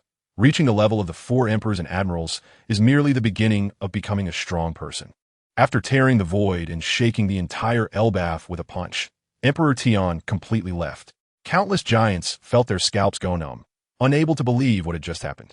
What a powerful existence. I didn't expect him to be the one who killed Whitebeard, the great Fanma Tian. He's incredibly strong. Yeah, at first I was a bit skeptical, thinking Whitebeard lost due to his physical condition, but now it seems that even in his peak state, he might not be able to defeat such a monster. King Loki, are you okay? A giant immediately ran to the deep pit to help Giant Loki up. I'm fine, just a mere arm. If I've lost it, I've lost it. But seeing an even stronger giant makes me quite excited. Loki felt weak all over, but his indomitable fighting spirit was boiling. This is what a true strongman is. 20 years later, we will fight again. After King Loki said that, he fell into a deep sleep. The other giants stood outside the deep pit, where they could clearly see a giant pit shaped like a fist, several hundred meters wide, and over 10 meters deep. Their king was impressive. He wasn't turned into mush. 6 months later, Didion gathered together Machino, Vivi, Hancock, Shirahoshi, Nico Robin, Charlie, Rebecca, Violet, Bonnie, Hina, and Peach Rabbit. They traveled through time and space, arriving 20 years later. He took them away mainly because he didn't want them to grow old. Now, 20 years later, they still looked the same. As for Coney's from Sky Island, she didn't leave with Daitian. She didn't want to be separated from her father, who was too old and worried that no one would take care of him after she left. 20 years later, Daitian and his group appeared in Sabaody. Hey look, that seems to be Lord Fanma Daitian from 20 years ago. No way. How does he still look as young as before? Look at the women around him. They haven't aged at all, just like 20 years ago. No, they seem to have become younger and more beautiful. Yeah, could they all be Lord Daitian's women? Wow, that's impressive. I heard that Lord Daitian and the Empress disappeared 20 years ago, but I didn't expect them to appear in Sabaody now, looking unchanged. That's outrageous. The Empress followed Daitian, hearing countless amazed comments from around her. Did she really travel through time with her husband to the present? Is it really that outrageous? But why does it feel like it was just yesterday? The Empress activated her powers, and with a cold smile, she captivated many people present. As a fruit awakener, the Empress's power was now area-wide, with her charm and petrification powers being even more terrifying. I ask you, what year is it in the Sea Circle calendar? Replying to the Empress, it is now the year 1541 in the Sea Circle calendar. So, it really has been 20 years. The Empress pondered, feeling very shocked. Previously, she was a bit skeptical about her husband's abilities, but now it all seemed true. Is there anyone who is the Pirate King now? The Empress asked again. Replying to the Empress, Lord Daitian is here, but no one dares to claim the title of Pirate King. That's right, but there are 10 emperors now. Upon hearing this, Daitian smiled broadly. It sounded quite promising. Who are these 10 emperors? Tell me. Seeing Daitian's interest, the Empress immediately asked the people around her. Empress, these 10 emperors are remarkable. Each of their abilities is earth-shattering. Oh, how earth-shattering. Let's put it this way. If Roger was the Pirate King, any of the current 10 emperors could take on 10 of him. That's right, they are all incredibly strong. I fear that even Lord Daitian might not necessarily be their match. Ha ha, it seems everyone has gotten stronger. Daitian suddenly unleashed his conqueror's haki, instantly enveloping Sabaody in darkness. Within 10 seconds, only a few hundred people remained who could withstand Daitian's overwhelming presence, including some marine admirals and a few strong pirates. Not good, what is this aura? Rayleigh, in Sabaody, felt Daitian's aura and his heart tightened. Daitian had indeed returned. He had truly been missing for 20 years, with no one finding his trace. Daitian also sensed Rayleigh's aura and walked towards Island 13. I have seen Lord Daitian. Rayleigh was shocked when he saw Daitian and his group. These people hadn't changed much from 20 years ago, It seemed they truly traveled through time with Daitian, directly from 20 years ago to now. Interesting. You old men are still alive, but I wonder how you have trained Luffy? Daitian unceremoniously entered Shaki's bar and casually took a seat. Shaki hurriedly came over to serve him drinks. Rayleigh smiled lightly and said, "To be honest, thanks to you, knowing the height of your strength. Many former strong ones have become even more powerful over these 20 years. Or rather, your strength has made them realize that no power is impossible to achieve. Among the rising stars, Luffy certainly won't be far behind. A few years ago, he could face the power of the ancient weapon, the battleship Pluton. Rayleigh felt that Luffy today could definitely pose a threat to Daitian. After all, Luffy had grown for over 20 years, while Daitian had lost 20 years of training. The gap between them could have narrowed significantly, or even surpassed by a large margin. Interesting, being able to withstand the battleship Pluton really didn't disappoint me. Daitian's fighting spirit soared, affecting the outside world as if time was changing. As a wielder of the time fruit, Daitian's powers had evolved to time-space ability. As long as he wished, he could use the power of time to alter environmental changes within a certain range. However, when Peach Rabbit and the others heard that Straw Hat Luffy could directly face the ancient weapon, they were utterly incredulous. They didn't expect these guys to become so strong after 20 years. What kind of fear and pressure had her husband given them 20 years ago? I heard there are 10 emperors. I wonder who they are? Daitian asked with interest. Rayleigh had no intention of hiding this. Such information could easily be gathered by asking anyone in Sabaody. So he said, "Lord Daitian, I will now tell you about these strong individuals, not ranked by strength, but by the 10 strongest who have established powers in the New World. Luffy, Enel Mihawk, Buggy, Giant Loki, Barrett, Kaido, Charlotte Linlin, Blackbeard Teach, and Law." Interesting. It seems I need to find time to meet them. But before that, let me see how strong you are, Rayleigh. Daitian suddenly moved at light speed, grabbing Rayleigh by the shoulder and teleporting hundreds of meters away, landing in a spacious area and forcefully pressing down on the ground. Rayleigh was shocked. Daitian was still this strong. He barely managed to react in time. Quickly covering himself with armament haki, a visible layer of black armor formed, his defense reaching an astonishing level. A loud explosion issued.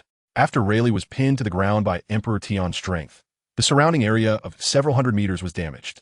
Wow! Rayleigh spat out a mouthful of blood, but he wasn't mortally wounded and could still easily withstand the force. Suddenly, he grabbed Emperor Tion's arm with both hands and used his terrifying strength to throw Emperor Tion away. Emperor Tion flipped in the air, using the momentum to land 10 meters away. "Old guy, you've really gotten stronger. But what is that armor on you?" Emperor Tion asked eagerly, as it seemed these guys had come up with something impressive.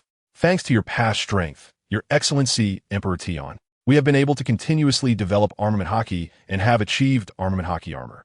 Armament haki armor is more than 10 times stronger than the ordinary armament haki, both in attack and defense." As Rayleigh spoke, he returned to his youth, looking 10 years younger, still not daring to underestimate the current Emperor Tion. Preparing for a full battle. "I see. Haki armor is indeed a good idea." Emperor Tion extended his hand and activated his armament haki armor, instantly forming a layer of black armor on his fist. "What? You?" Rayleigh was horrified to see this. Did he learn on the spot? Or had he known it all along? Chapter 120. In today's era, fruit users are kings. This is armament haki armor? It seems pretty good. Emperor Tion grinned, possessing great talent and a brilliant mind. His mental capacity was vast, allowing him to grasp the intricacies of many things after just a glance or a single encounter. However, for now, Emperor Tion could only partially activate the armament haki armor and could not achieve the full-body armament haki armor like Rayleigh. The onlookers were a bit confused. What's going on? It seems that Lord Emperor Tion doesn't know about haki armor yet. How is that possible? Lord Emperor Tion was already the strongest existence 20 years ago, with abilities that no one could rival. Could it be that Lord Emperor Tion has been in seclusion for 20 years, not paying attention to the outside world, and that's why he doesn't know? It's possible he really has been in seclusion. Anyway, he hasn't shown up in 20 years. But Lord Emperor Tion's talent is truly terrifying. It seems he just learned haki armor with a single glance. This era is getting interesting again. Soon, countless onlookers were filled with excitement and anticipation for the battle between Emperor Tion and the current strong fighters.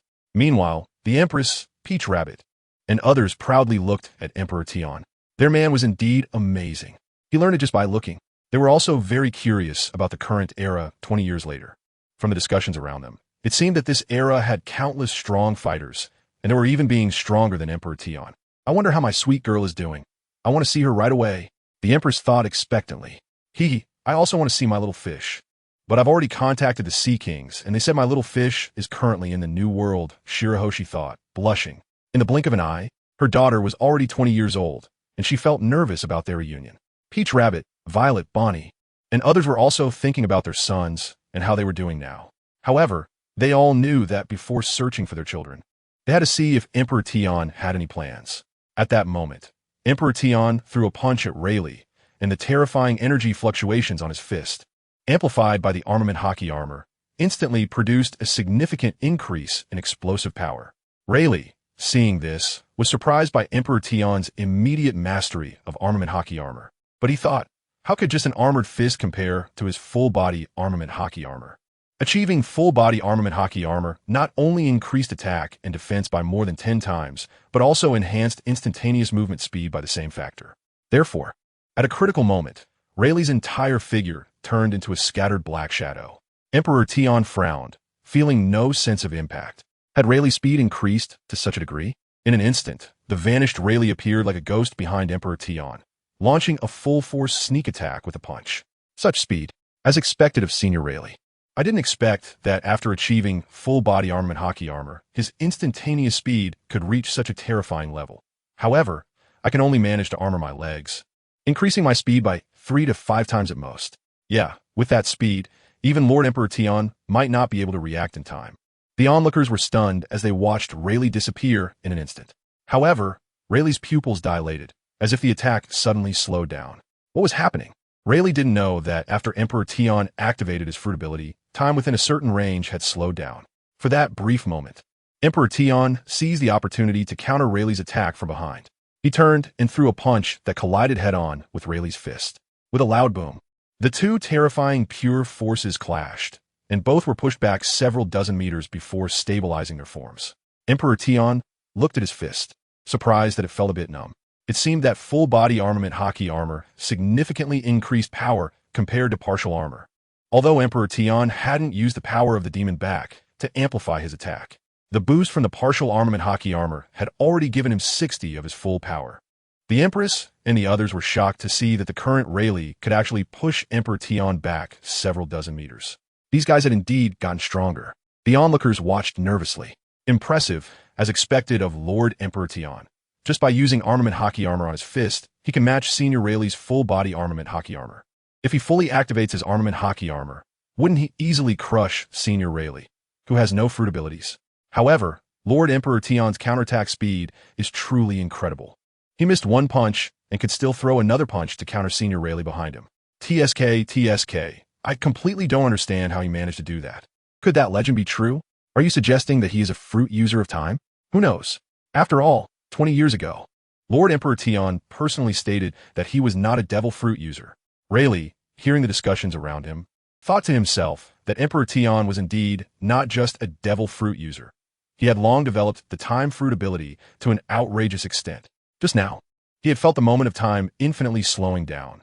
Otherwise, even if Emperor Tion's instinctive reaction was quick, he definitely wouldn't have been able to dodge that punch, and his back would have been hit hard. However, Emperor Tion's power was indeed domineering. Just relying on a single punch with armament hockey armor could match him evenly, indicating that 20 years ago, Emperor Tion had already reached the height he was at now. Moreover, this was only one aspect of Emperor Tion's power. As Rayleigh endured the numbness in his entire arm, he sighed. Alas, time does not spare anyone.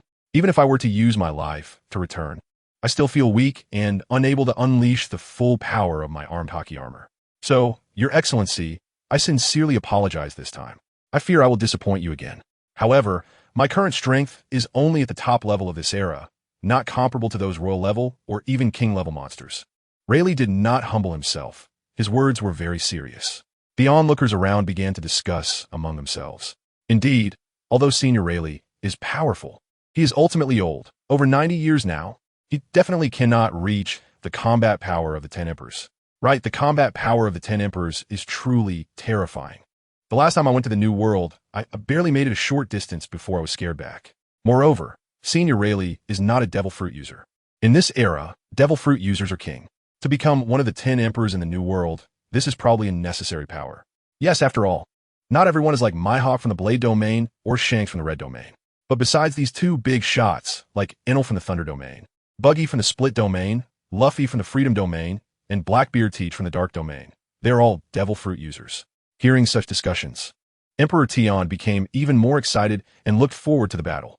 However, he first needed to defeat Rayleigh, who clearly had not used his full strength and still had the power to fight.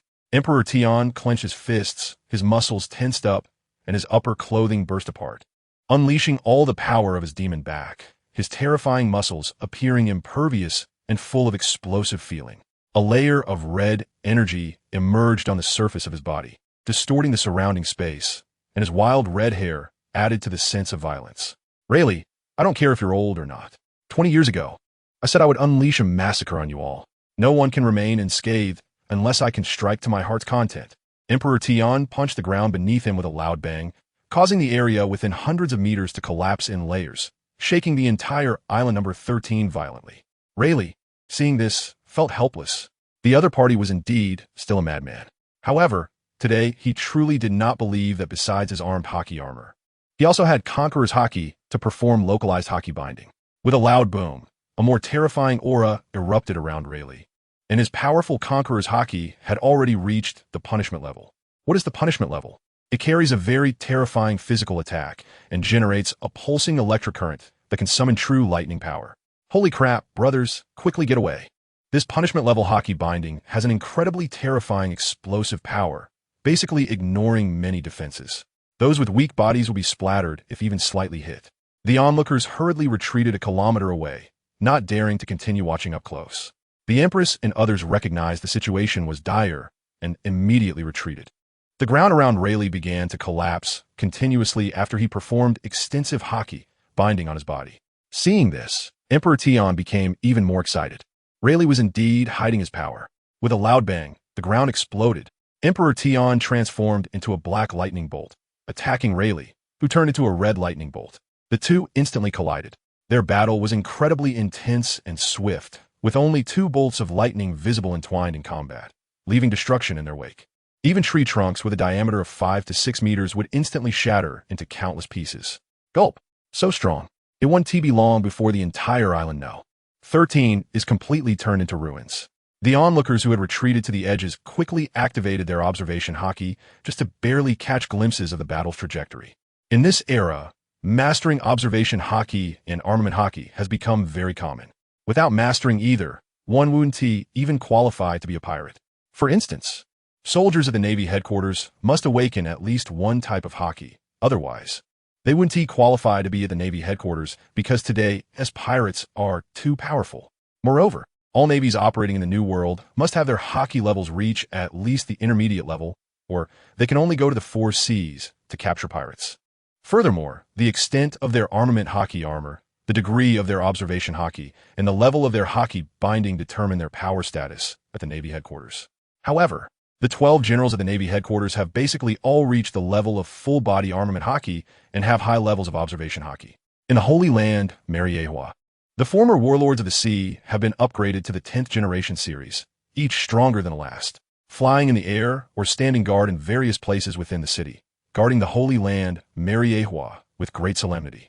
Meanwhile, inside Panga City, there are even figures of the current 10 emperors, these beings possessing high bloodline factors, their combat power surpassing that of the 10th generation warlords. However, even so, the world government is still threatened by the Revolutionary Army. Half of the world is now under the control of the Revolutionary Army. This is because the Revolutionary Army controls many of Vegapunk's black technologies. They managed to create artificial devil fruits using bloodline factors. And while the world government thought they had failed, they later discovered it was a success. However, Vegapunk concealed it, having long given this dangerous technology to the Revolutionary Army. This has led to the Revolutionary Army's increasing power over the years. Moreover, with the existence of the 10 emperors, the New World has become an ungovernable sea, and even the Navy headquarters cannot suppress it. This means the world government not only has to face the chaos of the 10 emperors, but also contend with the power of the Revolutionary Army. At this very moment, the battle in Sabaody has already caught the attention of the world government. A seraphim resembling the Empress, with white wings, similar in stature to the current Empress, descended into Panga City, entering the power room. I heard the battle in Sabaody is having a significant impact. Have we figured out who is fighting whom? One of the 5 elders asked seriously. They had already installed sea stone arms on their once severed limbs, appearing black. The black sea stone is not ordinary sea stone, but the essence of sea stone, which is much harder to mine and extremely rare. It can only be found in veins located 10,000 meters beneath the sea. However, the essence of sea stone has a significant suppressive effect on devil fruit users. Ordinary sea stone no longer holds any suppressive power over strong figures like the 10 Emperors, as they all control 100% of their armament hockey armor. Report to the elders in Sabaody on island number 13, Rayleigh and Emperor Tion are fighting. What? Emperor Tion? Upon hearing this, the 5 elders were instantly shocked, instinctively feeling fear as past shadows resurfaced. They hurriedly contacted him deep within the flower capital, unsure of how to proceed. Not to mention lacking confidence in defeating Emperor Tion. Im's daughter seems to be the one born with him. Although Im did not say it, they were not fools with such a relationship. They were even more uncertain about how to take action. Im had long sensed Emperor Tion's appearance. She felt somewhat at a loss about it. After 20 years, she had not forgotten the 5 months of battle with Emperor Tion. Let's hold off for now, Im instructed from a distance. Sitting quietly in front of the vanity, she looked at her reflection in the mirror and couldn't help but fix her makeup, feeling a bit impatient for Emperor Tion to appear. The past 20 years since she had her daughter felt very long. Yet, having lived for over 800 years, those times seem to have passed quickly. He will definitely come see me, but I won't let him easily see where. Im thought to herself, unable to contain her pride. Chapter 121. Emperor Tion's son. The earth shook and the sky split apart. After more than 100 exchanges, Rayleigh was suddenly knocked to the ground by Emperor Tion.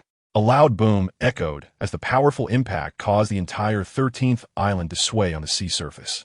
Rayleigh spat out a mouthful of blood, his body falling apart, and he instantly lost all sensation from the pain.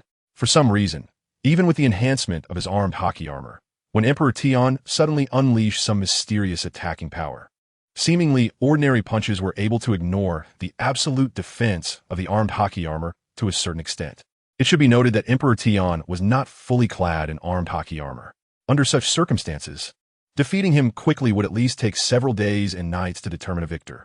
The onlookers nearby were utterly shocked. They never expected that a top-tier powerhouse like Rayleigh could be defeated in just a few minutes while fully armored with hockey. As expected, Lord Tion is too strong. But how'd he do it? Clearly, he only armed his fists, and logically, no matter how strong the power is, it should be hard to severely injure Rayleigh to the point of losing the ability to resist. Not necessarily. Lord Tion has been a monstrous existence for 20 years. Perhaps to him, armed hockey is not absolute offense and defense. However, they did not know that Emperor Tion felt pity in the face of their clueless discussions. What is absolute defense? Does an absolute existence truly exist? While armed hockey armor indeed provides a terrifying enhancement in offense, defense, and speed, such power is not absolute. It is indeed difficult to defeat Rayleigh in a short time with direct confrontation, but as long as one grasps the truth of punching, then even if fully armored with hockey, one can still suffer real damage. Forcing me to use my technique, you can consider that I've enjoyed this fight. To respect a powerhouse like you, I will now strike with all my might to kill you. Emperor Tion looked down at Rayleigh, who lay face up on the ground after falling into a deep pit. In the previous battle, not only had one of his eyes been gouged out, but one of his arms had also been rendered useless, compounded by the impact damage from crashing to the ground, rendering him unable to move even slightly for a short time. However, Rayleigh was not afraid of death. Instead, he was very confused about Emperor Tion's so-called technique and asked, "Before you kill me, please enlighten me. What is this technique?" Rayleigh weakly inquired. Emperor Tion grinned and directly mocked him. "It seems your talent is indeed quite poor. However, the so-called technique is just a name I casually picked. Every punch emphasizes higher skills in combat." Upon hearing this, Rayleigh did not feel ashamed. Instead, he suddenly understood and laughed heartily. "I see now. I definitely can't compare to you. I accept my defeat wholeheartedly. I just didn't expect that someone like you, who exhibits ultimate violence as a muscle monster, would also possess such high-level punching techniques. It's truly astonishing." Emperor Tion could not answer this confusion. He could only say that he was not the real Fanma Waijur, but was merely playing the role to inherit his strength, talent, muscles, bloodline, and strongest will. However, the technique was the truth of martial arts from Guohai Wang, a higher skill. The attacks may seem ordinary, but the lethality they carry is truly terrifying.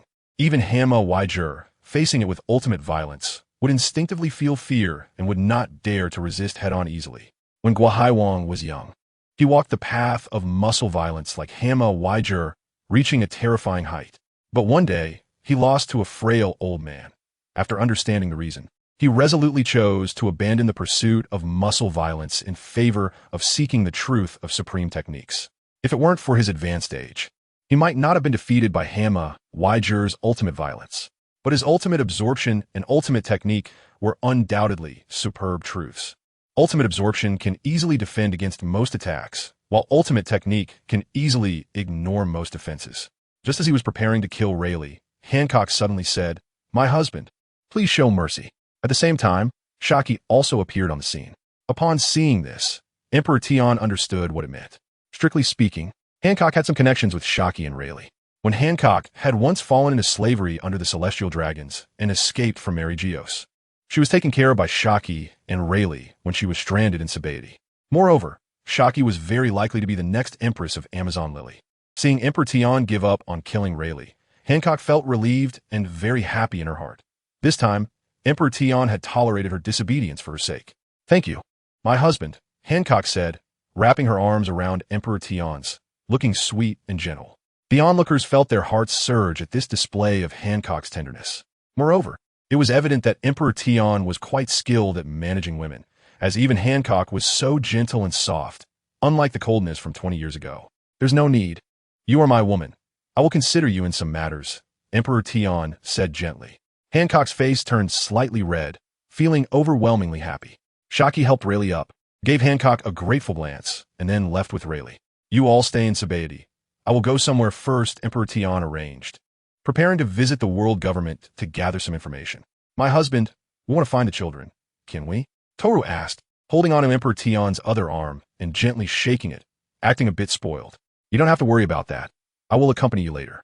If you go alone, I am very concerned about your safety," Emperor Tian said seriously. After all, given Hancock and the others' current strength, venturing into the new world was already very dangerous. If Rayleigh was a top-tier powerhouse, then Hancock could only be considered a top part of the second-tier powerhouses. Not to mention Bonnie, Violet, and Rebecca, who were even weaker. Rebecca, worried about being a burden to Emperor Tian, immediately spoke up, "My husband, how about Violet? And I return to Dressrosa for now. I can also return to Alabasta," Vivi said with a smile like a breath of spring. "No rush. You all stay in Sabaody for a few days, and I will make arrangements later." Emperor Tian did not plan to send them back to their respective places. He intended to find a good place in the new world for them to settle down, as he couldn't let them drift around with him, missing the feeling of home. "All right then, we will listen to you, my husband," Nicole Robbins said quietly. Following that, Emperor Tian directly tore through the void and walked in. Everyone around was stunned, their jaws dropping as they stared for a long time. "Did you see that? What incredible technique. I feel like it was tearing space apart. Wow, this is probably an amazing skill, comparable to a powerful fruit user." The Empress and the others ignored the people around them. After Emperor Tian left, they chose to leave as well to find a temporary place to stay, but each of them was curious about their children. So, they found a bar to gather information. Some reckless individuals, seeing the unparalleled beauty of the Empress and the others, couldn't help but want to harass them, but some knew that these were Emperor Tian's women. "I say, brother, do you want your whole family to be wiped out? Those are all Lord Fanma, Emperor Tian's women. If you try to make a move, you might end up being publicly executed." "Hiss, they're actually Fanma, Emperor Tian's."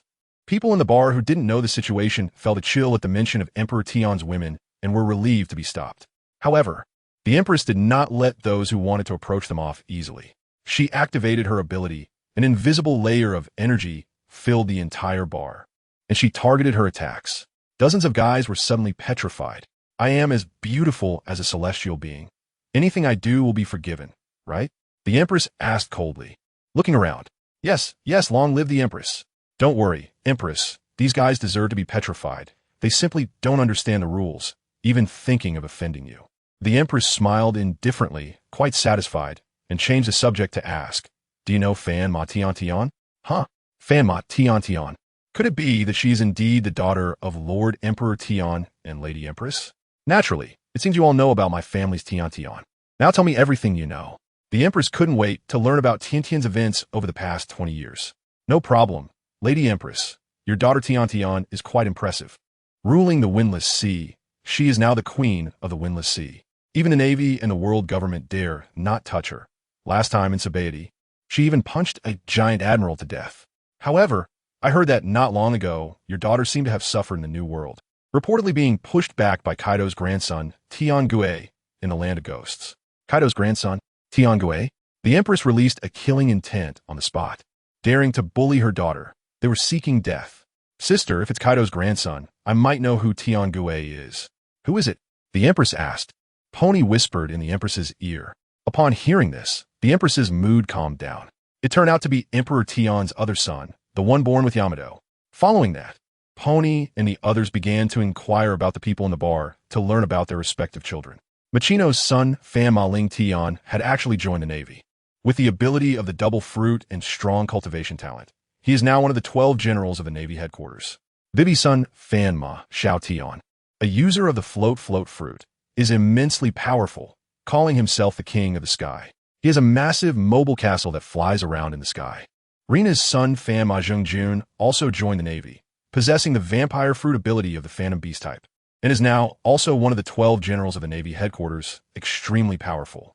Having a son in the Navy fulfilled Rina's initial wish. Shirahoshi's daughter Fanma Xiaoyu is a Sea King's level existence, able to command all Sea Kings across the seas, holding a very high status in the New World.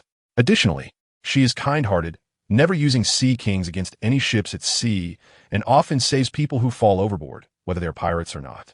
Therefore, on an island in the New World, many of her kin live there, and no one disturbs them, even receiving protection from several royal powers among the 10 emperors. Nicole Robin's son, Fanma Tian E, and Mrs. Shirley's son are both staying on Fishman Island in the New World, having a very good relationship with Xiaoyu, forming a trio of siblings.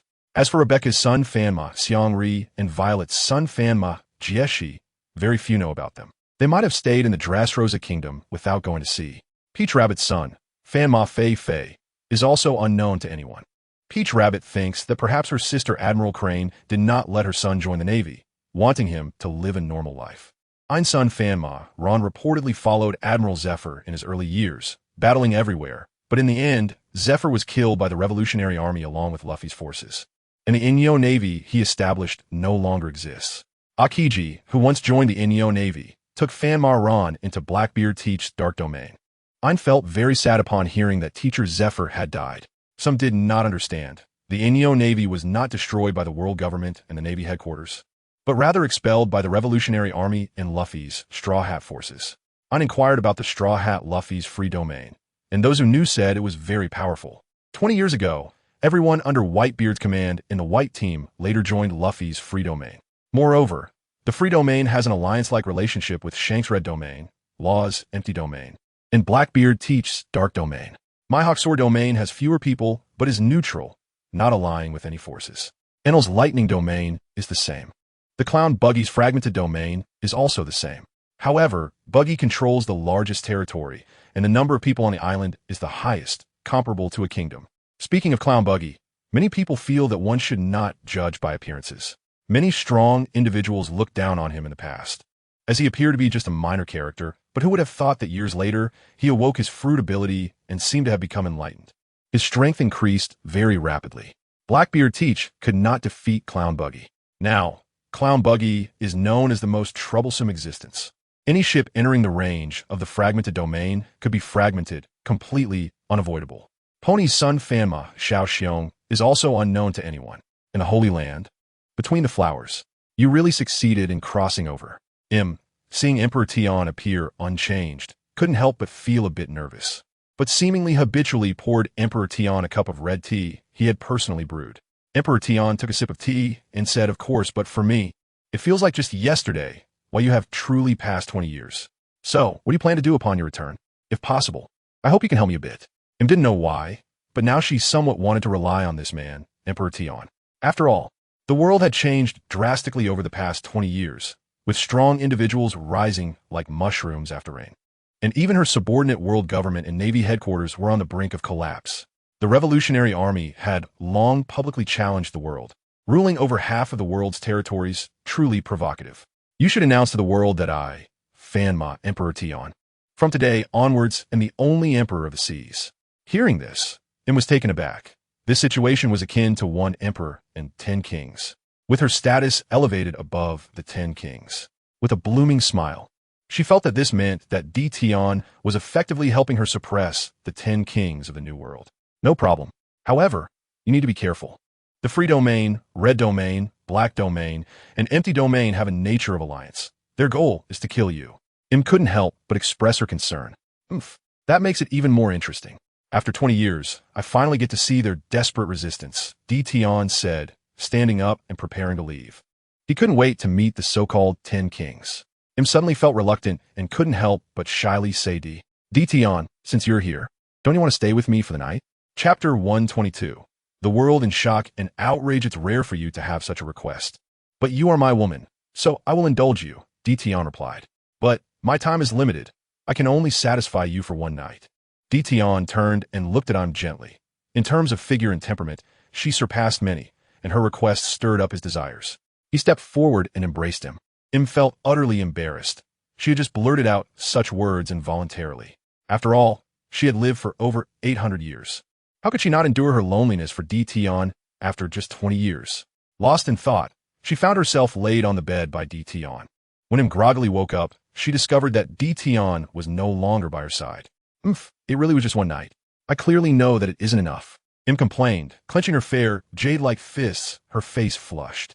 After all, the last time had been 5 months. Now, to only have one night was simply irresponsible. Unknowingly, even Im herself hadn't noticed that she had already fallen for Tion. The previous hatred seemed to have vanished after 20 years of not seeing him. But it made sense. 5 months of blissful days and nights would evoke feelings even between two stones, let alone between humans with emotions. Forget it. I'll endure for now, but next time, you must accompany me for several months, Im thought, taking a deep breath to calm her emotions. After dressing, she went to give orders to the 5 elders. She announced Tion's status as the sole emperor of the New World to the entire world in the form of a poster. The 5 elders were incredibly surprised upon receiving the task. They hadn't expected that Im would do such a thing for Tion. Could it be that Im and Tion had united on the same front? The 5 of them pondered and found it plausible. At least Im and Tion had a common daughter. Perhaps that relationship had brought them together peacefully. This will be a good show. The 10 kings of the New World will probably face a major purge. Not necessarily. The power of the 10 kings is extraordinary. But if we talk about the weakest, it would be Kaido and Charlotte Linlin. However, these two have had a good relationship with Tion for 20 years. They definitely won't be dealt with by him. Forget it. Let's just quietly watch the show. The 5 elders immediately communicated with the Navy headquarters. Currently, the admiral of the Navy headquarters was still Akainu. Akainu received the 5 elders' orders directly, and, upon hearing it was Tion, a terrifying volcanic heat surged through his body, indicating his anger. That mere Vamami Tion. So what if he has returned? I absolutely do not agree with what you are doing.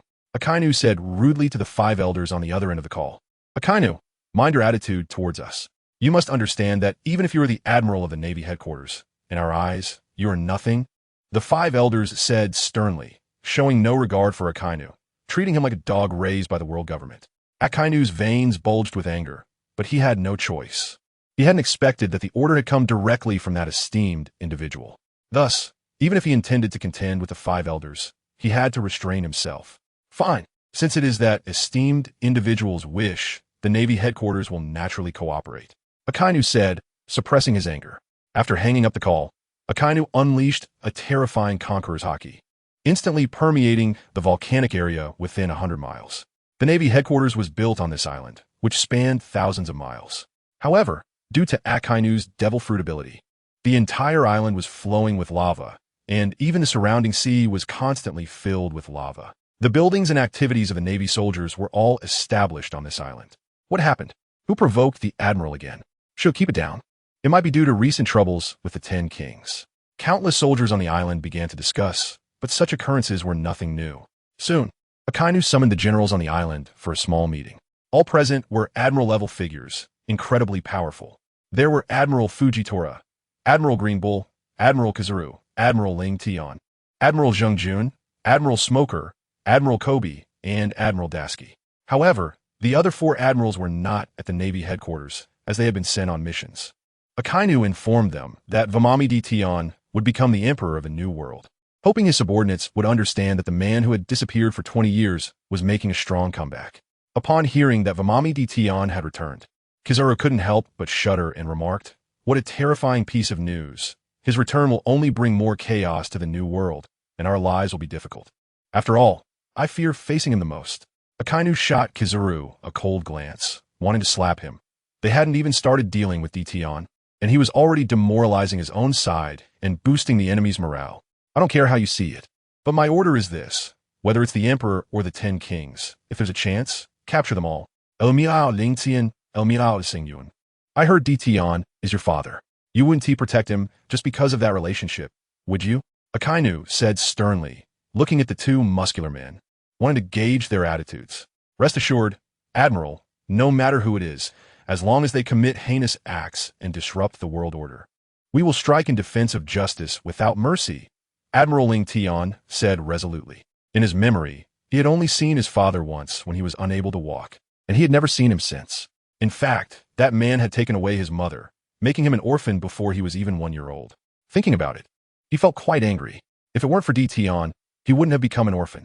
Even in Windmill Village during his childhood, he wouldn't have been isolated by countless people just because D. Tion had once destroyed Windmill Village. Finally, at the age of 10, he was brought in the Navy headquarters for training by Carp, becoming a Navy and growing into a powerful admiral. Admiral Zheng Jun expressed a similar stance. He had heard from his foster parents back in his hometown that when his mother left with his father, she entrusted him to them, and that his name was given by his mother, with the hope that he would grow up to become a just Navy officer. Although he hadn't seen his mother and father for 20 years, he had never been angry with them. He believed that his parents must have had important reasons for leaving. All he needed to do was to seriously fulfill his mother's wish of becoming a just Navy officer. Therefore, if his father were to commit heinous acts, he would definitely capture him in the name of justice as a Navy officer. Even if he were not a match for him, he couldn't just stand by and watch his father act recklessly. He would do his utmost to stop him. Of course, Zheng Jun thought his father was quite handsome, having done many things that ordinary people wouldn't dare to do, and he didn't see anything significantly wrong with it, so he was looking forward to their meeting. "That's very good. Just in time, I also have something for you to do. I want you two to monitor every move of Emperor Tion. Is that okay?" "Don't worry, Marshal, this is absolutely no problem," both Generals Ling Tion and Zheng Jun replied in unison. Their strengths ranked among the top among the generals. After all, they were both devil fruit users. Next, the Navy headquarters publicly declared Emperor Tion's identity as the Emperor of the New World. In less than 3 days, people from the 4 seas and the New World were in an uproar and shock. The legendary Invincible Man had returned. Chapter 123. Yalida is curious about how powerful Emperor Tion is. In the New World and the Land of Freedom, Luffy and the others fell into a brief silence upon receiving the poster thrown down by the seagull. After waiting for 20 years, "Is it okay if I kill him when the time comes?" Luffy suddenly looked at Nami beside him. "What do you care? His matters have nothing to do with me, and his life or death is none of my business." Nami stood up, walked to the side, and continued, "Anyway, be careful when the time comes. That bastard's strength should not be underestimated. After 20 years, he might be even more terrifying." Seeing Nami's attitude, Luffy couldn't help but smile. "Don't worry. As long as you have no objections, we're definitely killing him this time." Luffy and the others knew that Nami had a son, but given the relationship with Emperor Tion, they had to ask for Nami's opinion in advance. After all, they were good companions, and if Nami said to spare Emperor Tion's life, they could definitely consider it. Nami's child had been sent to Kokasia village to be raised by Nokigo since he was young. In the past 20 years, Nami had only returned twice and had always concealed the fact that she was the biological mother of the child. I've finally been waiting for this day. I will definitely take revenge for my father and for Ace." Jaws clenched his fists, his eyes bursting with intense, killing intent. Marco, drinking wine beside him, spoke up.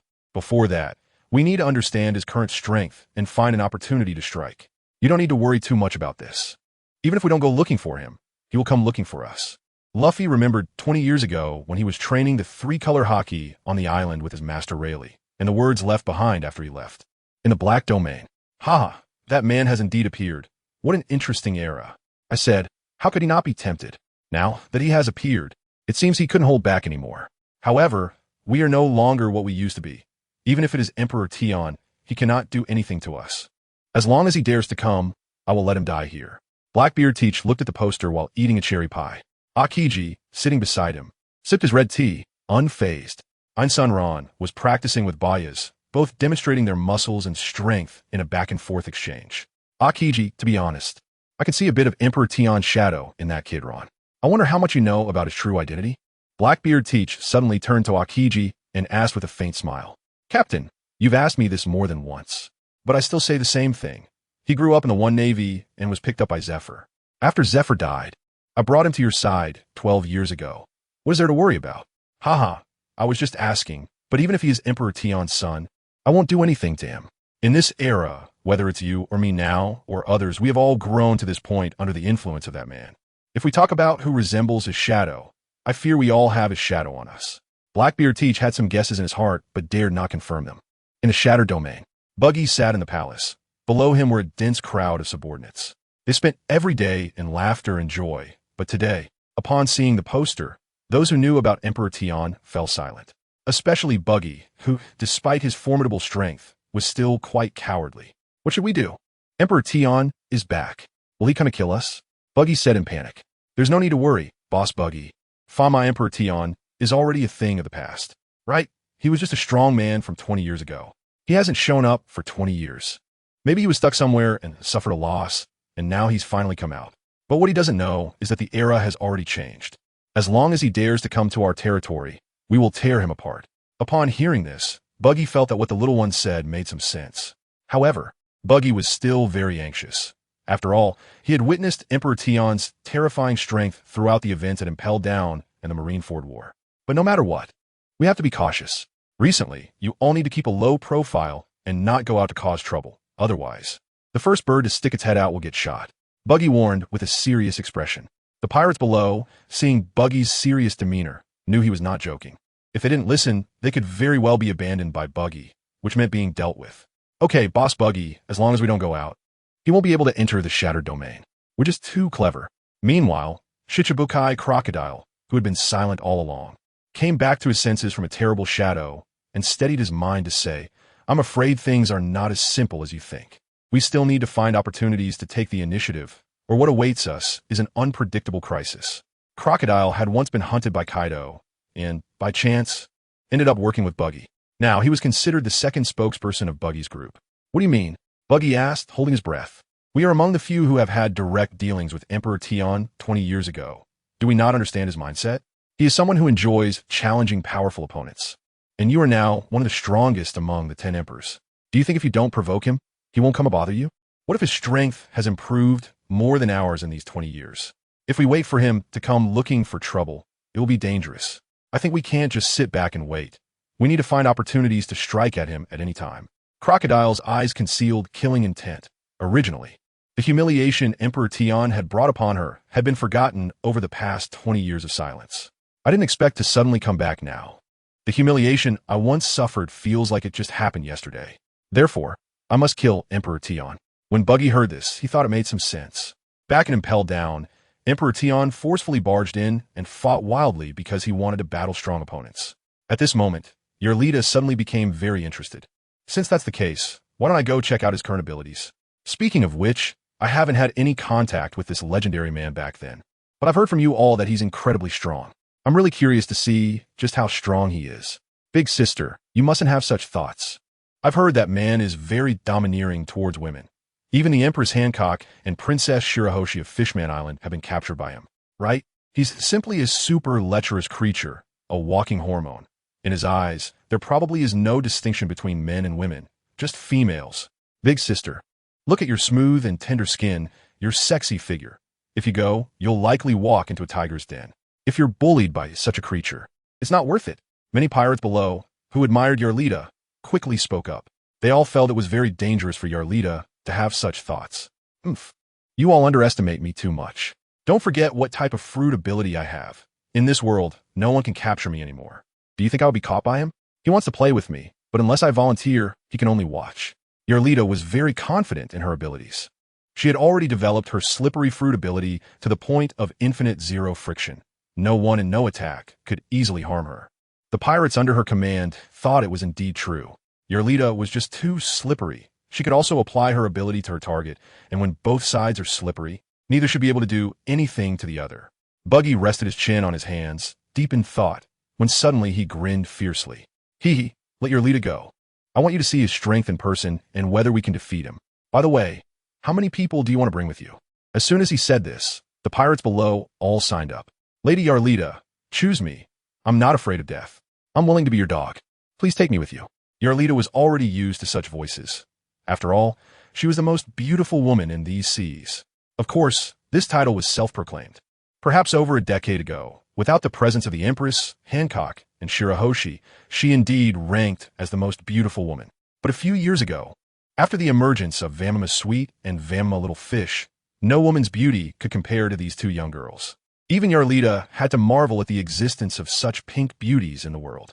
Suddenly, Crocodile quieted everyone down and said to Yarlita, if you want to gather intelligence on him, you can go directly to Wano Country.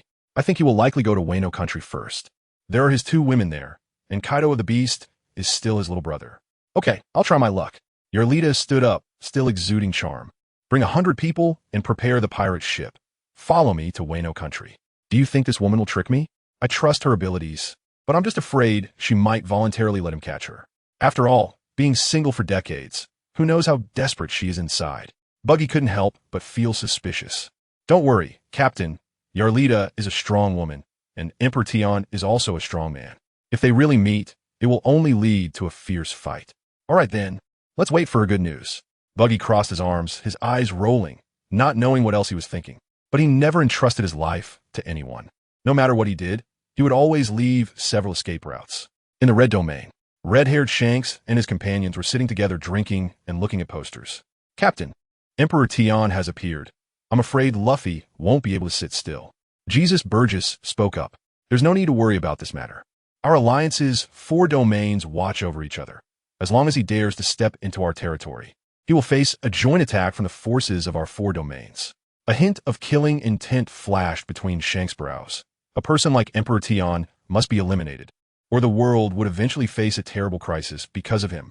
Beckman, holding a cigar, said seriously, since Emperor Tion has emerged again, I think it's necessary to keep Yuta close for protection.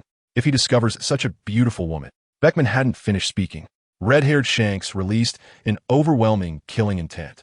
His powerful conqueror's haki causing the entire red domain to flash with lightning, turning the sky dark red, and even the void began to crack. If he dares to touch a hair on Yuta, I swear I will kill his entire family. Shanks would not allow Emperor Tion to insult his daughter Yuta. He also knew that Fanma Sweet and Fanma Little Fish, as well as 2 admirals from the Marine headquarters, were all children of Emperor Tion. That's natural, but just in case, we need to make arrangements. Beckman felt that Emperor Tion would definitely not care whose daughter Yuta was. He was completely reckless.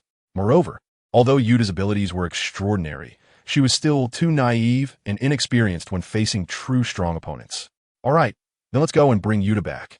Shanks stood up, his eyes sharp as knives. He thought of Makino from East Blue, such a gentle and kind girl, who was said by the villagers to have been forcefully taken by Emperor Tion one unfortunate day. It felt truly hateful, making him feel he could never let Emperor Tion go. In the sword domain, Mihawk, the Hawkeye, sat on a soft sofa with his legs crossed, sipping red tea while looking at the posters. Perona floated around, looking at the information on the posters, feeling shocked and scared. What should I do? Why did Fanma Emperor Tion, who disappeared for 20 years, suddenly come back? Am I going to be targeted? I heard that he bullies other people when he sees beautiful women. 20 years ago, after Emperor Tion took the Empress and others through time and space, Wano Country, under the power of the Elephant Master, achieved nation-building. Yamato, unable to see her son, felt furious and often slandered Emperor Tion, saying he was a terrible beast. In the newly established Wano Country, the samurai could freely leave, which led to Yamato's comments spreading. Plus, since Emperor Tion was a focal point, the whole world learned that he was actually such a despicable man. It made sense to think about it. The hormones emanating from Emperor Tion at all times made it clear how terrifying his desires were. Thus, almost everyone believed these statements to be true. Hawkeye Mihawk, however, ignored Perona. His eyes were focused solely on the way of the sword. Emperor Tion's strength had once made him feel unshakable, so for the past 20 years, he had devoted himself to training. Perona had followed him by chance. But in his view, this woman often seemed to have some issues. Wanting to be his woman was indeed foolish. Hawkeye, you will definitely protect me, right? If you don't protect me well, then let me be your woman.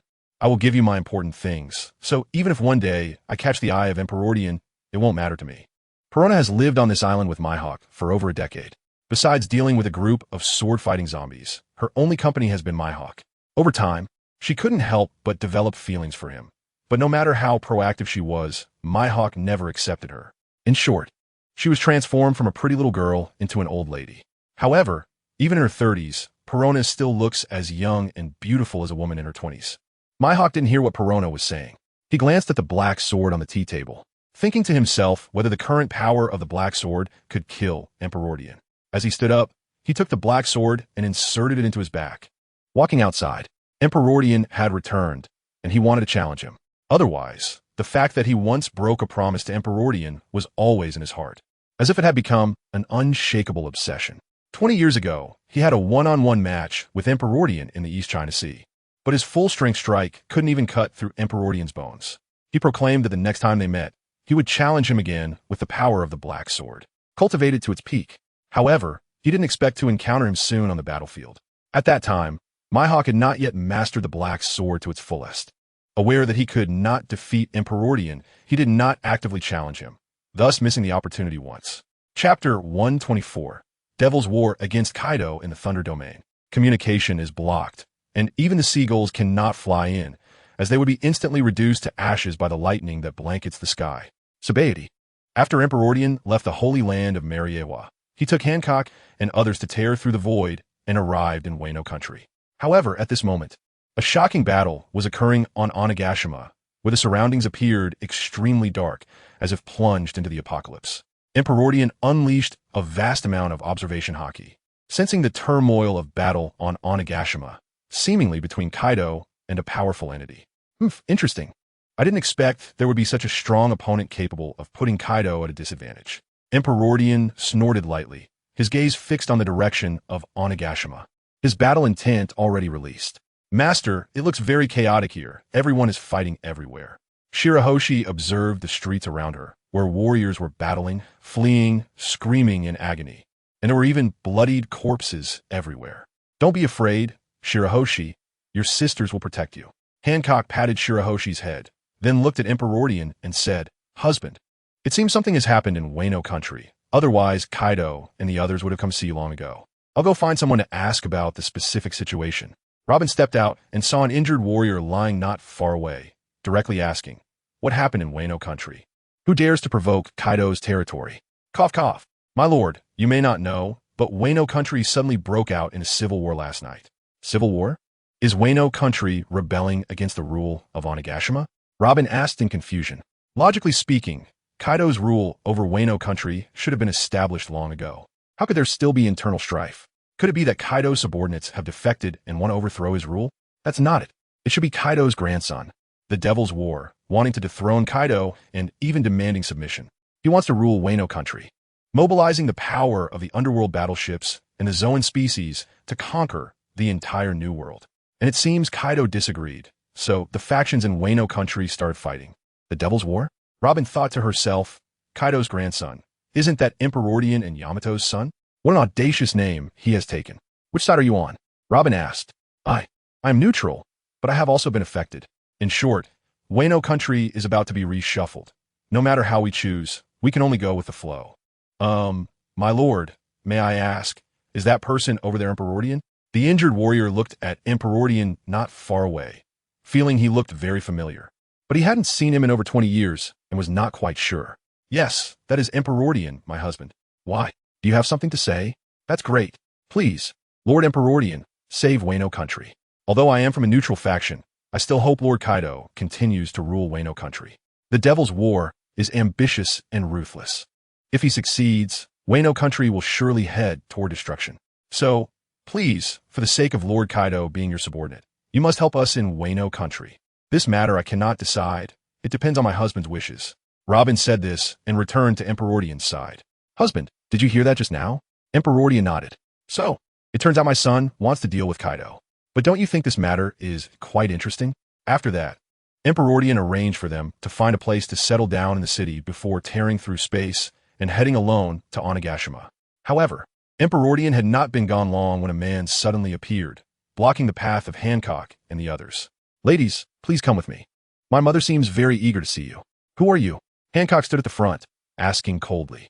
Although Shirahoshi possesses the power of the Sea King and is the strongest being in the sea, on land, among these women, Hancock, as the awakened user of the sweet fruit, is already the strongest existence. Fanma Jinba. This man spoke with a resolute gaze, his aura extremely terrifying, making even Hancock feel an instinct that he was not his match. However, he claimed to be Fanma Jinba, using Emperorian's surname. Could he be another son of Emperorian? But why did she not know?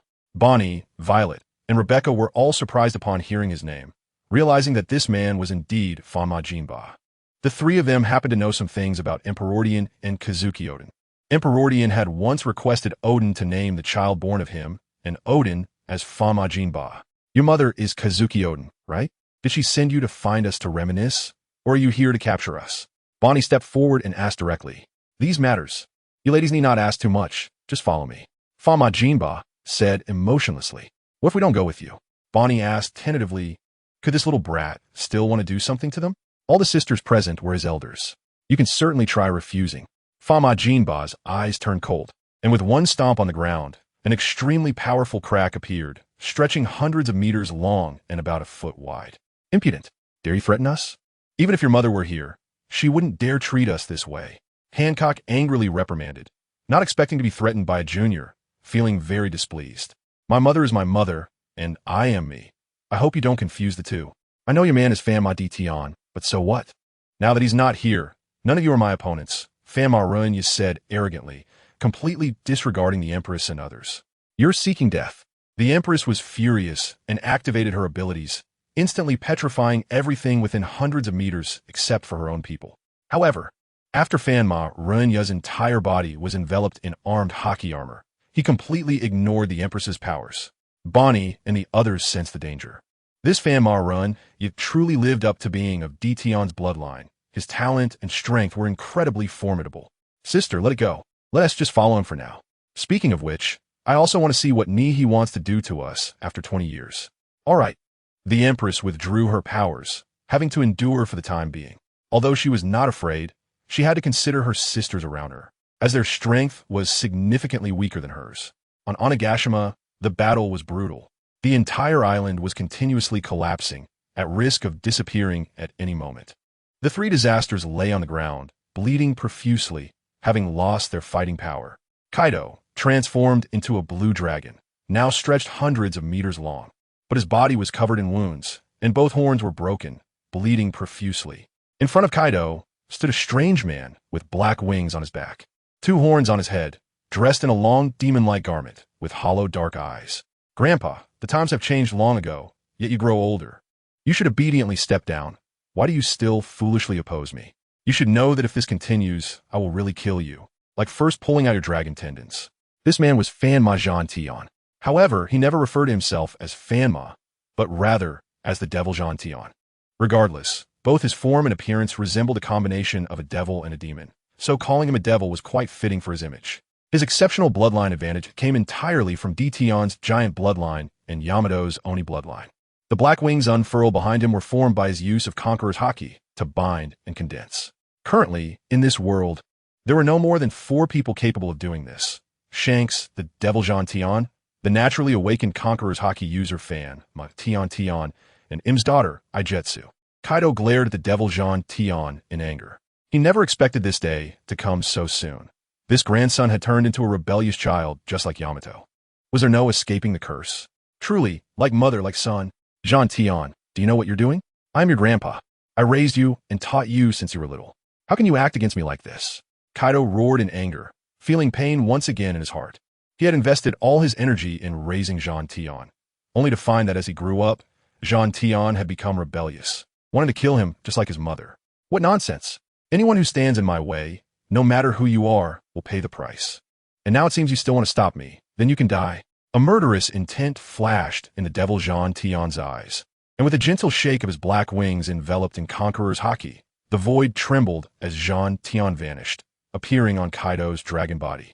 Using his hand as a blade, he aimed to completely shatter Kaido's defenses, tearing apart the armed Haki armor piece by piece, forcibly ripping off the dragon scales from Kaido's body. Kaido let out a wail, his massive dragon body thrashing about. Lord Kaido, young Master Jean Tian, you can't do this. Lord Kaido is only looking out for you. The 9 emperors are all formidable opponents. You will suffer if you go against them. Queen, suppressing his weakness, hurriedly said, "Shut up. Do you underestimate my power?" The devil Jean Tian replied coldly, seemingly displeased at being underestimated. With a wave of his hand, he released a blade of Haki that swiftly severed one of Queen's arms. Queen screamed in agony.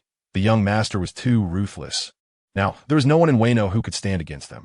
If only D. Tian were present. At that moment, the void split open, and D. Tian stepped out from within. This commotion caught the attention of countless people on Onigashima. "Kaido, long time no see.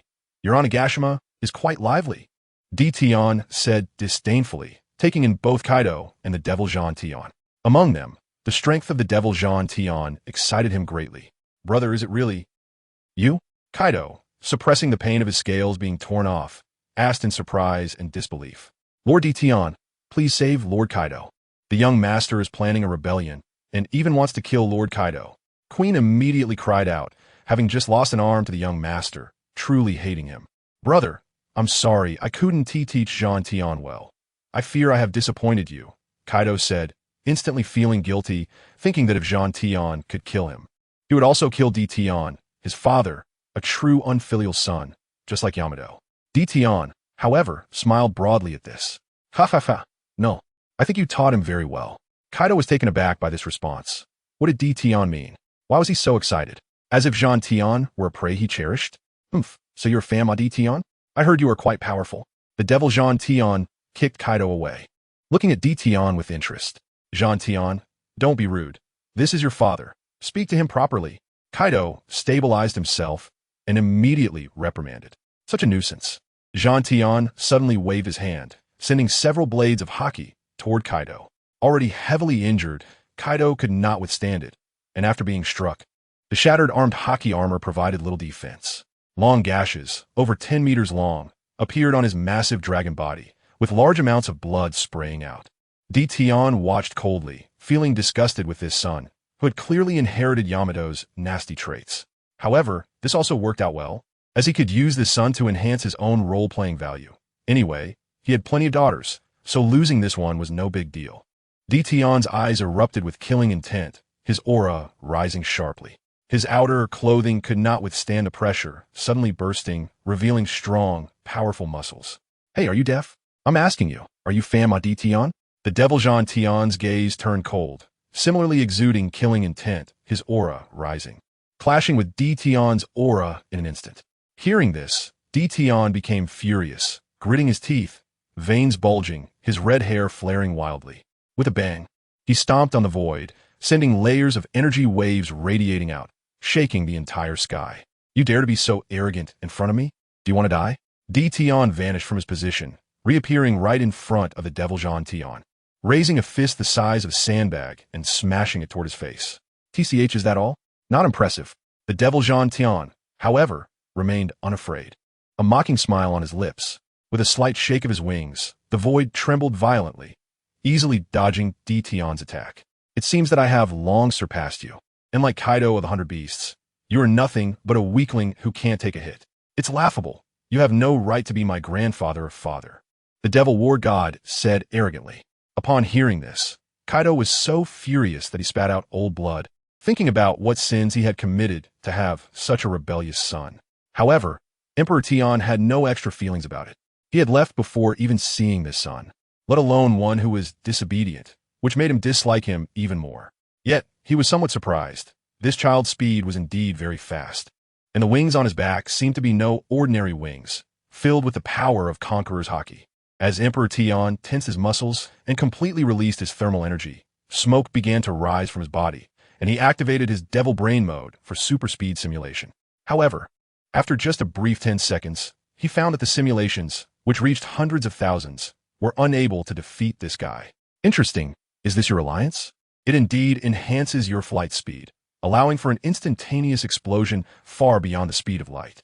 Every second, Emperor Tian used his own Conqueror's Haki to forcefully condense a pair of black lightning wings behind him. Upon seeing this, the Devil War God frowned, surprised that he could learn just by looking. It seems you're a bit more useful than Kaido of the 100 Beasts, but even so, you old folks can't control me. This era belongs to me, the Devil War God. Whoever stand in my way will die. Gather for me. With a roar, a massive phantom appeared behind the Devil War God, towering over 1,000 meters, with 2 horns on its head and wielding a giant blade, resembling a colossal demon. Kaido and the others were shocked. They didn't expect that War God could also condense such a terrifying giant like Emperor Tian. However, this giant looked so much like the massive skeletal creature on Onigashima. I have to admit, your devil brain is indeed a powerful thing, and I am fortunate to have awakened it. Unfortunately, I have never seen the giant you condensed, so this giant is the product of my years of envisioning Onigashima, and now I wonder who among you can fight me? The Devil War God roared, looking down arrogantly at Emperor Tian and the others. Kaido, I am really satisfied that you could teach him to be so strong, but he is so arrogant in front of me. From his perspective, it seems you can only be a qualified teacher, not suited for raising children. Emperor Tian said, dissipating the black lightning wings formed by Conqueror's Haki. Sigh. My brother is right, Kaido sighed, feeling powerless to argue, instead realizing that Emperor Tian had awakened him. Upon careful thought, it seemed to be true. The Yamato he raised must be killed by him. Now the grandson he raised also wants to kill him. Those who had no kinship and were taught by him had all become stronger. He remembered over a decade ago, when the Straw Hat Pirates invaded Wano. Especially Monkey D. Luffy, under his stick education, surprisingly learned the advanced Conqueror's Haki's binding ability in just a few swings, despite being a novice with the 3-color Haki. Emperor Tian activated his fruit ability on Kaido. Reverse time. The many visible injuries on Kaido's body healed at a speed visible to the naked eye, and much of the blood that had flowed out returned to his body from the wounds. Kaido was both shocked and moved, unable to help but say, "Thank you, brother." "Go clear the area," Emperor Tian said lightly. Kaido quickly took the severely injured Calamities to the side. "TCH, you all chattering away, yet choose to ignore me. How infuriating." War God looked down on Emperor Tian and the others, appearing extremely displeased, manipulating the massive demon behind him to swing a blade at Emperor Tian. The enormous blade's shadow descended from the sky, its might covering the entire size of Onigashima, capable of splitting the entire island in 2 with one strike. The pirates on Onigashima felt an unprecedented death threat, and all prayed that Emperor Tian could withstand this attack. Many people in Wano were also watching the commotion on Onigashima, but upon seeing the colossal figure, resembling a god or demon, they were already shocked to the point of numbness. Heavens, if I'm not mistaken, being able to control such a massive figure must be a technique possessed by the legendary Emperor Tian. What? Are you saying that Lord Emperor Tian has returned? It's possible. Moreover, if it really is Lord Emperor Tian's attack, the entire Onigashima might cease to exist because of this move. Meanwhile, on a hillside, Jinba was also witnessing the scene on Onigashima, unable to stop himself from clenching his fists tightly. I didn't expect to force Brother War God to use his hidden means so quickly. Emperor Tian's strength is even greater than I imagined. I am nowhere near his opponent. However, perhaps Brother War God can defeat him this time. But just as Jinba thought this, his pupils widened in shock, noticing the giant figure on Onigashima. The enormous weapon of the cleaving strike suddenly slowed down in midair, as if it could not fall. Jinba did not realize that this was Emperor Tian's fruit ability, slowing the flow of time within a radius of 1,000 meters. At this moment, War God and the giant figure were frozen in space, their movements becoming incredibly slow. Even the expressions on their faces were infinitely delayed. The people on Onigashima watched in disbelief, as Emperor Tian was the only one who could move. Emperor Tian walked step by step to War God, grinning fiercely and saying, "My foolish son, you want to kill me? You're still far from it. Although you have awakened my devil brain power, because you have never seen me and do not truly understand my strength. You have never had the chance to simulate a battle with me, right?" In Emperor Tian's view, War God had completely underestimated him due to his lack of information about his father's martial power. War God opened his mouth to say something, but each word seemed to take several minutes. Emperor Tian clenched his fist, applying his fruit ability. Reverse time. He first punched the giant that War God had condensed, easily dispersing it into smoke. For the first time, War God began to feel the threat of death. Cold sweat broke out as he wanted to counterattack, but any movement was caught in a continuous delay. Seeing War God attempting to counterattack, Emperor Tian casually waved his hand, severing one of his arms. Far away, Kaido saw this and couldn't bear to watch War God being killed. Finally, with a sigh, he pleaded loudly, "Brother, please don't kill him. Give him chance. He is a child I raised since childhood, and what he has become like this is actually my fault." Emperor Tian decided to give War God a chance, lifting his ability and saying lightly, "From now on, take care of yourself." After saying that, he turned and left. However, War God did not accept defeat, his eyes turning cold as he suddenly launched a sneak attack on Emperor Tian. In an instant, he arrived behind Emperor Tian, condensing a binding blade in his hand and stabbing it into Emperor Tian's back. Emperor Tian had long anticipated his son's nature, never treating him as a true son. But luckily, he also did not regard him as a son he truly recognized. As Jean Tian launched a surprise attack, stabbing into D Tian's vest, D Tian's back muscles shifted, forming a terrifying ghostly back that forcefully blocked Jean Tian's ambush. Kaido and the others widened their eyes in shock, never expecting Jean Tian to sneak attack D Tian. This guy was truly beyond redemption. D Tian began to rage completely, his eyes instantly turning blood red, unleashing a killing intent. A crimson blood aura continuously emanated from him, burning like flames erupting from anger. With a swift motion, he slapped back, creating an explosive sound in the void, sending Jean Tian flying into the sky above Wano. D Tian's killing intent remained unyielding, transforming into a streak of red lightning. Boom! He pursued Jean Tian, delivering punches and kicks. After hundreds of consecutive attacks, he kicked him away once more. The collision created a straight line of destruction, demolishing numerous buildings. And the once repaired Vine Mountain was once again broken, ultimately crashing into the figure of the Elephant Lord, bringing everything to a halt. Ditian Shedo Tsantian, who was still gasping for breath, and firmly gripped his neck. Jean Tian, however, let out a miserable laugh, filled with deep resentment towards Ditian before him. "Huh, what Kaido, what Ditian, my eyes, they're all disgusting trash. You all just want me to live like you, not knowing at all what I truly desire. Only my mother Yamato understands me, knows my heart. With her, I feel real care." Upon hearing this, Ditian's gaze remained blood-red and fierce, his grip tightening gradually. Jean Tian's face turned pale, his eyes becoming lifeless. But just then, a streak of red lightning shot towards Ditian. The force contained within it was thunderous, capable of tearing through the void. "Ditian, let my son go." The voice was unmistakably Yamato's, filled with frantic anger. Facing Yamato's attack, Ditian reached out to meet it, sparks flying. The battle between the two erupted instantly, like two bolts of lightning intertwining. The sky was collapsing, causing the cities of Wano to suffer immense destruction once again. However, Yamato ultimately chose to abandon the fight. After hundreds of exchanges, she found herself unable to contend with Ditian and began to cry and plead. "Ditian, I beg you, spare Jean Tian. It's all my fault. I'll kneel and bow to you, okay? If you want to kill, then kill me. Use my life to exchange for his." Yamato was deeply worried about Jean Tian's safety, kneeling on the ruined ground, tears streaming down her face as she repeatedly bowed to Ditian. The survivors on the battlefield trembled at this scene, not daring to breathe. Kaido and the others also fell silent. Ditian was now engulfed in killing intent. Anyone who faced him was in grave danger. "Lord Ditian, I also want to plead with you to let Jean Tian go. He must know he is wrong." Kazuki Hayori suddenly appeared, kneeling in the ruins to help Yamato plead. Jinbe stood beside his mother, protecting her, his hands tightly clenched, wanting to help Jean Tian. "Mother, don't plead with him. Get up quickly.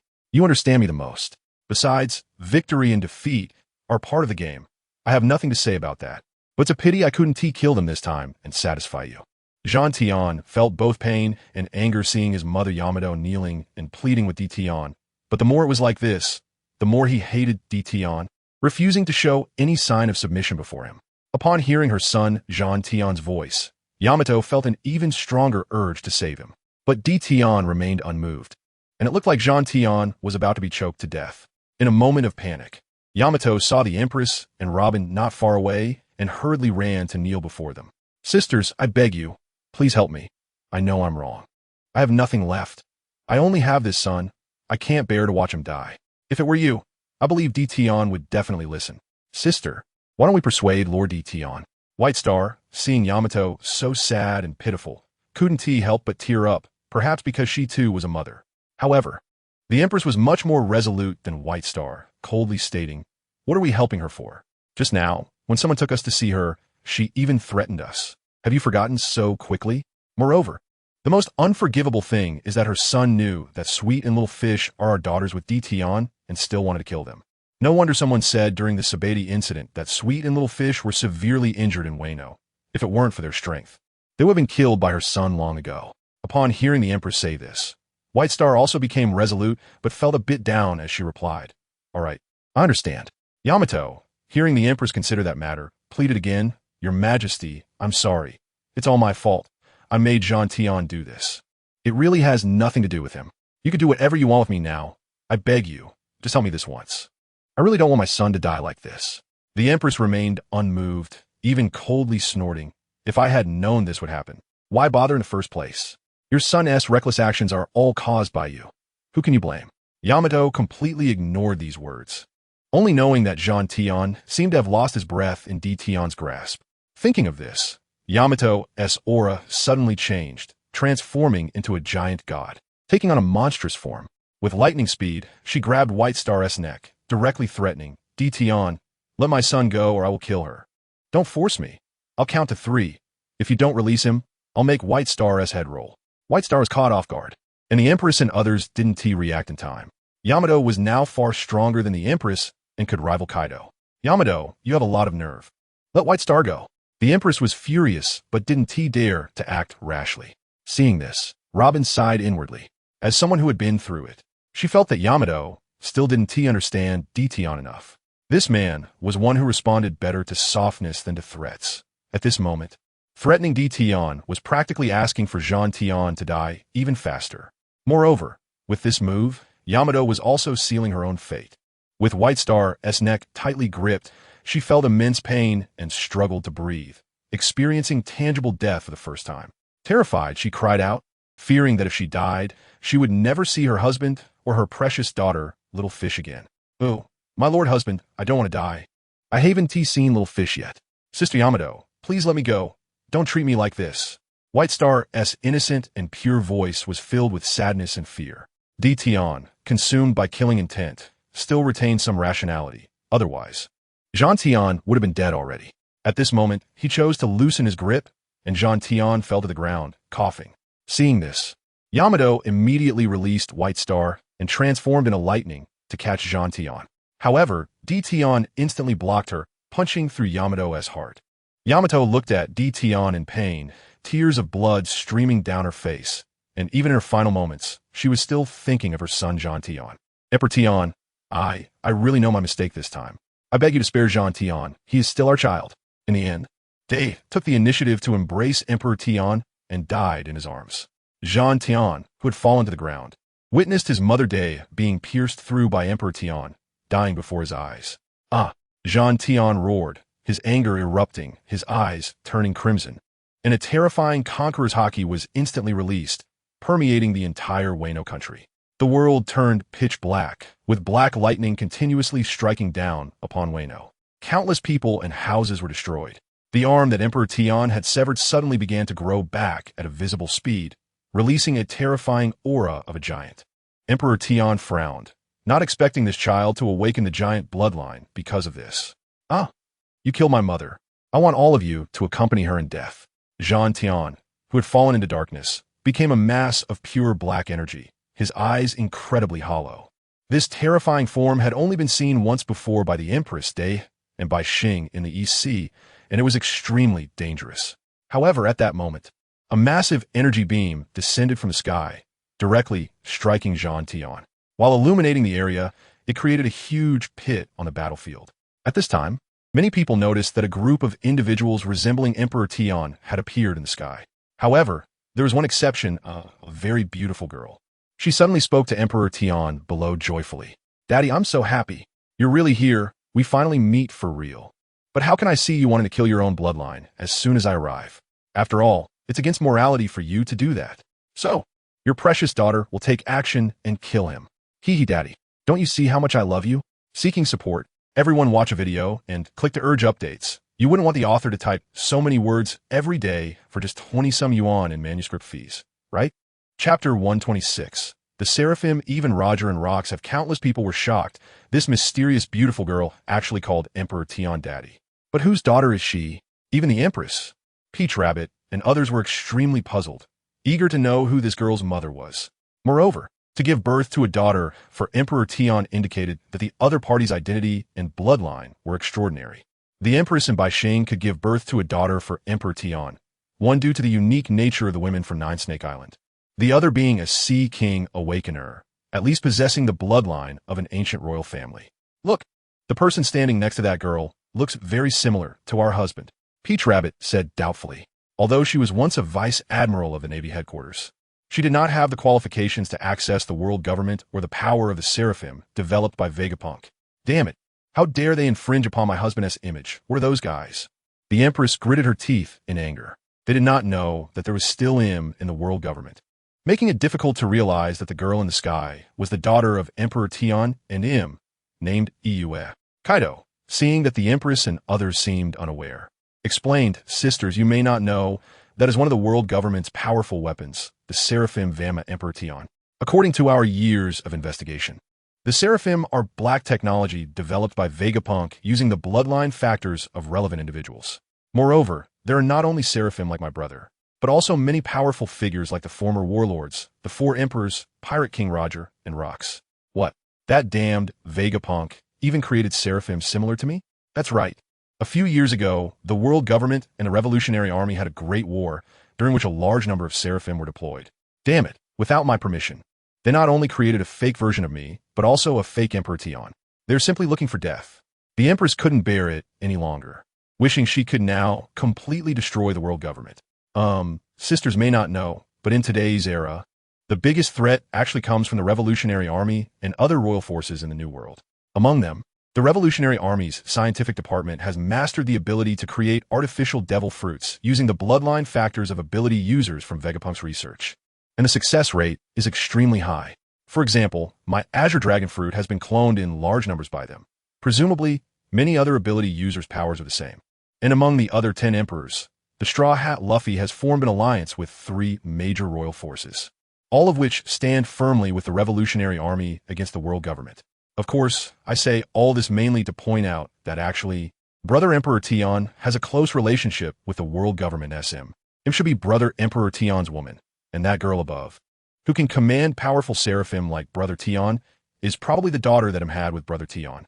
Upon hearing this, the Empress and others were shocked and couldn't help but look at the girl Iyue in the sky. Upon closer inspection, she did indeed resemble Emperor Tion a bit. But who is this Im? When did such a figure appear in the world government?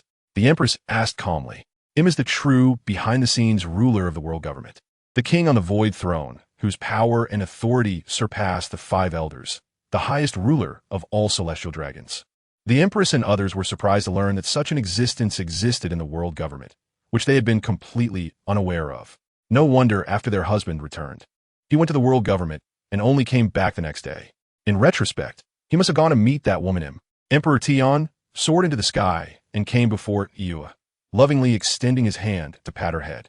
Iyue showed no resistance, gazing at Emperor Tion with sparkling eyes, appearing extremely adoring. Since she was a child, she had admired her unseen father, as the whole world spoke of her father's might. She secretly learned about many of Emperor Tion's deeds, realizing how powerful he was, which filled her with pride, honor, and affection for him. She constantly thought about meeting her father, Emperor Tion. At the same time, her possessiveness was very strong, ever since the Seraphim of Emperor Tion was developed. She did not allow anyone to use the Seraphim. Moreover, Im doted on her greatly, making the Seraphim of Emperor Tion her private possession, inseparable from her.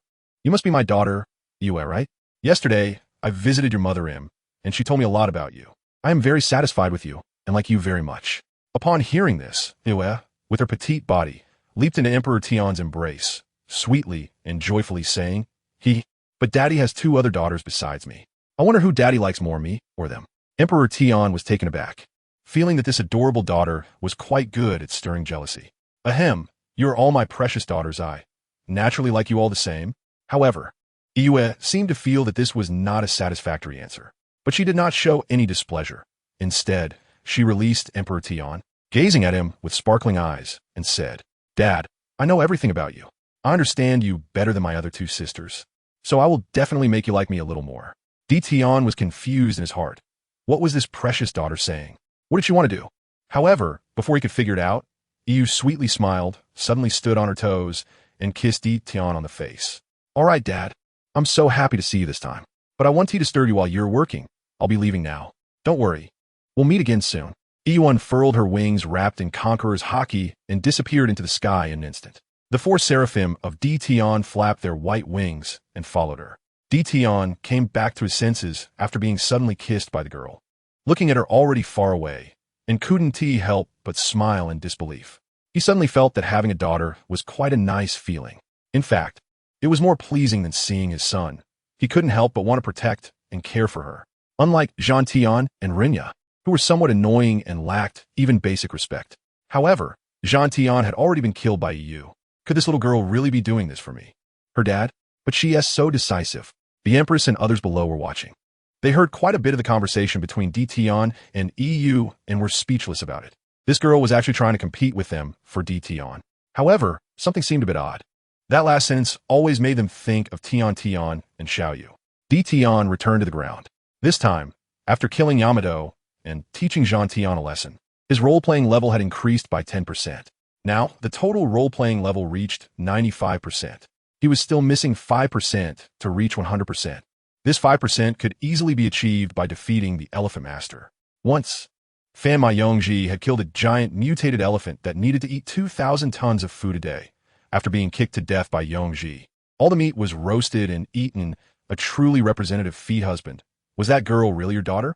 The Empress approached, hugging one of Tion's arms, and gently asked. Yes, she is my daughter with Emu. Her name is EU. Tion nodded epily. Seeing this, the Empress expressed some concern. Husband, you mustn't be biased. You haven't met Tion and Xiaoyu yet. Don't worry, my love for my daughters is the same. I won't favorite anyone. Tion assured the Empress and the others. Husband, you said it. Upon hearing this, the Empress and the others smiled reassuringly. However, the Empress was still a bit worried.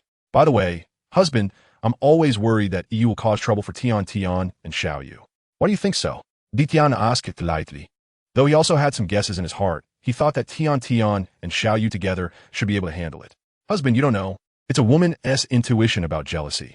Your EU is a typical one who wants to monopolize you completely. She might even want to take all your love for us. Of course, I don't mean that kind of thing, but she just wants you to care for her alone. The Empress pretended to be pitiful, but couldn't help but blush and feel shy. Don't worry. She says she understands me. I also want to see how well she understands me. If she truly understands me, she should know her limits. Besides, I'm also looking forward to Tion and Xiaoyu's performance. Tion said without denial. Then, fine. The Empress and the others wooed and mentioned it again. By the way, husband, the Seraphim actually dared to use my bloodline factor and your bloodline factor to create clones of you and me as powerful weapons. And my father must have also been cloned into a Seraphim weapon. Bonnie couldn't help but feel sad. Her father was essentially killed by Vegapunk. And now that he was dead, he was going to be cloned into a weapon to be used, which was simply too much. Tion reached out and patted Bonnie's head, saying, Vegapunk has long been dead. Your father, Kuma, was actually a member of the Revolutionary Army. From now on, you will command Kuma's Seraphim. I won't allow anyone else to use Kuma's Seraphim. Bonnie was very touched, her eyes reddening as she threw herself into Tion's arms, crying like a child. Wow, thank you, husband. She thought that when she next saw someone from the Revolutionary Army, she would definitely ask why her father was part of the Revolutionary Army, even going so far as to be a mole for the world government, willingly undergoing modifications. Whether it was coerced or voluntary, she couldn't find peace in her heart without clarifying it. All right, I'll take you all out for a feast later. Tion planned to eat the Elephant Master to fill in the last 5% of his role-playing level. He was quite looking forward to whether other roles would be available after completing this role-playing level. MHM, I want to eat a lot. You can't steal from me. Bonnie wiped her tears and said a bit playfully. Kaido, hearing this, immediately ordered people to prepare a lavish meal. However, he was stopped by Tion. Kaido, there is no need to go through so much trouble. My target this time is to eat the Elephant Master. I don't know if you have any objections. Upon hearing this, everyone present was shocked. They couldn't have heard wrong, right? Tion actually said he wanted to eat the Elephant Master. Was he serious? The Elephant Master was so big. How could it be finished? Moreover, it wouldn't be easy to kill it either. After a long while, Kaido cautiously asked Tion, "Big brother, are you serious? Are you really going to eat the Elephant Master? What? Are you reluctant?" Tion asked lightly. "Of course not. The Elephant Master is here in Wano because of your great contribution back in the day. If you want to eat it, then eat it. Don't worry. The Phantom Pirate ship can have the Sea Kings pull it around. It's not much worse than the Elephant Master." "Thank you, big brother." Kaido immediately expressed his gratitude upon hearing this. At first, he did feel it was a pity that the Elephant Master would be eaten, but he thought it would be challenging to mobilize the Phantom Pirate ship afterward. "Lord Tion, could you please not eat the Elephant Master?" Suddenly, Kazuki Hiyori gathered her courage and approached Tion, carefully pleading. Beside her, Runya was nervously guarding Hiyori, preventing Tion from making a move against his mother. Although he felt he was not a match for Tion, he wouldn't be afraid. "No, whatever I do, I have my purpose. No one can stop me." "What about you? After all these years, don't you hate me? I thought you would send your son to deal with me. Or is your son too weak to seek revenge on me now?" Tion looked at Hiyori and finally focused on the man beside her. "You must be Fanma, right? Since you are my son, you can come find me whenever you want to take revenge for your mother's family." Upon hearing this, Hiyori was immediately frightened, worried for her son Runya. She didn't want her son to follow in Tion's footsteps and hurriedly said, "Lord Tion, don't worry. I want to let Runya seek revenge on you. I just want Runya to live well, really." Baki felt a deep pain in his heart, seeing his mother so afraid of Emperor Tion. It was clear that Emperor Tion had given her many terrifying shadows in the past. Clenching his fists, he couldn't help but say, "Although I won't seek revenge on you, I will definitely become stronger. At that time, I will defeat you and make you apologize to my mother. Also, I want you to love my mother. She deserves what others have." Emperor Tion's fighting spirit surged at this, his red hair fluttering, and he suddenly felt a bit of anticipation for Baki. "Very well. I give you this opportunity." Nikaido almost died of fright, genuinely worried that Emperor Tion might suddenly strike Baki down, but in the end, she was surprised that Emperor Tion didn't get angry, which relieved her a lot and also touched her heart. Her son cared for her so much. "Mother, let's go." Baki received a response and took Nikaido away from this place. Nikaido couldn't help but look back at Emperor Tion, her heart very complicated. She wanted to return to Emperor Tion's side, thinking that Baki might have a strong father to care for and protect him. But when she thought of Emperor Tion's actions towards Momonosuke, she couldn't accept it. Overall, these years felt very painful. She often thought how great it would be if Momonosuke had never existed. Then she would also have her place among the women standing in front of Emperor Tion. Baki had long seen how much his mother Nikaido liked Emperor Tion, which is why he said that to Emperor Tion, wanting to help his mother. Chapter 127, Gathering Saitama. One punch kill of the Elephant Lord Big Brother. The Elephant Lord is massive. Ordinary means of power might provoke resistance during the killing, which could inevitably bring destruction to our Wano country. Kaido expressed his concerns while following behind Emperor Tion. "What about Momonosuke? What you don't know, Big Brother, is that not long after using the Elephant Lord's power to establish the country, that kid died from injuries that wouldn't heal. But before his death, we continued to rewrite his memories, making him believe he had given orders to the Elephant Lord, recognizing me, Kaido, as his new master, swearing to protect Wano country with his life. It is precisely because of this that, 20 years later, the Elephant Lord still guards Wano country and hasn't left."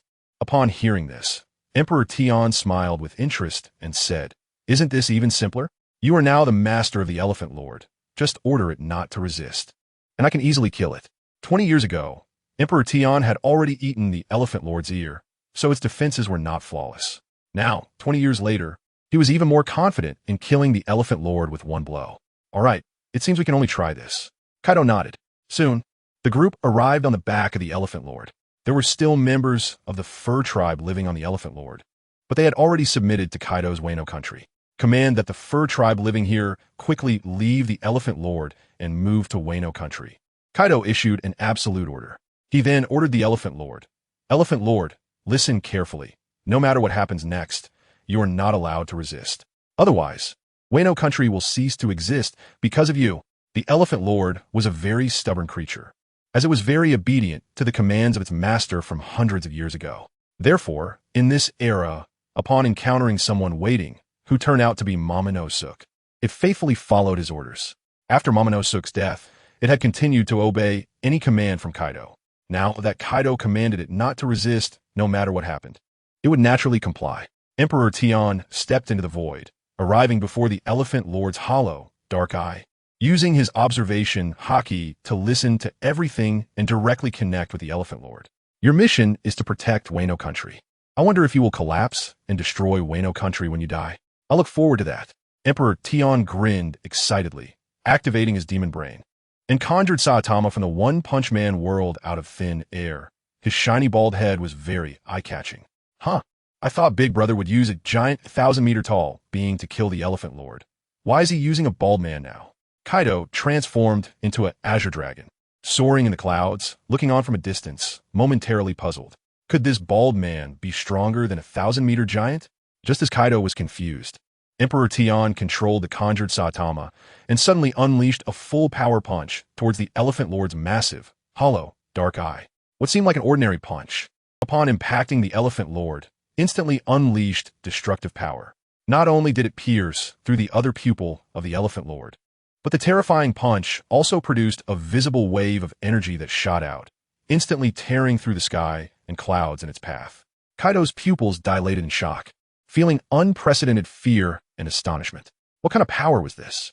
Clearly just an ordinary punch, yet it split the entire sky in half.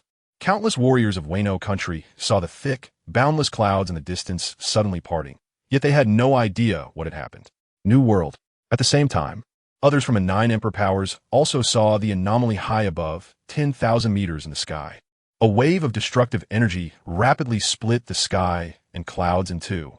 However, they all thought it was a meteor streaking across the sky. But on the moon, the interstellar pirates and Fanma, who was traveling on the moon, noticed that the planet of Wano was suddenly divided by a powerful, mysterious force, and they were shocked. What is happening? Is the mother planet undergoing some earth-shattering change? No, it seems I need to hurry back to the mother planet. My grandfather is still in Alabasta. Fanma, the son of Vivi, quickly took some of the interstellar pirates following him and set off back to the mother planet. Meanwhile, powerful beings also witnessed the changes across the entire planet. In a side chamber of the Void Throne Hall, several celestial bodies orbited around a blue planet. But they were not physical. They were real projections from the universe through some mysterious technology.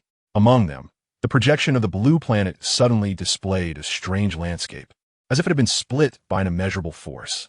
At this moment, the 5 elders were in the observation room, precisely monitoring a certain geographical location on the blue planet, because Lord M was preparing to use the power of the celestial dragon to deal a previously unprecedented blow to the Revolutionary Army's forces. Now that Emperor Tian had returned, M felt that using the power of the celestial dragon, even at a great cost, could be done without concern for the consequences, knowing that Emperor Tian would surely help her. As for the celestial dragon, it referred to several celestial bodies surrounding their blue planet. One of these celestial bodies, the 5 elders were most aware of, was known to the world as the moon. However, what the 5 elders did not know was that due to some malfunction, the moon could no longer strike their blue planet. Only M knew that after the last use of the celestial dragon's power to destroy God's Valley, a certain malfunction had occurred in the moon's equipment, and it could no longer continue to unleash the so-called celestial dragon's bombings. However, there were still a few celestial bodies capable of unleashing destructive energy, though those celestial bodies were too far from the blue planet, and their power would be reduced by more than half, yet still not to be underestimated. The 5 elders were astonished by such a spectacle and immediately rushed outside to check the situation in the sky. They indeed saw that the sky seemed to be split in two by a mysterious force. They chose to report this immediately to Lord M. Upon learning of this, M naturally felt shocked. What kind of power could cause this? Or could it possibly be man-made? But if it were man-made, who could it be? Could it be Imu? However, there was also a feeling that it might be the current 10 monarchs. Alternatively, it might be the Revolutionary Army that had mastered some powerful technological force. M was somewhat worried about this. The Revolutionary Army had long been colluding with Vegapunk and secretly controlled many powerful technological forces that Vegapunk had explored from the ancient giant kingdom. Thinking of this, M returned to the space between flowers and walked up to a large green snail. This was actually a very mysterious, colorful telephone bug, a product she had brought from the ancient giant kingdom 800 years ago, which she had kept alive using the powers of her life fruit. Immediately contact all the God Strategy army hidden around the world and find out who is related to this celestial phenomenon. The colorful telephone bug emitted a rainbow of light, like satellite power, broadcasting a massive signal to connect the God Strategy Army hidden around the world. In no time, the God Strategy Army members around the world received the latest orders in their minds. After receiving the instructions, the members of the God Strategy Army began to search for information regarding the celestial anomaly. After a short while, the colorful telephone bug in the space between flowers, acting like a call transfer function, relayed the reports from the various God Strategy Army members to him one by one. Until the report from the God Strategy Army hidden in Wano country reached him, she felt a wave of shock and disbelief. How is this possible? Even if Emu is powerful, he shouldn't be this powerful, right? Could that kind of power really be released by Emu? Does it mean that one person's strength could destroy this world with a single punch? Im found it hard to believe and immediately sought confirmation. Get me in touch with 007. The God Strategy Army member 007, hidden in Wano country, was quickly connected. How sure are you that this was done by Emu? Report. My lord, I can confirm 100% that it was indeed Lord Emu. I have a video of Lord Emu's battle from just now, which I recorded at the first moment, but the footage is not very clear since Lord Emu was fighting at an altitude of 10,000 meters. Send it over immediately. Yes. The God Strategy Army 007 immediately began to transmit the recorded footage. In the space between flowers, the colorful telephone bug's antenna-like tentacles took over and projected a screen, broadcasting the footage recorded by the God Strategy Army 007 in Wano country. Im watched it several times, even frame by frame, and ultimately confirmed that this was indeed the work of Emu. It seems my understanding of you is still not deep enough. I really want to delve deeper into your secrets. However, since it was your doing, I need not worry anymore. Im sighed in relief, initially thinking that the Revolutionary Army had created something extraordinary, but since it wasn't, there was nothing to worry about. She then asked the five elders, have you locked down the specific geographical location? Report to Lord Im, we have almost locked down a location related to the Revolutionary Army, called the Kingdom of Lucia, but we still need a little more time to precisely pinpoint this geographical location. All right, finalize it as soon as possible. If there is even a slight deviation, you know what will happen next. Yes, Lord Im, please rest assured, we will definitely complete the task perfectly. Although the five elders in the main hall did not see Lord Im, they were still terrified and sweating profusely. In Wano country, after the Elephant Master was punched to death by Emu, the Elephant Master's body did not fall, but stood upright dead. Emu was very satisfied with this. If the Elephant Master had fallen, the entire Wano country would have been destroyed, which is why he deliberately reminded the Elephant Master of a mission to protect Wano country before killing him. As the conjured Emu dissipated, the energy consumption was immense, and his spirit and energy were severely depleted. Just moments ago, Emu had been a robust man full of vitality, but now he felt as dry as a stick, his life force seemingly drained. That guy Emu, truly worthy of being a man with a deity dwelling within him. Using such a punch almost completely drained my vitality. Emu snorted, and although he acknowledged Emu's strength, he did not feel that he could not surpass or control it. One day, he would be able to wield this power at will. Big brother, are you all right? Kaido snapped back to reality after that punch, and was startled to see the changes in Emu. The transformation was terrifying. He now resembled a frail old man, devoid of any vitality. It's nothing. Although that move had a high cost, it won't take my life. After saying that, Emu took a deep breath, activated life restoration, and forcibly siphoned a significant amount of vitality from the surrounding environment within tens of thousands of meters. Kaido, standing nearby, felt his own energy being drained significantly by Emu. He instinctively retreated several thousand meters, fearing he might be drained dry himself. However, he was also quite shocked. His big brother truly lived up to his reputation. Was such a grand display of life restoration something a human could achieve? Currently, Kaido could only absorb vitality within a radius of 1,000 meters to restore some of his strength and a bit of energy, far from the exaggerated extent of Emu's ability. A few minutes later, as the life restoration reached its limit, Emu had to stop the process. Kaido quickly approached, looking at Emu, who seemed to have undergone little change and was instantly dumbfounded.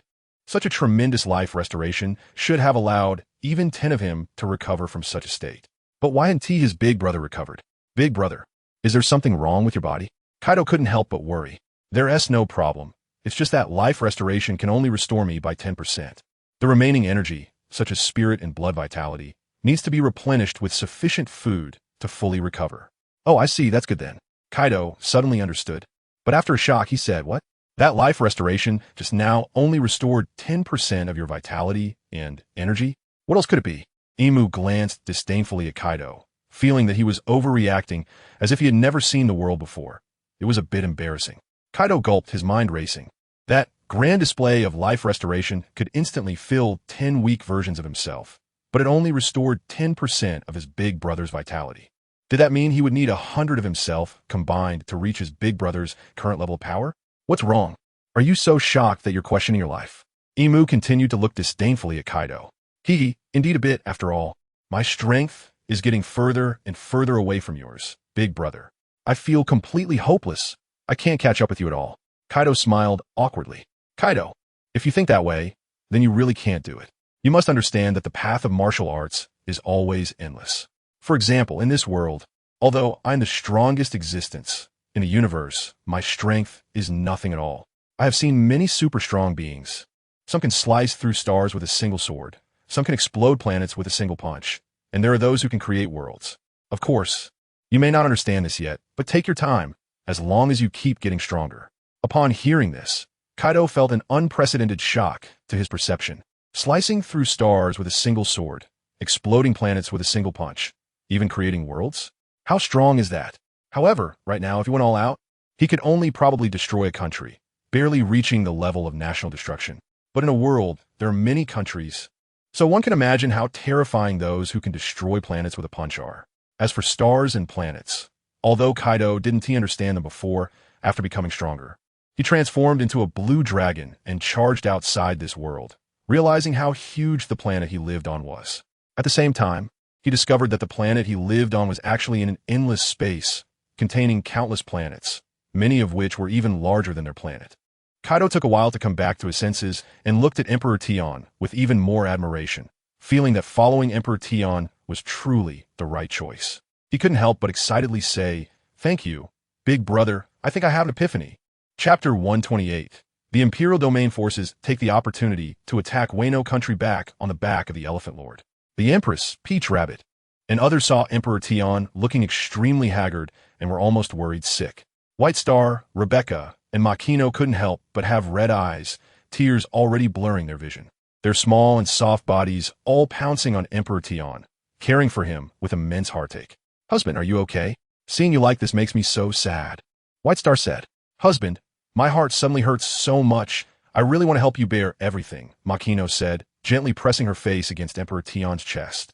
Rebecca looked up at Emperor Tion with tearful eyes, unable to hold back her urge to cry out loud. "Ha ha, I really can't do anything about you." Emperor Tion smiled gently, opened his arms, and embraced all three of them, saying, "Don't worry, it's just a temporary weakness.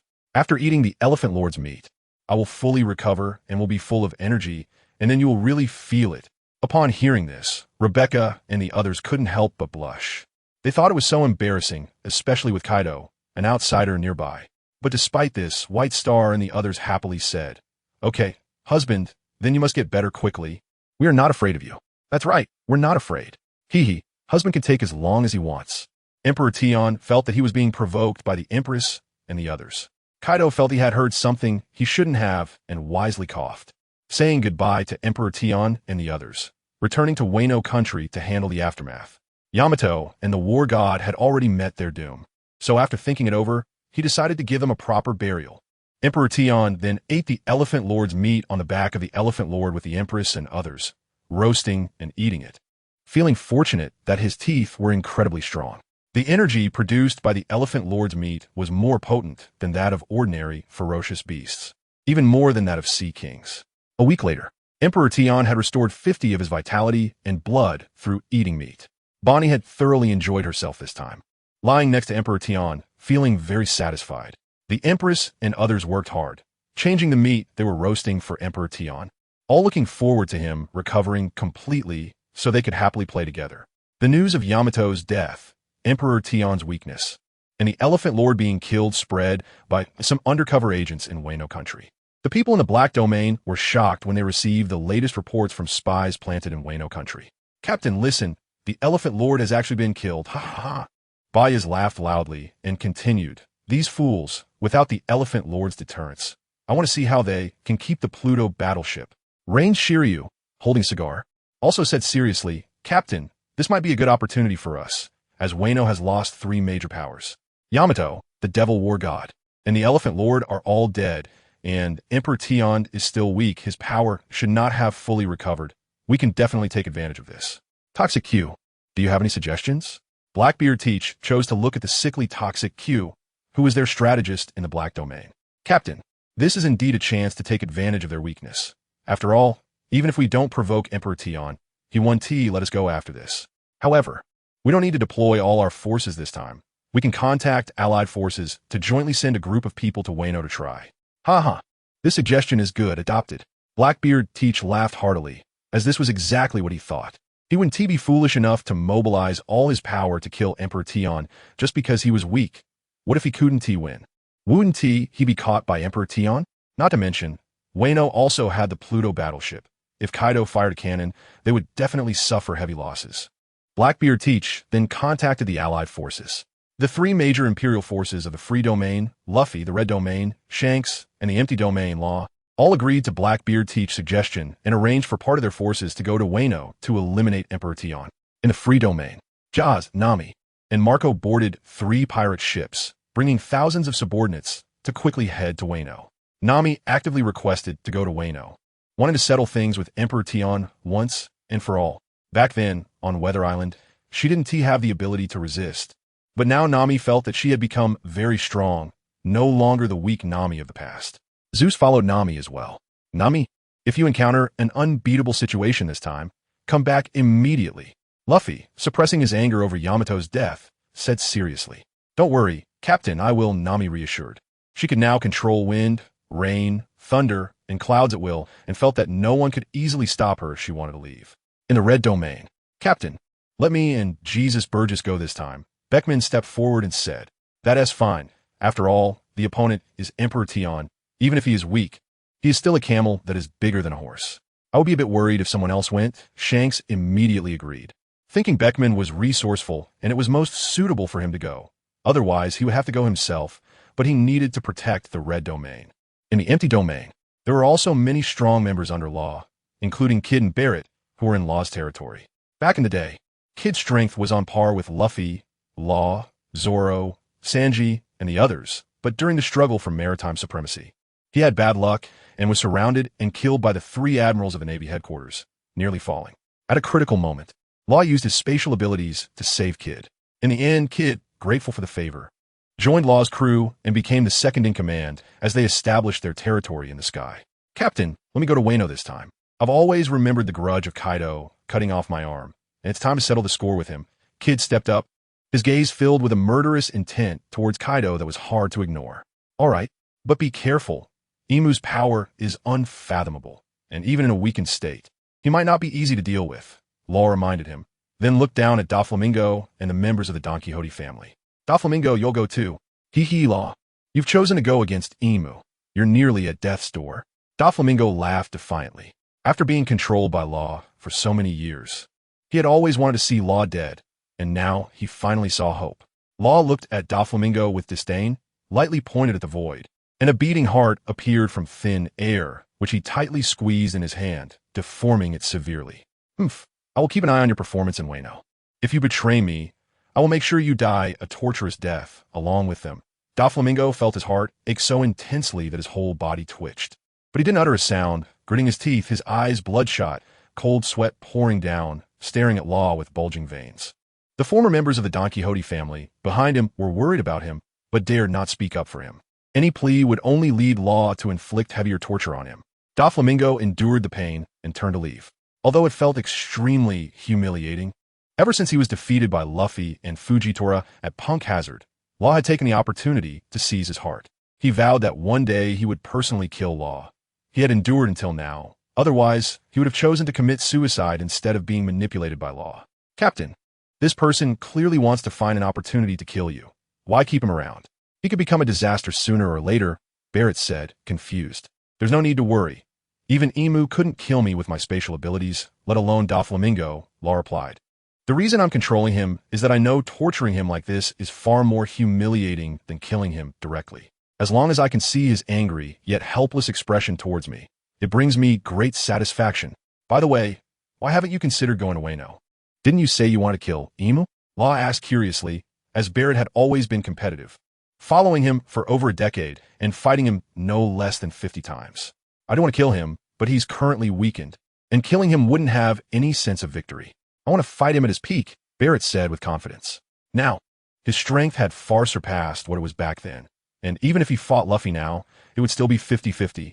He was confident enough to fight Emu at his prime.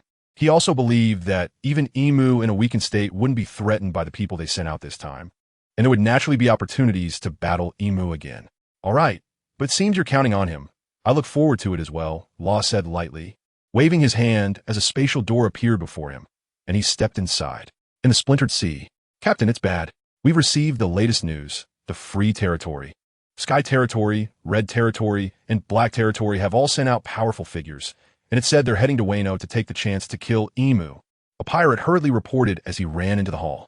What's the panic? What does it matter to us if they go to kill Emu? Isn't that better? We just need to sit back and watch the show, Law said nonchalantly. Captain, that's true, but Lord Crocodile has already led his former subordinates there.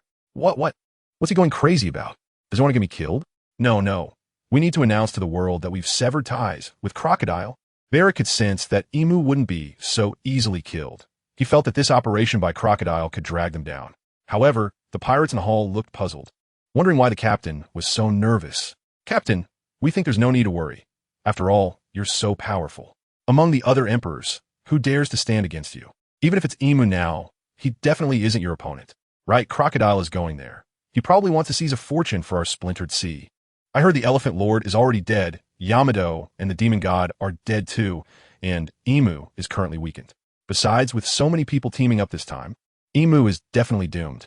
Then we would have a chance to contend for the underworld warship in Wano. The pirates below spoke confidently, but frankly, they were just eyeing the underworld warship in Wano. Fortunately, Buggy was clear-headed. Upon hearing his subordinates' explanations, he was shocked. What? Even the Elephant Lord was killed? My God, is it even possible? I couldn't even split the Elephant Lord. Do you know what that means? No. We must immediately announce to the world that Lord Crocodile has betrayed the Splintered Sea. Everything he does has nothing to do with us, and is solely his personal will. Captain, that's a bit exaggerated, isn't it? A confused pirate looked at Buggy, wondering if this was still the invincible Captain Buggy they knew. Buggy looked at his unmoving subordinate with cold, killing intent. With just a glance, he caused that pirate to be torn apart. The other pirates were startled and immediately stopped talking, rushing to execute the orders. Meanwhile, several major Imperial forces in the New World began to take action, raising the vigilance of the Navy headquarters. At the Navy headquarters, Admiral Akainu, after receiving reports from several admirals, immediately called the two admirals tracking Emu's whereabouts to check the situation and whether Emu had stirred up any trouble. Admiral Zheng Jun and Admiral Ling Tian reported the situation in Wano truthfully. Upon hearing this, Akainu was somewhat angry and scolded the two for not reporting to the Navy headquarters sooner. He became distrustful of Admirals Zheng Jun and Ling Tian, suspecting they were trying to protect Emu. However, Akainu did not directly fall out with them, but sternly ordered, from now on, regardless of the circumstances, Wano will experience another great war. In the end, I want you to clean up the mess. Take the opportunity, whether it's Emu, Kaido, or others from the Imperial forces. Capture them all. Remember your promise to this Admiral before you leave. Yes, Admiral. Zheng Jun and Ling Tian replied. But the reason they didn't report the changes in Wano in time was mainly due to being approached by Iku, who ordered them to act as if they knew nothing and didn't need to report to the Navy headquarters. Iku was a high-ranking official of the world government, with authority even above the five elders, and they had no choice but to obey the orders when they encountered him. After Akainu hung up the phone, he immediately called Admiral Fujitora and Admiral Green Bull, ordering them to rush to Wano and collect any information if necessary. Both Green Bull and Fujitora led 10 warships and 20,000 elite troops to Wano. They were both eager to move, having heard that Emperor Tian was a reckless madman. Unfortunately, they had not encountered him in the past, but now they had the chance to see just how capable he was. On Fishman Island in the New World, a Sea King reported to Fanma Little Fish, "Little Master, we sense that the king has returned, and also Lord Emperor Tian, who is your father." Wow, really? Then where are my mom and dad? Little Fish was very excited. Over the years, she, Tian, and Garfield had been searching for their parents, but unfortunately, there had been no news. To answer you, little master, we sense the king appearing in Wayno, and your father might also be in Wayno. Great. Tian, we found dad. And your mom might also be in Wayno. By the way, brother, your mother might also be there. Little Fish looked excitedly at Tian and Garfield, who was the son of Lady Charlia and Emperor Tian. What are we waiting for? Let's hurry to Wayno. Tian was also very excited and pulled Little Fish to run. However, at that moment, Ikuya appeared on Fishman Island with 4 seraphim, landing in front of Tian and Little Fish, smiling wickedly and playfully saying, "Shall I call you sisters or younger sisters? How about we have a fight? If you lose, you'll call me sister." Chapter 129. The Power of the String Fruit User. Beijus Ikuya, I really admire your courage to come here and cause trouble. Do you really think that just because you have seraphim clones, you can do whatever you want here? Be smart and leave, or I want to be polite. That's right. We don't have time to waste talking to you. The 2 beautiful women, Fanma Tian and Fanma Little Fish, looked at Ikuya with cold and disdainful gazes. Not to mention the trouble she brought, but the seraphim she carried were battle bodies cloned from their father's bloodline. Please don't rush. Let me reintroduce myself. Ikuya chuckled and said, "Like you, I share the same father. His name is Fanma Emperor Tian. In theory, you 2 are my sisters, but I won't easily admit that, since we are all daughters of Emperor Tian. Who is the sister and who is the younger sister should be decided by strength, not by who was born first, right?" Upon hearing this, Tian, Little Fish, and Garfield were stunned. "What did you say? You're another daughter of my dad. You're talking nonsense. Don't randomly claim my dad. He wouldn't have anything to do with you world government people.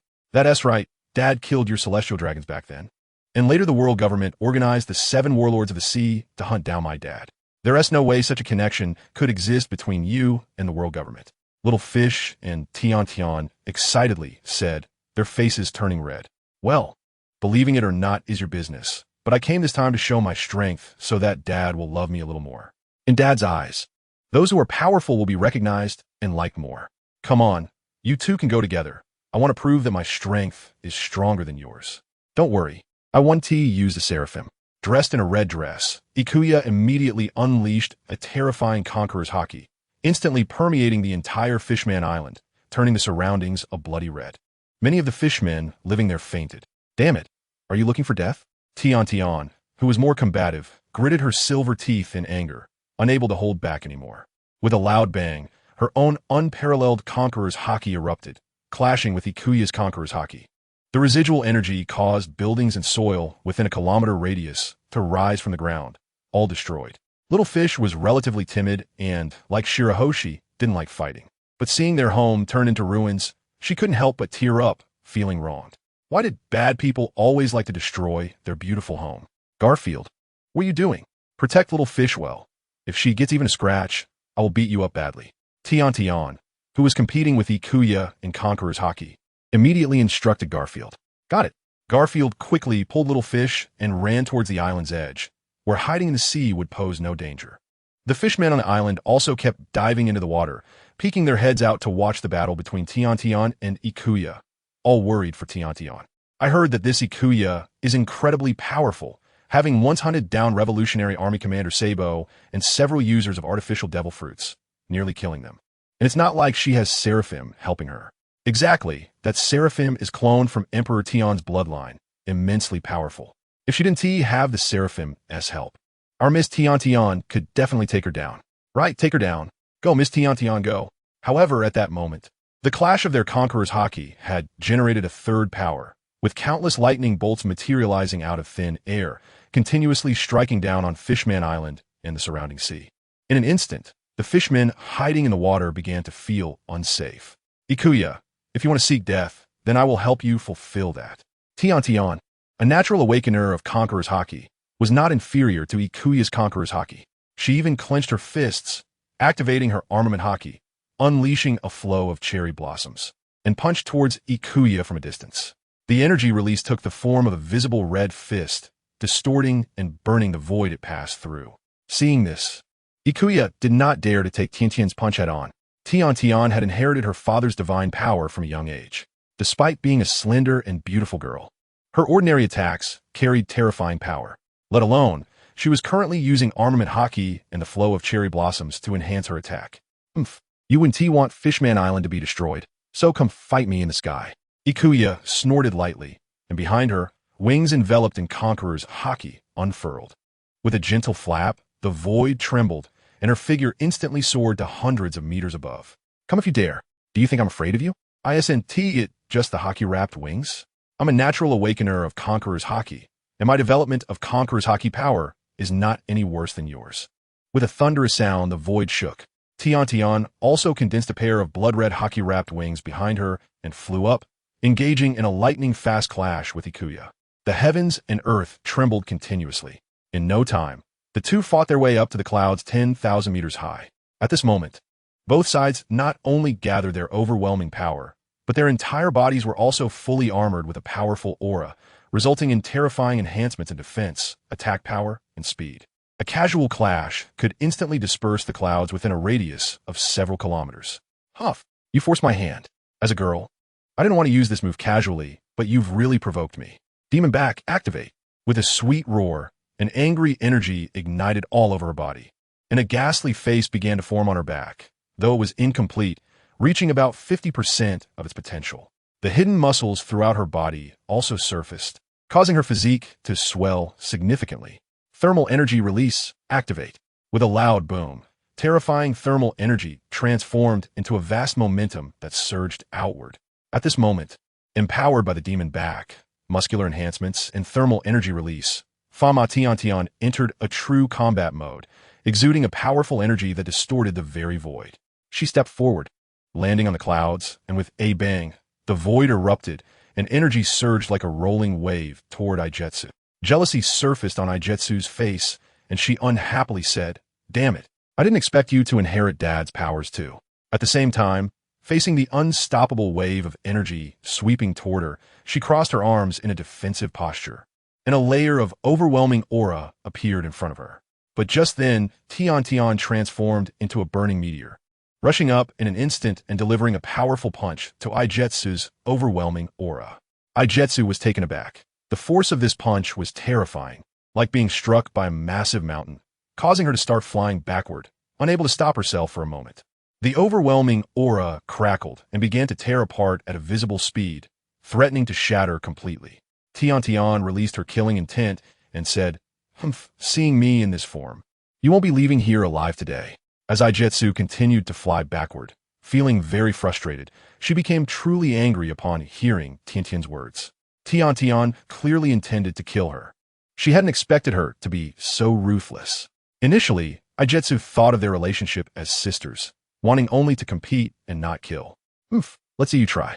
Ijetsu snorted coldly, and her eyes suddenly ignited with blue flames. Demon Eye, activate. What? You? Tian instinctively felt danger and fear, immediately retracting her punch and retreating several hundred meters, looking at Ijetsu's eyes in shock. Tian felt as if everything about her was laid bare to Ijetsu, with no secrets left, and even her soul was affected. "What do you mean, what? Don't think that you are the only one who inherited Dad's powers. I'm Ijetsu, his most outstanding daughter, and I've inherited the power of the Demon Eye. The power of the Demon Eye not only allowed for soul projection in battle, but could also instantly reveal all of an opponent's weaknesses, completely advantageous in countering enemies. So, you really are my dad's daughter?" Tian was taken aback, not believing Ijetsu's identity at first, but now the Demon Eye was indeed a power only their father possessed. "Isn't that obvious? I've already said I am." Ijetsu's expression was icy, feeling quite displeased. "All right, I admit you're also Dad's daughter, so I won't think about killing you. However, coming to my territory to do as you please is wrong. I must teach you a lesson on behalf of Dad. Also, since you want to be my sister so much, it shows you're a little sister. Since you're a little sister, you have to listen to your big sister. If you don't listen, I'll have to beat you until you do." After realizing this, Tian became more relaxed and prepared for battle. After all, they were truly sisters, and she felt she wouldn't go all out to kill her, so what was there to fear? The two began to battle fiercely again. In a short period, it was extremely difficult to determine a winner. Unless one side truly wanted to kill the other, the fight would likely continue indefinitely. Ijetsu wanted Tian to suffer a bit, using the Demon Eye to see through Tian's attacks and counter her in various ways, but she didn't intend to actually kill Tian. Ijetsu knew that if she killed Tian, their father would surely be angry, and she wouldn't be foolish enough to dig her own grave and lose their father's love.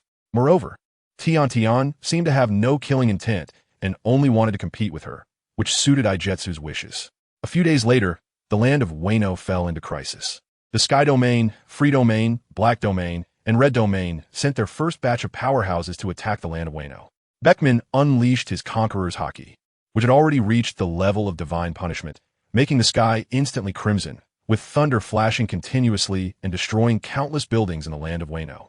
At the same time, Kid also released his Conqueror's Haki, and under Kid's request, Doflamingo had no choice but to unleash his Conqueror's Haki as well. The three forces of Conqueror's Haki forcibly crushed the entire land of Wano. Kaido immediately unleashed his divine punishment-level Conqueror's Haki to resist, but he couldn't match the Conqueror's Haki released by the three powerful figures, leading to a series of retreats. Just as Kaido was about to be completely overwhelmed, Fanma released his divine punishment-level Conqueror's Haki to protect his mother, Hiyori, from being intimidated by the enemy's Conqueror's Haki, resisting alongside Kaido. Instantly, two forces of divine punishment-level Conqueror's Haki stood against Beckman and the others. I didn't expect there to be hidden experts in the land of Wano. It must be him. Beckman instantly recognized it was Fanma, as he was the son of Emperor Tian. And it was not uncommon for someone with strong talent to cultivate divine punishment-level Conqueror's Haki. Kid and Doflamingo's Conqueror's Haki had not reached the level of divine punishment. At most, they reached a top-tier level. At this moment, it was divine punishment level plus 2 top-tier Conqueror's Haki against 2 divine punishment-level Conqueror's Haki, which couldn't gain the upper hand. And if it continued, there would be a trend of being counter-overwhelmed. With your performance, it's time for me to take action. Fanma Emperor Tian still hasn't made a move. It seems he's quite injured, but I'll force him out and kill him directly. Beijus laughed maniacally.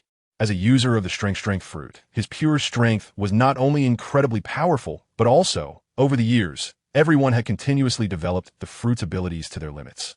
He naturally developed even more outrageous abilities from the strength fruit. Activating his power, waves of energy emanated from his feet, resonating beneath the land of Wano. What good luck. There's actually magma down here. I can absorb enough power. Beijus laughed heartily as he used the strength fruit's ability to directly absorb the thermal energy from the magma thousands of meters below the surface, gathering it within his body. In just a few seconds, Beijus felt an unprecedented heat filling him, charged with terrifying energy fluctuations. With a clenched fist, he slammed down onto the ground. With a loud bang, the ground within a 1,000-meter radius cracked instantly. One of the fissures was deep enough to reach the magma flow layer several thousand meters down, with a width of over 2 meters. Beckman and the others frowned at this sight, but they were all cursing inwardly. This guy almost got them all into trouble. If it weren't for their quick reactions, they would have fallen into the fissure. However, the power of this guy Beijus is truly terrifying. With just one punch, he managed to crack and penetrate to such an extent. I wonder how he compares to Emperor Tian. Although I know that the Elephant Lord was killed by Emperor Tian, without seeing it with my own eyes, it's hard to judge how strong Emperor Tian's pure power is now. On the contrary, Beijus' current power has completely surpassed the pure power of Emperor Tian from 20 years ago. Unleash slaughter. Beijus is becoming increasingly insane, grabbing onto a crack with both hands and forcefully shaking it, lifting a section of earth that is a kilometer long and hundreds of meters thick onto his shoulder. Damn, are you some brainless beast? Kid couldn't help but curse. Beijus completely disregarded their safety, which is truly despicable. Let everything be destroyed. Beijus ignored him and continued to laugh madly, completely lifting the massive layer of earth on his back and then suddenly throwing it thousands of meters away. Below were countless buildings and people who had fainted, about to be smashed into meat patties. At a critical moment, Kaido transformed into a 300-meter-long azure dragon, charging in like lightning to withstand the massive layer of earth with his body. He quickly created flame clouds to lift the earth and control it to throw it toward Beijus and the others. Chapter 130. Performance reaches 100. Beijus grinned, activating his fruit ability, continuously drawing strength from the earth, his entire body glowing red and brimming with power. When he stomped down on the ground, a loud explosion echoed, and the ground cracked over a wide area. His entire form shot upward like a rocket. However, as he entered the attack range, he punched the massive layer of earth that the flame clouds had dropped, and the powerful explosive force shattered the mountain-like earth layer into thousands of pieces that kept falling. Beijus, you're seeking death. Kaido roared angrily, opening his mouth to spew flames at Beijus. So what if it's dragon flame? In the face of absolute power, it will be forcibly extinguished. Moreover, you Kaido are the weakest among the 10 emperors in terms of potential. If it weren't for you taking control of the Elephant Lord and the underworld warship back in the day, you would have been erased from this era long ago. Beijing laughed wildly, completely disregarding Kaido, and suddenly punched out into thin air, releasing a powerful force. With a loud bang, he explosively shattered the dragon flames that Kaido had spewed out. After finishing his punch, Beijing excitedly charged toward Kaido, wanting to engage in close combat. As being a user of the strength fruit made close combat the most advantageous for him. Master, I have discovered where Fanma Emperor Tion is. He is on the back of the Elephant Lord, and the Elephant Lord is indeed dead. He is currently eating the flesh of the Elephant Lord with a group of women. Zeus flew back from the sky and reported to Nami. Zeus, take me up there. Nami's eyes suddenly turned sharp. Although the past was long gone, and she didn't want to think about it, with Emperor Tion's appearance, everything from that year resurfaced. And she felt she couldn't forgive this man.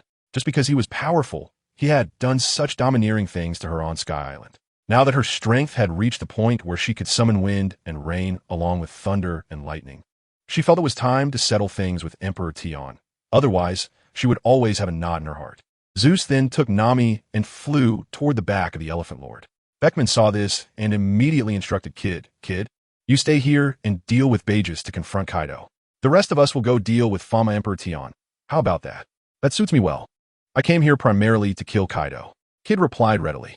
He had no grievances with Emperor Tion, but Kaido was different. This guy had imprisoned him as a slave in a quarry and had even crippled one of his arms. Now, he couldn't shake off the humiliation without killing Kaido. All right, Sand Brother, can you give us a ride? Beckman smiled lightly at the Sand User Crocodile behind him. Although Crocodile was from the Shattered Domain and didn't have an alliance with them, he was here, indicating he also came to kill Fanma Emperor Tion. Beckman also knew that there was some deep hatred between Crocodile and Emperor Tion, as Crocodile seemed to always want to kill Emperor Tion. No problem. Crocodile waved his hand, and a patch of land instantly turned to fine sand, forming a sand bed that flew up to the back of the Elephant Lord. Beckman, Jesus Burgess, and the others stood on the sand as transportation. A bunch of overconfident fools. Do you really think you can match my big brother? Even if my brother is weak, he can easily kill all of you without breaking a sweat. Kaido snorted coldly, completely unconcerned that these people were teaming up against Emperor Tion. After all, just a 10% recovery was equivalent to recovering 100 himself, showing how rich Emperor Tion's energy and blood were. Could it be that Beckman and the others could defeat 100 of him if they teamed up? Since they couldn't win, they could only be easily killed by Emperor Tion. Kaido, you old dragon, where are you looking? You dare to be distracted in battle with me. Eat this punch. Beijing suddenly closed the distance to Kaido and punched him in the face. The giant dragon Kaido was sent flying hundreds of meters away, stabilizing himself and discovering that one of his teeth had been knocked out. Bastard, I have to admit, your pure power is strong, but do you really think I, Kaido, haven't made any progress over the years? Kaido immediately armored his entire body, a layer of dark red armor appearing on his dragon form, and his momentum soared to unprecedented heights as he charged at Beijing like lightning. However, Beijing couldn't fully armor himself, but with the enhancement of the strength fruit, he possessed terrifying brute strength, confident that he could forcefully withstand any attack that came his way. He was even arrogant enough to think that he could teach Emperor Tion a lesson. However, when Kaido attacked, his hard dragon claws tightly grasped Beijing's body and lifted him into the sky. Beijing was unfazed, gripping one of Kaido's dragon claws tightly with one hand, exerting force to try to crush Kaido's claw with pure grip strength. But Kaido was fully armored, and his defense was unimaginably high. Beijing then used his other fist to continuously attack Kaido's dragon claw. The powerful explosive force began to numb Kaido's claw, and if it continued, the armor defense might be broken. Thus, he dove down directly toward the sea. At that moment, Beijing sensed danger and hurriedly moved Kaido's dragon claw away, rolling onto the ground and continuing to draw power from the earth. Humph, despicable, trying to drag me into the sea. If you didn't have the fish fruit form, even if you took me into the sea, I would still choose to fight you. Beijing was somewhat displeased. Kaido immediately entered his dragon form, realizing that although this form had great power, he would be a sitting duck against Beijing's high, close combat explosiveness. In his dragon form, Kaido's speed and attacks became faster and more agile. He reached out and pulled a wolf fang club out of nowhere, surrounded by Conqueror's Haki. Heavenly Punishment, Thunder, Roar, 8 trigrams. Kaido suddenly waved his hand, directly drawing upon the power of heaven and earth, causing countless thunders to appear out of nowhere. As his figure vanished, the thunders flickered towards Beges. Boom! Beges threw a punch, but his entire body was struck by a thunderstorm, forcing him back thousands of meters, and he only stabilized himself after crashing onto the sea surface. Then, he exerted force and charged towards the land. Kaido naturally did not want to give Beges a chance to regroup and was about to launch another attack when, at that moment, Kid finally made his move, roaring loudly. Kaido, come and take your life. Looking for death, defeated subordinates should not be so arrogant. Kaido's eyes turned crimson as he launched the heavenly punishment. Thunder 8 trigrams attack towards Kid, unleashing a violent thunderbolt. I've waited for this day for over a decade. Kid snorted coldly, activating his devil fruit ability, slamming his palms into the ground to manipulate the magnetic force of the earth, applying pressure instantly over a radius of several thousand meters. With a loud rumble, the ground collapsed forcibly, continuously being crushed and compressed, visible rubble and earth turning to gray sand. At this moment, a powerful gravitational magnetic field had formed within a radius of several thousand meters.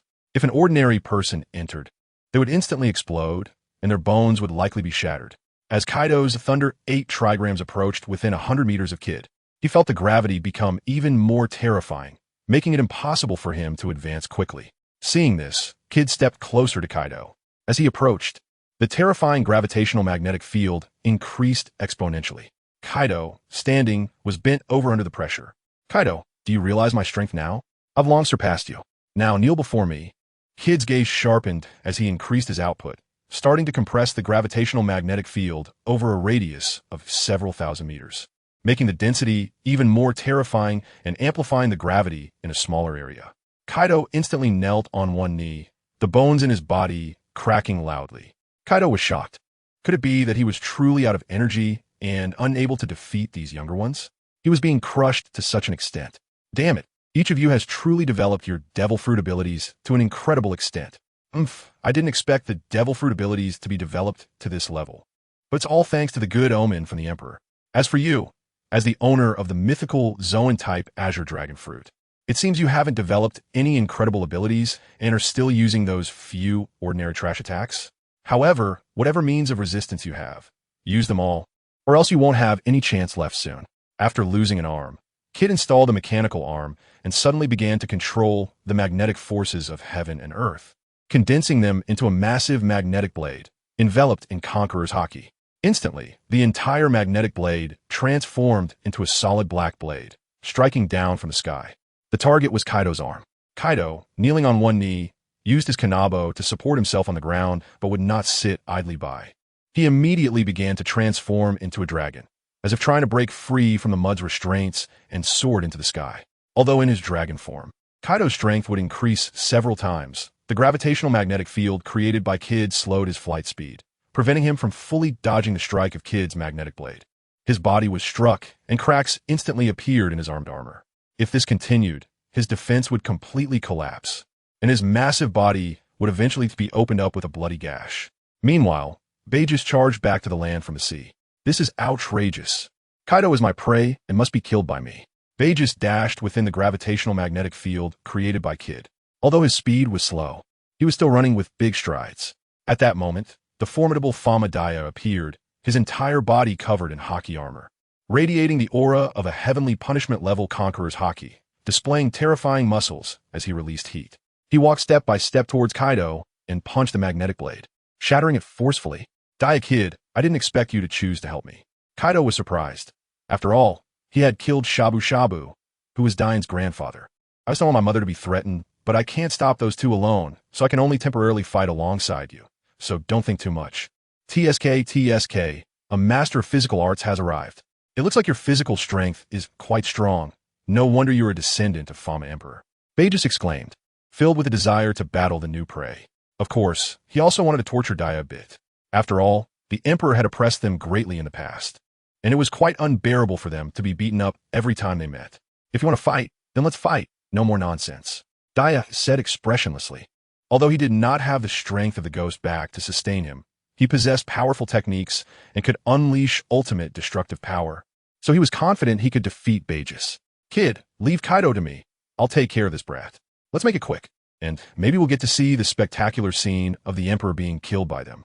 In an instant, the battle erupted. Kaido versus Kid, Bagus versus Daya. On the back of the elephant, Emperor and the Empress and others were still leisurely roasting meat and eating. When Nami, Beckman, Jesus Burgess, Crocodile, Diamond Jaws, Marco, and others arrived, Vivi Machino, Hinai, Violet, Rebecca, and Princess Shirahoshi were somewhat worried. After all, the enemies did not come with good intentions, and the pressure they felt was immense, with strong feelings of suffocation. Lord Husband, I feel so uncomfortable. I can't breathe. Princess Shirahoshi said to the Emperor with a sense of grievance. The Emperor looked at the group that had arrived and warned, everyone, you can come at me, but if you target them, don't blame me for not warning you. Once I kill you, I will definitely go after everyone related to you. The Emperor spoke with great authority, completely disregarding this group of petty clowns. The main character did not come, and yet these few small fries appeared, which seemed a bit insulting to him. Even weakened, he should not be looked down upon like this. Beckman warned, as long as they leave now and do not get involved, we will not make things difficult for them. Therefore, everything depends on their attitude, right? I have no intention of letting them go. Back then, so many of our white group members were killed by him, and now I want him to feel the pain of losing loved ones. Jaws scoffed coldly, showing no intention of letting the women around the Emperor go. And you? The Emperor did not immediately get angry, but instead asked the others, mainly addressing Nami. After all, she was a woman he had once possessed, and he could give her a chance. Nami replied, don't worry, they are just victims. I won't harm them. This time, I just want to teach you a severe lesson. If you can't defeat me, dying would be even better. Marco added seriously, you reap what you sow, but if you surrender now, we might consider not harming them. Otherwise, in your currently weakened state, fighting against us will inevitably stretch you thin, making it impossible to ensure their safety, right? Upon hearing this, the Emperor immediately burst out laughing. Ha ha, a bunch of ignorant ants. 20 years ago, I told Rayleigh and Luffy that when I returned, it would be the time of your deaths. You living an extra 20 years is all due to my charity. You growing up is just part of my plan, and now is the time to reap the harvest. But if you want to confront me head on, let me see if you have that qualification. Emperor Tion activated his ghost brain, and now his role-playing degree had reached a full 100 after consuming a lot of the Elephant Lord's flesh. His brain domain became even more powerful, instantly conjuring up Nami and others. Go, behead them. The conjured Nami, Jozu, Beckman, Jesus Burgess, Crocodile, Marco, and others immediately charged forward, attacking each other based on their respective identities. I was feeling very down while writing this, and after correcting some typos, I really couldn't understand why my book had flopped like this. Who did I offend? There are even people trying to get my book taken down, claiming there's a group of many people reporting it together. I'm really a loss for words. Who did I curse? Who did I insult? It's all for survival. If you like it, read it. If you don't, just leave quietly. Is it really necessary to target me? Have some decency. As shown in the picture, I earned this little in daily royalties from this book. Have I cut off your financial path? Why are you coming after me? Chapter 131. Slaughtering Everyone. The Threat of Fujitora and Green Bull. What can these illusions of ourselves do to us? Do you really think we're the same as 20 years ago? Diamond Jozu snorted coldly, completely disregarding the figures conjured by Emperor Tion. He clenched his diamond-covered fist and struck towards the illusory Diamond Jozu. Watch closely. I alone can destroy all of you. However, as soon as he moved, the Diamond Jozu conjured by Emperor Tion also moved, striking back at Jozu. Boom! When the two forces collided, the explosion of energy was evenly matched, and both were pushed back several meters before stabilizing. Beckman frowned, quickly analyzing and reminded, don't be careless. These things may seem like illusions conjured from thin air, but the damage they inflict is very real. So, if we want to fight Emperor Tion, we first have to defeat ourselves. But I really can't understand what kind of fruit ability he has. Isn't he a time fruit user? Jesus Burgess felt it was unbelievable. Even though they were now stronger than they could have ever imagined, compared to Emperor Tion's methods, they were still far behind. No need to worry. Although it's a bit tricky, these conjured versions of us are likely based on some time from our past selves. Beckman analyzed from Emperor Tion's time fruit ability, ultimately arriving at the most probable conclusion. This understanding was similar to how Tokusaki Kurumi created her clones. Unfortunately, Emperor Tion did not conjure these figures using time abilities, but rather through his ghost brain, which imagined them out of thin air. Although they were illusory, every attack was real damage. In other words, these people were essentially fighting against Emperor Tion's ghost brain consciousness. Let us start the battle. Make it quick and take down our respective selves. Beckman instructed. For a moment, everyone coming to face Emperor Tion first battled the clones conjured by the ghost brain. Nami wielded her weather stick, controlling wind, rain, thunder, and lightning, with dark clouds gathering above, winds sweeping through. The illusory Nami also used her weather stick to control the elements, creating a similarly grand spectacle. The scene was one of mutual harm, with identical attack patterns. Jesus Burgess engaged in long-range sniping, using Kin Bunchikahaki to lock onto his phantom self. At this moment, the bullets not only wrapped in armament haki, but also switched to black bullet mode, instantly boosting their destructive power several levels. Jesus Burgess was known as the best at black bullets. For instance, in weaponry, Dracul Mihawk possessed the strongest black sword, Uru, while Jesus Burgess had the strongest black gun. As he fired a shot at the illusory Jesus Burgess, the phantom Jesus Burgess also fired back. However, what left Jesus Burgess speechless was that even this attack was identical. It seemed that defeating oneself would still be somewhat challenging. The two black bullets continuously chased and collided, their power nearly indistinguishable. So the result was still uncertain for the time being. Jesus Burgess chose to retreat into the forest, creating distance and using the trees as cover while continuously firing at the phantom Jesus Burgess with Kin Bunchikahaki. The phantom Jesus Burgess naturally mirrored the action immediately, even surpassing Jesus Burgess in anticipating his moves. For a moment, Jesus Burgess almost found himself in trouble, narrowly avoiding a significant loss as the phantom's black bullet grazed his face. But this served as a lesson for Jesus Burgess. He realized that to quickly defeat his clone here, he could only grow stronger and surpass that conjured self. Marco transformed into a phoenix, burning with undying azure flames, soaring into the sky to battle. For a moment, it was like two azure fire wheels colliding, scattering thousands of azure flames, igniting the flowers and trees growing on the back of the Elephant Lord. Below, the vast area quickly turned into a sea of fire. Crocodile was also fighting on another front, and the battlefield had expanded to several thousand meters. Under his ability's control, the green vegetation quickly withered and cracked, even the ground turning to sand. Emperor Tion savored the battle while eating roasted meat. Days and nights later, Beckman and the others finally defeated the phantoms conjured by Emperor Tion. However, they were exhausted.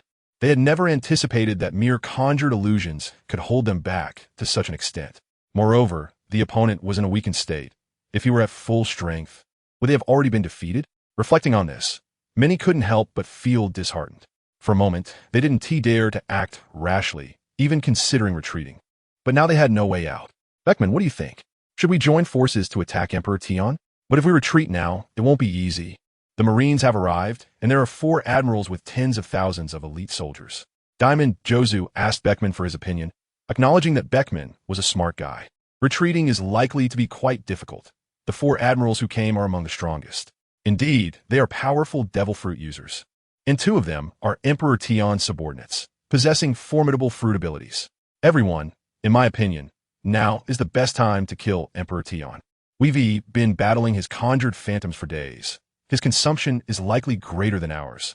Crocodile was unwilling to make the trip for nothing.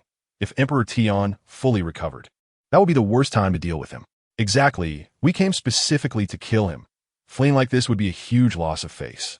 Marco continued, if anyone is injured, I can treat you immediately. Nami had sustained some injuries, so she asked Marco for treatment, and she quickly recovered significantly. In that case, let us strike together. Now that we've engaged him, he won't let us leave easily, so everyone should hold nothing back and go all out to kill him.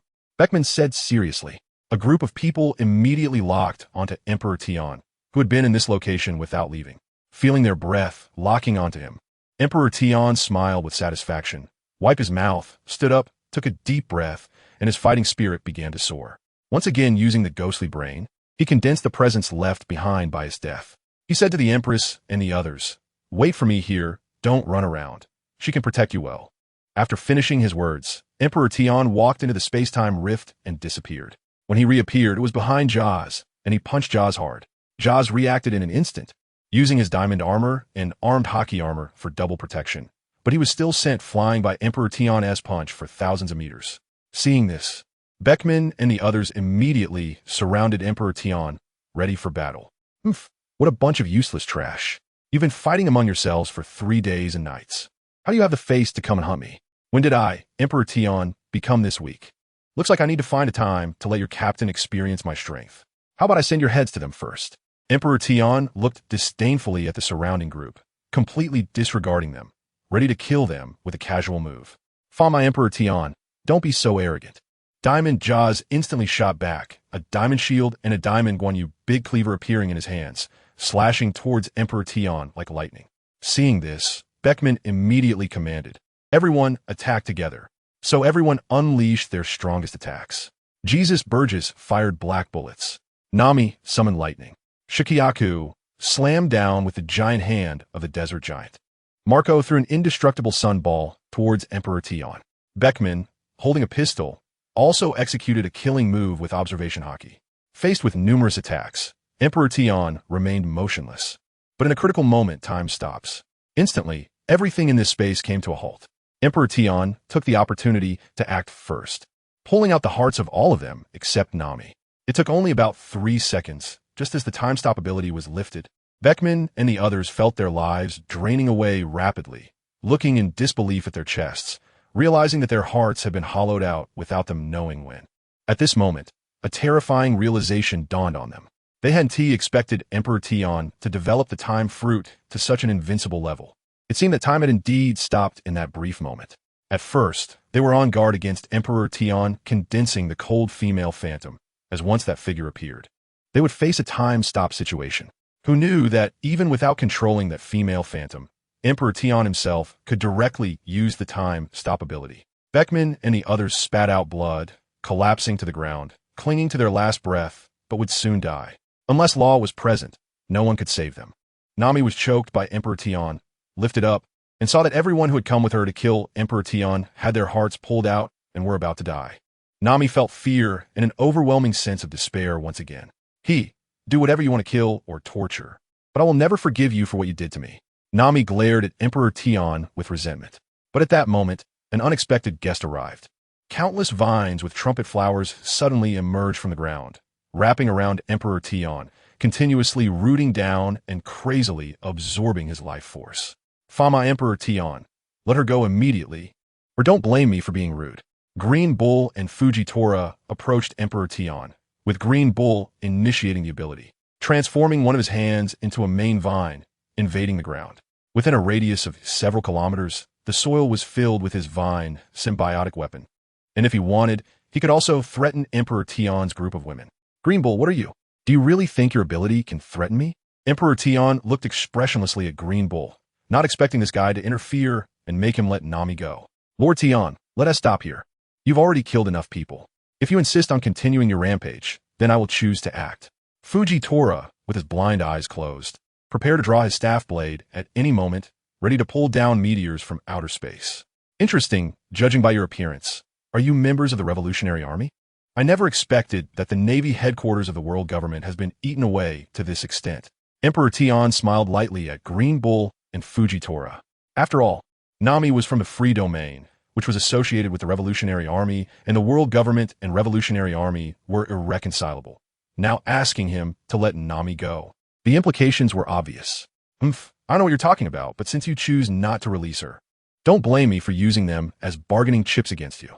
Green Bull recklessly manipulated the vines invading the ground, launching an attack on the Empress and the others thousands of meters away. But soon, Green Bull frowned, as his attack was unexpectedly destroyed in an instant. I didn't expect that woman to be so powerful. The explosive freezing ability instantly froze the ground. Even the vines under my control were frozen. Seeing Green Bull still so unconcerned, Emperor Tian's expression turned cold.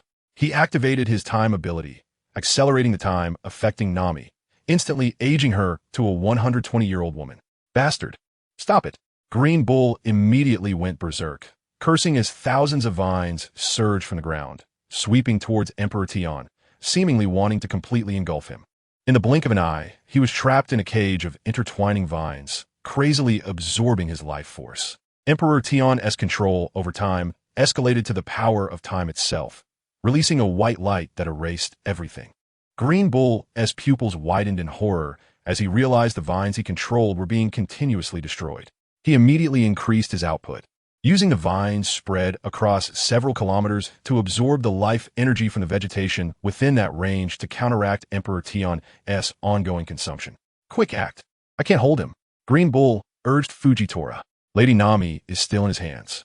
Fujitora hesitated, worried that the meteor he summoned would kill Nami. She can't survive any longer. If you don't act now, our identities will be exposed. Green Bull said quickly. He and Fujitora had secretly joined the Revolutionary Army more than a decade ago. They also knew that Kizaru was a member of the Revolutionary Army, so they had been gradually eroding the Navy headquarters or taking control of it, cooperating with the Revolutionary Army to deal with the world government. With this in mind, Fujitora decided to act for the greater good, as they couldn't expose their identities so soon. He drew a segment of his staff blade, and a gravitational potential energy acted within the universe, instantly pulling down a meteor several kilometers in diameter, burning fiercely and moving at a terrifying speed, crashing down towards the back of the Empress. The Empress and the others couldn't help but worry about Emperor Tion. It really felt like the sky was falling. Emperor Tion naturally sensed Fujitora's action and immediately went berserk. Since you all want to die, I'll grant your wish. Activating the ghost brain mode, I condensed Saitama and rushed at superluminal speed, smashing a meteor several kilometers in diameter with a single punch. Fujitora and Green Bull were stunned by the scene, their pupils dilating in shock. Was that punch serious? And who was the prototype of this bald guy? How is he so strong? At the same time, in the moment of their astonishment, Emperor Tion escaped through a time-space rift, appearing behind the two, spreading his arms and tightly hugging them, grinning widely as he activated his ability. Time acceleration. Chapter 132. Nami doesn't understand why everyone likes him. Fujitora and Green Bull immediately screamed in horror, their bodies convulsing violently in great pain, their vitality and blood energy rapidly draining away, their faces visibly aging, and their hair turning white in an instant. They struggled desperately to break free from Emperor Tion's grasp, but his arms were immensely powerful. Once something was tightly held by him, almost no one in the world could escape. Half a minute later, Fujitora and Green Bull's resistance had nearly vanished. They looked extremely aged, completely bald, and their bodies were hunched over like dead dogs. Emperor Tion released his grip and casually tossed the two so-called admirals onto the ground. Overestimating yourselves, coming to threaten me without even understanding my abilities. How the people of the Revolutionary Army become so arrogant now. And you've been hiding for so long. It's time to come out. Emperor Tion glanced towards a rock a kilometer away. Eureka was taken aback. She had hidden so well and even suppressed her aura, yet she was still discovered. Scary, it's really not my business. I'm not with them. I just happened to pass by, believe it or not. Or rather, I admire you greatly, so I wanted to see just how powerful Lord Emperor Tion truly is. Eureka thought anxiously. Although her ability was the slip fruit with infinite zero friction, she had no confidence in escaping from Emperor Tion's hands. Emperor Tion fought against so many opponents, crushing them all, and those who attacked had no power to resist, which showed just how strong his abilities were. And then, Emperor Tion fixed his gaze on Eureka, not out of interest in her beauty, but contemplating whether to kill her. Lord Emperor Tion, please don't act impulsively. I could do anything for you. By the way, don't you want their heads? Let me help you with that. Eureka pleaded with a strong desire to survive. Fine, I'll spare your life this time. Cut off their heads and deliver them to their respective captains. Emperor Tion commanded without hesitation. Yes, I'll do it right away. Eureka carefully passed by Emperor Tion and decisively beheaded Beckman, Jesus Burgess, Jozu, Crocodile, and others. However, just as she was about to strike Marco, he suddenly erupted and transformed into a phoenix, escaping in an instant. Lord Emperor Tion, Marco got away, but that's not my fault. I was just about to cut off his head. Eureka distanced herself from the situation, but thought to herself, wow, Marco didn't die even without his heart, while the others died so early. That's fine. He's just a defeated opponent. If he managed to escape this time, that's a skill. I'm too lazy to hunt down the trash that has lost to me multiple times. Emperor Tion said indifferently. Oh, then what about this one? Should I also behead her? Eureka had already reached Nami's side, who was now an old woman, though not as severely affected as Fujitora and Green Bull. Emperor Tion looked at Nami, took a deep breath, walked over, activated his ability, and reversed time, restoring Nami to her original state. Why? Why don't you kill me? Nami was unwilling to accept it, unable to understand Dying would be better, so why was she still being kept alive? I rarely kill my own women with my own hands. But if you want to die, you can commit suicide, Emperor Tian said expressionlessly, considering Nami's past as his woman and the fact that she hadn't threatened him like the others. Lord Emperor Tian, what about these two? Should I behead them? Yurita asked cautiously. Behead them.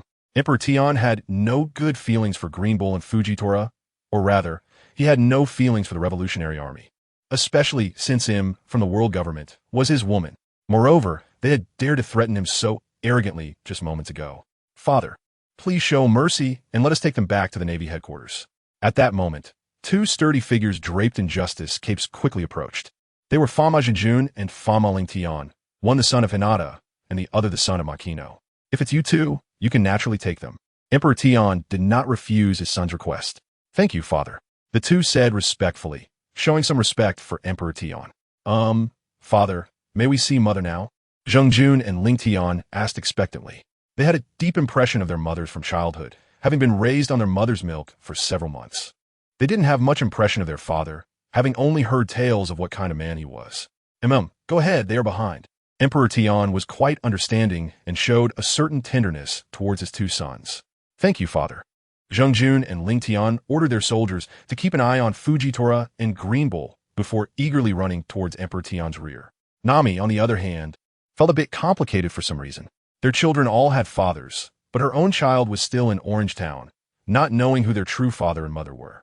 Suddenly, she felt that as a mother, she was really terrible. Meanwhile, Emperor Tian was surprisingly gentle with his two sons, showing a hint of paternal love. On the other side, Zhengjun and Lingtian immediately recognized their respective mothers among the Empress and the others. Hinata and Makino stood up and rushed over to embrace their sons.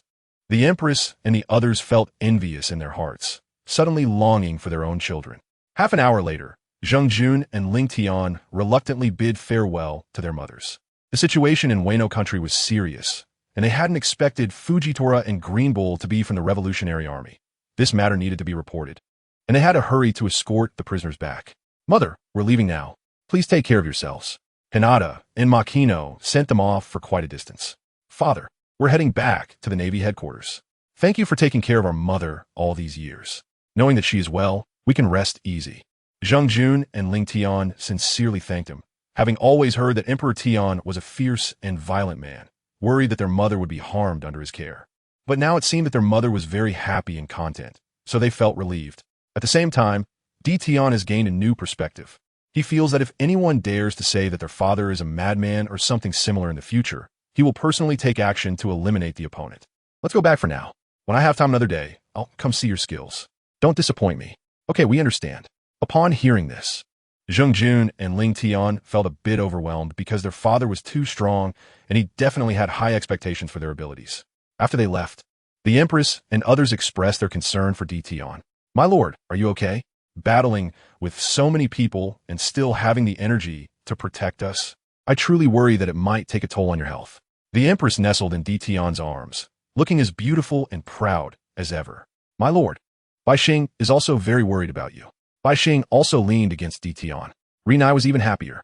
She immediately stood on her tiptoes and kissed Tian on the cheek. Her face slightly flushed as she said, Thank you, my lord, for letting me see our son so quickly, and he seems to be quite exceptional. Tian, I'm also very happy.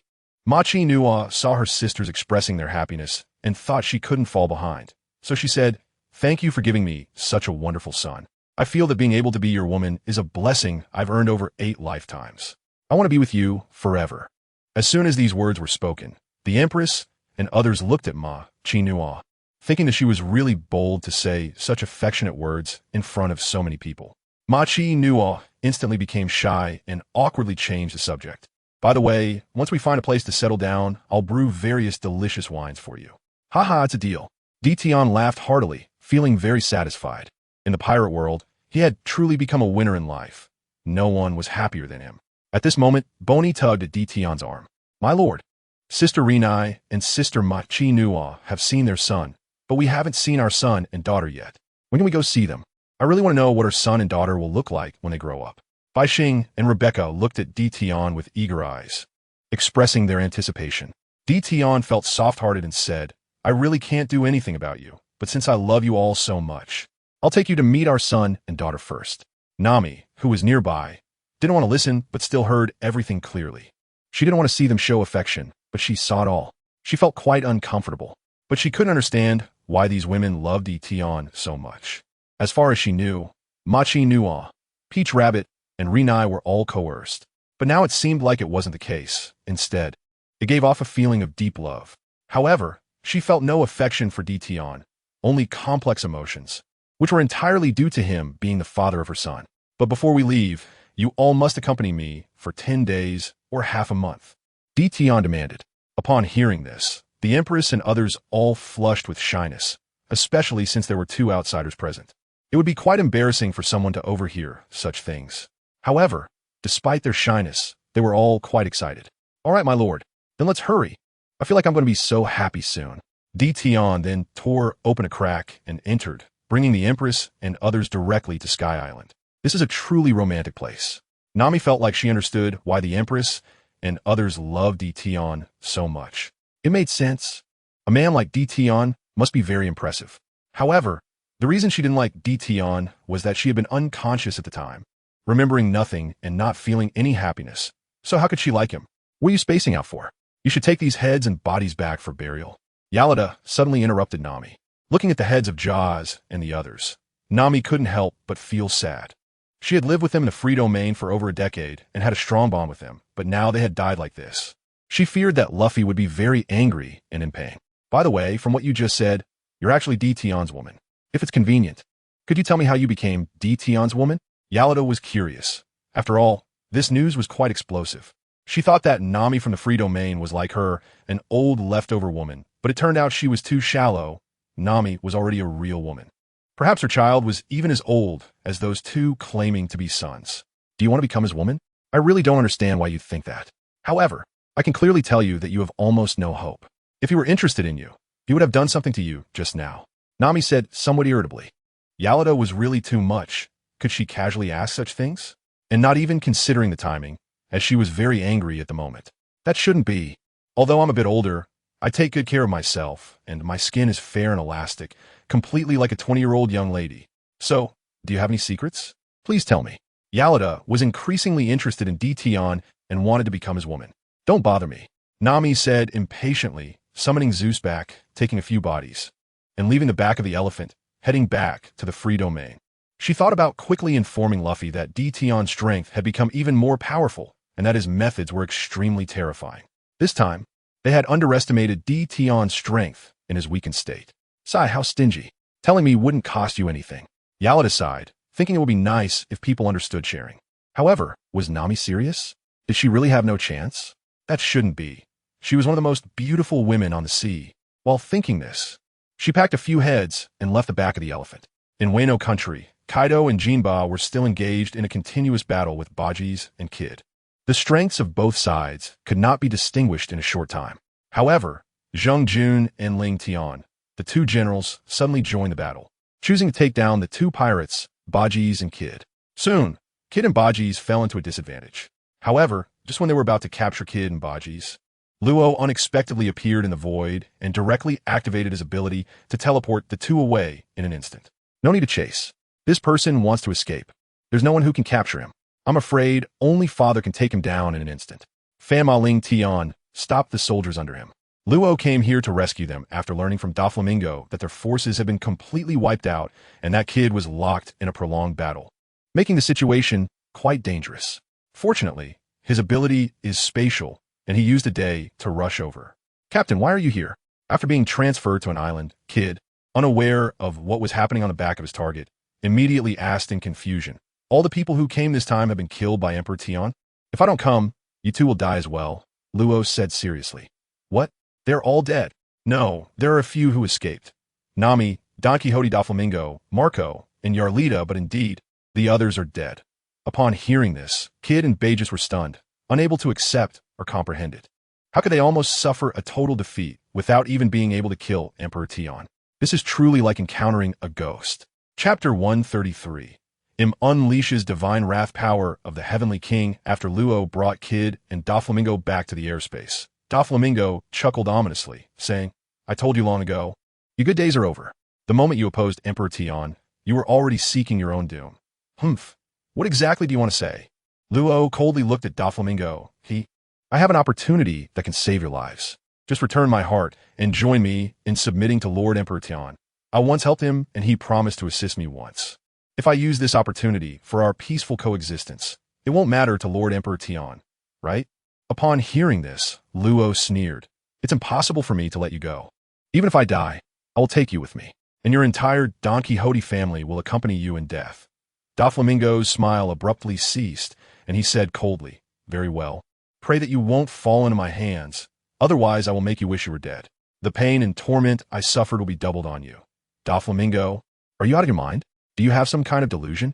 I can kill you in an instant. Luo showed a mocking expression, completely disregarding Doflamingo's words. Reaching into the void to retrieve Luo's heart, squeezing it tightly, and it seemed like it could burst at any moment. Doflamingo endured the pain without screaming, gritting his teeth. Cold sweat pouring down his face pale. The two locked eyes intensely. Ultimately, after about 2 minutes of enduring, Doflamingo could no longer bear the damage to his heart and fainted.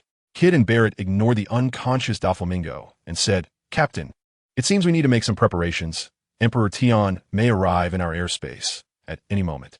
If what Doflamingo brought back is true, then even your body, Captain, he can condense at will, and your fruit ability will be quite tricky for us to deal with. Not to mention that Emperor Tian also possesses numerous incredible time-related abilities. Barrett originally thought about confronting Emperor Tian head-on, but now he suddenly felt he might not be able to defeat him. Luo certainly did not underestimate Emperor Tian and was very vigilant, saying, although Emperor Tian is strong, there's no need for everyone to worry too much. For over a decade, Luffy and other forces have joined forces with us for this day. However, I need to ask our allies for their opinions now.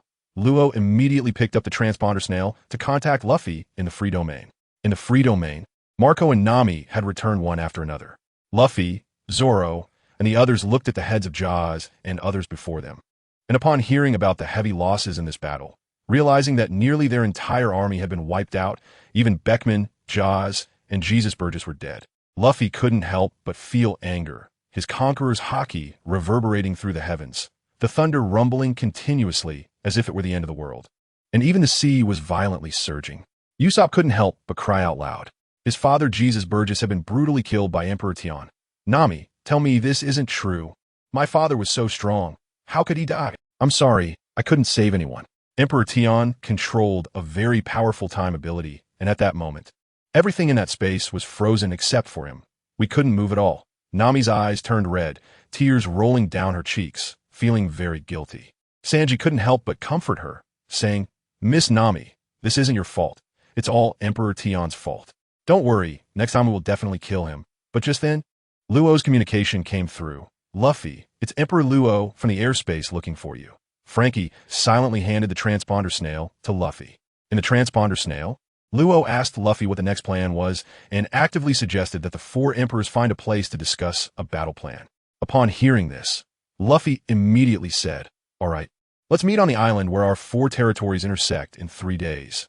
The others looked at the hidden killing intent in Luffy's brows and knew he was very serious this time. Next, Luffy contacted Blackbeard Teach from the Black Domain and Shanks from the Red Domain, informing them of the time for the Alliance meeting. In the Black Domain, Blackbeard Teach felt uneasy, saying, I didn't expect even Beckman to die at Emperor Tian's hands. However, their deaths weren't in vain. At least we learned that Emperor Tian's strength is even greater than 20 years ago. Shiryu of the Rain, holding a cigar, reminded him, Captain, he is now a devil fruit user. If you have the chance, suppress his ability to activate Time Stop with your Dark Fruit ability. Hey, at that time, with our Black Domain strength, we have over 30 devil fruit users, plus the allied forces. Emperor Tian is definitely doomed. I know that, but we will discuss the specifics during the Alliance meeting. This time, our Black Domain hasn't suffered much loss, so we will act accordingly. As for the Red Domain, Beckman and Jesus Burgess have been killed. That guy Shanks will definitely not sit still. Next time, whoever leads the team won't be able to compete with him. In the Red Domain, Shanks was not in the Red Domain, but on an island somewhere in the New World, just about to bring Yuta back to the Red Domain. Unexpectedly, he received the terrible news that Beckman and Jesus Burgess had been killed, and their heads were sent to the Red Domain by Yarlita. Shanks almost fainted. Beckman and Jesus Burgess were like his own brothers, having been together for decades, and now they were gone just like that. Shanks, are you all right? Yuta looked at Shanks, suddenly sensing an overwhelming killing intent, realizing that something bad must have happened. Before arriving, Shanks had told her that the monstrous man who disappeared 20 years ago had reappeared, and for Yuta's safety, he needed to take her back to the Red Domain. Beckman and Jesus Burgess had gone to test Emperor Tion's current strength. It seemed that something must have happened to Uncle Beckman and Uncle Jesus.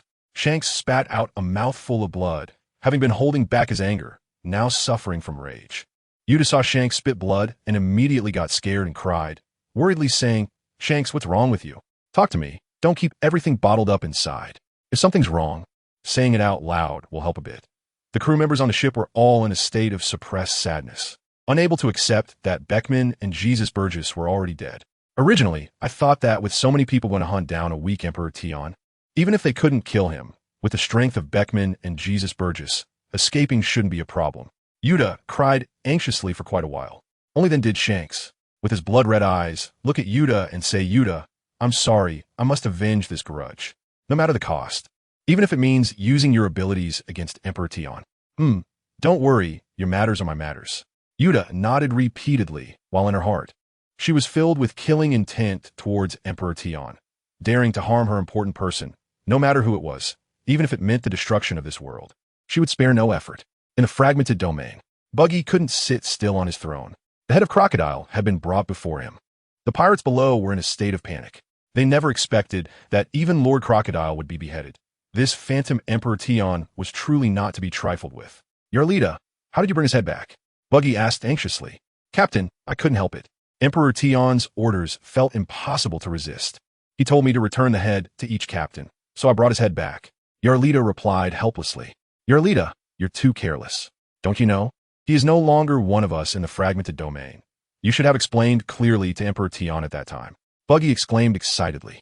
"Is that so? But I had no idea. If I had known, I would have definitely explained." Yarlita looked confused.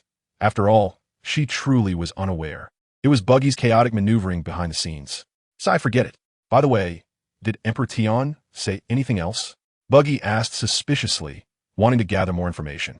"Oh, he did mention that he would find time to meet with us so-called Imperial Domain forces." Upon hearing this, Buggy felt like crying without tears. It seemed he had already been marked by Emperor Tion. What would they do in the future? Naval headquarters.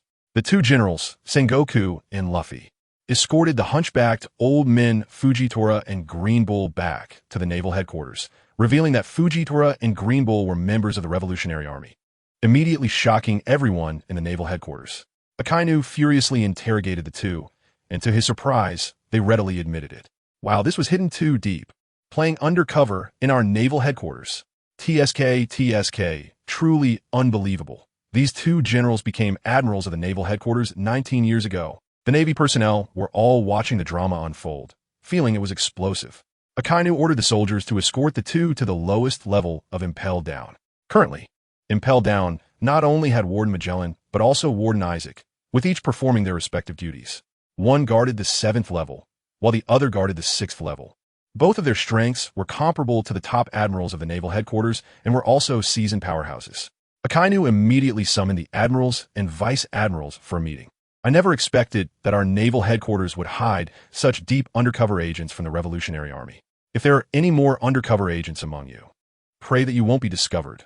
Otherwise, I will personally burn you to ashes," Akainu said fiercely to the hundreds present. These were all powerful forces above the mid-level in the naval headquarters. "Rest assured, Admiral Akainu, the Revolutionary Army is just a group of world-rejecting criminals who, in order to oppose us, don't hesitate to collaborate with those pirates, while absurdly shouting slogans to liberate countless suffering people. That's right. None of us will be undercover agents from the Revolutionary Army." Countless officers expressed their stance, scoffing at the Revolutionary Army. Kizaru, feeling guilty, also chimed in.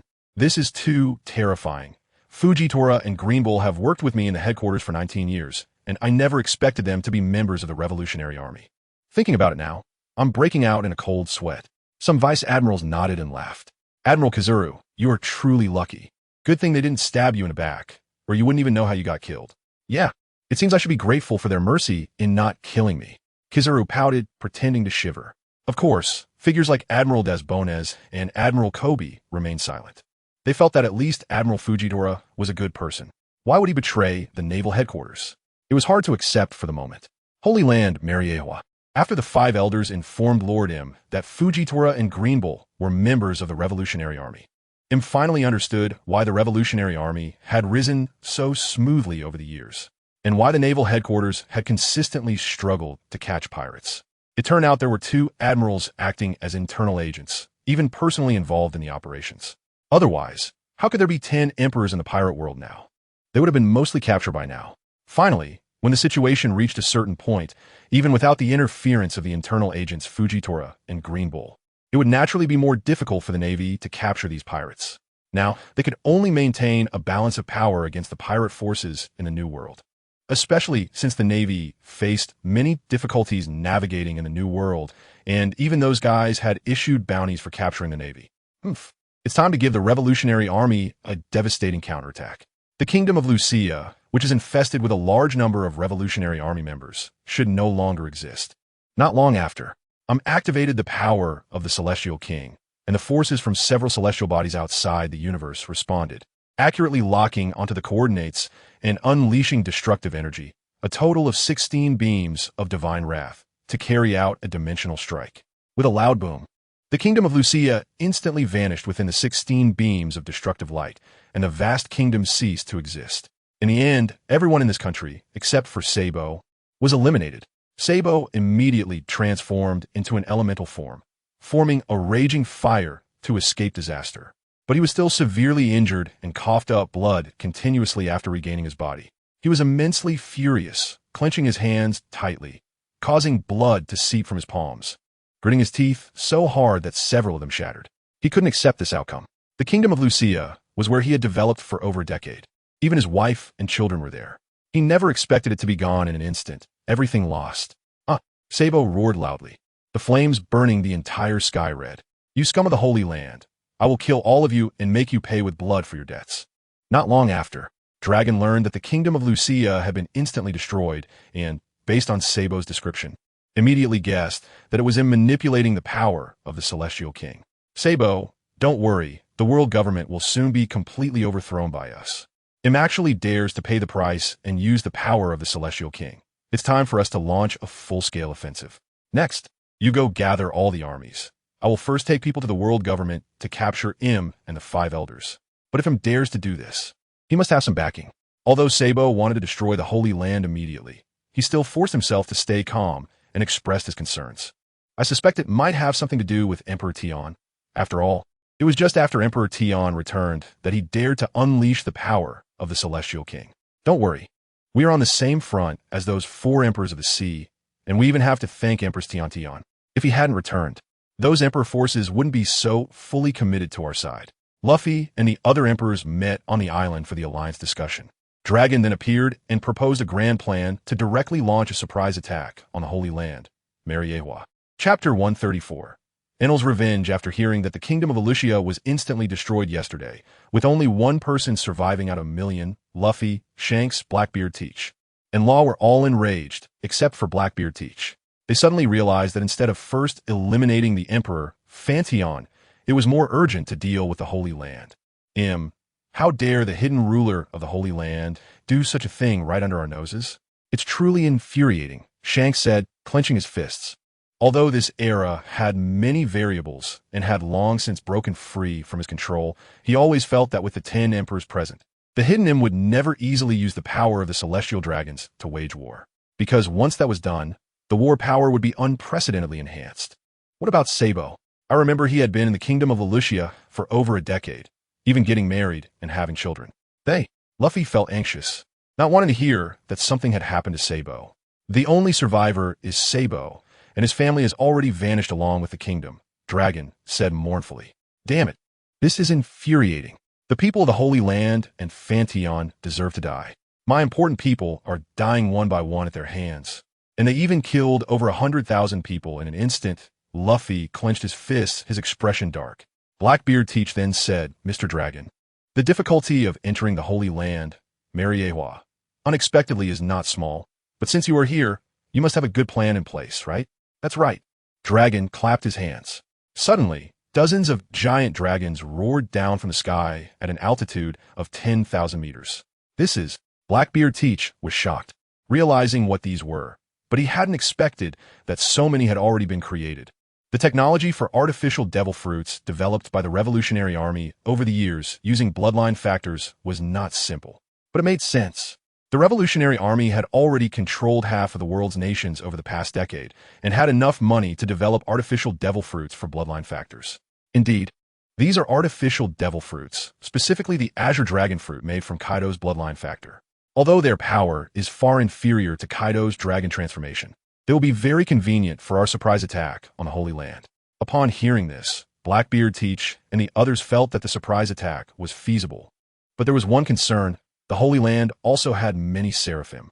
Not only were there the 7 warlords, but also former emperors and even the former pirate king, Roger, and Rox.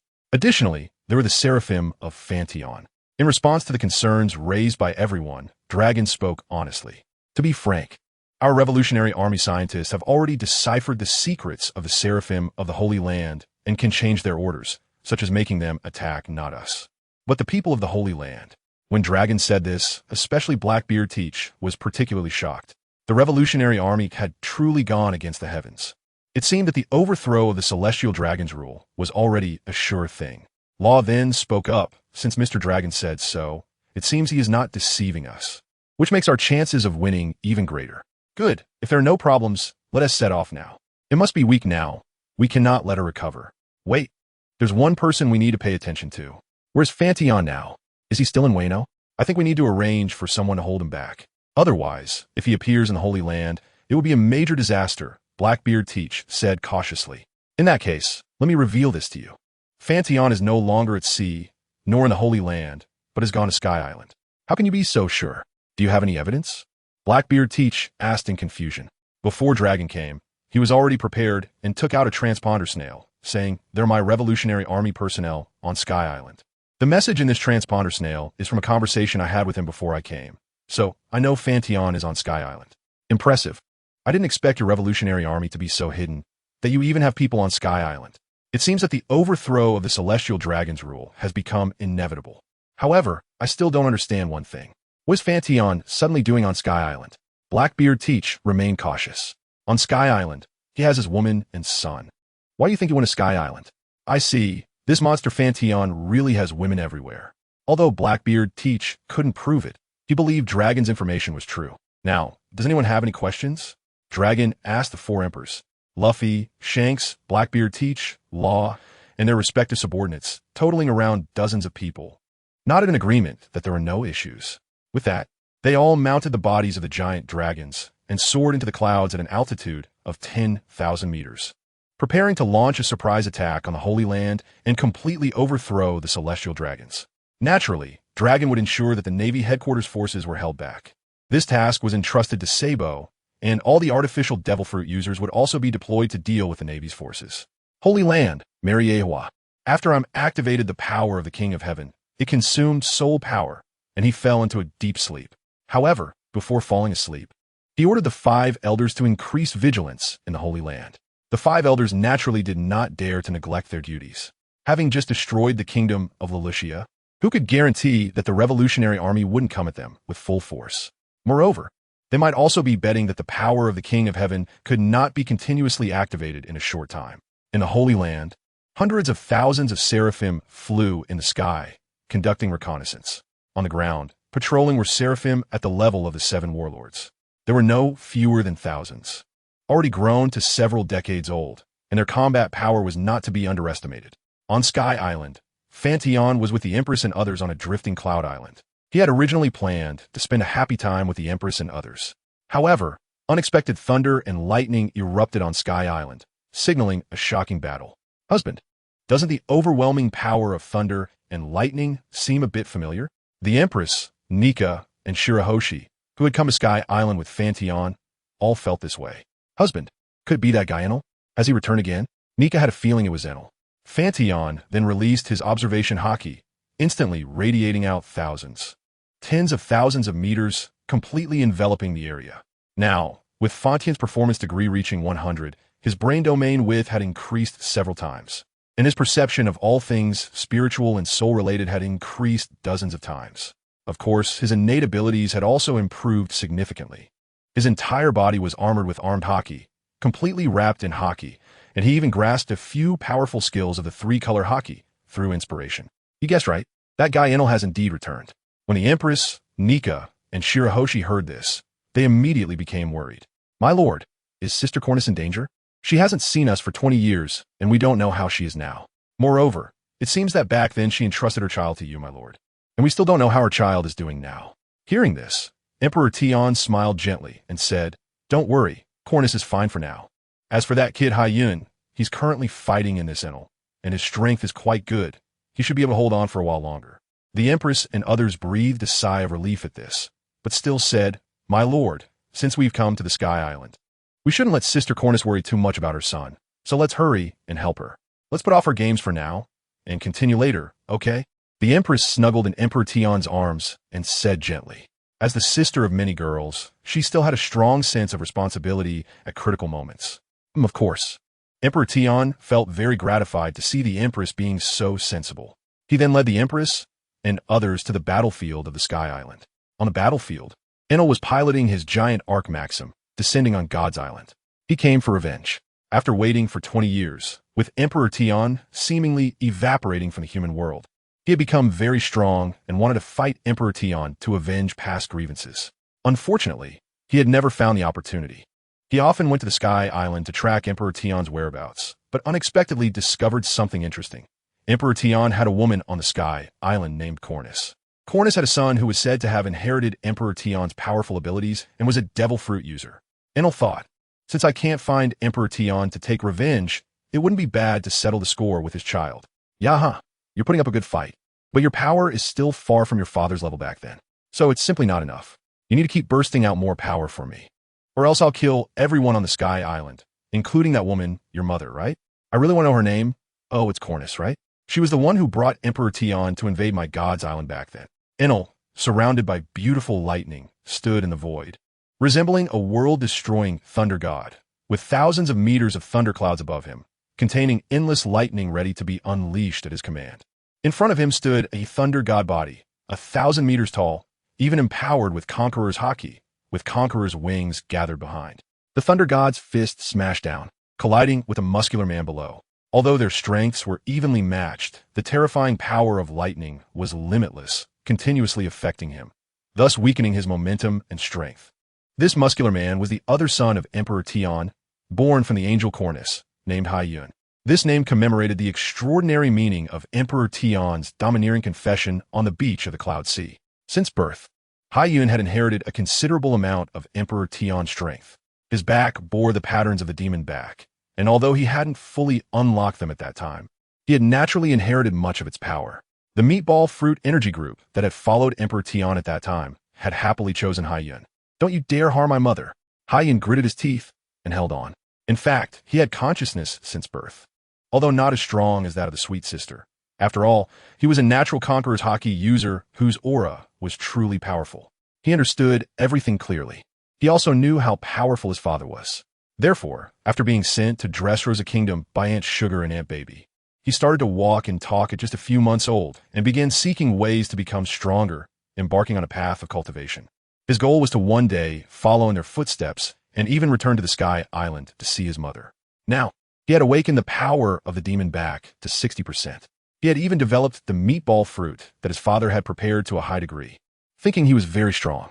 Unexpectedly, he couldn't even defeat the former subordinates of his father, leading to threats against him and putting his mother in danger. However, Haiyun did not give up. With his father not present, he had to protect his mother no matter what and could not allow this guy to succeed. With a powerful fighting spirit and anger, Haiyun let out a roar, his momentum suddenly surging.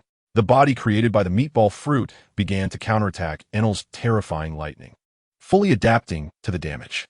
His muscles became incredibly smooth, even increasing in size, making his physique even stronger. The patterns of the demon back on his back rose from 60 to 70%. His eyes turned white, and his red hair stood upright like Emperor Tian entering battle mode, becoming extremely ferocious. The Thunder God's fist was brought back to an even matchup by the erupting Haiyun. Yaha, yes, just like that. Seeing you like this finally makes this Thunder God feel you're a bit like Fanma, Emperor Tian. However, you still need to work hard. Currently, this isn't enough. If you can become completely like him, then I will defeat you thoroughly, and that will have meaning for revenge. Divine judgment. After saying this, Enel activated his judgment power, and dozens of lightning bolts instantly struck down on several angels. The powerful lightning instantly turned them to ashes. Yeah, if you don't hurry up and get stronger, it won't be long before it's your Mother Cornus's turn. Enel laughed wickedly, like a devil. Enel, you're asking for death. Fanma Haiyun's anger left him blank, with only one thought, to kill Enel. With a loud bang, he smashed one of the arms of the 1,000-meter giant thunder god to pieces. Taking advantage of this, he quickly activated his fruit ability, compressing the surrounding air, causing the shaken thunder god's body to explode from the compression. Enel's eyes turned cold, releasing a strong, killing intent. This scene reminded him of how Emperor Tian had shattered his thunder god body with a single punch back then. How could such a thing happen again? Thunder comes. Refine. Enel spoke like a deity as a thunder pillar descended from the dark clouds. He placed his hand on the thunder pillar, infused it with Conqueror's Haki and Armament Haki, refining it into a small lightning spear, making the combined power of Haki and compressed lightning appear extremely violent. It seemed ready to explode at any moment and was very sharp, easily capable of destroying the void. Fanma Emperor Tian, come and accept this thunder god's judgment. Bring endless destruction. The strongest thunder god spear. Chapter 135. The world-destroying black thunder with a diameter of thousands of meters. The strongest thunder god spear, constantly flickering with ghostly light, shot toward Haiyun like lightning. Unstoppable. In an instant, Haiyun used the meatball fruit's ability to compress the air within a radius of 1,000 meters to the extreme, forming a transparent air sphere the size of an apple. Then, he used Conqueror's Haki to wrap around the air sphere, changing its color to dark red, making the entire air sphere take on a solid form. With one hand grasping firmly, fully armed in armor, the arm gathered all its strength for a sudden explosion, sending the airlight ball towards the strongest spear of the thunder god. The attacks from both sides, separated by several meters, began to generate terrifying power for an intense collision, causing the waves of energy to sweep through the void. Soon, the heavens and the earth were shrouded in darkness, resembling the end of the world, with an overwhelming sense of oppression. The angels on Angel Island and the Sandia people on the artificial island felt their heartbeats quicken, filled with anxiety. What should we do? Is Haiyun going to be okay? I didn't expect Enel to become so powerful now, seemingly much stronger than Lord Emperors back in the day. Damn it. If we had known, we should have sworn to ask Lord Emperors to kill him back then, to eliminate future troubles. If only Lord Emperors were here, Enel would never dare to be so reckless. Aisha, quickly sense how Lord Haiyun is doing. If he can't even match Enel, then we might really be exterminated this time. The chief of the Sandia people looked anxiously at the woman beside him, who was in her 20s, beautiful, and filled with a certain wild beauty. She was Aisha. When Emperors was on Sky Island, Aisha was still a little girl under 10, but now she had grown into adulthood. Aisha had possessed strong observation Haki since childhood, capable of covering the entire God Island to easily sense others' auras. Now, her observation Haki was even more formidable. Aisha also had a secret identity as a member of the Revolutionary Army. Chief, the situation is quite dire. Lord Haiyun is in danger soon. Aisha immediately responded. Oh my, what should we do? The chief of Sandia felt despair. However, Aisha appeared unusually calm, unlike the fearful expressions of her fellow tribesmen. Chief, you actually don't need to worry. Even if Lord Haiyun is not a match for Enel, he can't do anything to us, and besides, this time, Enel is likely doomed. Aisha, what do you mean by that? The Sandia warriors looked at Aisha with confusion, wondering if she was just trying to comfort them. Just trust my words. Aisha did not elaborate. She had long sensed Emperor's aura on Sky Island. So how could she not know the situation here? How could she just stand by and watch her woman and child be killed by Enel at will? On the other side, on Angel Island, God Gonfor rode on his bird, looking worriedly at the battle between Haiyun and Enel on God Island. Beside him, Cornus was extremely anxious, repeatedly asking, Lord Gonfor, how is my child Haiyun? He won't be in trouble, right? Sigh, madam, to be honest. Haiyun might not be able to hold on much longer. Enel's attacks are continuously overwhelming Haiyun's power. If this continues, Haiyun might be pierced through his entire body by the strongest spear of the thunder god thrown by Enel. Gonfor sighed, feeling very helpless. He wanted to rush in to save him, but as weaklings, they couldn't even get close to the center of the battlefield, where they would be instantly slaughtered by the chaotic forces. Upon hearing this, Cornus turned pale. her mind filled with the thought that Hyun would be pierced through his entire body, a type of injury that could be fatal. No, I have to save my child. Even if it costs me my life to help him block the damage, I will. The surrounding angels rushed to hold Cornus back, urgently saying, "Madam, the endless thunder on God Island is flashing, and the energy from both sides colliding in battle is sweeping out in circles. If you get too close to the battlefield's edge, you will be blown apart." Exactly, at that time, while Hyun is desperately fighting, if he gets distracted for even a moment, he could really be killed by Enel. Right now, we can only trust Hyun and pray that he will be okay. So we must not create chaos for him. Cornus felt immense pain upon hearing these words. She wanted to help Hyun share the lethal damage, but was indeed worried that her presence would distract him from the battle. Therefore, she could only shed tears and pray in her heart for Hyun's safety, hoping he would survive. At the same time, she couldn't help but think of emperors, praying for him to come and save their child. In Cornus's heart, emperors was an omnipotent existence. By emperor's side, she felt completely secure, believing that if he were there, Hyun would certainly be fine. Yahaha. This time it's really impressive. You can actually withstand one of this thunder god's strongest attacks for so long. But it's just going to end here. If you keep holding on, do I not care about my pride? Go. Enel's eyes turned cold as he waved his hand, summoning endless thunder, which flickered on the strongest spear of the thunder god. The strongest spear of the thunder god became even more solid, filled with killing intent. Hyun, unable to withstand it, had the airlight ball in his hand torn apart and exploded. With a loud bang, a terrifying energy storm swept across the entire god island, instantly destroying all plants and trees. The strongest spear of the thunder god, still crackling with endless lightning, pierced through Hyun's powerful body at his chest, rapidly ravaging and penetrating the defense of his armed hockey armor. The impact of the penetration was incredibly strong and domineering. Hyun immediately gripped the spear tip of the thunder god's blade tightly with both hands, forcefully trying to stop the force penetrating his body. But he was still sent flying by the unstoppable force. Hyun's feet dug into the ground, creating two grooves that were a full foot deep. Yet he still couldn't force himself to stabilize his position. Yahaha, it's useless. The attack of the strongest thunder god's spear has been given the power of observation kill by me, equivalent to my unyielding will. This attack won't be easily stopped unless you possess absolutely powerful strength to forcibly halt it. Otherwise. Just then, Enel's rampant voice suddenly stopped, and his expression changed to one of surprise. Stop. Has it stopped? This is impossible. No, this is not your power. Enel suddenly came to his senses as the powerful mind network allowed him to sense an overwhelming aura behind Hyun. This aura was all too familiar to him. Vermilion Emperors. It's you again. Enel's eyes widened as he shouted explosively. Hyun was indeed being supported by a majestic power from behind, which helped him withstand Enel's attack from the Thunder God's spear. Otherwise, he would have likely been pierced out of God Island and into the White Sea by now. However, upon hearing Enel roar out that it was Vermilion Emperors, Hyun was shocked. Could it be that the person behind him was indeed his father? On Angel Island, the angels and Sandia people on the artificial cloud island recognized that it was emperors who had arrived, and their hearts froze for a moment. But soon, they were filled with excitement and exhilaration. The chief of Sandia nearly gasped in excitement and asked, Aisha, hurry, see if Lord Emperors has really come. Aisha smiled slightly and responded, yes, it's true.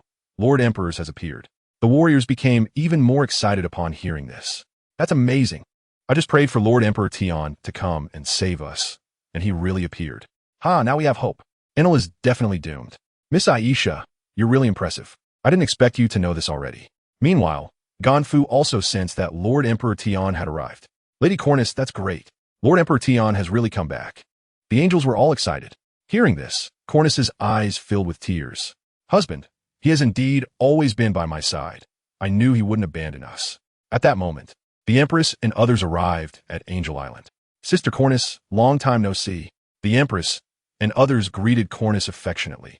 When Cornus saw the Empress, Shirahoshi, and Hinata, she was completely certain that Emperor Tion had returned. Unable to hold back, she cried out and rushed to tightly hug the Empress. Sister, it's so good to see you. The Empress carried the scent of Emperor Tion, which Cornus could clearly smell at that moment. She couldn't help but greedily take a few deep breaths. Amazingly, after smelling the pleasant scent of Emperor Tion, Cornus felt an incredibly strong sense of security wash over her. She was no longer afraid of Enel. Don't worry, Cornus. Your husband has returned, and he misses you very much, Shirahoshi said happily. Yes, thank you, Shirahoshi, Cornice said, wiping her tear-filled eyes and feeling very warm inside. On God Island, Emperor Tian walked out from behind Haiyun, casually reaching out to grab the Thunder God Spear, which was filled with immense power. His fighting spirit instantly soared as he disdainfully looked at Enel, suddenly exerting force with his hand. The so-called strongest Thunder God Spear was instantly crushed into pieces. Endless thunder raged around Emperor Tian, but he felt nothing, and he questioned with an imposing presence, "It's been 20 years. Is this all you can do?" Haiyun, seeing Emperor Tian's ferocity and strength, couldn't help but swallow nervously. "Is this really my father? He is indeed powerful. Just standing beside me gives me a strong sense of security, as if the sky could fall and my father could hold it up all by himself." "Father," Haiyun couldn't help but respectfully call out, but when he was about to say more, he found himself at a loss for words, appearing hesitant. "Haiyun, your strength is decent, but your fighting skills are lacking. Your muscles are okay, but your bones aren't hard enough. Don't let me down next time," Emperor Tian said gently. Hearing this, Haiyun felt delighted and immediately replied respectfully, "Thank you for your guidance, Father. I will continue to work hard." Emperor Tian then instantly vanished from where he stood and appeared in front of Enel, stepping on the void, exuding an air of supremacy, and casually opened his arms. His strong, powerful body resembled an immovable mountain, blocking Enel's path. Enel looked at the Emperor Tian right in front of him and still felt a sense of dread, thinking that he probably couldn't win against Emperor Tian. What's going on? However, on the surface, Enel coldly snorted without showing any expression. "It's been 20 years, and you finally showed up. I thought you had too many enemies and found a place to hide forever." Upon hearing this, Emperor Tian's expression turned cold as he suddenly threw a punch at Enel at light speed. Enel's pupils dilated. Emperor Tian's attack and punch were still incredibly fast and domineering, making it impossible to evade entirely at such close range. However, Enel had significantly improved and did not feel incapable of countering it. When struck by Emperor Tian's light-speed punch, he took advantage of the force to elementalize, and with a loud bang, his body transformed into endless thunder and disappeared from the world. Emperor Tian slightly raised his head, looking at the thick layer of dark clouds above. The once wide expanse of several thousand meters quickly expanded to tens of thousands of meters. God Island and Angel Island were engulfed in the range of dark clouds, turning the area into night, with countless lightning flashes illuminating the darkness. "Emperor Tian, I know you're powerful, but to defeat you or kill you directly, I've spent 20 years cultivating this move, the Annihilation Thunderstrike, using Conqueror's Haki and Armament Haki. You can understand it as one of the strongest weapons, the Annihilation Black Thunder. But I heard that even the strongest black sword of Dracul Mihawk back then, which wasn't perfected, could still break through your defense. Now, this Thunder God wants to know, will you completely disappear when faced with the Annihilation Black Thunder? Ha ha. By the way, all life within a radius of 10,000 miles will cease to exist with a bang. This time, not only will you die, but everyone on Sky Island will accompany you to the grave." Enel laughed maniacally. At the same time, from the thick dark clouds thousands of meters wide, a black thunderball with a diameter of tens of thousands of meters continuously descended, bringing an oppressive force that made all the Sandia people and angels, including the Empress and others, feel heavy in their breathing.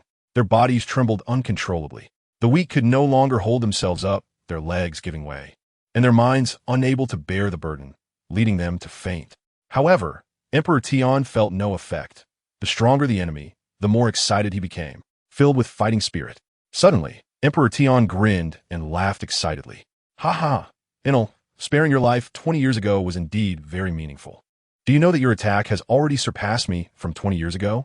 Now, I acknowledge that you finally have the qualification to fight me in earnest. I will respect you and use all my strength to battle you, letting you die completely in my hands."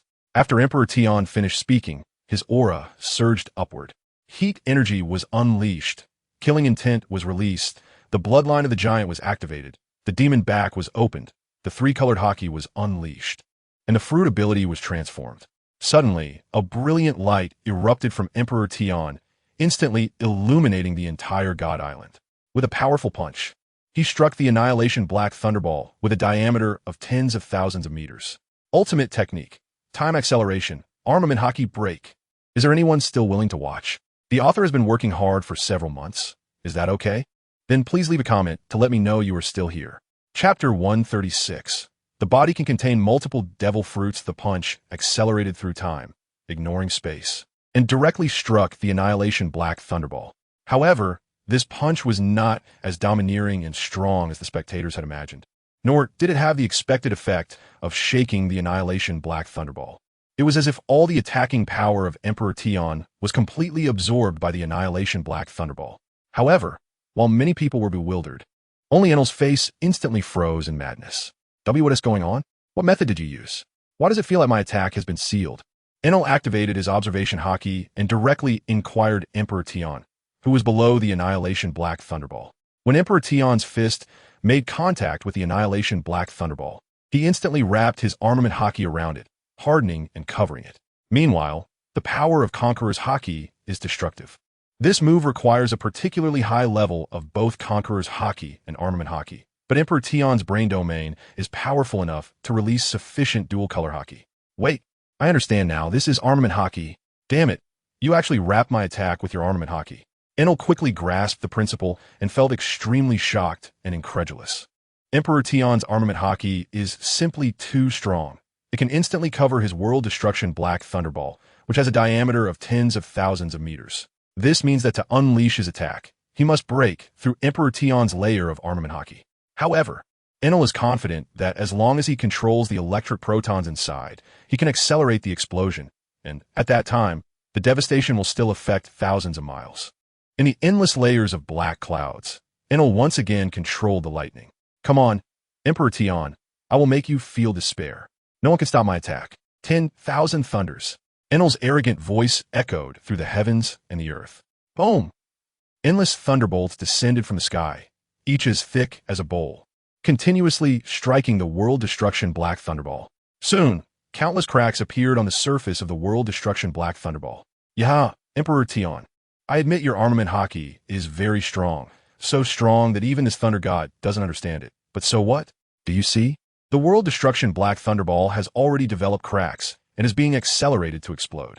Your armament haki cannot forcibly stop it from exploding. Enel laughed arrogantly. In his heart, he already felt that no matter what, even if it was Emperor Tion, he was doomed this time and would surely be turned to ashes. Are even his bones hard? But the amount of thunder stored in the world destruction Black Thunderball is vast. One explosion would melt it into liquid. Hearing Enel's words, Emperor Tion couldn't help but sneer in his heart. Does this guy have a delusion that he can kill him? This is clearly his own attack, causing the world destruction Black Thunderball to disintegrate layer by layer. But Emperor Tion only responded with a cold smile. Is that so? Your attack is about to accelerate its explosion? But who ultimately decides that? Watch closely. Collapse for me. Emperor Tion's Conqueror's haki completely enveloped the world destruction Black Thunderball, which was wrapped in his own armament haki. At this moment, the world destruction Black Thunderball, with a diameter of tens of thousands of meters, accelerated to develop cracks, and chunks of black material, like stones, continuously fell off from it. Enel felt this and was instantly dumbfounded. He couldn't understand, very much unable to understand. It actually didn't explode, but instead disintegrated and fell apart. What a joke. The world destruction Black Thunderball is endless thunder. How could it all turn into black stones? Could it be that they were all materialized by Emperor Tion's armament haki? If that's true, what a perverse armament haki. While many powerful individuals can apply armament haki to certain objects to increase their attack power and defensive hardness, applying it to a sphere with a diameter of tens of thousands of meters, which even looks solidified, is truly outrageous. Enel, you have already lost. If you have any means left, use them. No, you could go die. After saying this, Emperor Tion suddenly punched the disintegrating world destruction Black Thunderball, accelerating its disintegration. These materialized black thunderbolts fell from 10,000 meters into the sea, transforming back into endless lightning, flashing and wreaking havoc in the water. Enel was unwilling, his eyes blood red, and excitedly said, "Why are you so strong? Why are you always stronger than me? Why can't you be weaker than me? No, even if you were strong, so what? Even if I can't kill you, can't I still kill those people? Aren't you very strong? Come on, go save them. But how many can you save? 1 or 2? A dozen? But there are tens of thousands here. This thunder god can turn them all to ashes in an instant. The final 10,000 thunders. Enel sacrificed his soul to the thunder fruit, equivalent to using his life to unleash even stronger lightning. With a thunderous boom, Countless lightning pillars descended from the sky within tens of thousands of meters. Everyone fell into complete despair. However, Emperor Tian remained incredibly calm, instantly activating his fruit's ability. Time stopped. At this moment, everything in this world, except for him, was frozen. The dense thunderbolts that fell from the sky hung in the void, suspended above countless people. In the next moment, Emperor Tian took a deep breath. He summoned the thunder with his body, then released the time-stopping ability. Countless thunderbolts seemed to be forcibly redirected by an unimaginable force, all converging towards Emperor Tian. Many people were directly stunned, thinking they were going to die, but unexpectedly, the thunderbolts strangely changed direction. What happened? Why didn't these thunderbolts strike down? It's incredible. These thunderbolts seem to have consciousness, changing their target direction. It must be Lord Emperor Tian saving us. Yes, it must be Lord Emperor Tian. But is Lord Emperor Tian in danger? Tens of thousands of thunderbolts should be heading towards him. However, Aisha said in shock, "You are wrong. These are not heading towards Lord Emperor Tian. This is Lord Emperor Tian's body directly attracting the surrounding thunderbolts and continuously absorbing them."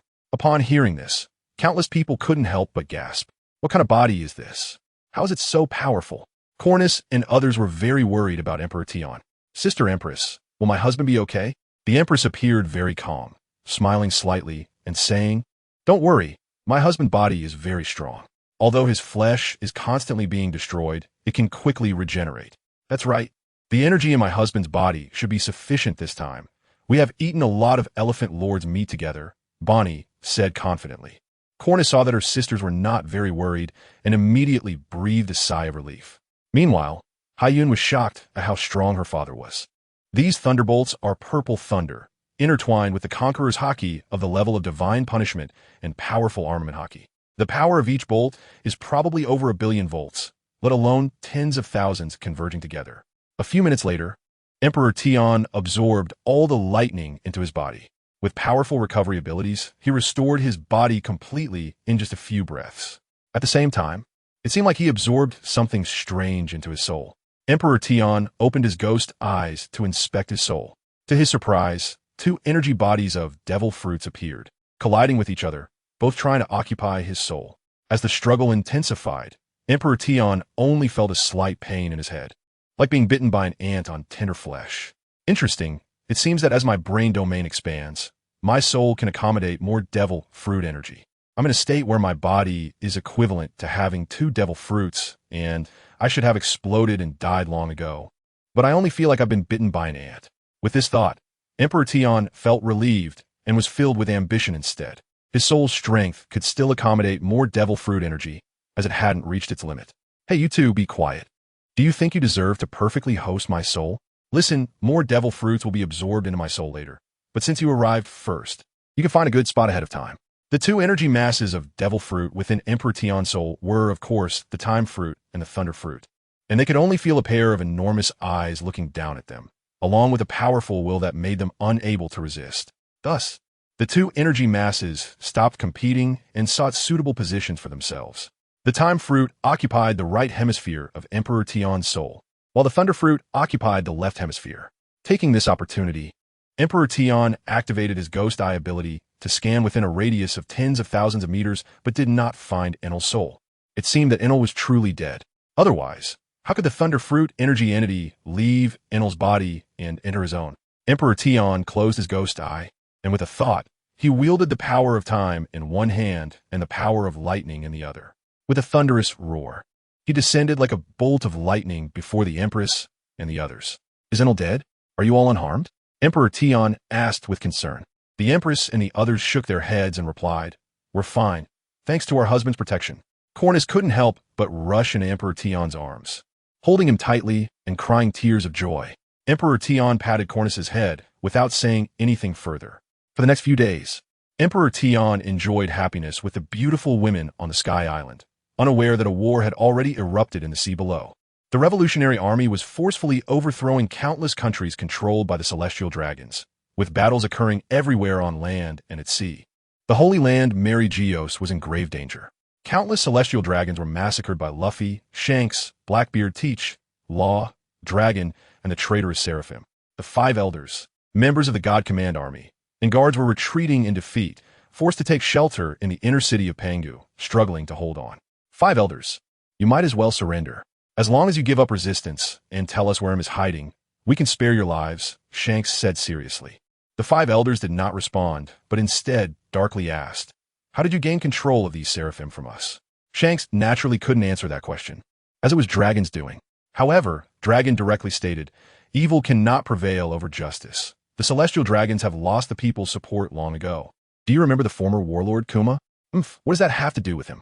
One of the 5 elders asked coldly. Dragon replied indifferently. Kuma's ability can repel human fatigue and damage, and it can also repel a person's consciousness. Before Kuma became a seraphim, he had already repelled his own consciousness, which we, the Revolutionary Army, have retained. His consciousness retains absolute control over all seraphim. Now, we simply let Kuma's consciousness return to one of his clone bodies. Even if Kuma's original body is dead, he can still be resurrected with his own consciousness. So, the Kuma seraphim beside you is no longer a seraphim, but Bartholomew Kuma returning to consciousness? That's right. Upon hearing this, the 5 elders immediately directed intense, killing intent toward Bartholomew Kuma beside Dragon. If they could kill him, the traitorous seraphim might be able to break free from the Revolutionary Army's control and return to the world government's grasp. One of the 5 elders, holding the original ghostly sword, suddenly charged towards Bartholomew Kuma, but was blocked by Shanks, who drew his sword forcefully. Old man, do you really think we still have the friendship from decades ago? Shanks's eyes erupted with killing intent. Ha ha ha, Shanks, I'll leave this one to you. I'll take care of the other 5 elders, Blackbeard said, activating the powers of the dark fruit in one hand and the tremor fruit in the other. Looking at a bald-headed 5 elder. You're the one. Come out and fight me. The bald-headed 5 elder clenched his fists. Although he feared Blackbeard teach's dual devil fruit abilities, all the 5 elders had black sea prism stone installed on their prosthetic limbs. Even someone as powerful as Blackbeard Teach wouldn't dare to easily disregard the restraint of the black sea prism stone. This was the essence of sea prism stone, which could only be formed in the depths of the sea, in the large mineral layers of sea prism stone. Law, Luffy, and the others corresponded with a 5 elder each.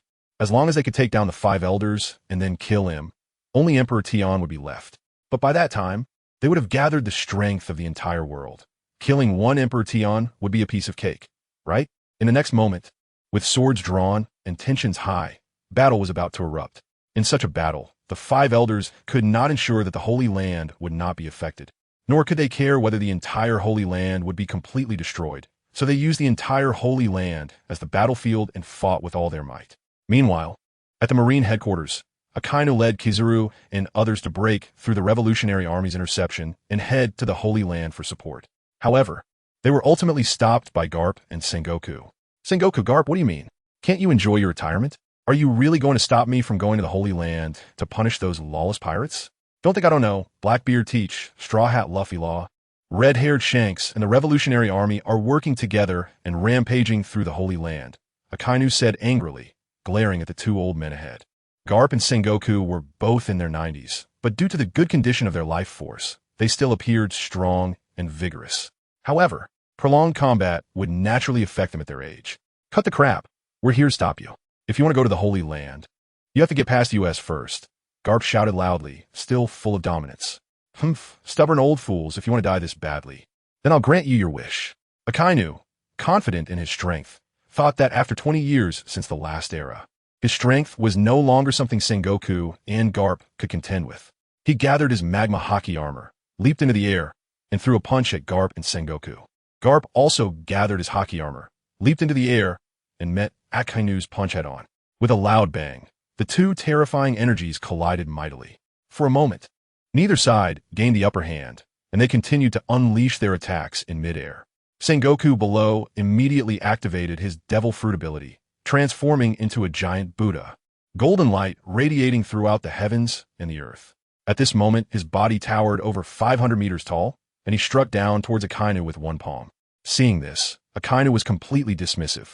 His other fist also gathered a massive magma fist and hockey armor, fiercely clashing against the incoming golden giant palm. However, at that moment, Akainu was forced back several meters in the air. Very well, you all deserve to die. Akainu was furious about this, but he did not ask Admiral Kizaru for help. Admiral Kizaru looked on helplessly, but he also had no intention of intervening. Instead, he kept saying, How terrifying. Sengoku and Garp are both over 90 years old and still so strong. The Navy soldiers on the warship asked, Admiral Kizaru, aren't you going to help? Also, should we go help? Kizaru lazily replied, no need. Where is Akainu's strength? Kizaru understood Akainu's power very well. Moreover, he and Akainu were true friends for many years. Even though he chose to work for the Revolutionary Army, he never thought of ambushing Akainu to harm him. Generally, in the face of such a situation, he just wanted to remain neutral and not actively help either side. With a loud boom, Akainu unleashed a heavenly punishment-level Conqueror's Haki, a powerful force permeating this realm. The sky and sea were dyed crimson, like scorching magma. As the fleet admiral of the Navy headquarters, he naturally had many ambitions, wanting to eliminate all pirates at sea. This arrogant aspiration naturally qualified him to awaken Conqueror's Haki, with the heavenly punishment-level Conqueror's Haki quickly materializing behind him into a pair of wings, named Wings of Dominance. He gently flapped them, stabilizing his form invincibly. With both fists, he domineeringly resisted the attacks of Garp and Sengoku, even as Akainu repeatedly flapped the Wings of Dominance. Suddenly bursting forth with terrifying propulsion, his fists forcibly sent Garp and Sengoku flying hundreds of meters away. The two stabilized their forms in the low air using the Navy's 6 styles, moonwalk. But Akainu had already flown up high, delivering a punch down towards Garp and Sengoku. It was a giant fist of lava with a diameter of hundreds of meters, creating considerable pressure. Sengoku and Garp both struck out together, using armament haki to simultaneously punch from afar. They shattered the lava into countless pieces, splattering into the nearby sea. But this was just the beginning. In just a few seconds, Akainu had unleashed hundreds of lava giant fist attacks from above. In Sengoku and Garp's line of sight, a dense, overwhelming, dark mass of fiery lava fists descended from the sky. Sengoku and Garp continuously punched to shatter them. However, at this moment, countless fragments of lava fell into the sea, releasing a large amount of heat that instantly vaporized within a radius of thousands of meters. Admiral Kizaru, you hold them back. The rest, set sail and continue to the Holy Land. We need to be fast. Admirals Zhengjun and Ling Tian, come with me and move ahead. With this command, Admirals Zhengjun and Ling Tian instantly flapped their wings of dominance and quickly flew towards the Holy Land. Half a minute later, Garp and Sengoku finally broke free from the steam-covered area, wanting to continue the chase, but Admiral Kizaru elementalized in front of them. You two should stay behind. I want to let you go help. Kizaru, are you still going to aid the oppressor? The fall of the world government is inevitable. If you truly wish to uphold justice, come with me to take down Akainu and those guys. Garp shouted sternly. Old man Garp, just wait here. Kizaru replied indifferently. You better wait for me. After the war, I'll deal with you properly. Garp snorted coldly, faced with Admiral Kizaru's obstruction. He and Sengoku had already given up on pursuing Akainu, as Kizaru's speed could completely restrain them. After thinking for a moment, restraining Admiral Kizaru was also a possibility. On Fishman Island, the battle between Sweet and Ikuya came to an end with the sudden departure of the Seraphim. Ikuya looked puzzled, not understanding why the Seraphim did not follow her orders and quickly flew towards the Holy Land. But just then, Ikuya's transponder snail received a report from a God S Strategy Army member. Lady Ikuya, the Holy Land has suddenly been attacked by a joint assault from the Revolutionary Army and various royal forces at sea, and all the Seraphim have suddenly rebelled, rampaging through the Holy Land. Upon hearing this, Ikuya was instantly furious and very worried about her mother. A few days ago, she learned that her mother had used the power of a celestial king, and considering the terrifying consumption of soul energy, she was probably in a deep sleep. This is bad. Mother is in danger. I need to hurry back. Ikuya directly flapped her wings of dominance and flew quickly towards the Holy Land, while simultaneously using life return to restore the stamina she had consumed over the past few days. What's going on? Why did she suddenly leave? Didn't she want us to call her sister? She hasn't even defeated us yet, and she is already giving up? Sweet looked bewildered. After days and nights of fighting, they had developed quite a bond. After all, they shared blood from father. Landing on the ground, Xiaoyu and Garfield immediately approached, concerned about Sweet. Sweet, are you hurt anywhere? We're all very worried about you. I'm fine. Although Ikuya is strong, I'm not weak, okay? After all, I am also Father S. daughter, and my mother is the Empress Boa Hancock, a national empress, not weak at all. Sweet said proudly. Yes, Sweet is the strongest. Xiaoyu adorably nodded, unable to help but admire Sweet. However, it seems she has something going on, which is why she left suddenly. What is even stranger is that the seraphim left abruptly. It's unclear why. Sweet couldn't he figure out. Forget it. Let us not think about it. Let us go find father and mother. But I wonder if they are still in Wano. Don't worry. I've already instructed the Sea Kings to search for father and mother's whereabouts. And my mother has returned. The Sea Kings can sense her well. Then go ask them. Okay. As Xiao Yu inquired with some returning Sea Kings, a few of them informed her. Little Master, King, and the Seraphim have already left Wano. However, we can still lock on a King's aura. He seems to be on a distant sky island. By the way, Little Master, there's one more thing. The Revolutionary Army and the world government have completely gone to war. There are battlefields everywhere, both at sea and on land. But our Fishman Island is fine. No one dares to easily deal with us. And many Sea Kings are continuously coming here to protect both Fishman Islands. After understanding this, Xiao Yu conveyed the news to Sweet and Garfield. So that is how it is. I knew something was off about Ikuya leaving suddenly. Then, Sweet, should we go help? After all, Ikuya is our sister. Although she wants us to call her sister, she is also Father's daughter. Yes, and it seems Ikuya has already met Father. It looks like Father really thinks highly of her. Let us go see. At least we can't let Sister Ikuya get hurt. That's great. Helping her this time. She will definitely be very touched. Maybe she will even be willing to call us sisters. Little Fish smiled. Garfi, however, felt embarrassed and exclaimed, how could that be? A woman's heart is like a needle at the bottom of the sea. A strong girl like her would call you sisters? Would she call me brother? However, we still need to protect this little sister. If that's the case, then let's go. Wait a minute, Tian. War will have many casualties. If we encounter anyone who falls into the sea, let's save them all. So, I decided to bring out the Noah's Ark and temporarily shelter those people. Little Fish said kindly, since we're bringing it out, let's take everyone from Fishman Island with us. How about we occupy Chambord while the war is on? Tian suggested. Can we really do that? Why not? Rising in chaotic times is how it comes to be. Moreover, bringing everyone from Fishman Island out at this time means that the various forces at sea will have no energy to stop us. Okay, then I'll talk to Grandpa. Little Fish, Tian, and Garfi rode the Sea Kings and quickly returned to the underwater Fishman Island. Grandpa, I'm going to bring the Noah's Ark to the surface. Do you want to take all the merfolk with us? Tian said. The outside world is in a world war. Let's take this opportunity to occupy Chambord. By the time they notice, we will have already established our position there. Are you sure? Neptune was naturally tempted. This was the dream of Princess Odoheim, but he was worried about putting Little Fish and the others in danger. Don't worry, Grandpa. Our father and mother have returned. Tian said happily, also calling Neptune Grandpa. What? Is that true? Did Emperor Tian and the others come back? Neptune was shocked and hurriedly asked. Yes, they have returned. Little Fish, Tian, and Garfi replied seriously. Great. Since Emperor Tian is back, what is there to fear? Let's go. Grandpa will take you to do something big. Neptune immediately had the people of Fishman Island pack some things and board the Noah's Ark inside. The Noah's Ark had long been wrapped in bubbles, and the inside had been cleaned up. Everything was ready, because they had been waiting for this day. In just a few hours, over 1 million people from Fishman Island entered the Noah's Ark inside. The Noah's Ark was very large, with over 1 million people inside. It only occupied 1/10 of the space. Grandpa, are they all ready? Little Fish asked. Yes, they're getting on. All right, then let's set off. Little Fish had already summoned tens of thousands of Sea Kings, each one a giant from the depths of the abyss, each over 5,000 meters long. With a command from Little Fish, the massive Noah's Ark was pulled and moved toward the sea surface, over 10,000 meters above. In Mary Geos, the 5 elders of the world government were in control of the CP organization, military, historical legacies, diplomacy, and legal codes respectively. After several hours of fierce battle with red-haired Shanks and others, they were completely restrained, and a corner of the Holy Land was flattened. At this moment, the matters led by the 5 elders had already been destroyed. CP personnel suffered from the mass slaughter by the Seraphim. Some historical documents left in the Void Throne Hall were continuously moved away by the Revolutionary Army.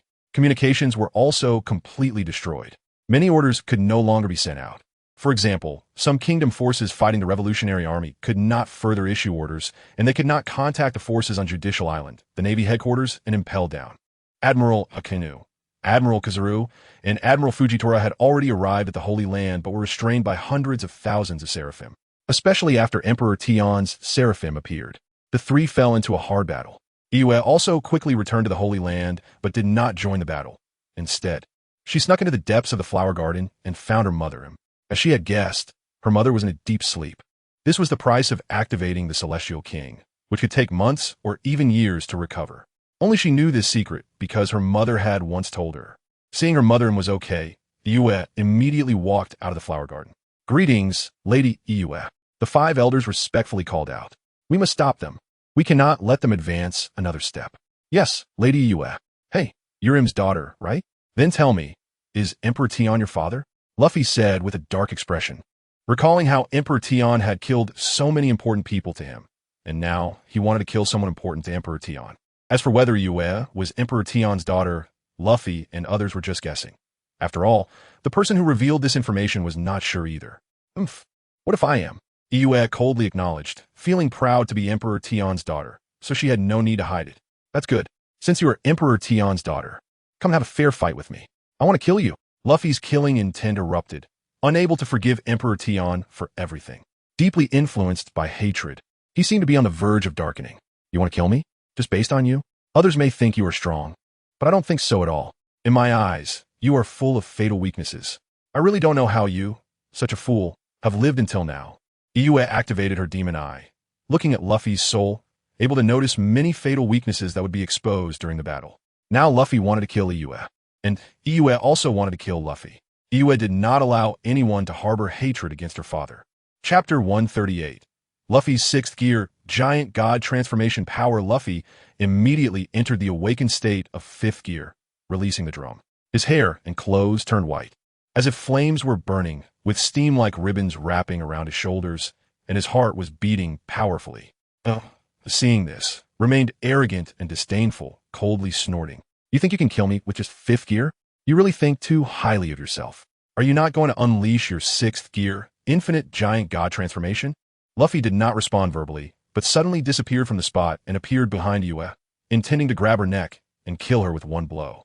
Iyue, in her demonized state, had already seen through all of Luffy's attacks. When Luffy grabbed Iyue's neck, he actually grasped at empty air. It was an afterimage. Instead, Iyue appeared beside him and released a ball of black flames toward Luffy, extremely hot, distorting the void.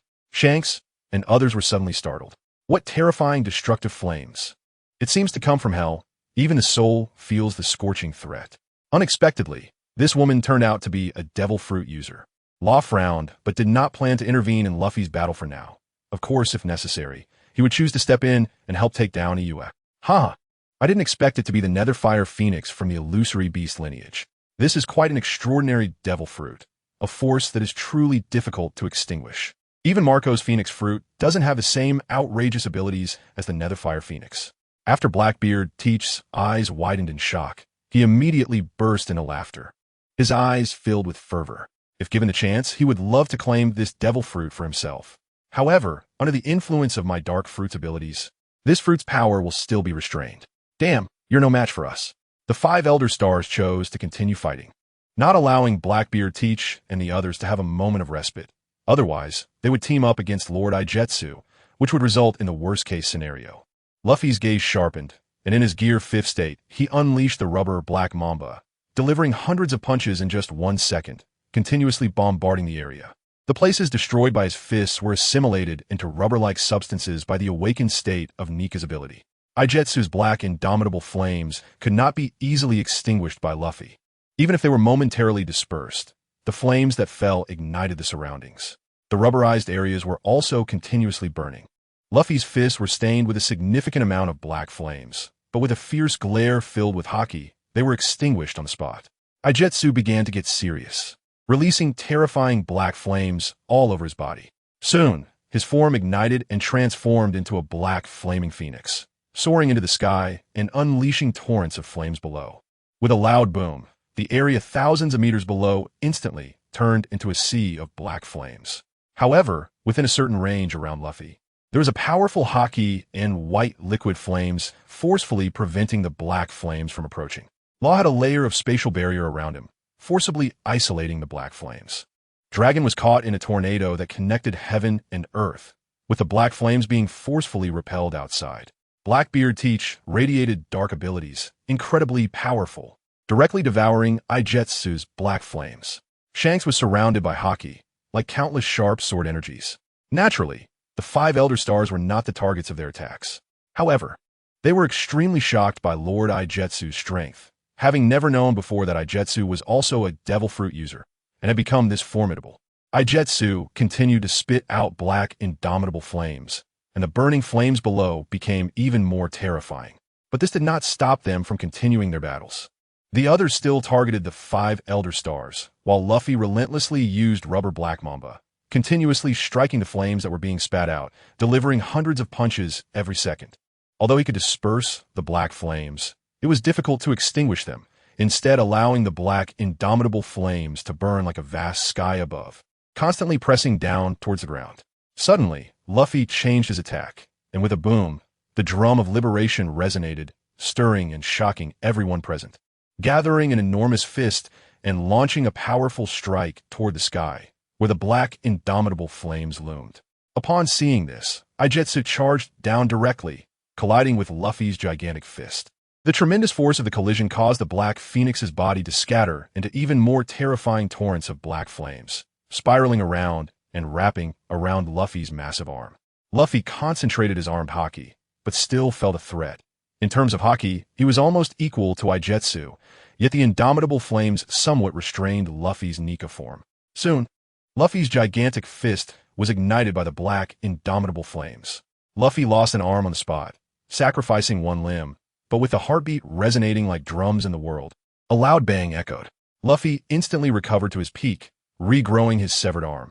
Ijetsu revealed his true form, with the entire sky behind him engulfed in indomitable flames. Looking down at Luffy, in your Gear 5th awakened state, do you really think you can kill me? Are you still not going to bring out your Gear 6th giant god form? Or is it that you still can't kill me because your important people Haven T died enough? Or perhaps you don't actually want to take revenge for them? Ijetsu wanted to know if Luffy's Gear 6th posed a threat to his father. If there was no threat, that would be one thing, but if there was, he planned to kill Luffy at all costs here. Faced with Ijetsu's provocation, Luffy was instantly enraged. Even the white liquid flames on his body turned into black flames. I will kill you. Luffy's killing intense sword, unforgiving and intolerable. He activated Gear 6th, the Supreme Form. Giant God Transformation. His entire form instantly expanded to 1,000 meters tall, resembling a true demon god awakening, with hollow eyes, steam billowing from his shoulders, and gradually darkening flames burning on his head, resembling a pitch-black sun. The oppressive aura was incredibly strong. Everyone looked at the giant god form of Luffy. Haha, is this Luffy's strongest move? Indeed, it's very powerful. Blackbeard was extremely excited. Today, he finally witnessed Luffy's ultimate trump card. When the time comes, even if he faces Luffy, he might find Luffy's fatal weakness from today's battle. However, far outside Panga City, Luffy's companions, who were fighting the Seraphim, immediately became tense upon seeing this, covering their ears with their hands. Then, in the next moment, it seemed like the sound of Luffy's heartbeat within his body suddenly thumped. This sound, filled with terrifying shockwaves, instantly caused the void to explode. Others, upon hearing it, not only felt their minds ripple, but even their ears temporarily went deaf. Unable to hear any other sounds for several seconds, their eardrums painfully throbbing. Particularly for those with weaker mental resistance, their heads exploded as a result. Before everyone could react, Luffy clenched his massive fist, engulfed in flames, like a sun, and slammed it fiercely towards Ijetsu, unstoppable. With a rumble, the powerful destructive force caused the entire Holy Land's buildings to collapse. The ground shook violently, and countless deep fissures tore open. Thousands of meters below, the impact on the surface of the Red Earth continent's sea caused the waters to surge, creating hundreds of meters-high tsunamis. This punch was wrapped in the power of three-colored haki, and even Ijetsu could not withstand this blow, suffering terrible real damage. After a while, the black, indomitable flames on the ground that were continuously dissipating suddenly reignited, although not as ferociously as before. Ijetsu condensed his true form, revealing a trace of blood at the corner of his mouth, his face dark, saying, "In your giant god form, your power is indeed very strong. I feel that you pose a threat to my favorite father, so I must kill you here, even if it means perishing together." Ijetsu then suddenly smiled wickedly, appearing somewhat deranged, yet truly becoming very dangerous and frightening. Blackbeard, Teach, and the others suddenly felt a chill run down their spines, thinking that this woman was definitely a madman. However, they had no idea what other means Ijetsu had. Nevertheless, they did not pay too much attention. If her ultimate abilities were unleashed, each of them would possess strength on par with Luffy. Thus, how could one Ijetsu threaten them? Ijetsu teleported to the sky, transforming into a black sun, growing larger, seemingly wanting to destroy the entire Holy Land. Upon seeing this, Luffy sneered, gathering power in his fist, preparing to strike upward. However, what everyone did not understand was, Inazuki briefly died from Luffy's punch, but during that time, she instantly revived, not just simply revived, but with each revival, she would also split. Now, there are two Inazukis in Holy Land. The Inazuki gathering power in the sky is her second body, while the main body has silently left the battlefield, delving deep into the flowers to unleash the power of the Heavenly King. Indeed, as Imu's daughter, Inazuki can also wield the power of the Heavenly King. By consuming the mythical Zoan-type Hellfire Phoenix, she is also immortal, just like Imu's Fruit of Life. Even if she pays the price for using the Heavenly King power, she will not truly die. At most, she will be severely injured and then need some time to recover. Moreover, Inazuki possesses the Demon Eye, which allows her to use soul power to connect with celestial forces from beyond the world, striking any coordinates within this world. Naturally, Inazuki knows the coordinates of the Holy Land. Mother, I'm sorry, but to eliminate the threat to my beloved father, I must kill them at all costs. Inazuki picks up the sleeping Imu. Imu's body is enveloped in a green light, which is all life force. The Fruit of Life has its own consciousness. So even if Imu falls into a deep sleep, it can continuously nurture her body to be immortal. Inazuki activates the power of the Heavenly King to strike the entire Holy Land, as if her soul power were instantly drained, and she collapses, holding her mother, Imu. Inazuki's Devil Fruit also possesses consciousness. Black, indestructible flames burn on Inazuki's body, wrapping both Imu and Inazuki as if preparing for rebirth. After a while, the scene transforms into a giant black egg, with patterns of green and black light swirling in a marvelous manner. The green light is filled with the breath of life, clearly representing Imu's fruit ability. The black light should be the indestructible flames from Inazuki's fruit ability, possessing both destructive and rebirth powers.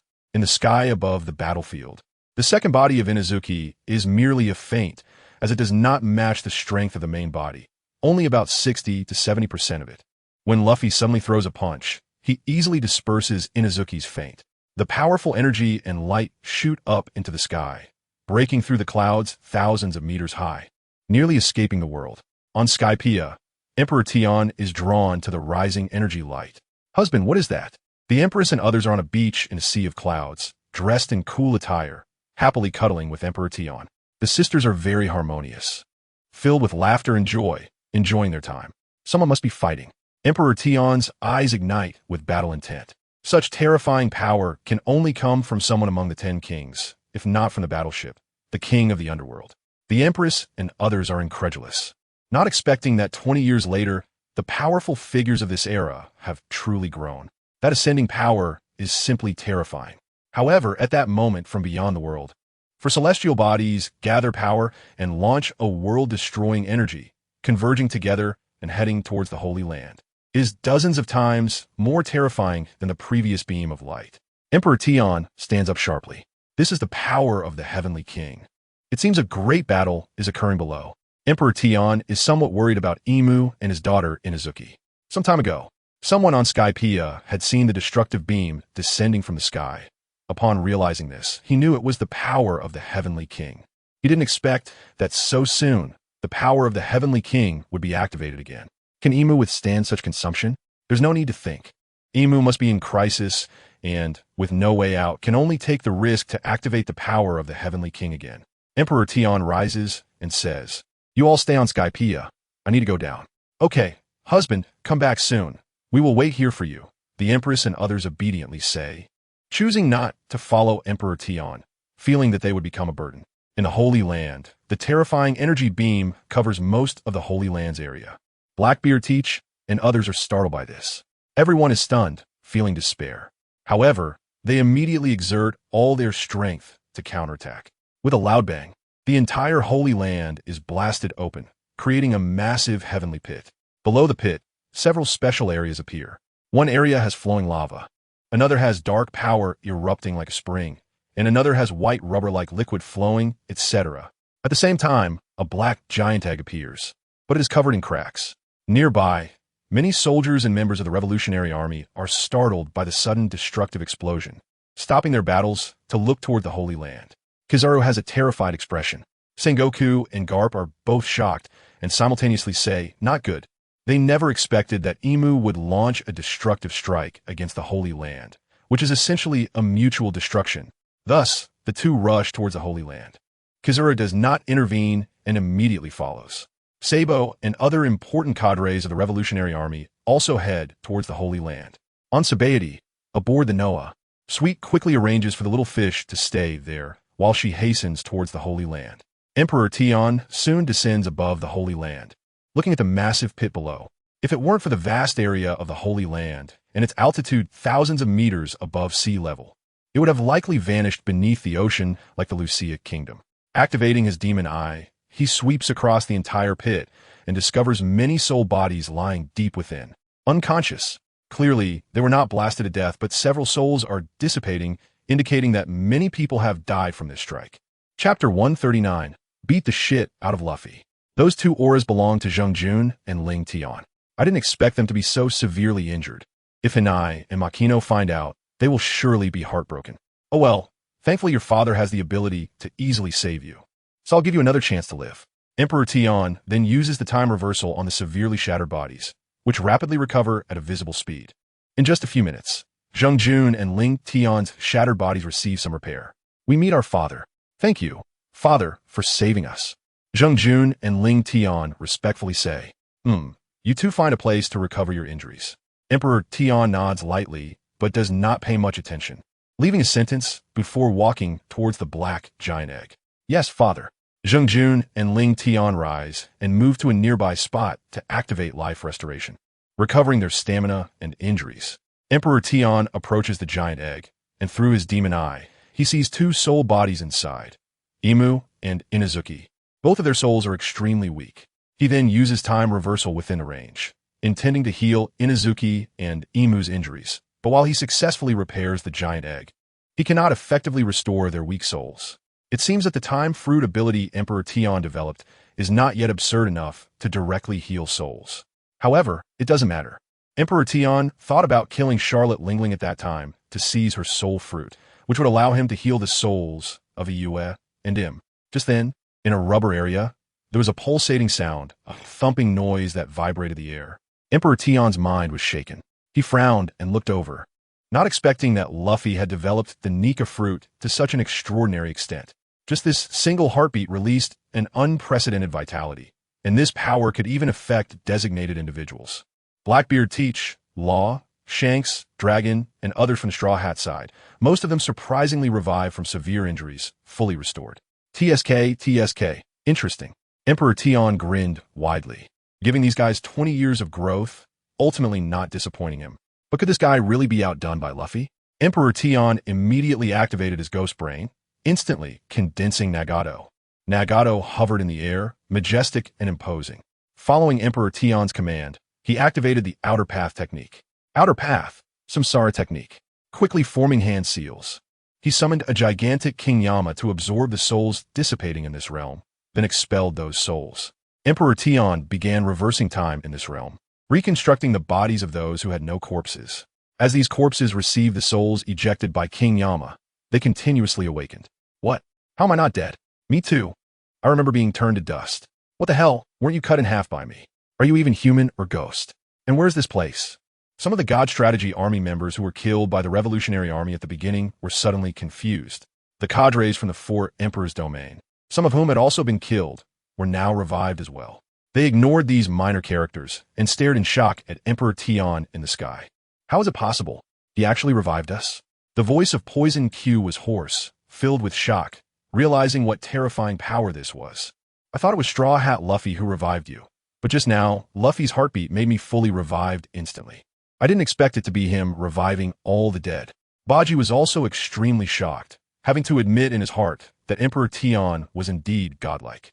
Zoro, Sanji, Frankie, and others looked up in amazement, thinking that with such transcendental means, being able to control life and death, was this existence really something they could kill? Not only ordinary people witnessing Emperor Tian's abilities would think he was a true god, but even they, as strong individuals, had to feel in their hearts that Emperor Tian had likely become an omnipotent god. Zheng Jun and Ling Tian's eyes were filled with excitement and pride. This is our father, so strong.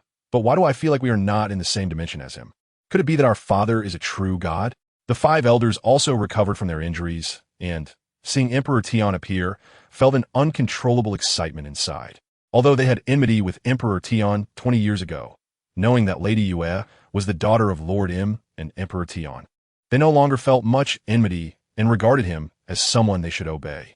On the other side, Luffy, Shanks, Blackbeard, Teach, Law, and Dragon looked grim, facing Emperor Tian as if facing a great enemy. This was their first meeting in 20 years. To their surprise, upon meeting, they saw that Emperor Tian's methods were already so extraordinary. Even the dead could be instantly revived. They couldn't help but wonder, can Emperor Tian even be killed? Emperor Tian, hand over my daughter. Suddenly, Bartholomew Kuma flew into the sky with thousands of seraphim, confronting Emperor Tian. After his consciousness returned, he heard Nami say that Bonnie was next to Emperor Tian. Kuma felt that Emperor Tian must be forcibly holding Bonnie captive. And Bonnie definitely had no freedom all these years, likely waiting for him to rescue her. Emperor Tian's expression darkened with anger. As my defeated opponent, you have no business here. It's best to stay aside. Emperor Tian, I'll say it again, hand over my daughter Bonnie. Kuma's eyes turned blood red, completely unable to listen. He had previously left Bonnie to avoid putting her in danger, as he was involved in something very dangerous with Dragon and others. How could he now allow Emperor Tian to harm Bonnie? You overestimate yourself. Do you think you can control these seraphim to threaten me? As a defeated opponent, you should have the awareness of one.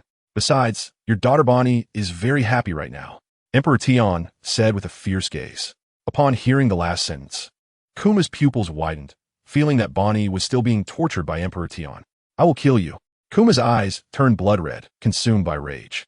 With a mental command, thousands of seraphim unleashed lasers, attacking Emperor Tian. Stubborn and unyielding, if it weren't for your daughter, just for daring to shout at me, I would have already turned you to dust. 10,000 thunder. Emperor Tian snorted coldly, snapping his fingers. The sky darkened with clouds, covering a radius of 10,000 meters. And thousands of bolts of lightning descended from the sky, each with a power of 2 billion volts, striking the seraphim. Although it was Enel's signature move, Emperor Tian's training talent was astonishing, and the energy of the rumble fruit was willingly rushing to reside within Emperor Tian's soul. It can be said that the abilities of the rumble fruit were fully open to Emperor Tian. Therefore, this mere 10,000 thunder attack could be released by Emperor Tian with just a thought. In an instant, countless seraphim were shattered to pieces. Everyone present was shocked. Blackbeard Teach's eyes widened in terror. Wasn't this attack one of Enel's signature moves, 10,000 thunder? When did Emperor Tian also master this move? Or is it that Enel is hiding in the sky, cooperating with Emperor Tian in a performance? But that seemed impossible. Emperor Tian, who was so arrogant and invincible, how could he cooperate with Enel? Even if Enel offered to help, Emperor Tian would likely feel it was an insult to himself. So, there was only one possibility. Emperor Tian had most likely killed Enel and absorbed the rumble fruit. Thinking of this, Blackbeard Teach's heart raced, cold sweat pouring down his back. Enel's strength was invincible among the 10 emperors, comparable to himself, Luffy, and Buggy. He never expected Enel to die like this. Emperor Tian, however, ignored Kuma and laughed maniacally. Ha ha! Everyone, I revived all of you to serve as spectators, to witness my battle with them. Anyone who dares to escape, I will kill. With that, Emperor Tian looked at Luffy and the others, continuing, Now, will you come one by one, or will you come together? But don't think about escaping. Today, none of you will get away. I will completely annihilate you here. Luffy suddenly switched to gear 5th, flying into the sky to be level with Emperor Tian. Expressionless as he said, Are the lives of others in your hands just a game? Who do you think you are? What qualifications do you have to control the lives of others? Luffy questioned with overwhelming killing intent. Do you think that just because you want us to become stronger and fight you, you can casually kill our important people to stimulate us to grow stronger? Hee. You ask me what qualifications I have to control? Straw Hat Kid, you are truly foolish and naive. This world is one of the survival of the fittest. From the moment you became Navy or pirates, you were destined to abide by these rules. The strong naturally control the weak. and it is normal for the weak to be eliminated and killed, isn't it? So, don't need to bear any psychological burden for killing your important people. I'm just stronger than you. If I were weaker, wouldn't I have been killed by you long ago? Of course, I admit that killing your important people is indeed to stimulate you to become stronger. But who told you to be so useless? Haha. Your growth speed is as slow as a snail, and you still want to be the pirate king and save the world. You're all a bunch of idiots. Just look, I gave you 20 years to grow, and I stood still waiting for you. This time, you barely qualify to make me interested in seriously killing you. You say, aren't you weak enough? If you can't even handle this little setback, what qualifications do you have to be pirates and venture into the world? To save the world? Tion ruthlessly trampled on Luffy and the others' dreams and dignity. Luffy instantly exploded in anger. A scorching fire ignited on him, resembling a sun, causing the temperature of this world to continuously rise. No matter how strong you are, today I will kill you here. No matter the cost. The killing intent in Luffy's eyes had materialized. His pupils turned pitch black and hollow. His figure instantly disappeared from the spot and launched a fierce attack towards Tion. Countless people below watched the battle above as spectators. Although Lord Tion was invincible like a great god, it had to be said that Straw Hat Luffy's strength was explosive, and his figure was completely invisible. Only the speed of lightning and thunder could be seen in his attacks. Indeed, it seemed that he attacked Lord Tion thousands, even tens of thousands of times in just 1 second. However, why was Lord Tion not fighting back? Was he being suppressed, with no chance to retaliate? Countless members of the Divine Strategy Army focused intently, unwilling to miss a single second. But what they didn't know was that although Tion stood still in the void, it was intentional. His overwhelming arrogance allowed Luffy to attack freely. However, upon feeling the power of Luffy's attacks, it was as if he was just helping him warm up his muscles and hone his body. Suddenly, Tion's face darkened, his pupils widened, and his power erupted instantly. In a burst of super light speed, he grabbed the flashy Luffy and pressed a palm against his face. With a bang, Luffy crashed from the sky, back first into the depths of the ground. Luffy let out a cry of agony, fully experiencing the overwhelming explosive power of Tion. The Gear 5th mode couldn't withstand it, and his head throbbed with pain. Tion was furious and immediately followed up, arriving in the deep pit in an instant, and stomped heavily on Luffy's stomach.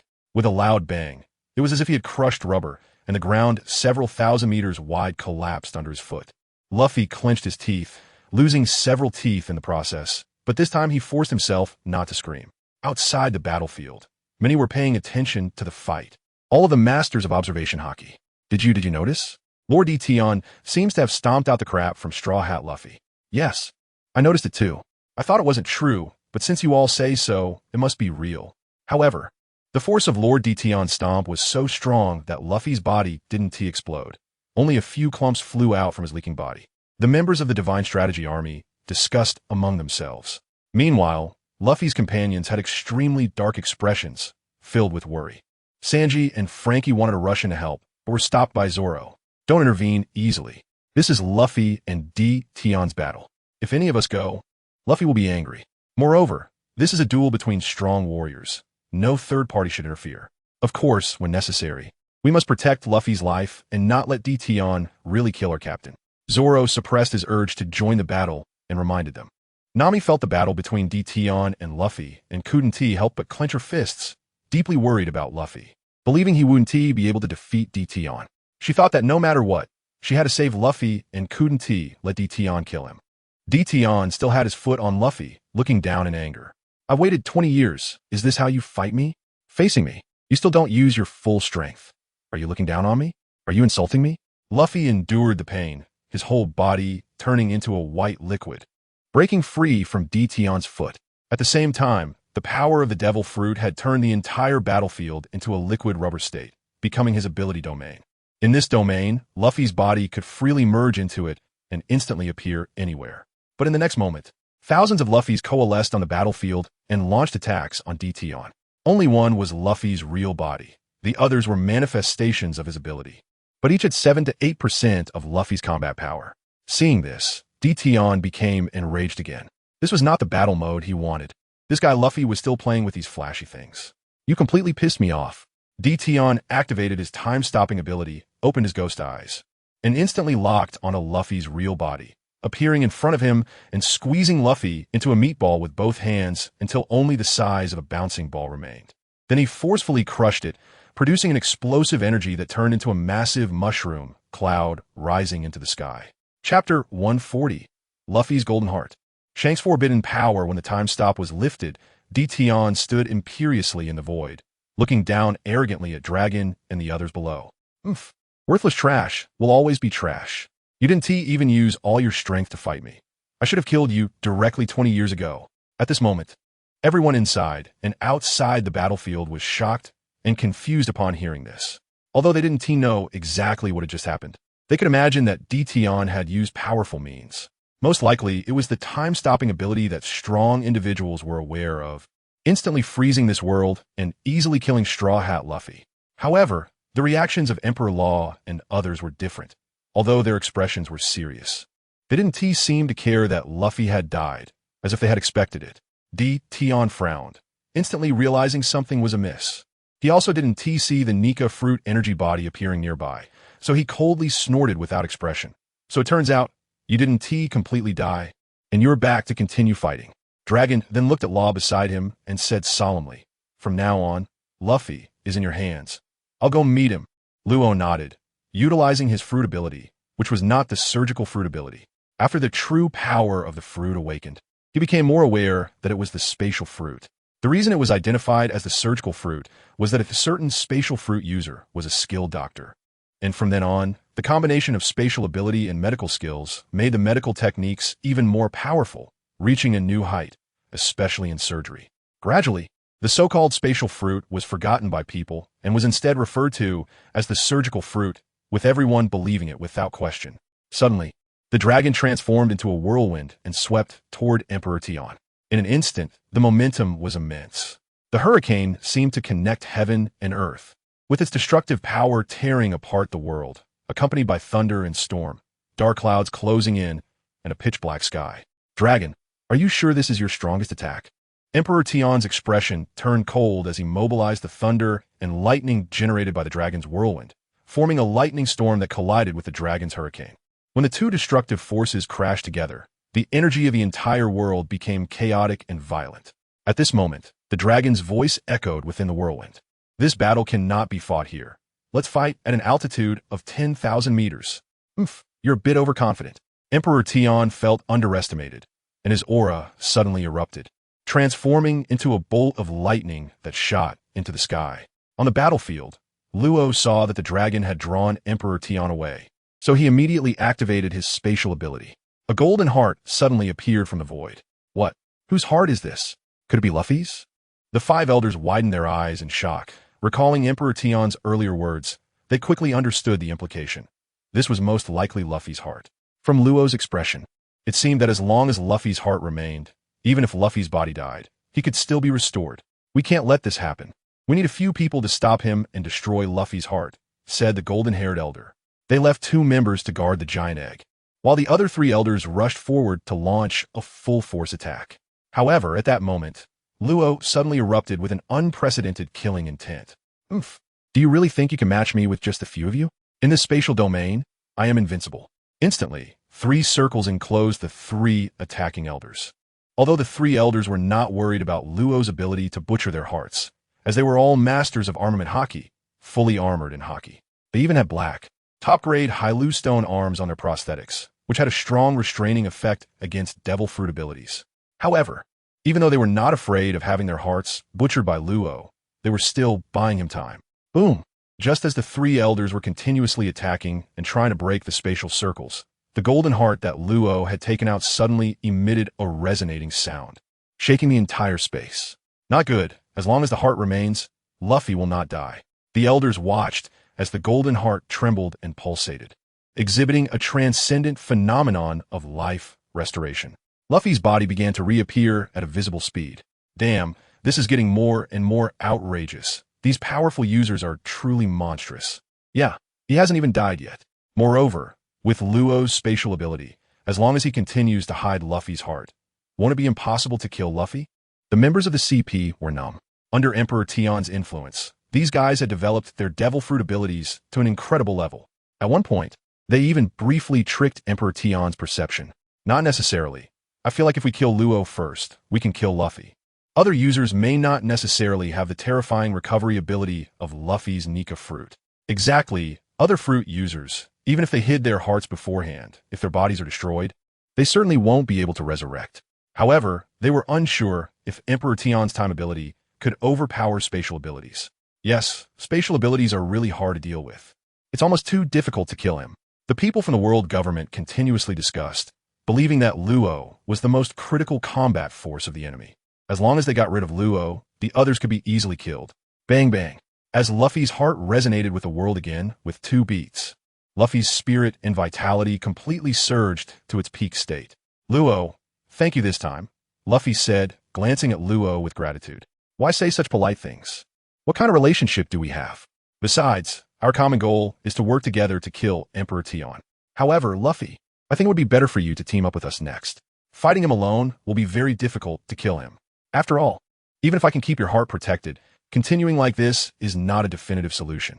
Moreover, although Emperor Tion is a time user, his abilities in space and time are also outstanding.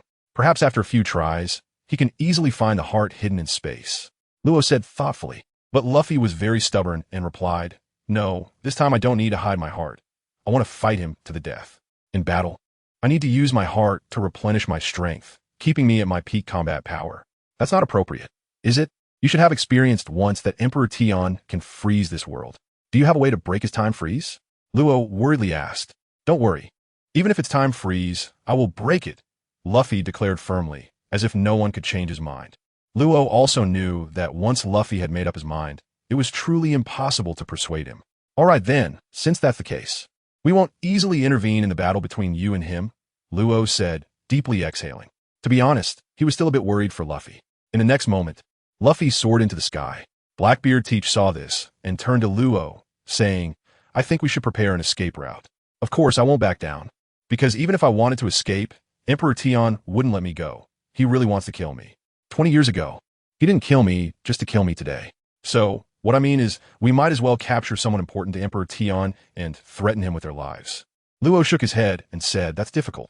You saw it too. People like Emperor Tion are not easily threatened.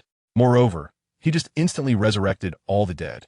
With that ability, he isn't afraid of us killing his important people. Haha. No, what I mean is, you have developed your spatial ability to such a high level. Shouldn't it be fine to use spatial exile? Just now, Luffy's heart came from space. Now, if we capture them, you could use your ability to exile them into the void, and if he can't find them, how can he resurrect them? Although it's a method, you and I both know that Emperor Tion didn't hide for 20 years. He directly crossed from 20 years ago to 20 years later. So, do you think if Emperor Tion wants someone to stay alive, to save someone, he wouldn't travel back to the past to save them? Luo sighed, clearly an understanding person, and continued, I possess spatial abilities and understand the power of spatial techniques, while he has mastery over time, which I can empathize with. Even I have no confidence in escaping from him. Perhaps you have heard the saying, time is respected, space is king. Even with my spatial abilities, I cannot act freely in front of him. Blackbeard Teach, upon hearing this, quickly contemplated. It seems that Law has thoroughly analyzed the battle. As Blackbeard Teach released an unprecedented killing intent, he scoffed, it looks like I can only fight with all my might. Since he wants to kill us, I will also unleash a massacre and eliminate everyone standing with him first. With a cold snort, Blackbeard Teach unleashed his terrifying dark abilities. Enveloping an area of tens of thousands of meters, a devouring force aimed to swallow all those on Emperor Tion's side into the black hole. Countless members of the Divine Strategy Army and CP personnel were continuously devoured by the black hole-like power. Damn it, you're looking for death. The 3 elders controlled by Law cursed, desperately attacking and creating numerous cracks in Law's barrier. Haha, what can you do against me now? Blackbeard Teach laughed wildly, activating the Tremor Fruit's power. With a loud bang, he directed it toward the 3 controlled elders. Their screams echoed as they were severely injured on the spot.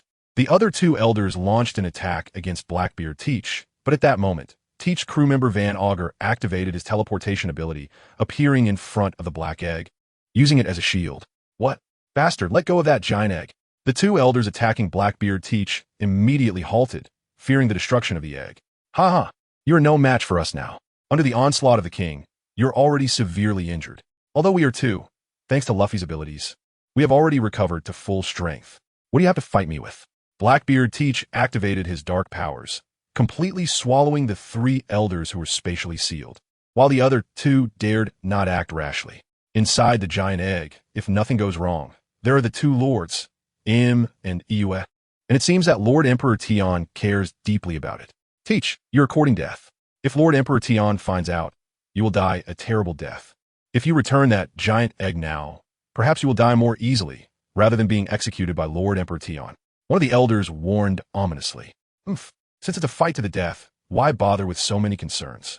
Shanks stepped forward, drawing his supreme great sword Griffin and stabbing it into the giant egg.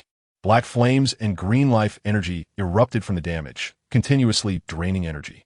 Shanks, I didn't expect you to become so despicable. I thought someone like you shouldn't be killed. But now it seems you're indeed a bunch of hypocritical guys. You dare not fight fairly, and instead choose to slay those who cannot resist. Is this the dignity of a strong man like you? It's no wonder Lord Emperor Tion has looked down on you garbage from the start. But we have to admit, you disguise yourselves well, fooling many people. Fortunately, Lord Emperor Tion is stronger than you and has long seen through everything about you. The 2 elders' faces darkened. They were absolutely loyal to Lord Im and felt immense anger at Shanks for harming the defenseless Lord Im. Ridiculous. To deal with you guys who harm the world, one must be unscrupulous. Should I reason with you? Shanks said expressionlessly and coldly. Don't forget, Lord Emperor Tion killed my brothers, Beckman and Jesus Burgess. Now, I am killing everyone around him. What's wrong with that? Shanks' anger continued to rise, his eyes turning crimson, clearly recalling painful memories. He swiftly drew Griffin, gripping the hilt with both hands, infused with Conqueror's Haki, and struck down towards the giant egg, intending to completely destroy it. However, at that critical moment, Sweet suddenly appeared on the scene, transforming into a shadow, and kicked Shanks in the waist at light speed, sending him flying. Get lost. Is my sister someone you can bully at will? Just look at what you are. Just a person from the previous era, daring to bully those of our time? Sweet erupted with anger, her devil fruit power activated to 80, her whole body clad in Conqueror's Haki, the black, penalty-level Conqueror's Haki swirling around her in a powerful aura, exploding continuously, her cold eyes fixed angrily on Shanks. Shanks planted Griffin into the ground, skidding for hundreds of meters before managing to stabilize himself. But even with the timely activation of his Haki armor defense, he still felt as if his entire waist had been severely injured. You irritating little brat. You're even more despicable than me, attacking my waist with a sneak attack? But it doesn't matter. You are Emperor Tion's daughter, and today I will kill you along with them. Shanks erupted completely, black lightning swirling around him, his eyes turning white. Unbelievably, there was also a violent power hidden within Shanks.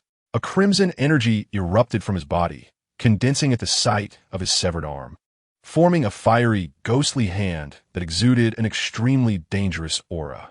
Blackbeard Teach felt his scalp tingle upon seeing this. He knew that in this world, some people, even if they are not devil fruit users, may awaken strange things within their bodies. Some powerful entities are even referred to as taboo cursed beings. It seems that Shanks is one of the latter, possessing some kind of taboo creature within him. Quite the cunning one, hiding it deep. Chapter 141. Akiji's Betrayal, Backstab at Blackbeard.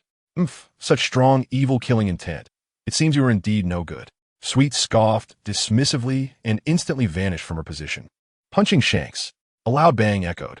Shanks remained in place, easily blocking Sweet's powerful attack with his Shura Ghost Hand. At the same time, the Shura Ghost Hand was ignited with burning patterns, clearly utilizing the hidden power within his body. Many people noticed that Shanks seemed to have a monster's shadow flickering in and out, as if a demon had emerged from hell, with horns on his head and a face full of fangs, exuding an evil killing intent. This is serious. What was that shadow just now? It's so spine-chilling. If I guess correctly, Shanks is also in existence with a body different from ordinary people. What do you mean? That's right. Remember the Marine headquarters, where there were also soldiers whose bodies were different from ordinary people, awakening monstrous powers within them. Of course I remember, but if that's the case, then it's not just monstrous power. Lordum seems to have mentioned that it is the battle spirit of the deceased studied by the ancient kingdom, residing within the human body to strengthen itself, but the success rate is very low. Usually, only the souls of super strong individuals can reside within. I didn't expect that after all these years, such a soul still exists. The 2 elders began to discuss, their hearts gradually unable to contain the turbulent waves. I thought it was just a legend, but now seeing the power that Shanks has displayed, I know this is not a legend, but a truly incredible force that exists. So what should we do now?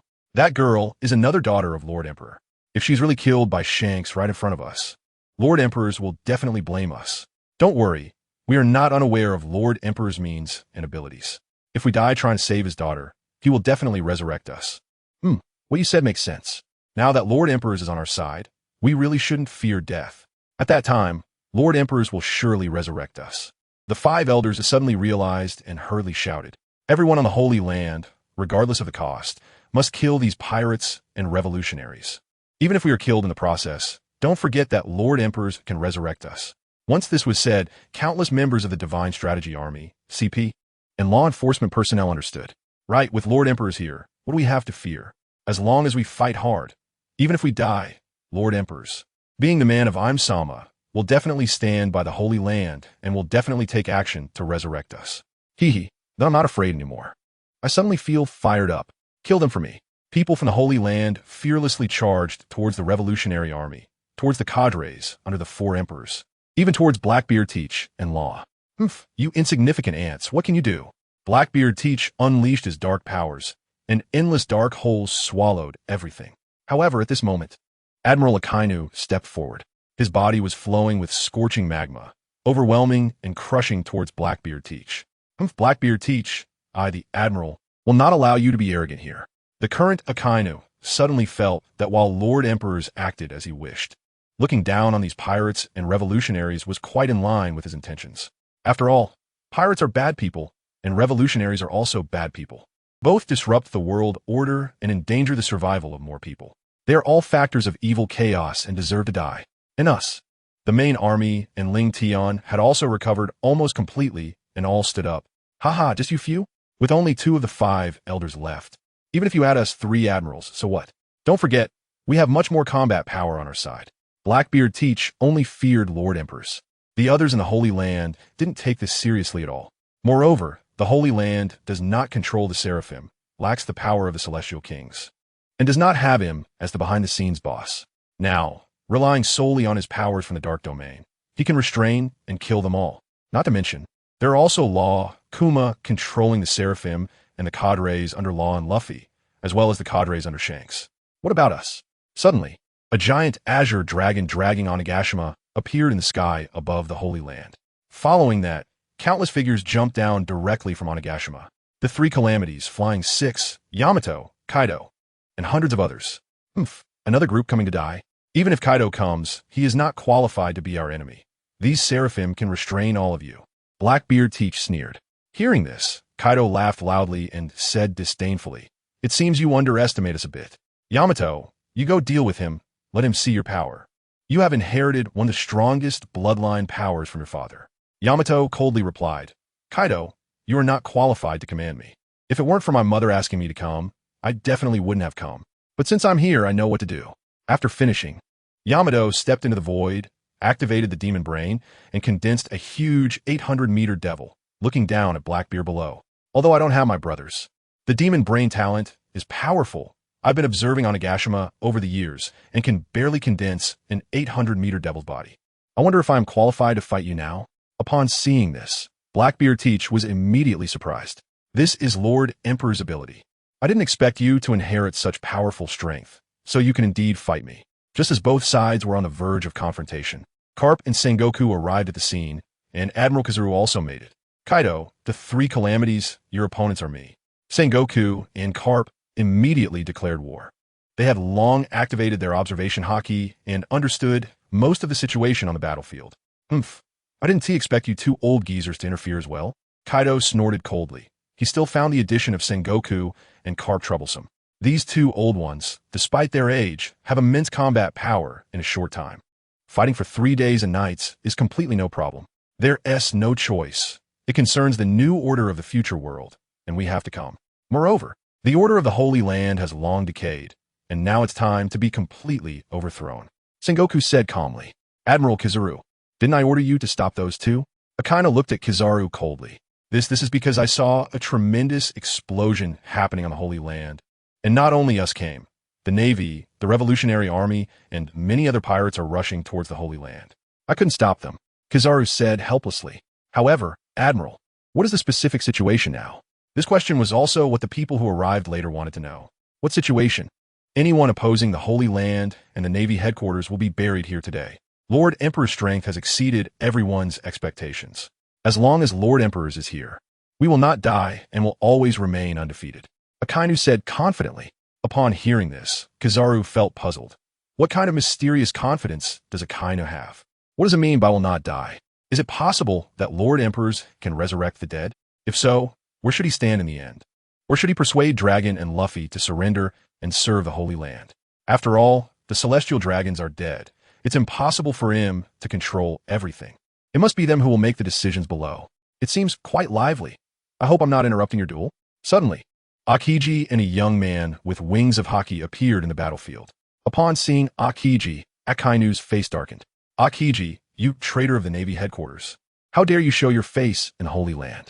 You don't even have the right to participate in this holy war. Akainu said angrily. Akiji replied indifferently. Justice? I think you have no right to judge me. Blackbeard Teach laughed wickedly. Akiji, you came at the right time. I thought you and come to lend me a hand. Don't worry, Captain. I've been with the Black Organization for over a decade. Since the Holy War started here, I immediately brought Ron and rushed over. Akiji said respectfully, and then went to Blackbeard Teach's side. Okay, I'm even satisfied. Now that you're here, we can completely dominate. Blackbeard Teach is even more confident. Akiji's power is not weaker than Akainu's. And that Kid Law's ability should also be able to hold back one of the Marine Headquarters Admirals. However, just as Blackbeard Teach finished speaking, Akiji suddenly made his move, stabbing his hand into Blackbeard Teach's heart from behind. The terrifying power of absolute freezing continuously froze Blackbeard's body. This scene caught everyone off guard. Law, Akainu, Kizaru, Sengoku, Garp, and the five elders all widened their eyes in disbelief. Bagus, Poison Q, and other veteran figures under Blackbeard Teach were also stunned. Akiji has such audacity. What madness is this? He actually sneak attacked the captain. What ambition does he have? Or has he been a traitor from the very beginning? Blackbeard Teach screamed in agony as his heart was being frozen. He immediately activated the powers of the dark fruit to protect his heart, preventing it from being completely frozen and destroyed. At the same time, he used the Tremor Fruit's ability to send Akiji flying dozens of meters away. It hurts so much, Akiji. How dare you sneak attack me? You traitor. Blackbeard Teach covered the hollow of his chest with one hand. Feeling that the power of the Tremor Fruit he just used was far weaker than before, and he didn't even dare to use it again. Otherwise, his heart would be shattered. Everyone, Blackbeard Teach has already had more than half of his heart absolutely frozen by my power. Even if he has the dark fruit to devour my absolute freezing, it will at least take several hours. During this time, he cannot use the Tremor Fruit. Otherwise, it will only accelerate his death. Akiji suddenly shouted. Damn it! Akiji, how dare you betray us? I will kill you. Bagus roared in anger. Blackbeard Teach is their pillar. No one is allowed to kill him or betray him, and he charged forward. Law stepped out, instantly passing by Bagus and cutting him in half at the waist. This move was so unbeatable that Bagus didn't even react. By the time he did, he realized that his lower body and upper body had actually separated. My body is actually split apart? Bajus's pupils widened, revealing his first fear of death, feeling even more terrifying than when he was crushed by the Emperor. With a loud bang, Bajus's upper body rolled on the ground, and even he couldn't believe it. How is this possible? I was killed without realizing it? Bajus's eyes tried to look back at Law. Blackbeard Teach, the five elders, and others were all stunned at this moment. Everything happened too suddenly. Law, you also betrayed me? Law coldly replied, Blackbeard Teach, this era has already changed. But if you want to blame someone, blame yourselves for being enemies with my father. Upon hearing this, Blackbeard Teach was shocked and suddenly realized. So that's it. You are indeed the son of Emperor. I should have known, but each time it was covered up by Akiji. At this moment, Law was preparing to use his power to reattach Bajus's body. Akiji was the first to confront Law. Law, give it up. I won't let you save him. Otherwise, your opponent will be me. Although your ability is space, in the face of my absolute freezing, I really want to know if I can freeze the space you control. Of course, I won't show mercy. Blame yourselves for teaming up with Luffy and the Revolutionary Army. That is your biggest fatal mistake. Law's expression darkened. So, you want to take revenge on Luffy and the others? That's right. More than a decade ago, Luffy and the Revolutionary Army destroyed the entire Marine headquarters and tens of thousands died at their hands. Do you really think I would forgive them? Akiji's face darkened. The one marine force established by Zifa back in the day, judging pirates at sea, had once established true justice in his heart. But in the end, he didn't expect that when capturing pirates like Luffy, he would be completely wiped out by these people who claimed not to harm any innocent. Do you think Luffy and the Revolutionary Army should die? Akiji now clearly understood that the reason for the chaos in this world was the existence of these pirates. As long as they are pirates, there are no absolute good people, and they should all be judged. If there were no pirates in this world, the people's quality of life would be much higher. Sengoku, Garp, you two old fools, do you have anything to say now? Look at you. You have maintained justice for most of your lives, yet you are so laughable in your old age. Now, to protect your grandson Luffy and your son Dragon, have you forgotten about the tens of thousands of people from the One Marine? Back then, we were merely judging pirates at sea. The things you Marines couldn't do, we did. But unexpectedly, you Sengoku and Garp now stand so justly with the Revolutionary Army and the pirate Luffy. You are truly despicable. Law glared at Sengoku and Garp and continued, now I won't bully you. You two can come at me together. After all, I am the son of Fanma, Emperor, and have the right to take you both on. Law, being the son of Emperor and Ein, had eaten the cut fruit and was extremely powerful. Just one move, and even Akiji would not be able to match Law. Over the years, Law had kept a low profile, hoping that one day he could avenge all those who died for the One Marine. To avenge Grandpa Zifa. Back then, Ein sent Law to Zifa's side and left with Emperor. Zifa knew that Law was Ein and Emperor's son, and he took great care of him. Although strict, he protected Ein like a grandson. Even when Zifa died, it was for Law. At that time, Luffy didn't know what was going on. When he saw Law's killing intent rising, he wanted to kill the 8-year-old Law. Zifa arrived just in time to block the fatal blow for Law, allowing him to escape disaster. Over the years, Law had roughly understood Luffy's reason for wanting to kill him back then. It was probably because he saw a shadow of his father-in-law. Chapter 142, Blackbeard's terrifying hidden ability. Sengoku and Garp were taken aback. Amir Jr. actually looked down on them so much. However, the two did not bother arguing with the junior and instead entered a combat state. All right, let's see just how strong Emperor's son really is. But just then, Van Oka suddenly launched a silent instant shot at Law.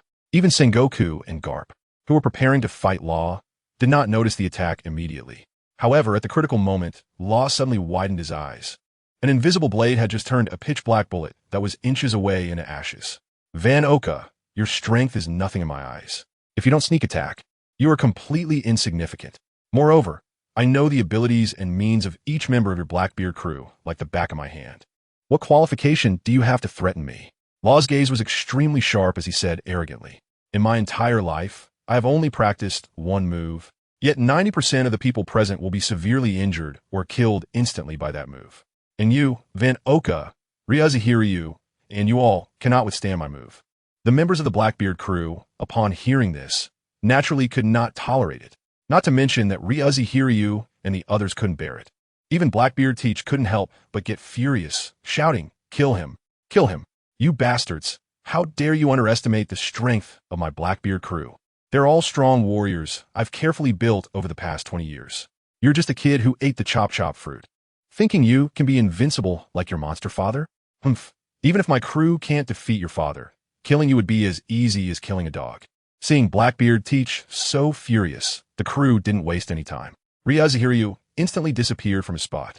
He ate the invisibility fruit and, after 20 years of development, has achieved absolute invisibility. Even the powers of observation Haki can't sense his presence. Ha ha ha with you guys. Didn't you notice that my slash domain has already covered you all? Moreover, who among you is faster than me? Suddenly, Poison Q and Van Oka each felt a sharp blade pressing against their foreheads. Even the invisible Ryuzahiryu, feeling a tingling sensation, had to reveal his true form, not knowing how he was locked on, even though he was supposed to be absolutely invisible. For a moment, he didn't dare to act recklessly and couldn't help but retreat, but as he retreated, the floating blades followed closely, locking him in place. Ryuzahiryu and the others felt as if they couldn't dodge no matter what and could only choose to defend and withstand. They all gathered their armament Haki armor to prepare for defense. Onlookers were fixated on this scene, feeling that, looking at it this way, Emperor Tion's son was indeed not simple. Those blades were like dimensional blades, distorting space with their power. Even more perplexing was that, at the moment they appeared, no one noticed, leaving them unable to evade in time. Blackbeard Teach, let me put it this way. In your crew, only your ability can slightly restrain Ron's ability. As for the others, there's simply no match for him. Of course, my absolute freezing ability can resist, but it comes at a huge cost. Aokiji suddenly expressed great interest, wanting to see Blackbeard Teach as despair. Bastard Aokiji, you ungrateful guys. I've taken care of you so much over the years. Back when the Marine one was destroyed, you two were being hunted by the Revolutionary Army and Straw Hat Luffy, and I helped you bear it all. I didn't expect you to grow up right under my nose and now start targeting me. You guys really are something. Teach, you can't say that. Ron and I have given you a chance to live, but if you want to court death, even if I don't want to kill you, Ron won't let you go. Aokiji said calmly. Just because I want to kill Emperor Tion? But he wants to kill me no matter what. Blackbeard Teach snorted, feeling very constrained. No, you should know why we decided to kill you, Aokiji hinted. Blackbeard Teach certainly knew. It was just as he said earlier, to kill all of Emperor Tion's important people. Very well, since that's the case, then we'll kill you two first. Ron, hold Aokiji off, and I'll personally kill Ron. Sengoku, Garp Kuma, you all hold off the others first. Blackbeard Teach's dark powers surged. Even if half of my heart is absolutely frozen, do you think I can only use the power of one devil fruit? But don't forget, I actually have the power of another devil fruit, so I can still use the powers of two fruits. As for what Blackbeard's other devil fruit is, no one present knows. Blackbeard Teach is very cautious, using it as a trump card. Even the deceased Bayas didn't know what Blackbeard Teach's other devil fruit ability was. This is also what Aokiji and Ron have been wanting to know, but unfortunately, they have never seen Blackbeard use it. Ron, feel free to kill him. I'll hold him off. At this point, Aokiji and Ron could only continue. You can leave them to me.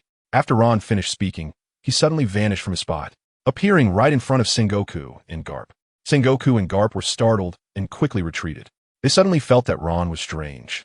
How did it seem like Ron himself was the blade? This was all too sudden. On the other side, Ryazahiryu, Poison Q, and Van Oka had no power to resist and were mysteriously killed by Ron. The three's bodies were completely torn apart from the inside by countless blades. Ironically, the three still regarded the blades floating in front of their foreheads as the greatest danger. However, just before they died, the three finally understood. The blades in front of their foreheads were merely a decoy, meant to attract all their attention, unaware that the real killing intent was hidden inside their bodies. They had no idea how it had gotten inside. Seeing this, Garp and Sengoku realized that the three had just died like this and dared not be careless, especially since it was too bizarre. The two fought with all their might. Sengoku transformed into the Buddha form, towering at 500 meters. Garp's prosthetic arm was made of black sea stone, his entire body clad in armament haki, charging towards Ron. This time, Ron remained still, uttering a single word, slash. Sengoku and Garp's bodies were suddenly attacked by thousands of blades. However, both of their armament haki armor managed to withstand the blows. Sengoku, using all his strength, aimed a palm at Ron. Ron raised his head and still said slash. Suddenly, the ground was transformed by the slash, and countless blades shot up into the sky. Sengoku, glowing with golden light, tried desperately to strike down, but he couldn't bring his palm down. Seeing this, Blackbeard Teach immediately activated the power of the dark fruit, enveloping Ron's slash domain and restraining the continuous generation of the slash blades. However, Ron grinned coldly, seemingly ready to end it. I've said it all these years. I've only practiced this one move, and I can kill you all. After speaking, Ron suddenly shouted, drenched in sweat, slash. Instantly, Blackbeard Teach, Sengoku, and Garp felt their bodies being cut open from the inside. Sengoku and Garp immediately spat out blood, retracting their attacks and clutching their hearts, using life return for rapid recovery. At their age, still possessing such strong combat power, it was entirely reliant on holding back their breaths.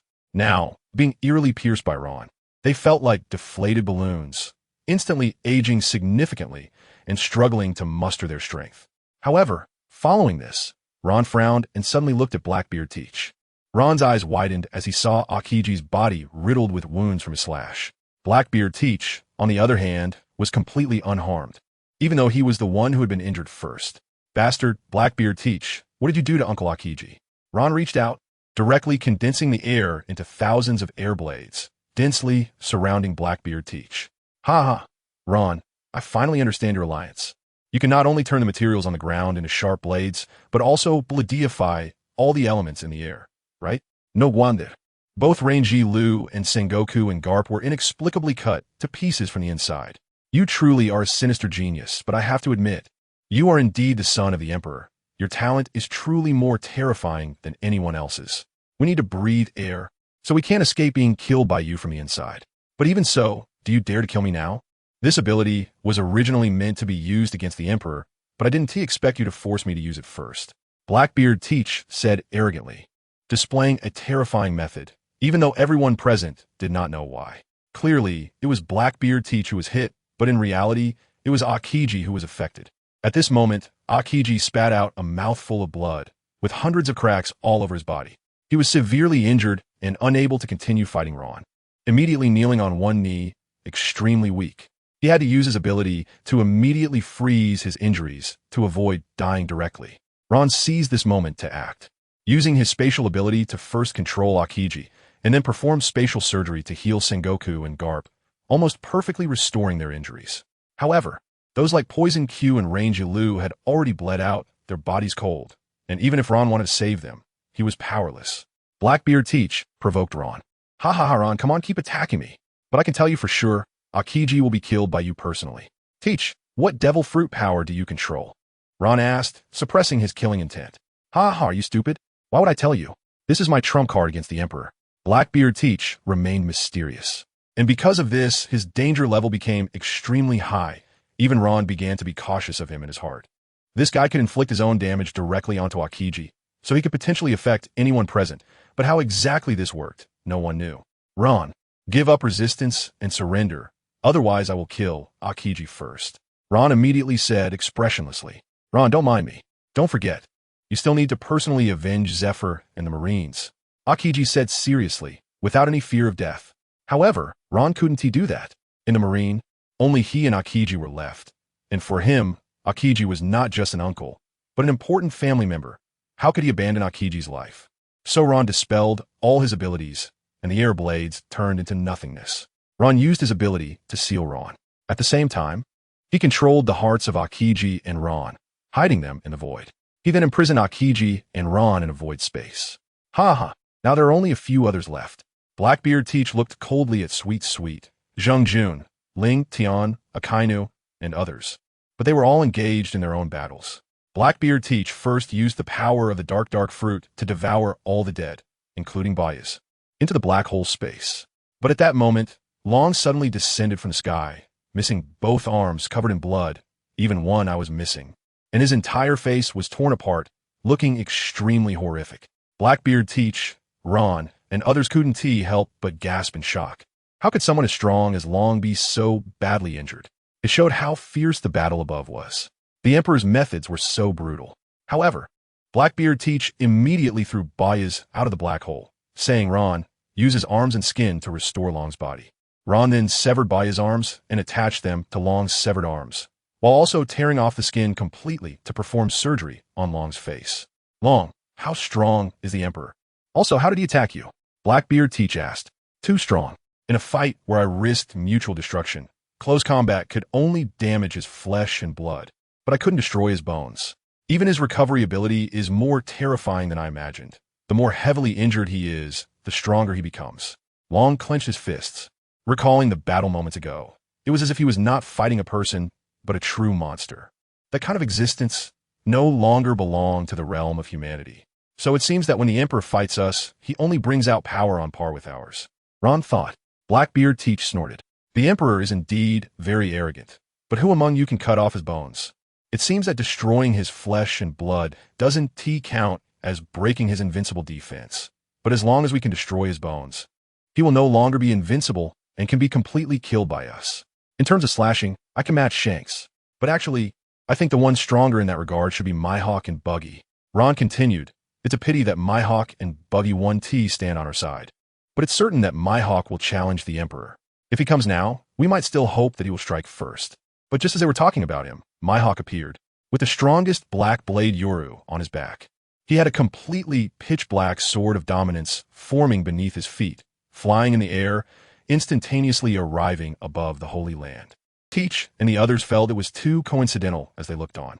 They suddenly thought, did this guy hear something, which is why he came directly? Chapter 143, 50,000 punches per second rampage against Luffy. Mihawk glanced indifferently at the people below, but did not pay any attention to them, and immediately flew up to 10,000 meters. He had discerned that above 10,000 meters, the thunder flashed. But such a shocking battle could only be accomplished by the Emperor. Blackbeard Teach felt a bit displeased upon seeing this. Mihawk truly looked down on people, even ignoring them. If it weren't for the need to preserve strength, to face the Emperor's slaughter over the years, he would have long been unable to hold back from teaching Mihawk a lesson. Of course, he would have long dominated the entire world. Why would he need to ally with other strong ones? This is left to you. I need to see what's going on up there. Ron suddenly vanished from the spot. At 10,000 meters high, the Emperor condensed a giant troll figure thousands of meters tall, clashing fists with Luffy's Gear 6-mode giant. Not bad so far. I said, you definitely have a trump card. Looking at this, killing Ace back then really had its effects. But you're really a bit foolish, having suffered once. You didn't learn your lesson and didn't use all your strength against me. Are you really not afraid that I will kill your important people again? Or are you trying to let them be killed by me at will? Tion laughed heartily, acknowledging Luffy's current strength, but still not taking him seriously. He thought that once he had enough fun, he would directly kill Luffy. Upon hearing this, Luffy's anger was ignited. In his giant form, Luffy's eyes, which were originally pitch black and devoid of light, suddenly burned with a crimson flame after his heart was filled with rage. At the same time, the white flames engulfing his body became even more vigorous. It seemed that these flames were the source of Luffy's ability to fly, eliminating the need to consolidate any wings of Haki for flight. Tion, you bastard, I will tear you to pieces.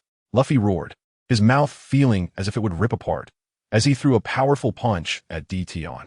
Tion stood in the void with his arms crossed, grinning. Not bad, not bad. There is still room for squeezing more out of you.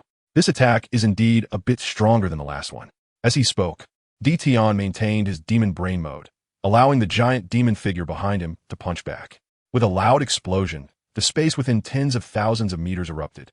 The terrifying energy fluctuations swept across a range of 108,000 meters, causing thick clouds to rumble with thunder and lightning, alternating between heavy rain and clear skies. Following this, Luffy, wanting to defeat Tion's giant demon figure, continuously unleashed the power of the Nika fruit, activating the drum of liberation, with his heart pounding violently. It was like a giant bell in the sky being struck repeatedly, producing a booming sound. The drum of liberation was Luffy's abnormal ability to regenerate infinite health and energy, keeping him at peak fighting strength and granting him incredible power.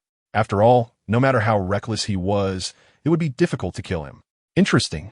Let me see whether your drum of liberation is stronger or my foundation is stronger.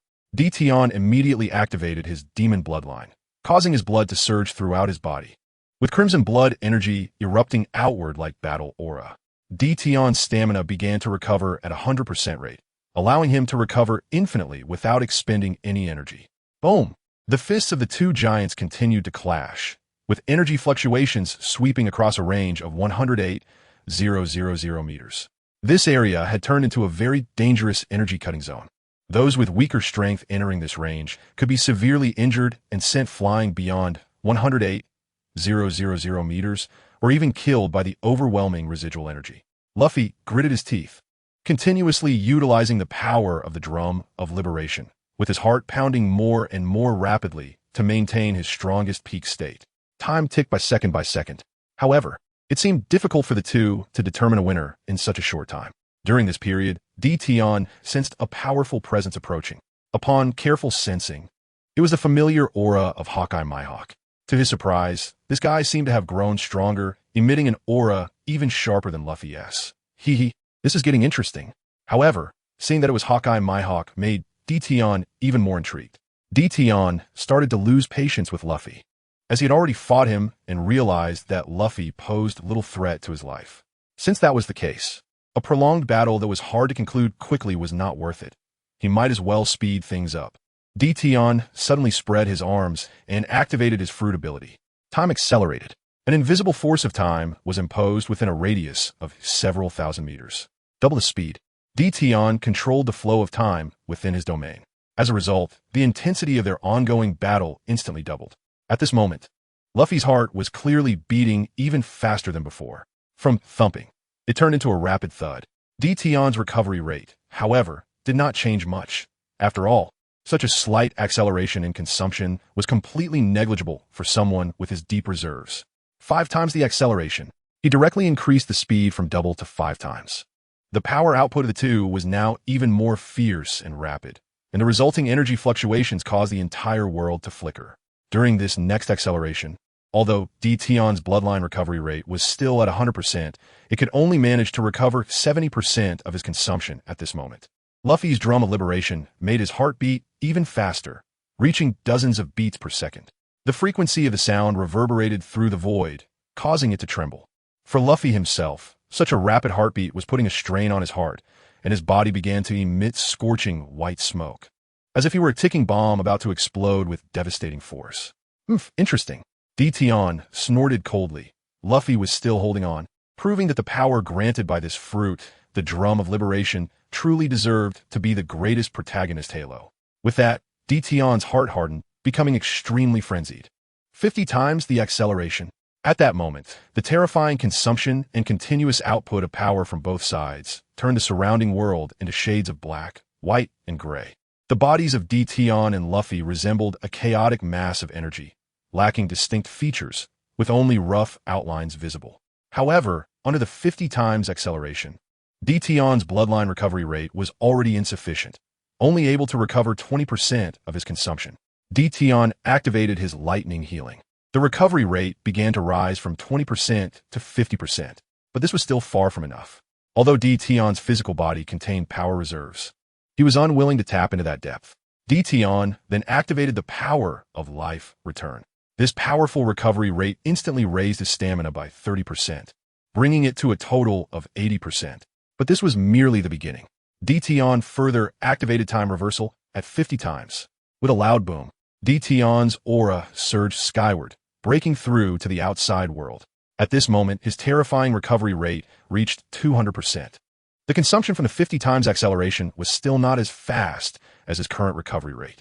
On Luffy's side, under the 50 times time acceleration, his heart was beating over 500 times per second, creating a terrifying load that made his body extremely hot, giving the impression that space itself was melting. White liquid continuously flowed from Luffy's body, as if he were being melted by the rising heat. More frighteningly, Luffy felt like his body was about to explode. However, even with the 50 times increase in consumption, Luffy still felt full of energy.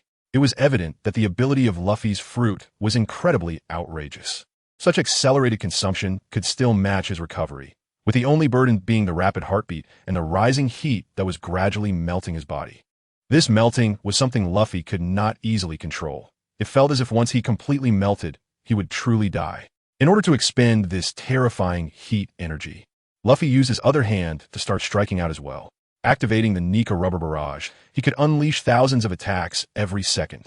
With a 50-fold time acceleration, it's equivalent to unleashing over 50,000 strikes per second. However, Emperor Tion is completely dismissive.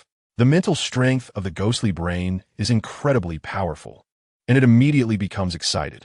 If you want to strike chaotically, I'll let you experience what true chaos feels like. He quickly condenses the giant troll's figure into the Thousand Hands mode. Without even using his full strength, he can unleash 10,000 strikes per second. Then, under the 50-fold time acceleration, he unleashes 500,000 strikes per second. Luffy's 50,000 strikes per second versus Emperor Tion's 500,000 strikes per second in chaos. Luffy is instantly overwhelmed by Emperor Tion's barrage. A few minutes later, Luffy is directly beaten to ashes, no longer existing. The Nika Devil Fruit energy body then comes to Emperor Tion's side and merges into his soul. At this moment, within Emperor Tion's soul, 3 Devil Fruit energy bodies nearly start fighting, as they all want to occupy a good position. In the end, with the Time Fruit and the Thunder Fruit energy bodies teaming up against the Nika Fruit energy body, the Nika Fruit energy body can only choose to occupy a small spot in the front of the brain. Oh, is this the energy body of the Nika Fruit? It really seems quite powerful. Given this, using it for Luffy is simply a waste. If I fully develop it, one punch could easily shatter the entire moon. With a slight call, Emperor Tion releases the white liquid of Nika all over his body, burning like flames, and uses the power of the drum of liberation once.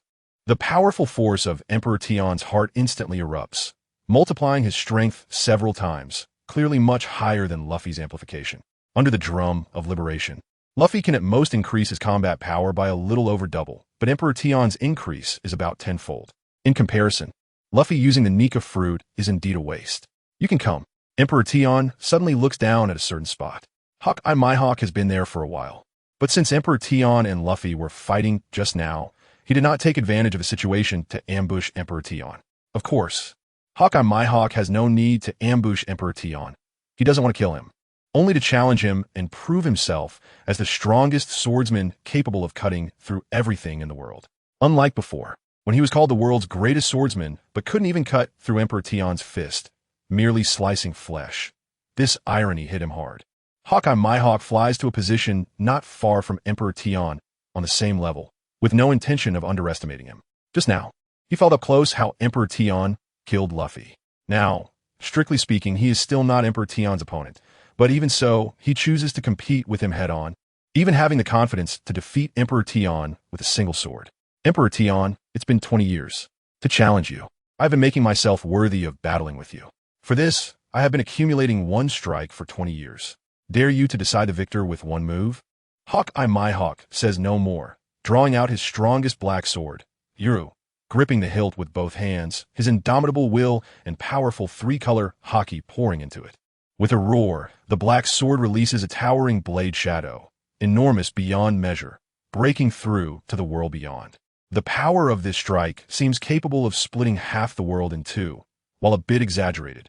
It is still somewhat exciting to think it could split the entire red line in half. Hawkeye Mihawk, you're quite impressive. A worthy opponent for me to fight seriously. I accept your challenge. Out of respect for you, I will use the power of swordsmanship to defeat you. Emperor Tion possesses the template of Baki Hanma, who has learned most of the martial arts in the world, mastering all 18 weapons, though he prefers hand-to-hand combat. His overwhelming arrogance leads him to believe that the strongest weapon is the human body itself, needing no external force. However, now to respect Hawkeye Mihawk as an opponent, Emperor Tion condenses a lightning blade from lightning. But this is just the initial blade, not yet forged by him. As with Hawkeye Mihawk, he injects three-color haki into it. The lightning blade becomes substantial, turning into a pitch-black sword. But before making a move, Emperor Tion feels the need to preach to Hawkeye Mihawk. You should know, when using a weapon, every attack must emphasize speed, especially for those wielding swords. I just happen to grasp some sword principles. Now, I have the strongest slash, called the Time Slash. Dare you to receive it? Emperor Tion arrogantly states, in heaven and earth, I am unrivaled. Come, what is there to fear? I welcome it. Hawkeye Mihawk's fighting spirit soars. Generally, someone who has never wielded a sword would feel insulted and very angry if suddenly challenged to a sword duel. But in the face of Emperor Tion's actions, Hawkeye Mihawk does not feel insulted or underestimated. Instead, he feels excited and grateful that Emperor Tion would showcase the sword power he never uses for him. Thinking about it, what an honor this is. Then, Hawkeye Mihawk unleashes his full strength in a slash. This strike is neither fast nor slow. But the terrifying sword force has already altered the entire world appearance.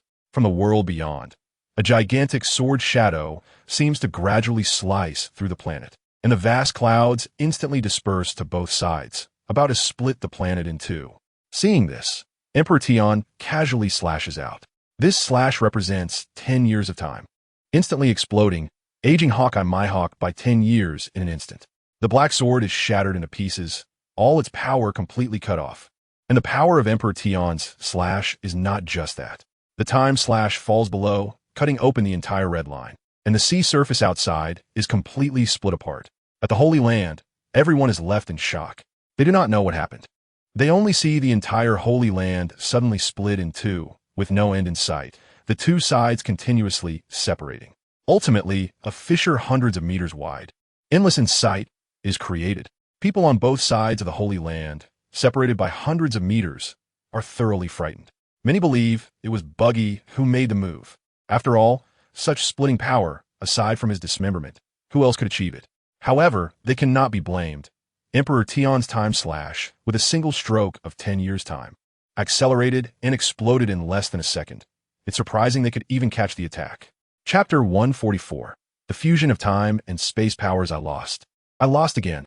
Emperor Tion, tell me, I really want to know, did you use your full strength just now? Hawkeye Mihawk murmurs, looking at Emperor Tion, asking expectantly. Full strength? What the hell are you thinking? If I used my full strength, you would be turned to ashes on the spot. However, we are familiar with each other. How could I let a swordsmanship genius like you die? In my opinion, if it weren't for this world limiting your growth, TSK, I would really look forward to the day you become even stronger. Emperor Tion's fierce gaze mocks Hawkeye Mihawk. What did you say?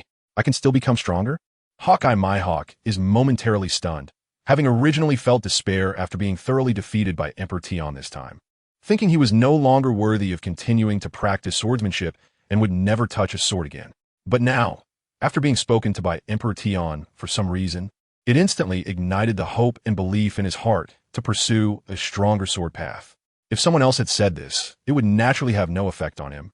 Hawkeye Mihawk, but since Emperor Tion said it, in Hawkeye Mihawk's view, he was very qualified to do so. What? Are you planning to give up? If I said I only used 30% of my strength against you just now, aren't you feeling extremely unwilling now? Emperor Tion looked at Hawkeye Mihawk with a cold smile. In his view, Hawkeye Mihawk was definitely a genius in the sword path. He wasn't a devil fruit user. Yet he had come this far, which was already quite impressive. Naturally, he felt unwilling, but no matter how unwilling he was, what could he do? Your strength has completely surpassed my understanding, exceeding the power this world should have. Hawkeye Mihawk thought to himself. He previously didn't fully acknowledge it, feeling that both he and Emperor Tion were people of this world.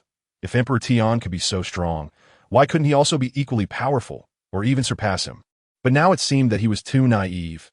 Emperor Tion was probably not from this world. Over the past 20 years, countless strong individuals in this world had continuously broken through their own limits, discovering that outside this world, there were many other worlds. Some secrets from 800 years ago were no longer secrets. 800 years ago, some beings came from other planetary worlds in the universe to this world. At least, in their current conclusion, within the enormous kingdom of that time, there were at least a dozen life races from different worlds. Haha, am I really strong? Well, you haven't been to the outside world, you haven't witnessed true power, but if you get the chance, I can take you to see.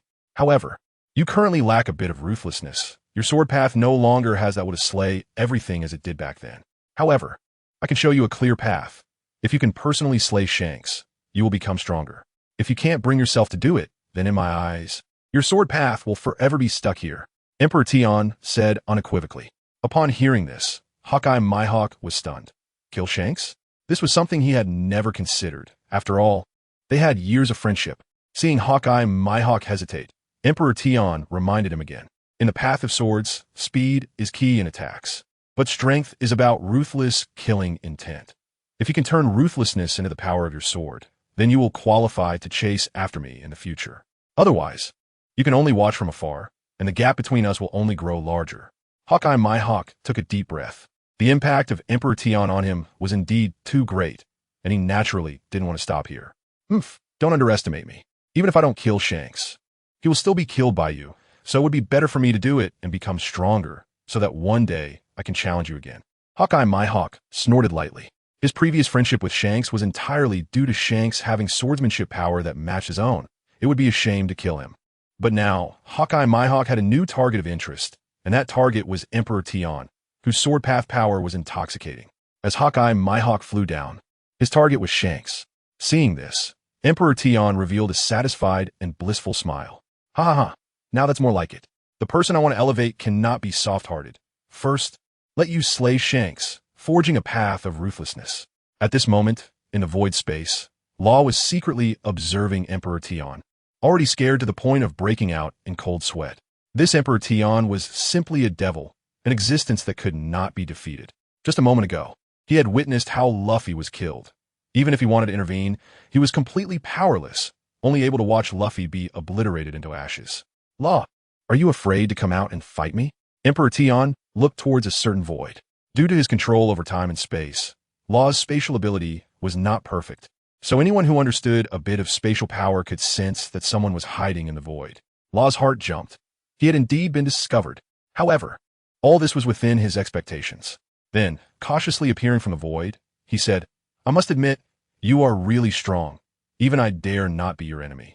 But you killed Luffy, especially since back then you admired Doflamingo so much, which filled me with killing intent towards you.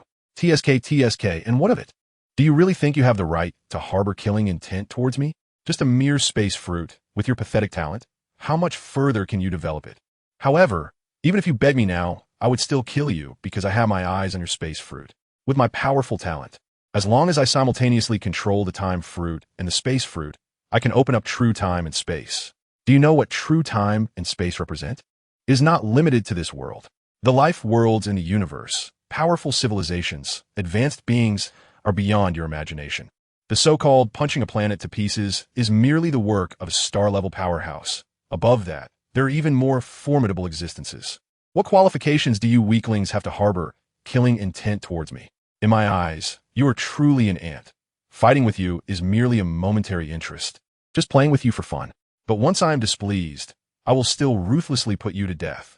Emperor Tion activated his time-stopping ability, causing the entire planet to stop rotating.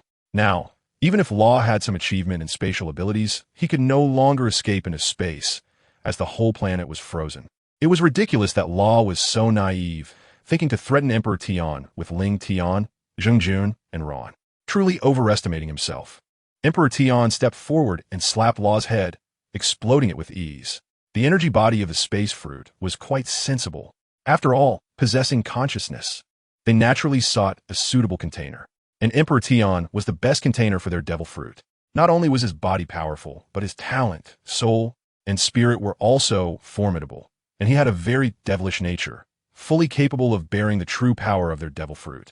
The energy body of the space fruit entered Emperor Tion's soul, but the best position had already been occupied by the energy bodies of the other 3 devil fruits. It had just taken a peek when it was warned away by the other 3 fruit energy bodies in a terrifying manner. The space fruit had no choice but to seek other positions as a foothold, ultimately choosing the location of a heart in the soul. The fusion of time and space constitutes the true power of time and space, unrestricted by any rules. With one hand controlling time and the other controlling space, Emperor Tion fused them, instantly opening a portal of time and space, feeling quite satisfied with it. Moreover, with the powers of time and space, he didn't even need the role-playing power of the system. He could just walk his own path. Even if the system gave him a role to play, he was no longer interested. In the future, if he wanted to go to that world, he would go to that world, seeking strong opponents to fight continuously, and still become even stronger. With a wave of his hand, he released Law's companions Ling Tian, Zhengjun, and Ron, who had been hiding in space. He also took their hearts out from the void and returned them to their respective bodies. Thank you, Father, for intervening to save us. Zhengjun and Ling Tian were no strangers to Emperor Tion, so they were not shocked by his methods.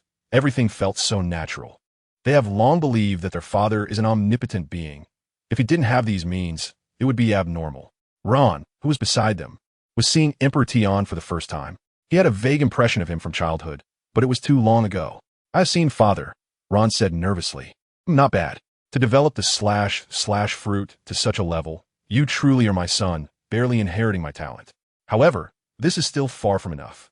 You carry my bloodline, and your achievements are still lacking. Yes, Father, we will keep striving. The 3 sons felt a surge of excitement at their father's praise. They initially thought their current combat power had reached its limit, but according to their father's words, it seemed they barely qualified to embark on the true path of growth. Ron, go to Sky Island now and meet your mother, Emperor Tion said gently. Ron was excited. He had never met Ayn and must be eager to see her. Thank you, Father. Ron immediately expressed his gratitude, feeling thrilled. With a wave of Emperor Tion's hand, Ron disappeared from his spot, transcending time and space, and quickly appeared on Sky Island. On Sky Island, Haiyun sensed the aura of a strong presence and immediately revealed himself. Ron, not being reckless, understood that since his father sent him here, these people must be his father's allies and explained his purpose. Upon hearing this, Haiyun was momentarily stunned, but then felt delighted. So your father's son. To be honest, I'm also one of father's sons. You're here to find your mother, right? Yes, my mother is named Ayn, Ron said amicably. Ha.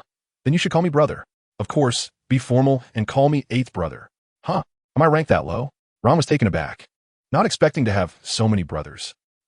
That's natural. There are actually 2 beautiful older sisters ahead of you, but I heard there's 8 beautiful younger sister too. So you're not the very last, Haiyun said happily. However, if Ayu found out about this, Haiyun would get a beating because Ayu doesn't want to be a younger sister, but rather the older sister to all her brothers and sisters. As Haiyun took Ron to meet Ayn, the mother and son were overjoyed to see each other.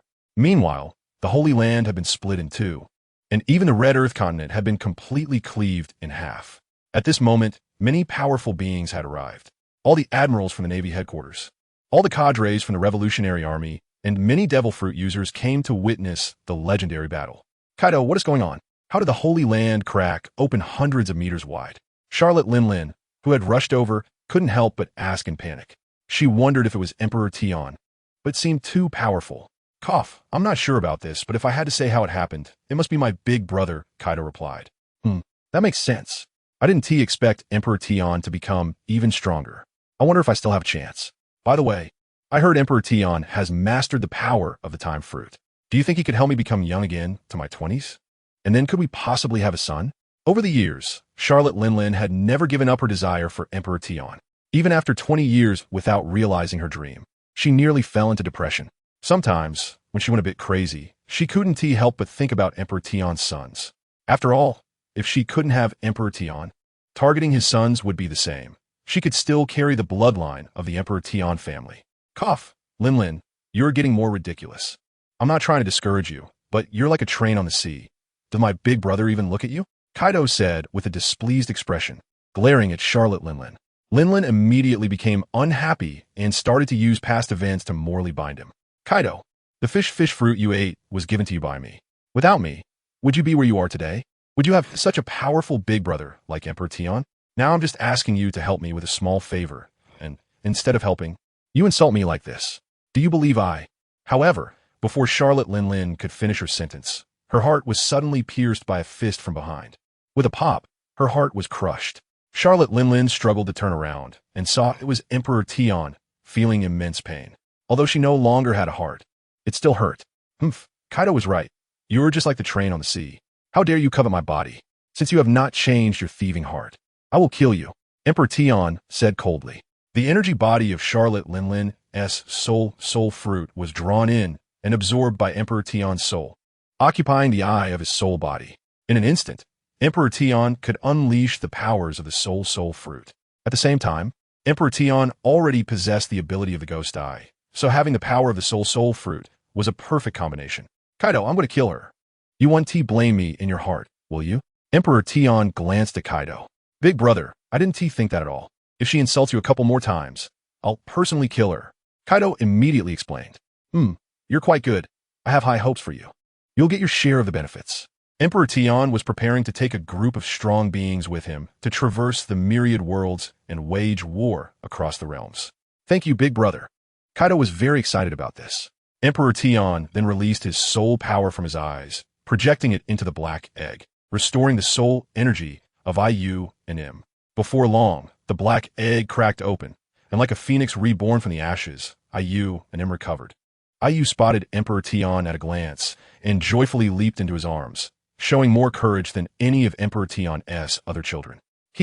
Daddy, I knew you liked me the most and would definitely come to save me.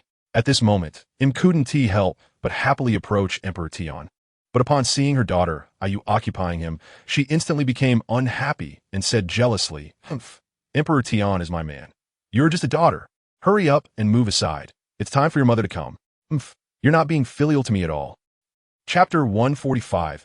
Blackbeard teach S substitute fruit daddy. Let my mom go to the side for a while, IU said in a spoiled manner. Upon hearing this, M suddenly felt a headache. This was undoubtedly her own daughter, yet she was competing with her for Emperor Tion. Fortunately, IU is Emperor Tion's daughter, not his lover. Otherwise, it would really seem impossible to compete. Emperor Tion patted IU's head and quite liked this daughter. All right, you can come back for a hug later. Right now, Daddy still has to unleash a massacre. After all, it's time to end everything. Emperor Tion glanced at the many people present, planning to kill anyone he was interested in to seize their devil fruit abilities. Well then, Dad, you must keep your promise. After it's done, you must let your daughter hold you a little longer. I really like you the most, Dad. IU looked at Emperor Tion with great affection and was very obedient to him. M couldn't bear to watch any longer. How could her daughter act like a little lover? She directly pulled IU's hand away. Hurry up, let go of Emperor Tion. Are you done yet? If I had known you would be like this, I shouldn't have given birth to you, M said angrily. IU, feeling unhappy, began to blame him.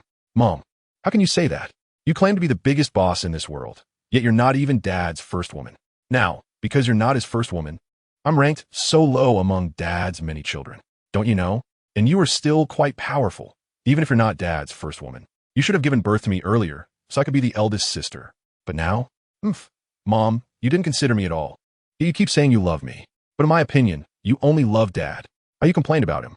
And was so angry that she didn't know whether to hit or scold her, but she found it amusing in her heart. She thought, could giving birth earlier have been something she could decide? Besides, at that time, Emperor Tion didn't come looking for her either. If it weren't for her soul chasing after Emperor Tion and disappearing for several days, there wouldn't be anyone at home to begin with. Emperor Tion had taken her with his domineering behavior. Otherwise, whether she existed or not would still be the same. Now, to be blamed entirely for this. What a good daughter she was. Seeing her mother Im at a loss for words, Ayu immediately smiled and wrapped her arms around Im's arm, playfully pulling her to one side and saying, "Hey Mom, don't be angry. I can help you. Look, Dad has so many women. Have you ever thought about becoming the top among those women? In many countries, isn't there a main wife, and the others are secondary wives? So, if you become Dad's only main wife, I can have a better chance to be the sister of those kids." Ayu, being Im's biological daughter, began to strategize for Im's position. Upon hearing this, Im thought Ayu's suggestion was not bad. She truly was her daughter and hadn't been raised in vain. Good daughter, you reminded me well. But don't worry, Emperor Tion likes powerful women, and with my strength, I will definitely become the main wife. Your mother has absolute confidence that those women will respect me as their elder sister. Im thought to herself that even if Hancock and those women didn't compete with her in strength, but rather in their abilities, she would still win. Although Im hadn't seen Emperor Tion for 20 years, she had spent those years gathering information about him, including how many women he had, how many children, and how long he had worked with those women. She was well aware. This gave her the confidence she needed, believing that her allure was greater than Hancock's. After all, had worked with Emperor Tion for over 5 months, while Hancock and the others had to surrender after a maximum of 10 days to half a month. How could they be compared? With such hard power and glory, Im felt that her position as the main wife was secure. No one could overshadow that. Seeing her mother Im so confident, Ayu immediately became obedient. "Hey, Mom, I really like you too." People around occasionally noticed Im's side. They didn't expect a woman like Im to willingly submit to Emperor Tion. They had thought she was resistant and forced, but now it seemed they had overthought it. The fools were themselves, and Im was likely voluntarily, even unable to stop liking Emperor Tion. Kaido knew more about the inside story. Years ago, he and Emperor Tion had caused a commotion in Holy Land, and at that time, Emperor Tion had disappeared for 5 whole months. One could ask, with such a powerful man as Emperor Tion, which woman wouldn't fall deeply in love after being trained for 5 months? Those who didn't like him probably died. Those who survived definitely liked Emperor Tion. On another side, Emperor Tion looked at Dragon, Blackbeard Teach, and others. During this time, many Devil Fruit users had died below. So many Devil Fruit energy bodies lingered nearby without disappearing immediately. They floated around Emperor Tion, wanting to reside in his soul. However, within Emperor Tion's soul, there were already 4 powerful Devil Fruit energy bodies. With these 4 energy bodies present, the Devil Fruit energy bodies drifting near Emperor Tion did not dare to recklessly invade. For example, Bagis's Strength Fruit, Rain's Invisibility Fruit, Van Oka's Teleportation Fruit, and Q's Disease Fruit, etc. Ultimately, after Emperor Tion's consent, these drifting Devil Fruit energy bodies were allowed to reside in his soul, occupying some remaining space. "Where are Luffy in law?" Dragon asked, clenching his fists. Though he was already very afraid of Emperor Tion, his strength was continuously increasing, simply monstrous. Of course, they didn't know that Emperor Tion's powerful soul could accommodate countless Devil Fruits. With such a monstrous existence, naturally, as the number of Devil Fruit energy bodies increased, Emperor Tion's strength was constantly rising. Luffy and Law have already been killed by me. No, that's impossible. With Law around, even you couldn't kill them so quickly. Dragon didn't believe it. After all, with Law's spatial abilities and Luffy's abilities, even Emperor Tion couldn't easily kill them. Hearing this, Emperor Tion extended his hand, using the power of the Nika rubber fruit, his arms stretching out to grab Dragon's neck. Seeing this, Dragon's pupils widened in shock, and he was filled with rage. This was Luffy's Devil Fruit ability, the Rubber Nika, now being used by Emperor Tion. This truly indicated that Luffy had been killed by Emperor Tion. How could this happen? Didn't Law save him? While thinking quickly, Dragon tried to evade and then launched an attack. However, Emperor Tion gave Dragon no chance. With the point of his other hand, A certain spatial range around Dragon was directly sealed off, clearly trapping him within a spatial barrier. Seeing this, Dragon fell into complete despair. This move was Law's ability. He never expected Emperor Tian would also master it. So, that meant Law was dead too. Unable to move, Dragon was tightly gripped by Emperor Tian's rubber hand around his neck. Kapu, I'll take your son's life. Emperor Tian sneered at the red-eyed Kapu beside him. Bastard, Emperor Tian, you better stop. Kapu erupted completely, unleashing a devastating punch towards Emperor Tian, creating a pure fist pressure that sent many nearby powerful figures flying. However, Emperor Tian remained unmoved at the center, casually twisting the dragon's neck with a squeeze. As he turned and punched, enhanced by the power of the strength fruit, a loud explosion occurred, releasing a terrifying force that burst forth in a blinding light, forming a massive energy pillar. After several seconds, it finally exploded in the distant sky, where a giant mushroom cloud could still be seen rising. However, what shocked more people was that Kapu couldn't withstand a single blow from Emperor Tian, his upper body instantly disappearing. Standing not far away, Sengoku instinctively felt unable to fight back, wanting to take revenge but finding his body unresponsive. Blackbeard Teach was even more terrified, breaking into a cold sweat. This was too powerful. He decisively turned to flee, but after running just a few meters, he stumbled multiple times. Emperor Tian teleported in front of Sengoku and struck down, exploding Sengoku's head before he could even react. The onlookers couldn't comprehend how fast Emperor Tian's attack was. It was a complete, one-sided massacre, as they were on entirely different levels of strength. With the energy bodies of the dragon's hurricane fruit and Sengoku's Buddha fruit absorbed into his soul, becoming part of his power, Emperor Tian turned his attention to the fleeing Blackbeard Teach. To be honest, Teach disappointed him greatly, and he looked down on him. How could someone without the courage to resist him aspire to dominate the world and become its king? It was utterly ridiculous. Emperor Tian activated the abilities of the time and space fruit, affecting a certain range around Blackbeard Teach. At that moment, everyone saw Blackbeard Teach running in place. Teach quickly realized he was being controlled by Emperor Tian, something he hadn't detected at first. He immediately used the powers of the dark fruit, trying to devour the strange ability affecting him. But no matter what, he couldn't absorb it. Emperor Tian clenched his hand, and Blackbeard Teach felt his body being compressed by an invisible force, unable to breathe, as if it would explode. Soon, Teach screamed in agony, blood gushing from his 7 orifices like streams. Emperor Tian, you can't kill me, or you'll regret it.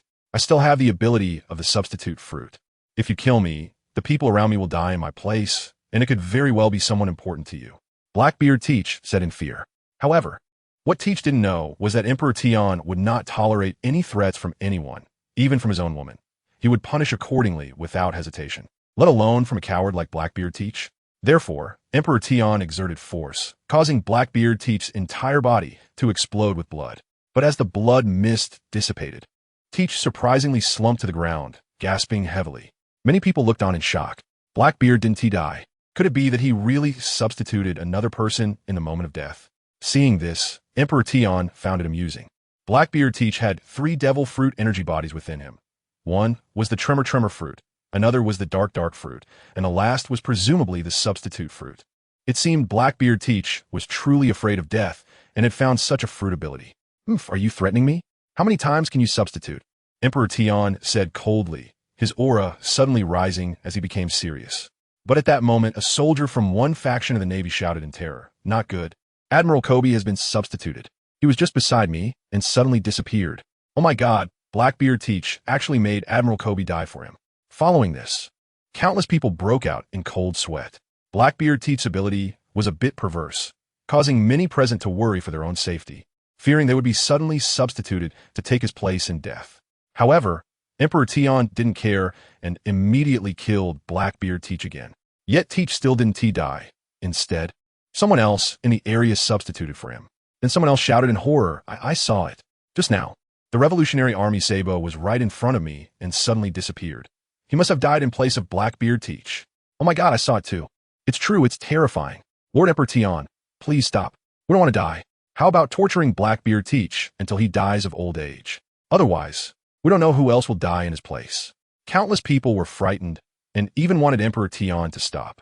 Looking for death. Are you teaching me how to do my job? You're just a bunch of weaklings. If you were strong, You wouldn't be randomly chosen by Blackbeard Teach's ability at close range. Emperor Tion's eyes narrowed, releasing a soul shock that instantly killed hundreds of those begging for mercy. This action enraged many admirals present. In their view, this was simply a massacre of innocents. Even though the war at the Holy Land was instigated by the Revolutionary Army and some pirates, now that the main culprits were mostly dead, why slaughter those who had lost their ability to resist? However, although these self-righteous individuals were extremely displeased, they did not dare to act recklessly, as no one could match Emperor Tion. Blackbeard Teach's use of his substitute ability consumed a significant amount of stamina, so he was quickly recovering his life. Seeing this, Emperor Tion still didn't kill Teach this time, which made him quite displeased. Good Teach, I want to see whether your substitutions are faster or my kills. Emperor Tion's eyes flared with anger as he activated the power of time, accelerating the killing of Blackbeard Teach over and over. During this time, Emperor Tion could feel that Teach was continuously managing to substitute. Soon, Emperor Tion understood completely. Goodness, Blackbeard Teach's Devil Fruit is entirely a passive skill. As long as he dies, it will automatically randomly substitute someone within range to die in his place. And it seems the substitution range is quite large. However, with each successive death and substitution, the individuals substituted became weaker and weaker. If this continued, once Blackbeard Teach was completely exhausted and could no longer substitute, he could be thoroughly killed. Therefore, after hundreds of deaths, Blackbeard Teach was finally completely killed by Emperor Tion. The energy body of the substitute fruit then became Emperor Tion's passive ability, which was incredibly satisfying. Chapter 146. The grand finale of the Pirate King on the other side. The battle between Shanks and Mihawk was still ongoing. Shanks looked grimly at Mihawk and said, "I don't know what you mean by coming to face me. Are you also here to stop me, Mihawk?" Mihawk, however, did not respond. In order to become stronger, there was nothing more to say about killing Shanks, who was already doomed to die. Not speaking? Humph. In that case, don't blame me for killing you first. Shanks let out a cold snort, his killing intent palpable, and reminded, "Your black blade has already been severed. Even if your swordsmanship is stronger than mine now, without a good sword, you will ultimately be slain by me." However, as soon as Shanks finished speaking, Dracula Mihawk used his Conqueror's Haki to reconnect the severed part of the black blade. Mihawk, having fought against emperors, had witnessed how someone without any weapons could condense a world-shattering weapon using their abilities. That technique was far more powerful than any black blade. With this in mind, Mihawk was confident he could defeat Shanks. After his duel with the Emperor, he had gained insights into the way of the sword. And now with the intention to kill Shanks, the bottleneck of his swordsmanship had begun to loosen. After reconstituting the black blade, Mihawk concealed his sharpness and declared, "With one strike, I will slay you. Farewell, my former opponent." As he struck, he remembered the profound truths spoken by the Emperor. The attacks of a swordsman emphasized speed and ruthless killing intent. Thus, the strike he unleashed bore the shadow of the Emperor's previous blow. Although its power was only 1%, it was not something the current Shanks could withstand. A flash of black light surged, and the strike exceeded the speed of light. Although Shanks launched a full-force counterattack, he was met with Mihawk's blade severing his weapon, and then his body was split in two. Seeing this effect, Mihawk took a deep breath in his heart, feeling even more convinced by the Emperor's words. Indeed, by doing this, his swordsmanship would be enhanced. Onlookers gasped in shock.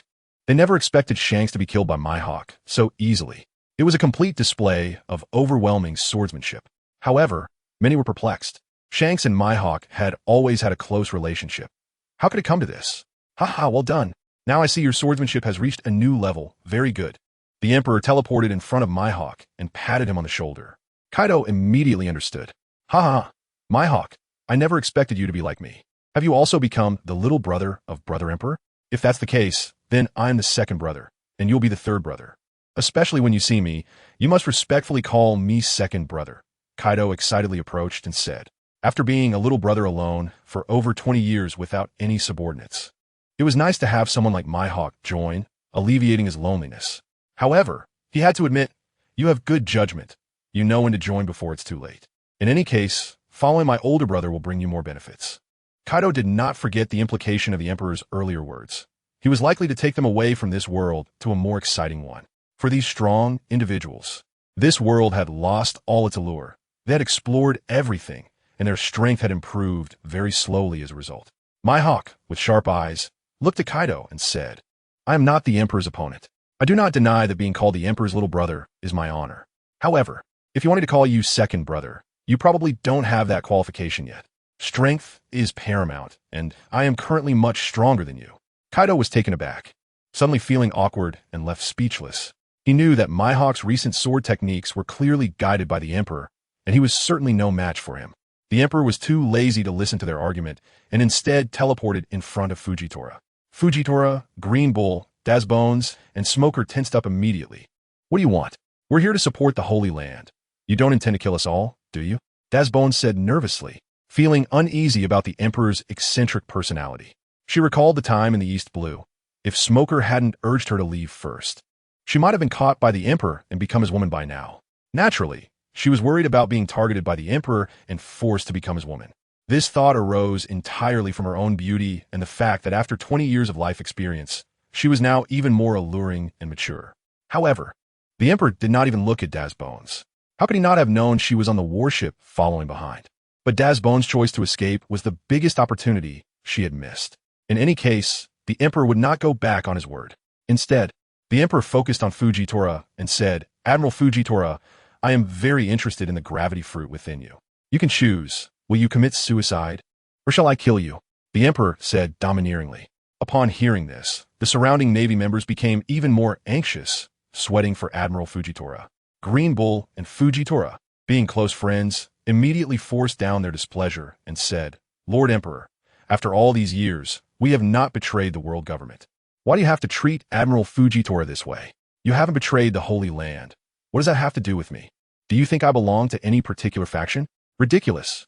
I have always acted according to my own will. I do whatever interests me without any constraints. Now, what qualifications do you have to question me or teach me how to act? The Emperor released his killing intent, causing Green Bull and the others to feel an unprecedented pressure, their bodies trembling. After a few seconds, Admiral Fujitora spoke. Since Lord Emperor is interested in the gravity fruit, I'm naturally willing to offer it to you. Ah, you are quite straightforward. Then let us begin.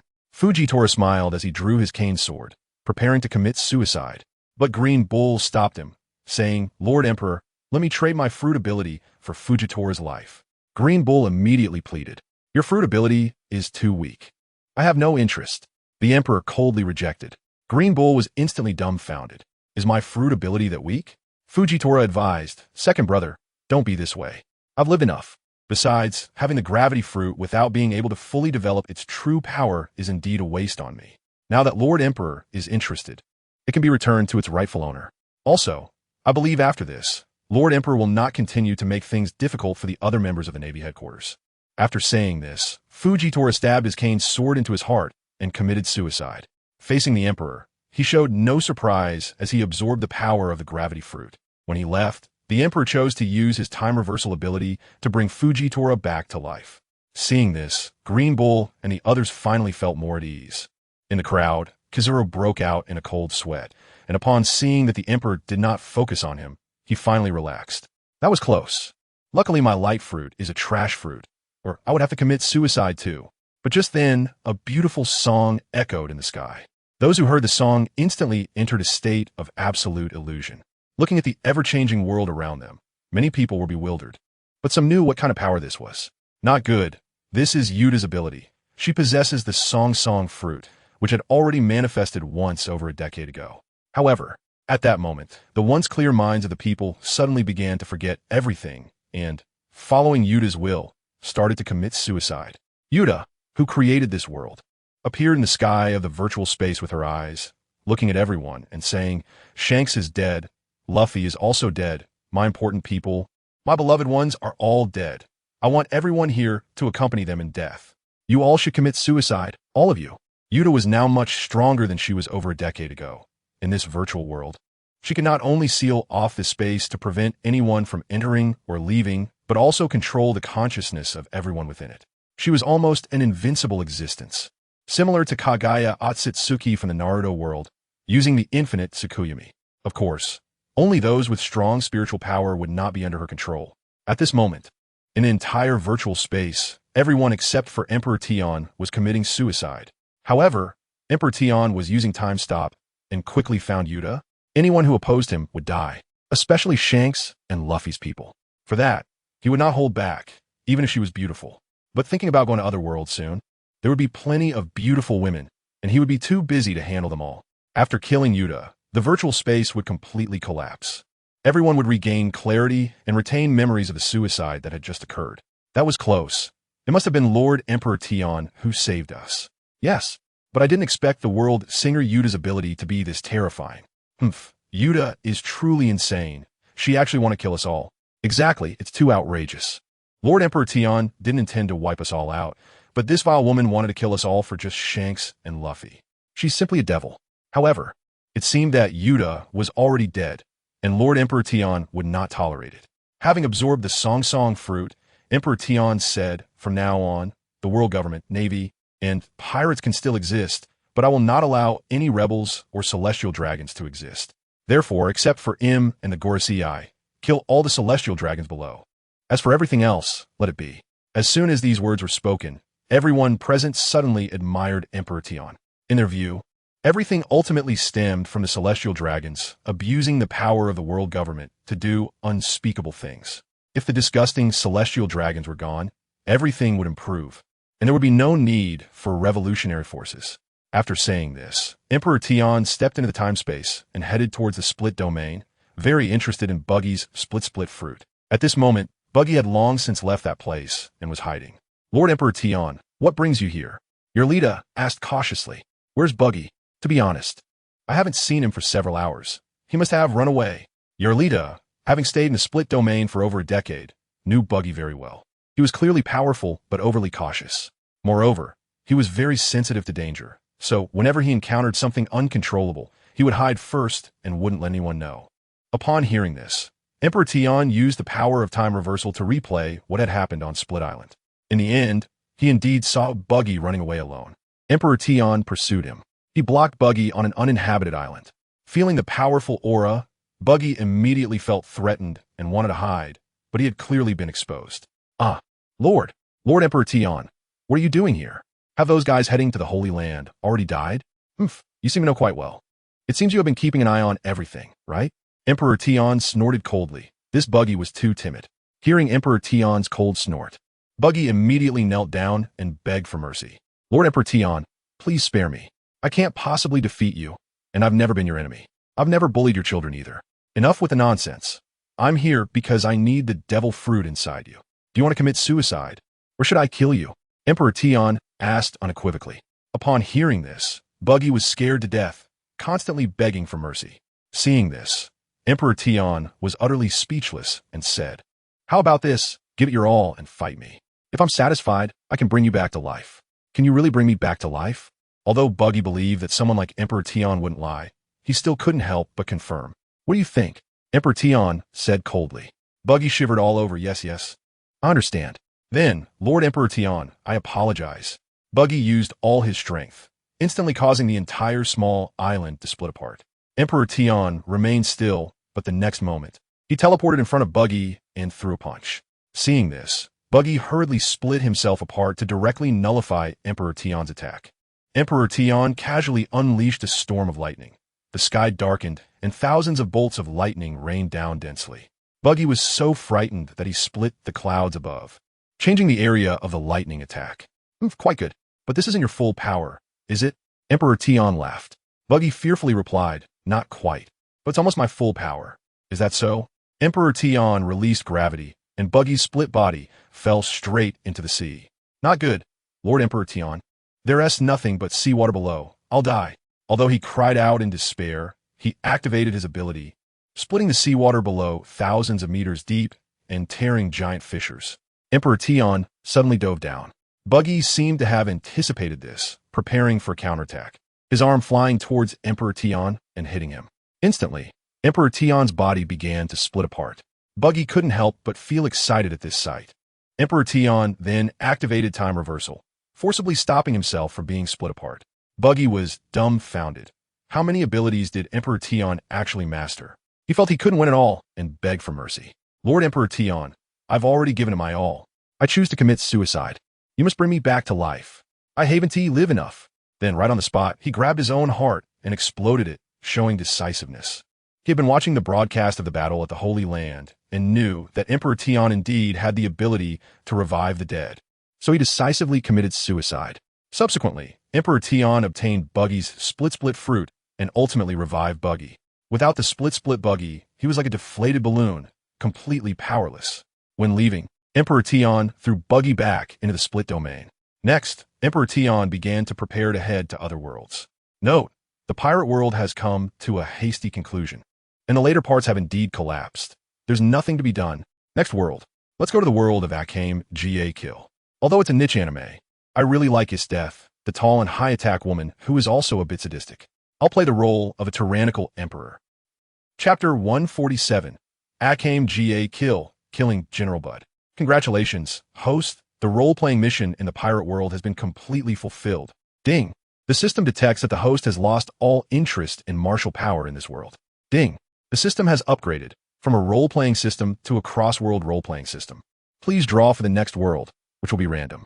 After arranging the important matters of the pirate world, the voice of the system echoed in Tian's mind, and he immediately proceeded with the random selection.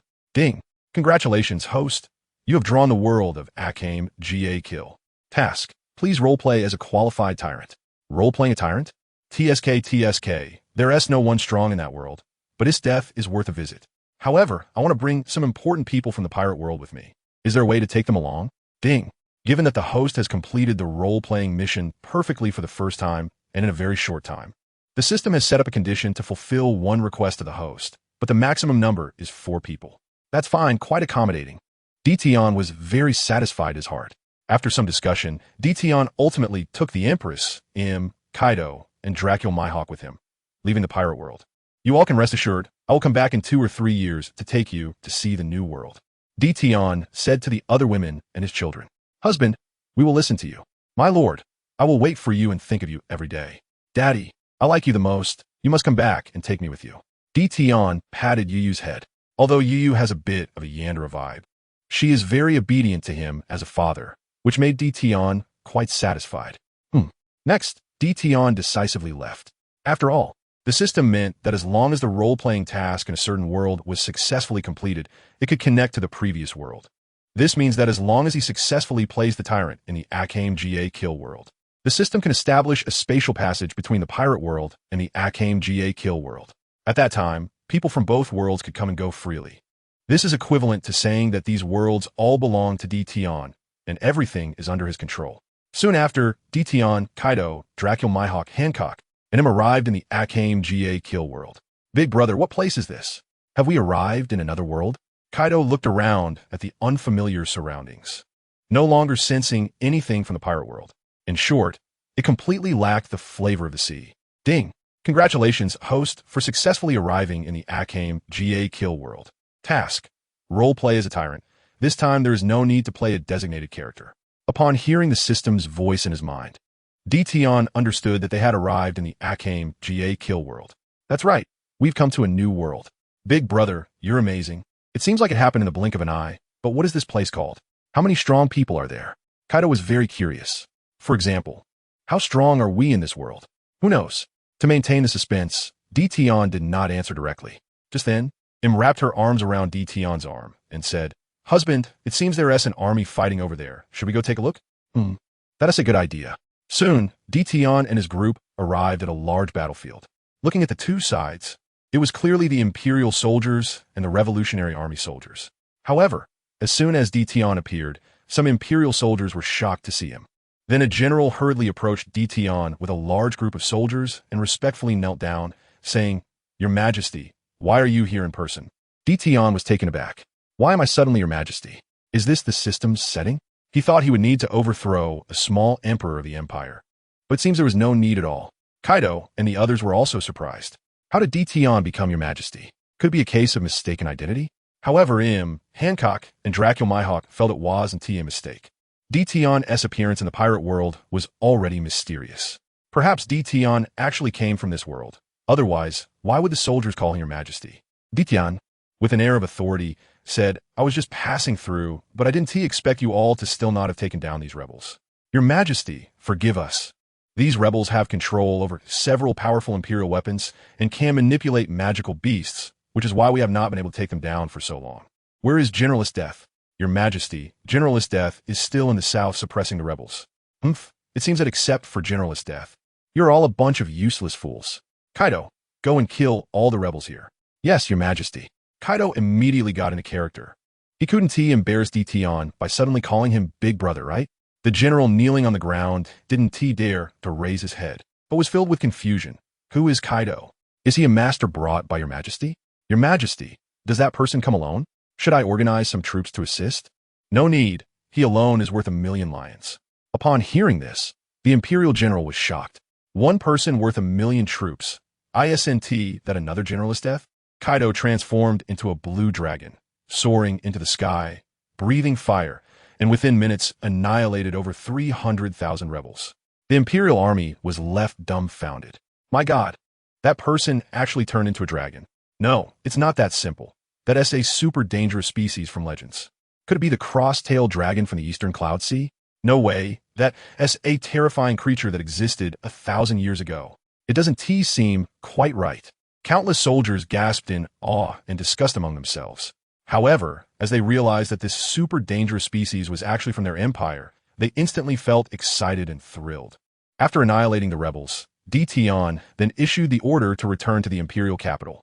He thought the life of a tyrant was just beginning. Having become an emperor, it should start with a harem of 3,000 beauties. Just having him and the empress alone wouldn't do. 3 days and 3 nights later, DT and the others triumphantly returned to the imperial capital. Husband, your country is so impressive. The empress, also a queen of a nation, couldn't help but exclaim upon seeing the vast city of the imperial capital. It's not bad. The imperial capital has over 10 million residents, and the city's construction stretches for thousands of miles. DT held the empress in one arm and Im in the other. Soon, they returned to the resplendent palace. Sitting on the throne of the palace, he affectionately interacted with the empress and while attending court. Congratulations, Your Majesty, on slaying over 300,000 rebels. The civil and military officials below knelt on the ground and respectfully said, everyone get up. Furthermore, these two will henceforth be the national generals of the empire, General Kaido and General Mihawk. Just as Emperor Tion finished speaking, General Boer below immediately said, Your Majesty, please reconsider. My Boer family has served as national generals for 3 generations. Now, Your Majesty, you appoint 2 unknown individuals as national generals. Is this not a bit rash? Haha, how amusing. Boer, you dare question me? Today I shall kill you. Mihawk, slay him for me. Mihawk sighed inwardly. Having followed Emperor Tion, he decided to obey his orders for the time being. Your Majesty, do you truly intend to kill me? My family has been loyal to the empire for 3 generations, guarding the imperial capital and protecting the royal lineage. Now, Your Majesty would rather appoint some unknowns and abandon me? Impudent, constantly defying my will. I have decided to kill your entire family. Mihawk, why are you not moving? Yes, Your Majesty. Mihawk immediately drew his broken black sword. Boer never expected the current emperor to be so foolish. He should have supported the young prince to become the master of the empire. Now, with a single disagreement, he was to have his entire family killed. Despite Boer's loyalty, upon careful thought, it was indeed time for the imperial family to end. Since the emperor was so foolish, then let us kill the emperor and support the young prince to ascend, ensuring the empire's legacy for another 1,000 years. If Your Majesty insists on killing me and my family, then I can only rise against you and kill this foolish monarch, supporting the young prince to take the throne, allowing the empire to continue to prosper. General Boer immediately activated his imperial artifact, the Wrath of Thor, with lightning raging all over his body. Outside the palace, dark clouds gathered in the sky and thunder flashed. In the imperial capital, countless people looked up at the strange changes in the sky, feeling a wave of oppression. What is going on? Such a strange phenomenon. Could it be the power of General Boer's imperial artifact? Indeed, I have seen his battle scenes several times. However, this time the thunderclouds are above the royal palace. Could someone be attempting to assassinate the emperor? It's possible. I heard the emperor went incognito and wiped out over 300,000 rebels. TSK. It seems the rebels are in a panic. After all, over 300,000 died at once. However, just as many were discussing, a terrifying sword energy instantly sliced through. Wherever it passed, buildings were split in 2, and the ground was deeply cut. The Night Raid organization hidden within the city led by Akatsuki, happened to witness the passing sword energy and was so frightened that cold sweat broke out, unable to move for several seconds. As a top swordsman, Akatsuki could clearly feel how powerful the sword intent was. How is this possible? How can there be such powerful swordsmanship in this world? Moreover, it came from the Imperial Palace. Could someone be attempting to assassinate the Emperor? If that were true, it would be wonderful. However, just as Akatsuki thought positively, a notification came from the direction of the Imperial Palace. General Boer of the Empire has questioned the will of His Majesty, has risen against him, and has been executed by His Majesty. His family has also been slaughtered. May the citizens of the Empire take this as a warning. Upon the announcement, countless people in the Imperial capital were shocked. What? How could His Majesty kill General Boer? This is impossible. General Boer is the strongest in the Imperial capital, ranked alongside General Death. Moreover, General Boer's family has been loyal to the Empire for 3 generations. How could they rise against him? Is it possible that the thunderous anomaly above was indeed General Boer attacking His Majesty? In an instant, countless people were left confused. Even the hidden rebels in the Imperial capital were dumbfounded. What the hell is the Emperor doing? This miraculous operation left the rebels utterly bewildered. After all, General Boer's strength was formidable, commanding all the Imperial guards and ensuring the safety of the entire royal family. It was precisely because of General Boer that the Imperial capital was so secure, difficult for the rebels to capture. Akatsuki was also filled with doubts. Could it be that the foolish Emperor set a trap to lure our revolutionary forces into the capital and then wipe us out? With doubts in mind, Akatsuki immediately went to check on Boer's family mansion. Upon arrival, he saw that Boer's family, numbering in the tens of thousands, had indeed been almost completely slaughtered. Akatsuki was dumbfounded. This foolish Emperor truly has severed his own arm. Has he become this foolish? However, it was a relief. Without Boer, the Imperial capital no longer posed a significant threat. No, I must quickly inform the boss. Half an hour later, in the palace hall, Your Majesty, Boer's entire family has been completely slaughtered, not one left. A soldier reported, Everyone, this is the fate of those who defy my will. I do not wish for such things to happen again. Otherwise, Boer will be your fate. The civil and military officials below broke into a cold sweat, trembling on the ground, not daring to look up. Even the villainous Minister Wonister, who coveted the throne, was thoroughly frightened. He never expected the Emperor to suddenly become so ruthless. He didn't even know where such strong individuals came from. One could transform into a super dangerous species dragon, annihilating over 300,000 rebels in minutes. The other simply used a broken sword to slay a powerhouse like Boer. So, this is the confidence of Your Majesty now. There's one more thing. I want to increase the number of concubines in the harem.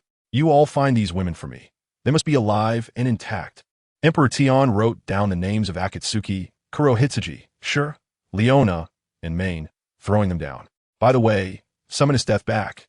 I want her to serve me. Emperor Tian declared with authority, though he felt a bit excited inside. His Death? Ah, she is a wife-level character. Yes, Your Majesty. The civil and military officials were completely dumbfounded. They never expected that the Emperor would even covet General Death. If General Death were to betray the Empire because of this, the Empire would truly be doomed.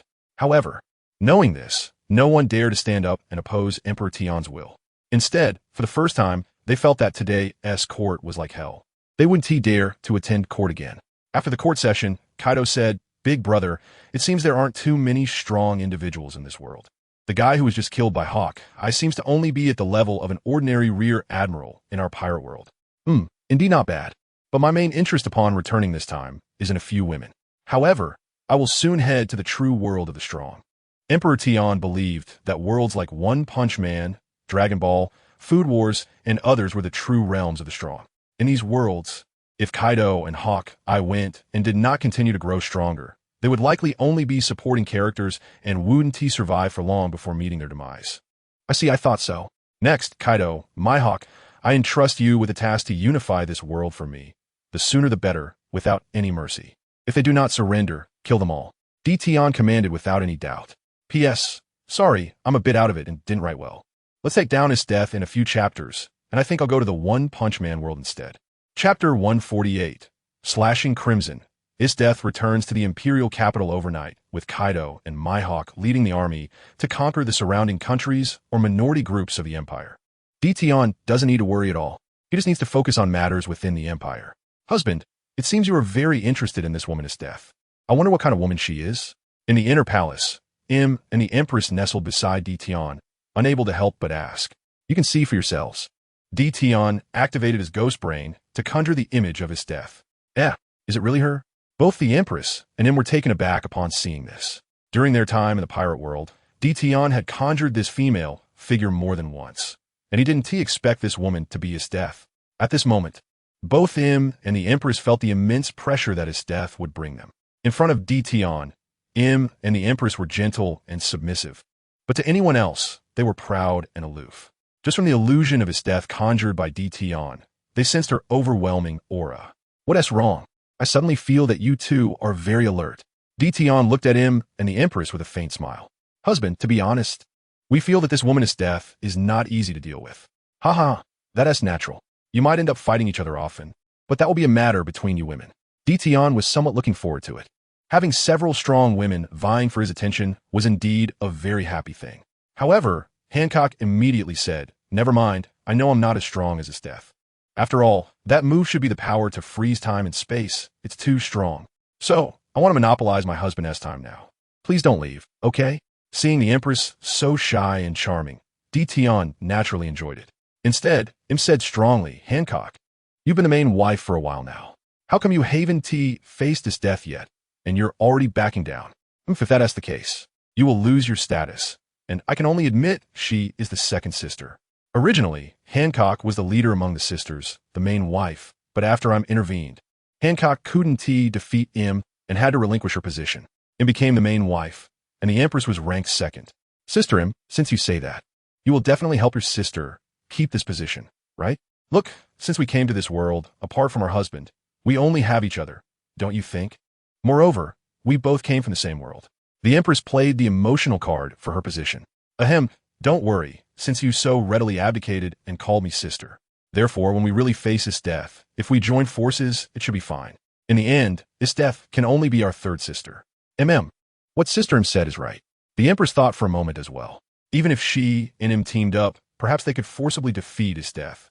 Even with her incredible time-freezing ability. Tian listened to the two women's discussion and felt that even if Im and Hancock teamed up, they probably wouldn't be able to defeat his death. According to the power levels set in the manga, his death was already the true pinnacle of this world. Rumors in the imperial capital that General Bud and his death were equally matched were simply laughable. A person like Bud, who is only slightly stronger, would be utterly crushed if he really faced Isteth's true power. In the manga, Isteth's imperial tool, the demon's essence, God manifestation, perfectly matched her body's wavelength. Moreover, Isteth could perfectly control this power, unlike other imperial tool users who had a low match with the tool's wavelength and couldn't unleash its full potential. Exceeding the use of the imperial tool's power would result in fatal side effects. But Isteth didn't have this issue.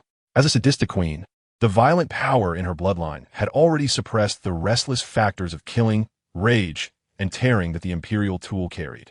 The Ice Storm General, as one of her hidden trump cards, could infinitely absorb freezing magic power for storage, and, once released, could create millions of ice knights to fight autonomously, making them incredibly powerful and indestructible.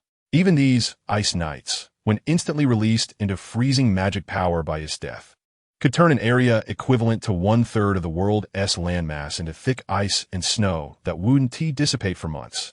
Additionally, there was another hidden trump card, the ability to freeze time and space, which could absolutely freeze a realm for 5 seconds, completely immobilizing thoughts and consciousness, plunging everything into absolute stillness. Finally, Isteth's talent was also quite terrifying. The time-freezing move was something the Empress didn't initially possess. It was a quick inspiration she thought of to prevent the protagonist Tatsumi from escaping easily, and she managed to master it effortlessly. In summary, Tian believed that Isteth being killed in the manga was purely a plot device. Otherwise, there was no one in this world who could kill her. Even the power of a demigod-level supreme imperial tool would likely end up in a stalemate with her. And this stalemate would require fully unleashing the supreme imperial tool's power. If, according to the original work, a weak character like the Little Emperor used the supreme imperial tool, it would probably only unleash about 50% of its power. At the current time, the protagonist Tatsumi had not yet left the village to pursue his dreams. So there was no sad story of 2 deaths, right after leaving the village, because his death was currently in the south suppressing the rebellion. Once the south was pacified, she would then go north to eliminate the minority groups. A few days later, in the south, Isteth was invincible, causing the southern rebels to hide in fear, with no one daring to confront Isteth's army. In the camp, report, my lord, His Majesty in the imperial capital has sent you a holy edict. Leva, one of the 3 beast warriors under Isteth, was an original general of the empire. However, he was imprisoned by the villainous minister Onist after refusing to accept bribery. Before his death, he was taken as a slave by Isteth.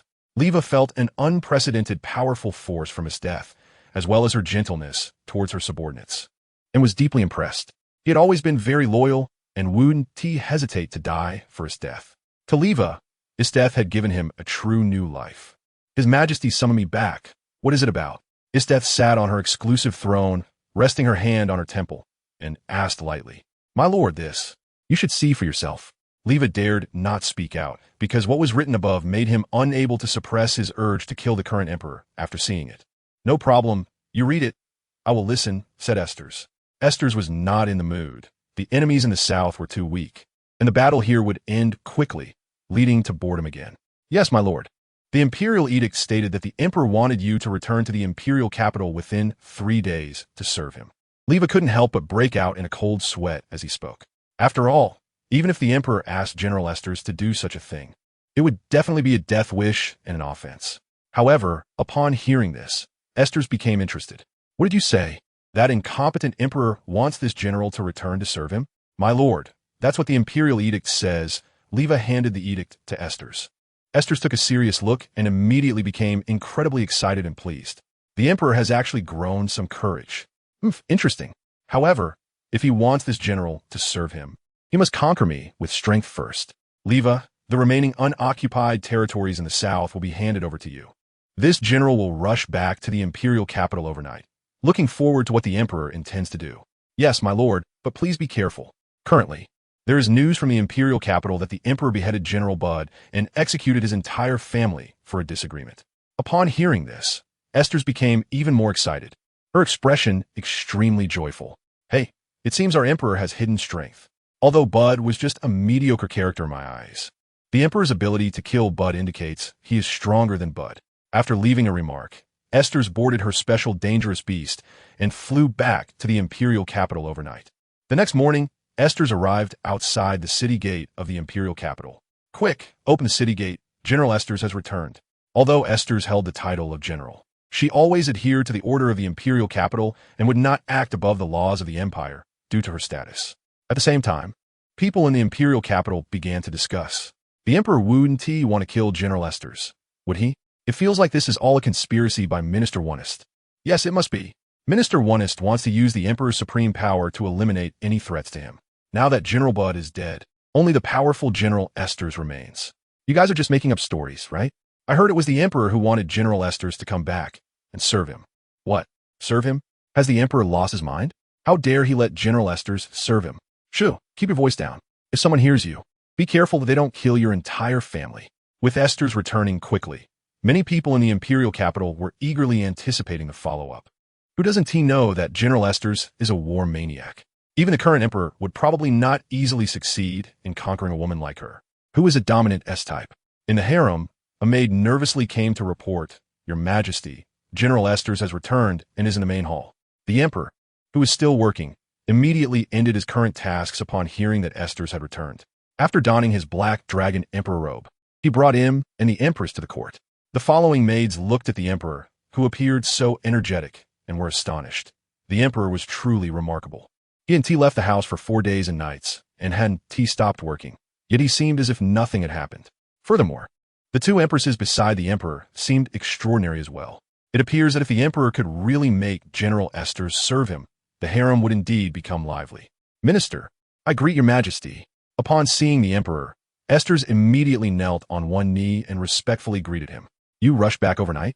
The emperor asked sternly. According to the efficiency of the message delivery to the southern region, it would take at least 3 days to reach them, and this is only the 4th day? Yet Esters had returned. Yes, your majesty. Ha. It seems General Esters is quite interested in my request. So, how do you consider it? Are you willing to serve me? The Emperor released a terrifying aura and a powerful, thick hormone that filled the entire hall. To others, this aura was a majestic dragon's might, very strong and fear-inducing. However, to Esther's, these feelings felt like a beast provoking her, making her immensely pleased, igniting the battle factor in her blood. She couldn't help but want to engage in a contest of strength with the Emperor directly. Your Majesty, you indeed have hidden strength. I suddenly find myself very interested in you. If you can conquer me with force, I will serve you. However, if you cannot conquer me, you may die in battle. Have you thought this through? Esters looked at the Emperor with delight and said seriously, Impudent, General Esters, how dare you speak like that? Do you wish to offend the throne? Im immediately reprimanded loudly. She thought to herself that Esters was being too dismissive of the Emperor. If she really became the Emperor's woman, it would be a big deal. With such a strong-willed, dominant, and cold personality, wouldn't she completely disregard both her and Hancock? After all, she was currently not taking the Emperor seriously. Your Majesty, who are these two? Esther said. I remember that when you went to the south to eliminate the rebels, you didn't have such powerful women by your side, did you? However, your Majesty called me back this time and truly gave me a huge surprise. Esther's battle intent flickered, and she clearly couldn't wait to engage in a fierce battle. But it wasn't with the Emperor, it was with the two women beside him. Because Im had just released her domineering power, Esther's instantly sensed the strength of Im's aura. The Emperor could see what Esther's was anticipating and said, Esther's, you will first fight my two women. If you defeat them, you will have the qualifications to compete with me. If you cannot win, then behave and clean yourself up. Tonight, you will come and serve me. Minister, I obey, Esther's readily agreed. Thus, the group arrived at the vast training ground. Two empresses, will you both come together or one by one? Esther's excitedly looked at Im and the Empress. She could sense both of their strengths were much greater than that weakling Bud. No wonder the Emperor didn't hesitate to kill Bud. After all, useless people should be treated this way. Esther's increasingly felt that the current Emperor truly suited her taste. And she couldn't help but look at the Emperor with a vigorous battle intent, seemingly eager to fight him. I heard that General Esther's is very strong, so I will team up with Hancock to deal with you. You would suddenly back down, would you? Im said coldly with a strong tone. Rest assured, you two Empresses, both of you coming at me together has never excited me this much. Since that's the case, let us set one thing straight. If you lose to us sisters, you will have to call us sister respectfully from now on. Hey, the two Empresses are quite confident, but I don't think His Majesty can conquer this general with brute force, let alone that you two can win. After his death finished speaking, she stomped her foot on the ground, instantly freezing the entire, huge training ground. Countless mantle spikes shot up from the ground, densely attacking him and Hancock. Sorry, this book will be finished by the end of this month, and I'm preparing to start a new one. Since the world has changed, no one is reading anymore. Today's income is only a few dozen yuan, while before it was 3 to 4 times that. My mentality has completely collapsed, so I'll just write casually until the end of the month. Chapter 149. The Fragmentation of the Divine Heaven and the Entire Planet. Freezing ability? Im and the Empress were somewhat surprised by this. After all, such abilities were controlled by Akiji in the pirate world, and they were quite aware of the power of freezing. Sister Im, let me handle this. The Empress activated the awakened power of the sweet fruit, and a pink power rapidly spread around. The ice surface and the constantly rising mantle ice spikes were all petrified. His death was surprised to see this. She thought, the two women suddenly appearing next to His Majesty are indeed not simple. Moreover, they seem to be users of imperial weapons. Interesting. It seems this general can finally have a good fight. His death is fighting spirit soared to a crazy level, releasing freezing magic around her to resist Hancock's petrification ability. The Empress, not being able to easily petrify his death, was within expectations. After all, his death is a woman of interest to the divine heaven, and her strength should not be underestimated. Even without the ability to freeze time and space, the Empress thought she should be stronger than herself. But what the Empress didn't know was that the current Death had not mastered any ability to freeze time and space. At this moment, seeing that Hancock couldn't threaten his death, Im chose to take immediate action and release the aura domain that devours life. This move had intimidated divine heaven over 20 years ago. Thus, the power that devours life swept towards Death with unstoppable force. Death was extremely vigilant, or rather, her perception honed from countless battles immediately sensed the aura of danger. She unleashed more magic power from within to resist, even showing a tendency to forcibly crush. Numerous black patterns crawled all over her body like a series of tadpoles. Then, with a loud bang, Isteth released even more terrifying freezing magic, thickening the already frozen areas with another layer of ice. Who would have thought the freezing power was so formidable? Even Aokiji couldn't compare. It was like a prehistoric behemoth unleashing a colossal power of ice and snow. Im couldn't help but be shocked. Her intuition was indeed remarkable. Isteth's imperial weapon power came from the extreme north, the blood of a super dangerous species that was 1,000 meters in size. And the freezing aura released by such a colossal ice beast was naturally not comparable to artificially created freezing. Divine Heaven sat on the throne outside the battlefield. Isteth truly had profound depth. I really want to understand her better. I'm sure it won't disappoint. Hancock, give it your all. I don't want to wait any longer. Divine Heaven instructed. Yes, your majesty. Hearing this, and Hancock exchanged glances and with mutual understanding, unleashed their Conqueror's Haki. Im's Conqueror's Haki was already at the level of divine punishment. Once released, the surrounding world instantly turned dark red, with countless thunderbolts wreaking havoc across the entire battlefield. Even the sky, the oppressive feeling, soared dramatically. Many officials who came to watch the battle were crushed to the ground, unable to get up for a long time. If the former General Bude's control of the imperial weapon, Thunder God's anger, could cause dark clouds to gather and thunder to form in the sky, that was the power of divine wrath. At this moment, the thunder phenomenon was simply apocalyptic, a power akin to that of gods, making people involuntarily reflect on their own sins, feeling a sense of guilt and fear. What kind of power is this? It can fill the sky with endless destructive force. I really don't know where His Majesty found these two strong ones. If this continues, even General Isteth won't be their opponent. It's simply the power of gods. Yes, if General Isteth's power is not on the same dimension as that of ordinary people, then now it's a battle between divine power and power from different dimensions. Especially Minister Wanister, who was so frightened he broke out in a cold sweat, collapsing to the ground and unable to get up for a long time. He had completely lost the desire to eat delicious meat, feeling extremely terrified. He had always thought about supporting the young prince to become the emperor of this country and then controlling the entire empire through him. But it seems now that His Majesty has become the climate, and it seems he is deliberately laying everything bare, no longer pretending. He truly feels unwilling. I wonder if these two women can be persuaded over, just like his death. Minister Wanister thought inwardly, completely unable to help but focus his attention and breakthrough point on Im and Hancock. On the battlefield, the Empress immediately unleashed her Conqueror's Haki as well. Though slightly weaker, the display of the two Conquerors' Haki created an even more terrifying sense of oppression, as if the air itself had become incredibly viscous due to their power. Isteth was naturally surprised. Facing such a terrifying sense of oppression was something she had never encountered before, feeling it surpassed any previous enemy. Even super dangerous species did not have such an aura. What a surprise! Had I known there were such powerful people beside His Majesty, I would have needed to fight everywhere. However, your powers are indeed somewhat special. I'm a bit tempted to dissect your bodies, even slice them for research. After all, you shouldn't be imperial weapon users, right? You simply possess powers stronger than most imperial weapons. Isteth instantly discerned that Im and the Empress were not ordinary. If they were imperial weapon users, it would be impossible for them to unleash the same power. Your insight is indeed impressive. No wonder His Majesty values you so much. However, due to our identity issues, we will not show any mercy towards you next, Im said, instantly disappearing from her spot and reappearing beside Isteth. The terrifying life domain enveloped Isteth, draining her life force. In just a few short seconds, Isteth felt her essence, spirit, life, stamina, and strength crazily disappearing. Seeing this, Hancock aimed a kick imbued with Haki at Isteth. Isteth relied on a layer of ice shield formed by her magic power to forcibly resist the two's attacks. However, at this moment, after Hancock's powerful kick, spiderweb-like cracks appeared on the magic shield. Moreover, if this continued, Isteth felt her strength would eventually be exhausted, and she would truly lose. As soon as she thought about losing, Isteth naturally couldn't accept it. Completely enraged, a killing intent burst forth from her eyes, and within her pupils, a strange red light flickered.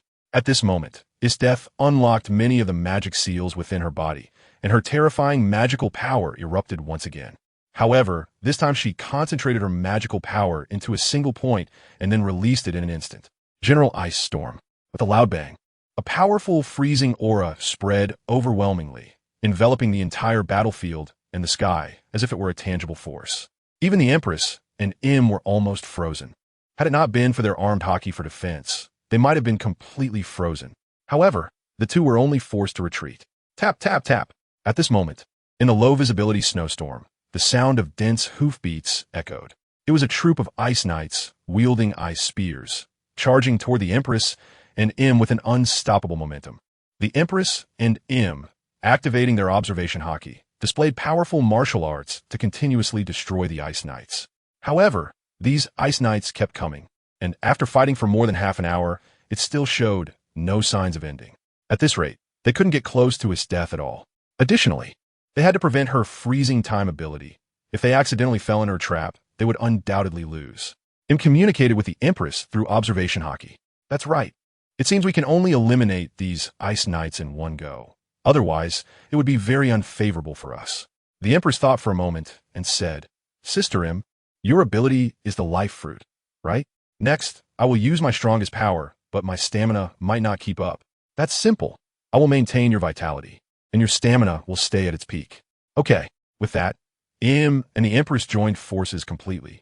Transmitted continuous life energy to the Empress, sustaining her vitality and spirit. The Empress felt a surge of power and immediately activated her fruit ability, cupping her hands in front of her chest as a pink sphere coalesced and emerged, continuously absorbing pink energy and growing larger, even becoming more solid. Once it reached a suitable size, the Empress threw the basketball-sized pink sphere into the midst of the ice knights. With a thought, the pink sphere erupted with a sky full of pink light, petrifying everything in its path. And the Empress, on sight, forcibly resisted and showed no signs of petrification. However, the densely packed ice knights on the battlefield all turned into stone sculptures, and even his death couldn't withstand this force, showing signs of petrification on her body. Faced with this instant suppression, his death was extremely displeased and unleashed all the magic seals within her body, tapping into forbidden powers. Countless black symbols, like curses, crawled all over her body. But what followed was an even more terrifying freezing magic. Yet it was not released, and had already caused the temperature in much of the Imperial City to drop to several dozen degrees below zero, with everything being frozen. Emperor Tion watched calmly as, at this moment, it seemed like a super dangerous creature had come to life within his death, but it was completely conquered by her, now merely cooperating to unleash even more terrifying magical power. Indeed, it seemed that true combat could extract even more power from his death. In the original work, the little pressure from Kaitami had not forced out his death's true strength at all. Perhaps when his death saw Tatsumi die, she didn't want to live alone and just wanted to go to another world with Tatsumi. Now that I think about it, this death is really a romantic fool. Clearly a sadistic warrior, yet she can't get past the hurdle of love. She has become a textbook example. Love really can make people foolish. Emperor Tion thought to himself. At this moment, the entire battlefield was already divided by two forces. His death's extremely terrifying, freezing magic confronted the combined strength of the Empress and him. In a short time, it would be difficult for either side to determine a victor. Instead, the continuous release of these two powers caused countless people in the Imperial City to be drained of their life force, petrified, or frozen to death. Within just a few minutes, millions of people had died in the Imperial City. Even Emperor Tion had no choice but to intervene. With such a massive number of deaths, he might not be able to resurrect them all. Moreover, if he didn't stop it, the entire Imperial City would likely be completely destroyed. You can stop now, Emperor Tion commanded sternly. However, at this moment, his death was completely unresponsive, enjoying this unprecedented thrill of battle. Furthermore, his death was the type of genius who rapidly increased her strength the more she fought. Your Majesty, his death has no intention of stopping. We can't halt now, the Empress said helplessly. Fine, I'll handle it. Emperor Tion instantly activated his time-stopping ability, grasped his death, and used space-time to arrive outside the world in an instant. They appeared on a nearby, colorful planet. His death came to her senses, startled, completely unaware of what had just happened. But she could be certain that they should have been in battle, and His Majesty had ordered them to stop, but she had no intention of doing so. Your Majesty, what is this? His death asked, confused. You do not possess the ability to freeze time. Continuing to fight will not be up to their combined strength, Emperor Tion asserted without a doubt. Upon hearing this, his death naturally felt unconvinced and said, Your Majesty, you're underestimating me. I have yet to be defeated. And from the battle just now, I have only just begun to take it seriously. I like your confidence, but Im's ability is the life ability. She has long been immortal and has lived for over 1,000 years.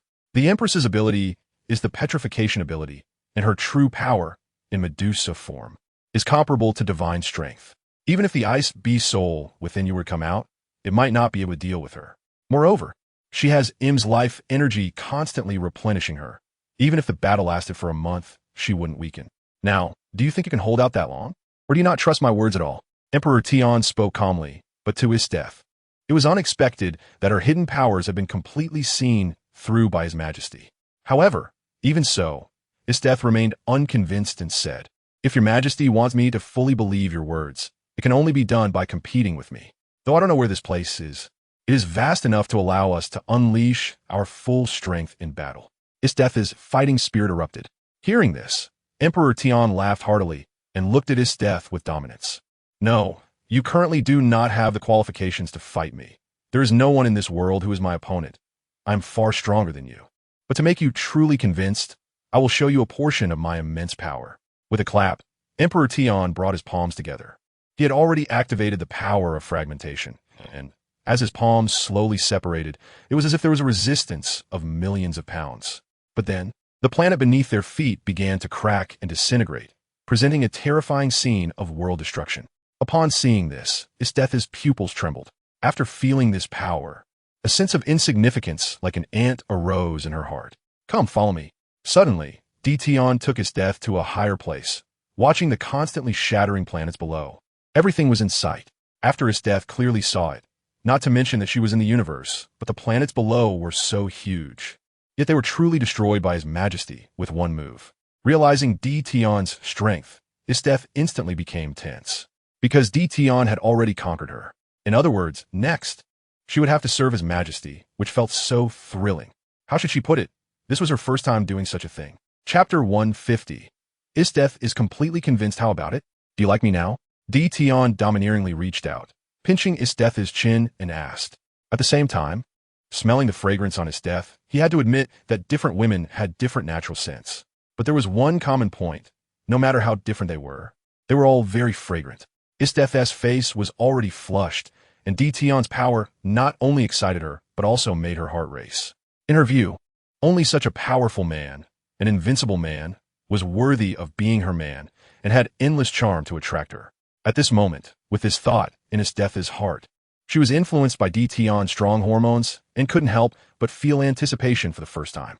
"Naturally, I like your Majesty's powerful strength," Isteth suddenly said shyly like a little woman. Hearing this, Tian laughed heartily. "Ha ha, my beloved, not only am I powerful, but I'm also strong in every aspect. When the time comes, I want to hear you beg for mercy." Tian domineeringly picked Isteth up and embraced her, opening the door of time and space. They quickly returned to the Imperial Palace. However, just as he was about to throw Isteth directly onto the bed, she suddenly launched a sneak attack on Tian, piercing his heart with an ice spike. Tian stood there, stunned, and frowned with cold eyes. "Beloved, what do you mean? Did you actually choose to sneak attack me?" Isteth got down from Tian's embrace, sitting on the bed with her long, beautiful legs crossed. "Beloved? Heh, calling me your Majesty is more appropriate. Although I admit your strength is powerful, I still don't like being conquered. I prefer to take the initiative to conquer everything. It's a pity that we are having such close contact for the first time, and you let your guard down so easily. You really underestimate my resistance. If you had been able to evade my sneak attack just now, perhaps I would have truly been convinced and completely infatuated with you. But now, you should be dying soon. What a pity. But don't worry, after you die, I will take care of your two women. After all, they are very strong and can let me fight well." Isteth said with great interest. "Ha ha, I didn't expect Isteth to be this kind of person. It seems that it's because I don't have a protagonist halo. That's why you resist me like this." I assenti it. Tian laughed loudly. But inwardly he felt displeased with the original's Tatsumi, wondering why he could win Isteth's true love when he was clearly a weakling. It was just that he could put on an innocent and flawless smile. But to be honest, Isteth was indeed a bit funny. She was clearly a war fanatic, with blood on her hands, yet her true heart would like someone with an innocent smile. At this moment, Isteth felt something was off. Alert! She sat up from the bed and looked at Tian. "Your Majesty, your heart has been pierced by me. How are you still alive?" Seeing his death finally a bit anxious, Tion laughed loudly. Obedient beloved, you mean this heart of mine, right? Tion used the power of the space fruit to take out his heart and show it to his death. Your Majesty, you. Isteth's eyes widened in shock, unable to comprehend, and suddenly felt that his Majesty was probably a monster. He actually took out his heart, and it showed no damage. But she had clearly aimed for his Majesty's heart. It should have been pierced. Isteth, you really underestimate me too much. The reason I didn't T-guard against you is that no matter how you sneak attack, you cannot threaten my life. Tion pulled out the ice spike from the heart position, and the wound instantly healed itself. He then placed his heart back. Isteth couldn't help but take 2 steps back for the first time. What happened today had completely overturned her understanding. His Majesty was no longer just powerful. He was an invincible monster. Tion stepped forward and pushed Isteth down onto the bed. This time, Isteth did not resist. Nor did she insist on her preference for conquering others instead of being conquered herself. Half a month later, Isteth truly experienced Tion's power. She was filled with awe and infatuation for Tion. After all, no woman could resist Tion's charm and his long-lasting domineering tenderness. Perhaps at first, she would refuse and reject it. But as they spent more time together, she would gradually develop feelings and deeply like Tion. Your Majesty, you are really terrifying. For the first time, you made me completely powerless to resist. Next, it seems I will have to stay in this room for several days before I can leave peacefully. Isteth helped Tion arrange his clothes, but she felt very weak, still soft all over. Tion smiled gently. So now, do you prefer me? A man with powerful strength in every aspect, or someone with an innocent and flawless smile? Upon hearing this, Isteth's face immediately showed confusion, not quite understanding what Tion was hinting at. Your Majesty, what innocent and flawless smile. I now really like your invincible strength. Your Majesty, you have truly conquered me. My heart is now filled with your image. Isteth nestled in Tion's arms, gently saying like a little bird, looking as if she had truly found the happiness she had never had before and really liked Tion. Indeed, no matter how strong-willed a woman was, as long as she met a stronger man, she could completely be persuaded. All right, if you're feeling weak and powerless, then you should rest well for a few days. I still have some matters that I need to handle personally. Yes, Your Majesty, then I will rest. At this moment, Isteth struggled to say a few words, unable to help but break out in a cold sweat, which showed how much she had endured in the past half-month. Although Isteth's strength could match up to or the Empress, she did not possess the power of life return, and in this aspect, she was indeed inferior to him. When Tion walked out of the palace, and the Empress happily came up to him. Husband, you haven't cared about us for half a month. The Empress said with a hint of grievance. You two wait a bit. I still have things to do, Tion said gently. All right, I will continue to wait. The Empress blushed and said, although it was a perfectly normal need, such an eager plea felt somewhat cheap. You feel the same way, right? Once I have enough time, I will take good care of both of you. Understood. But, husband, what are you going to be busy with next? Now that your most interesting person, Isteth, is yours, who else interests you? Hey, you'll find out then. With that, Tion opened the time-space portal and walked in, preparing to visit the headquarters of the Night Raid organization. According to the Empire's current reconnaissance agency, if the Hunter organization was not formed, it would be impossible to find the Night Raid members in a short time, and naturally, he couldn't help himself capture those sister assassins. Just as Tion left, and the Empress couldn't wait to rush into the room. Isteth was just about to lie down to rest when she faced and the Empress. Ahem, Isteth, are you ready to rest? However, I prepared chicken soup and ginseng soup for you later. Would you like some? Spoke first as she walked in. Thank you, but you two came in for another reason, right? Isteth asked flatly. As a strong woman, even though she had become the Emperoress woman, her strong-willed nature compelled her to possess the Emperor solely for herself and not share him with others. That's right, half a month ago the two of us teamed up. Although there was no clear winner, we can consider it a tie. At the same time, we want to take advantage of you since we are all Tion's women now. We are sisters, and in the future, we will serve Tion together, right? So, I discussed with Hancock. She was originally the second sister, but since you are here, she decided to give her position to you. As for me, I will remain the eldest sister. How about it, Isteth? Are you satisfied with my arrangement? Asked affectionately. Isteth coldly replied, sorry, I don't need any sisters or anything. From now on, Tion will only be mine. You should go back where you came from. And Hancock frowned at this, their expressions turning cold. If she didn't show them respect, they couldn't be blamed for being heartless. Death, are you very strong? Why do you think you can monopolize DT on? Moreover, even if you fight alone, you're not a match for either of us sisters. The Empress said confidently. For the past half-month, the Empress and had gathered quite a bit of information about Death. Although she was strong, it could be confirmed that Death currently seemed to have no ability to freeze time and space.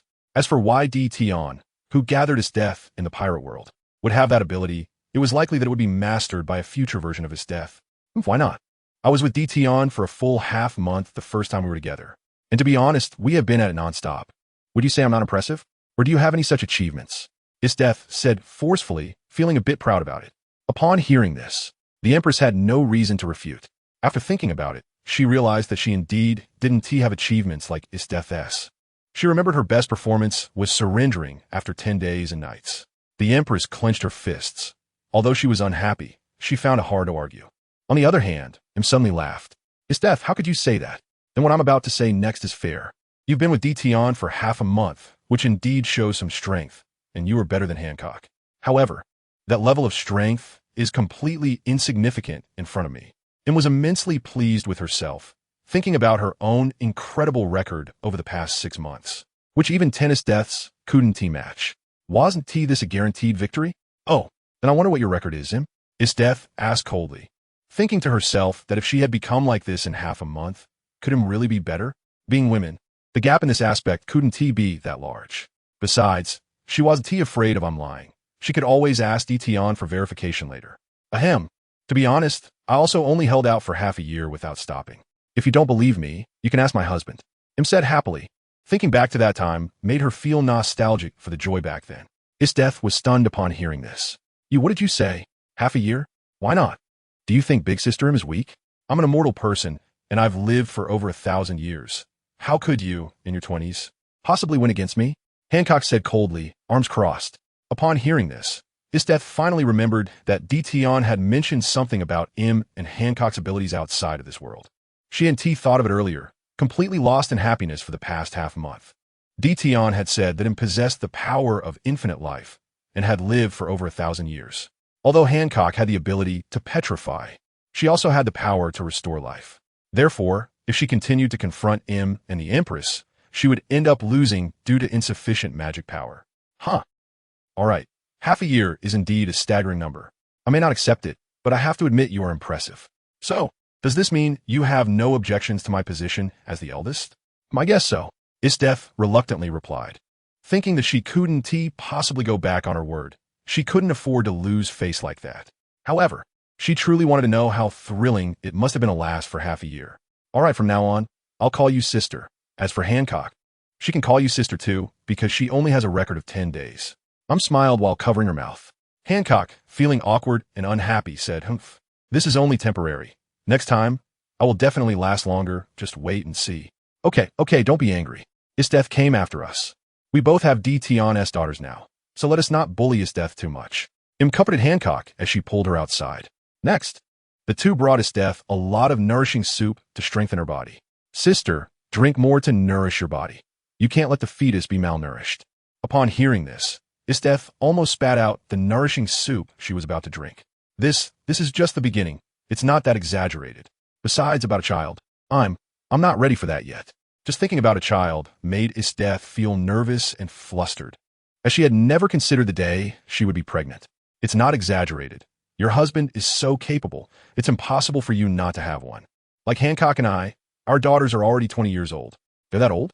Yes, but my husband used his abilities, and once the children were born, we traveled to 20 years later. For us travelers, it's just a moment, but our daughters have grown for 20 years. So that's how it is. Our Lord's methods are truly incredible. Death was shocked in her heart. Traversing time is simply unfathomable. It seems she doesn't know enough about Emperor Tion and must delve deeper next time. Meanwhile, Emperor Tion stepped out of the time and space, appearing right at the base of Night Raid. Who is it? Akame immediately noticed Emperor Tion. When Emperor Tion turned around, Akame was so frightened that she retreated. The Emperor of the Empire, how did you find us?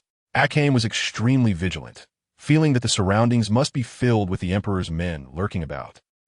Tomorrow it will all come to an end. The sister-slaying arc was written casually, so please don't take it too seriously. Chapter 151, this book is finished. See you in the martial world. Akame, it's time to make a choice. Either become my woman, or I will kill all your companions. Emperor Tian turned around, looking at Akame with an air of invincibility.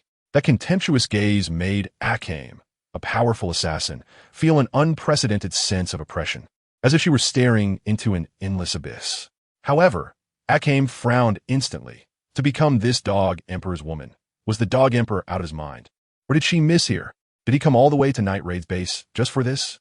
I don't really understand what you mean, and I'm just an assassin. What right do I have to become a woman of someone so high and mighty? Besides, even though I'm an assassin who could die at any moment, I still want to choose to be a real woman in matters of love, not your plaything. In Akame's view, the Empire's dog emperor was no good.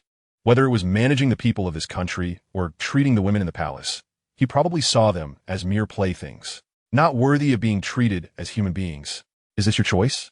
Emperor Tian's gaze turned fierce. His mood began to sour, and he activated the power of the thunder fruit. The sky above darkened with thunderclouds, and thunder rumbled ominously within. Upon seeing this, Akame's legs went weak.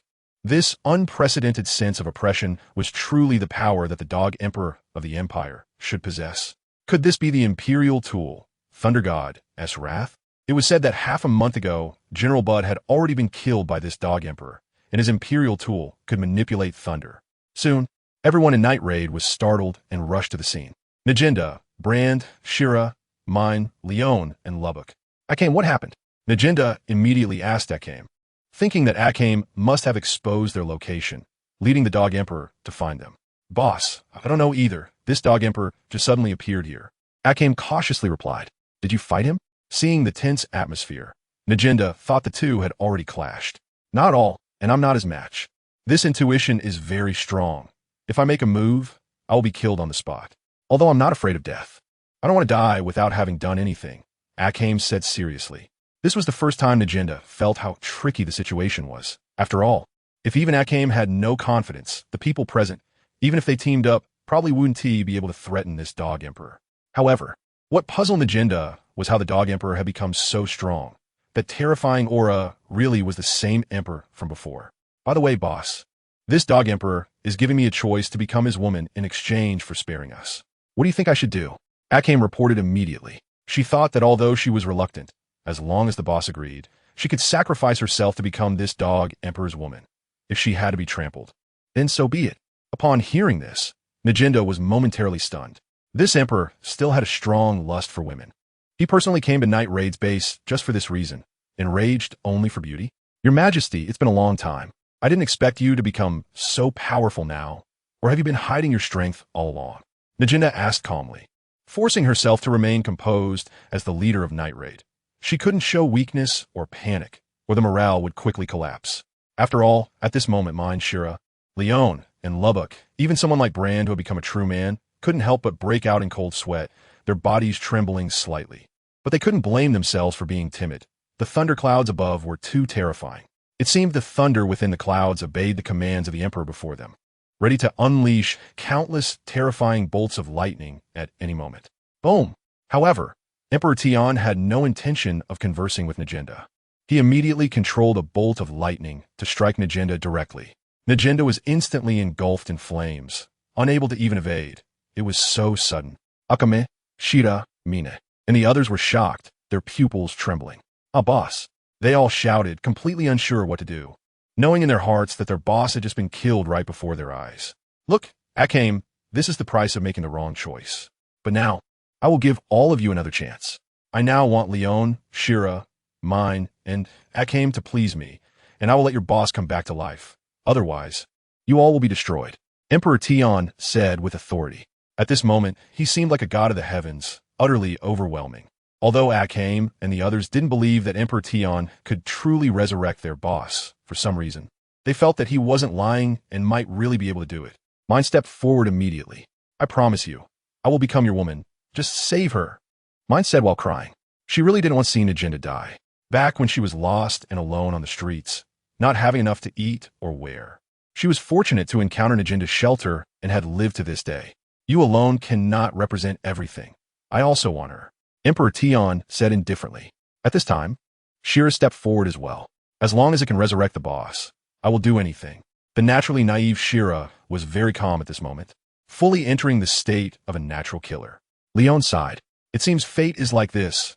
We have revolted for so long. And it's laughable that we didn't realize how powerful the Emperor truly is. To say he is like a god is not an exaggeration. Therefore, I recognize the situation and choose to become your woman. Leon was a straightforward woman. If she couldn't win, she would join instead, taking it quite well. Akame then threw away the Imperial tool, the guaranteed kill Muramasa, and said, "Is it all right now? Are you satisfied?" "Haha, very good. It seems you are all smart people." After Emperor Tian arrogantly laughed, he waved his hand, using the power of time reversal to instantly resurrect the burning Najinda, as if nothing had happened. Najinda regained her senses, feeling somewhat confused. "It seems like I just had a terrible dream, dreaming that I was struck by the lightning of the dog Emperor and instantly burned to death." Chi-Tong, Main, and Hill saw that Boss Najida was really resurrected, truly unharmed, and they were overjoyed to tears.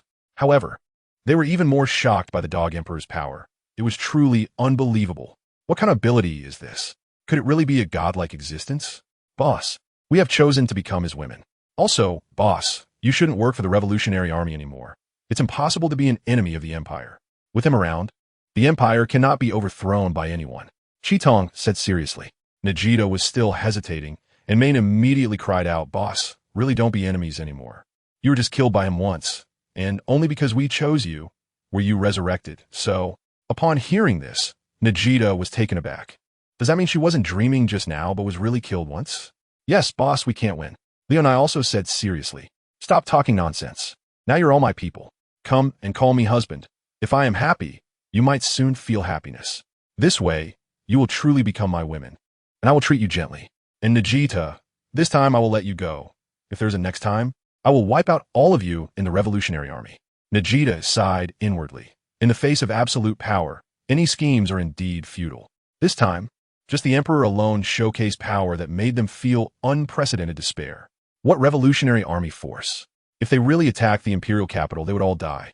Moreover, with such immense strength, the Revolutionary Army should really not seek death. Otherwise, more people would just die. "Understood. Thank you for your reminder, Your Majesty. However, they're all good girls, and I hope Your Majesty can treat them well," Najida said earnestly.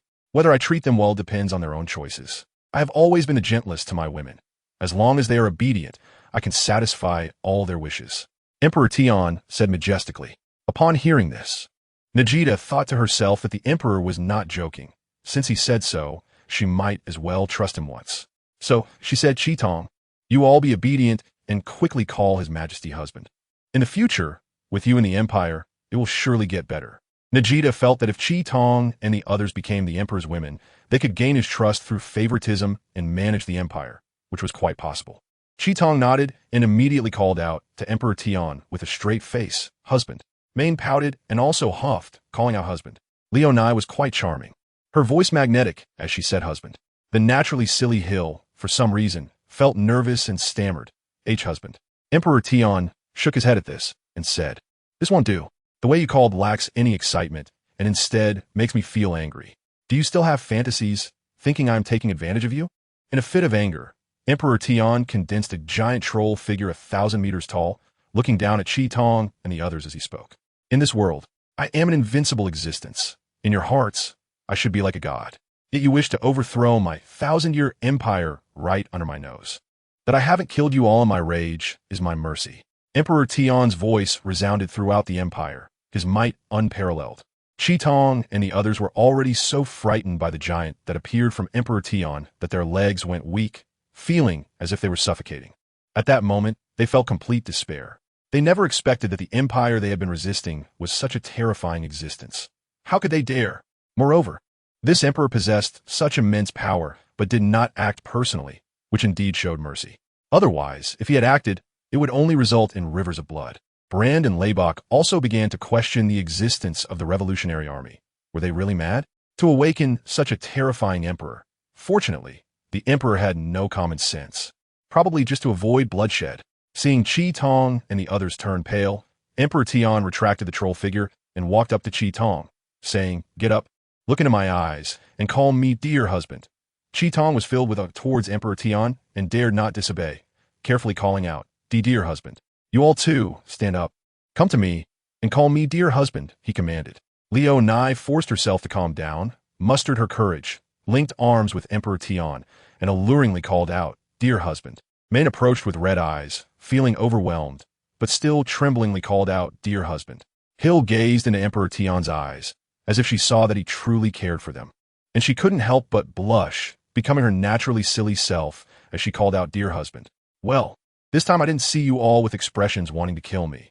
Though it's still better than hatred towards me. Let's go.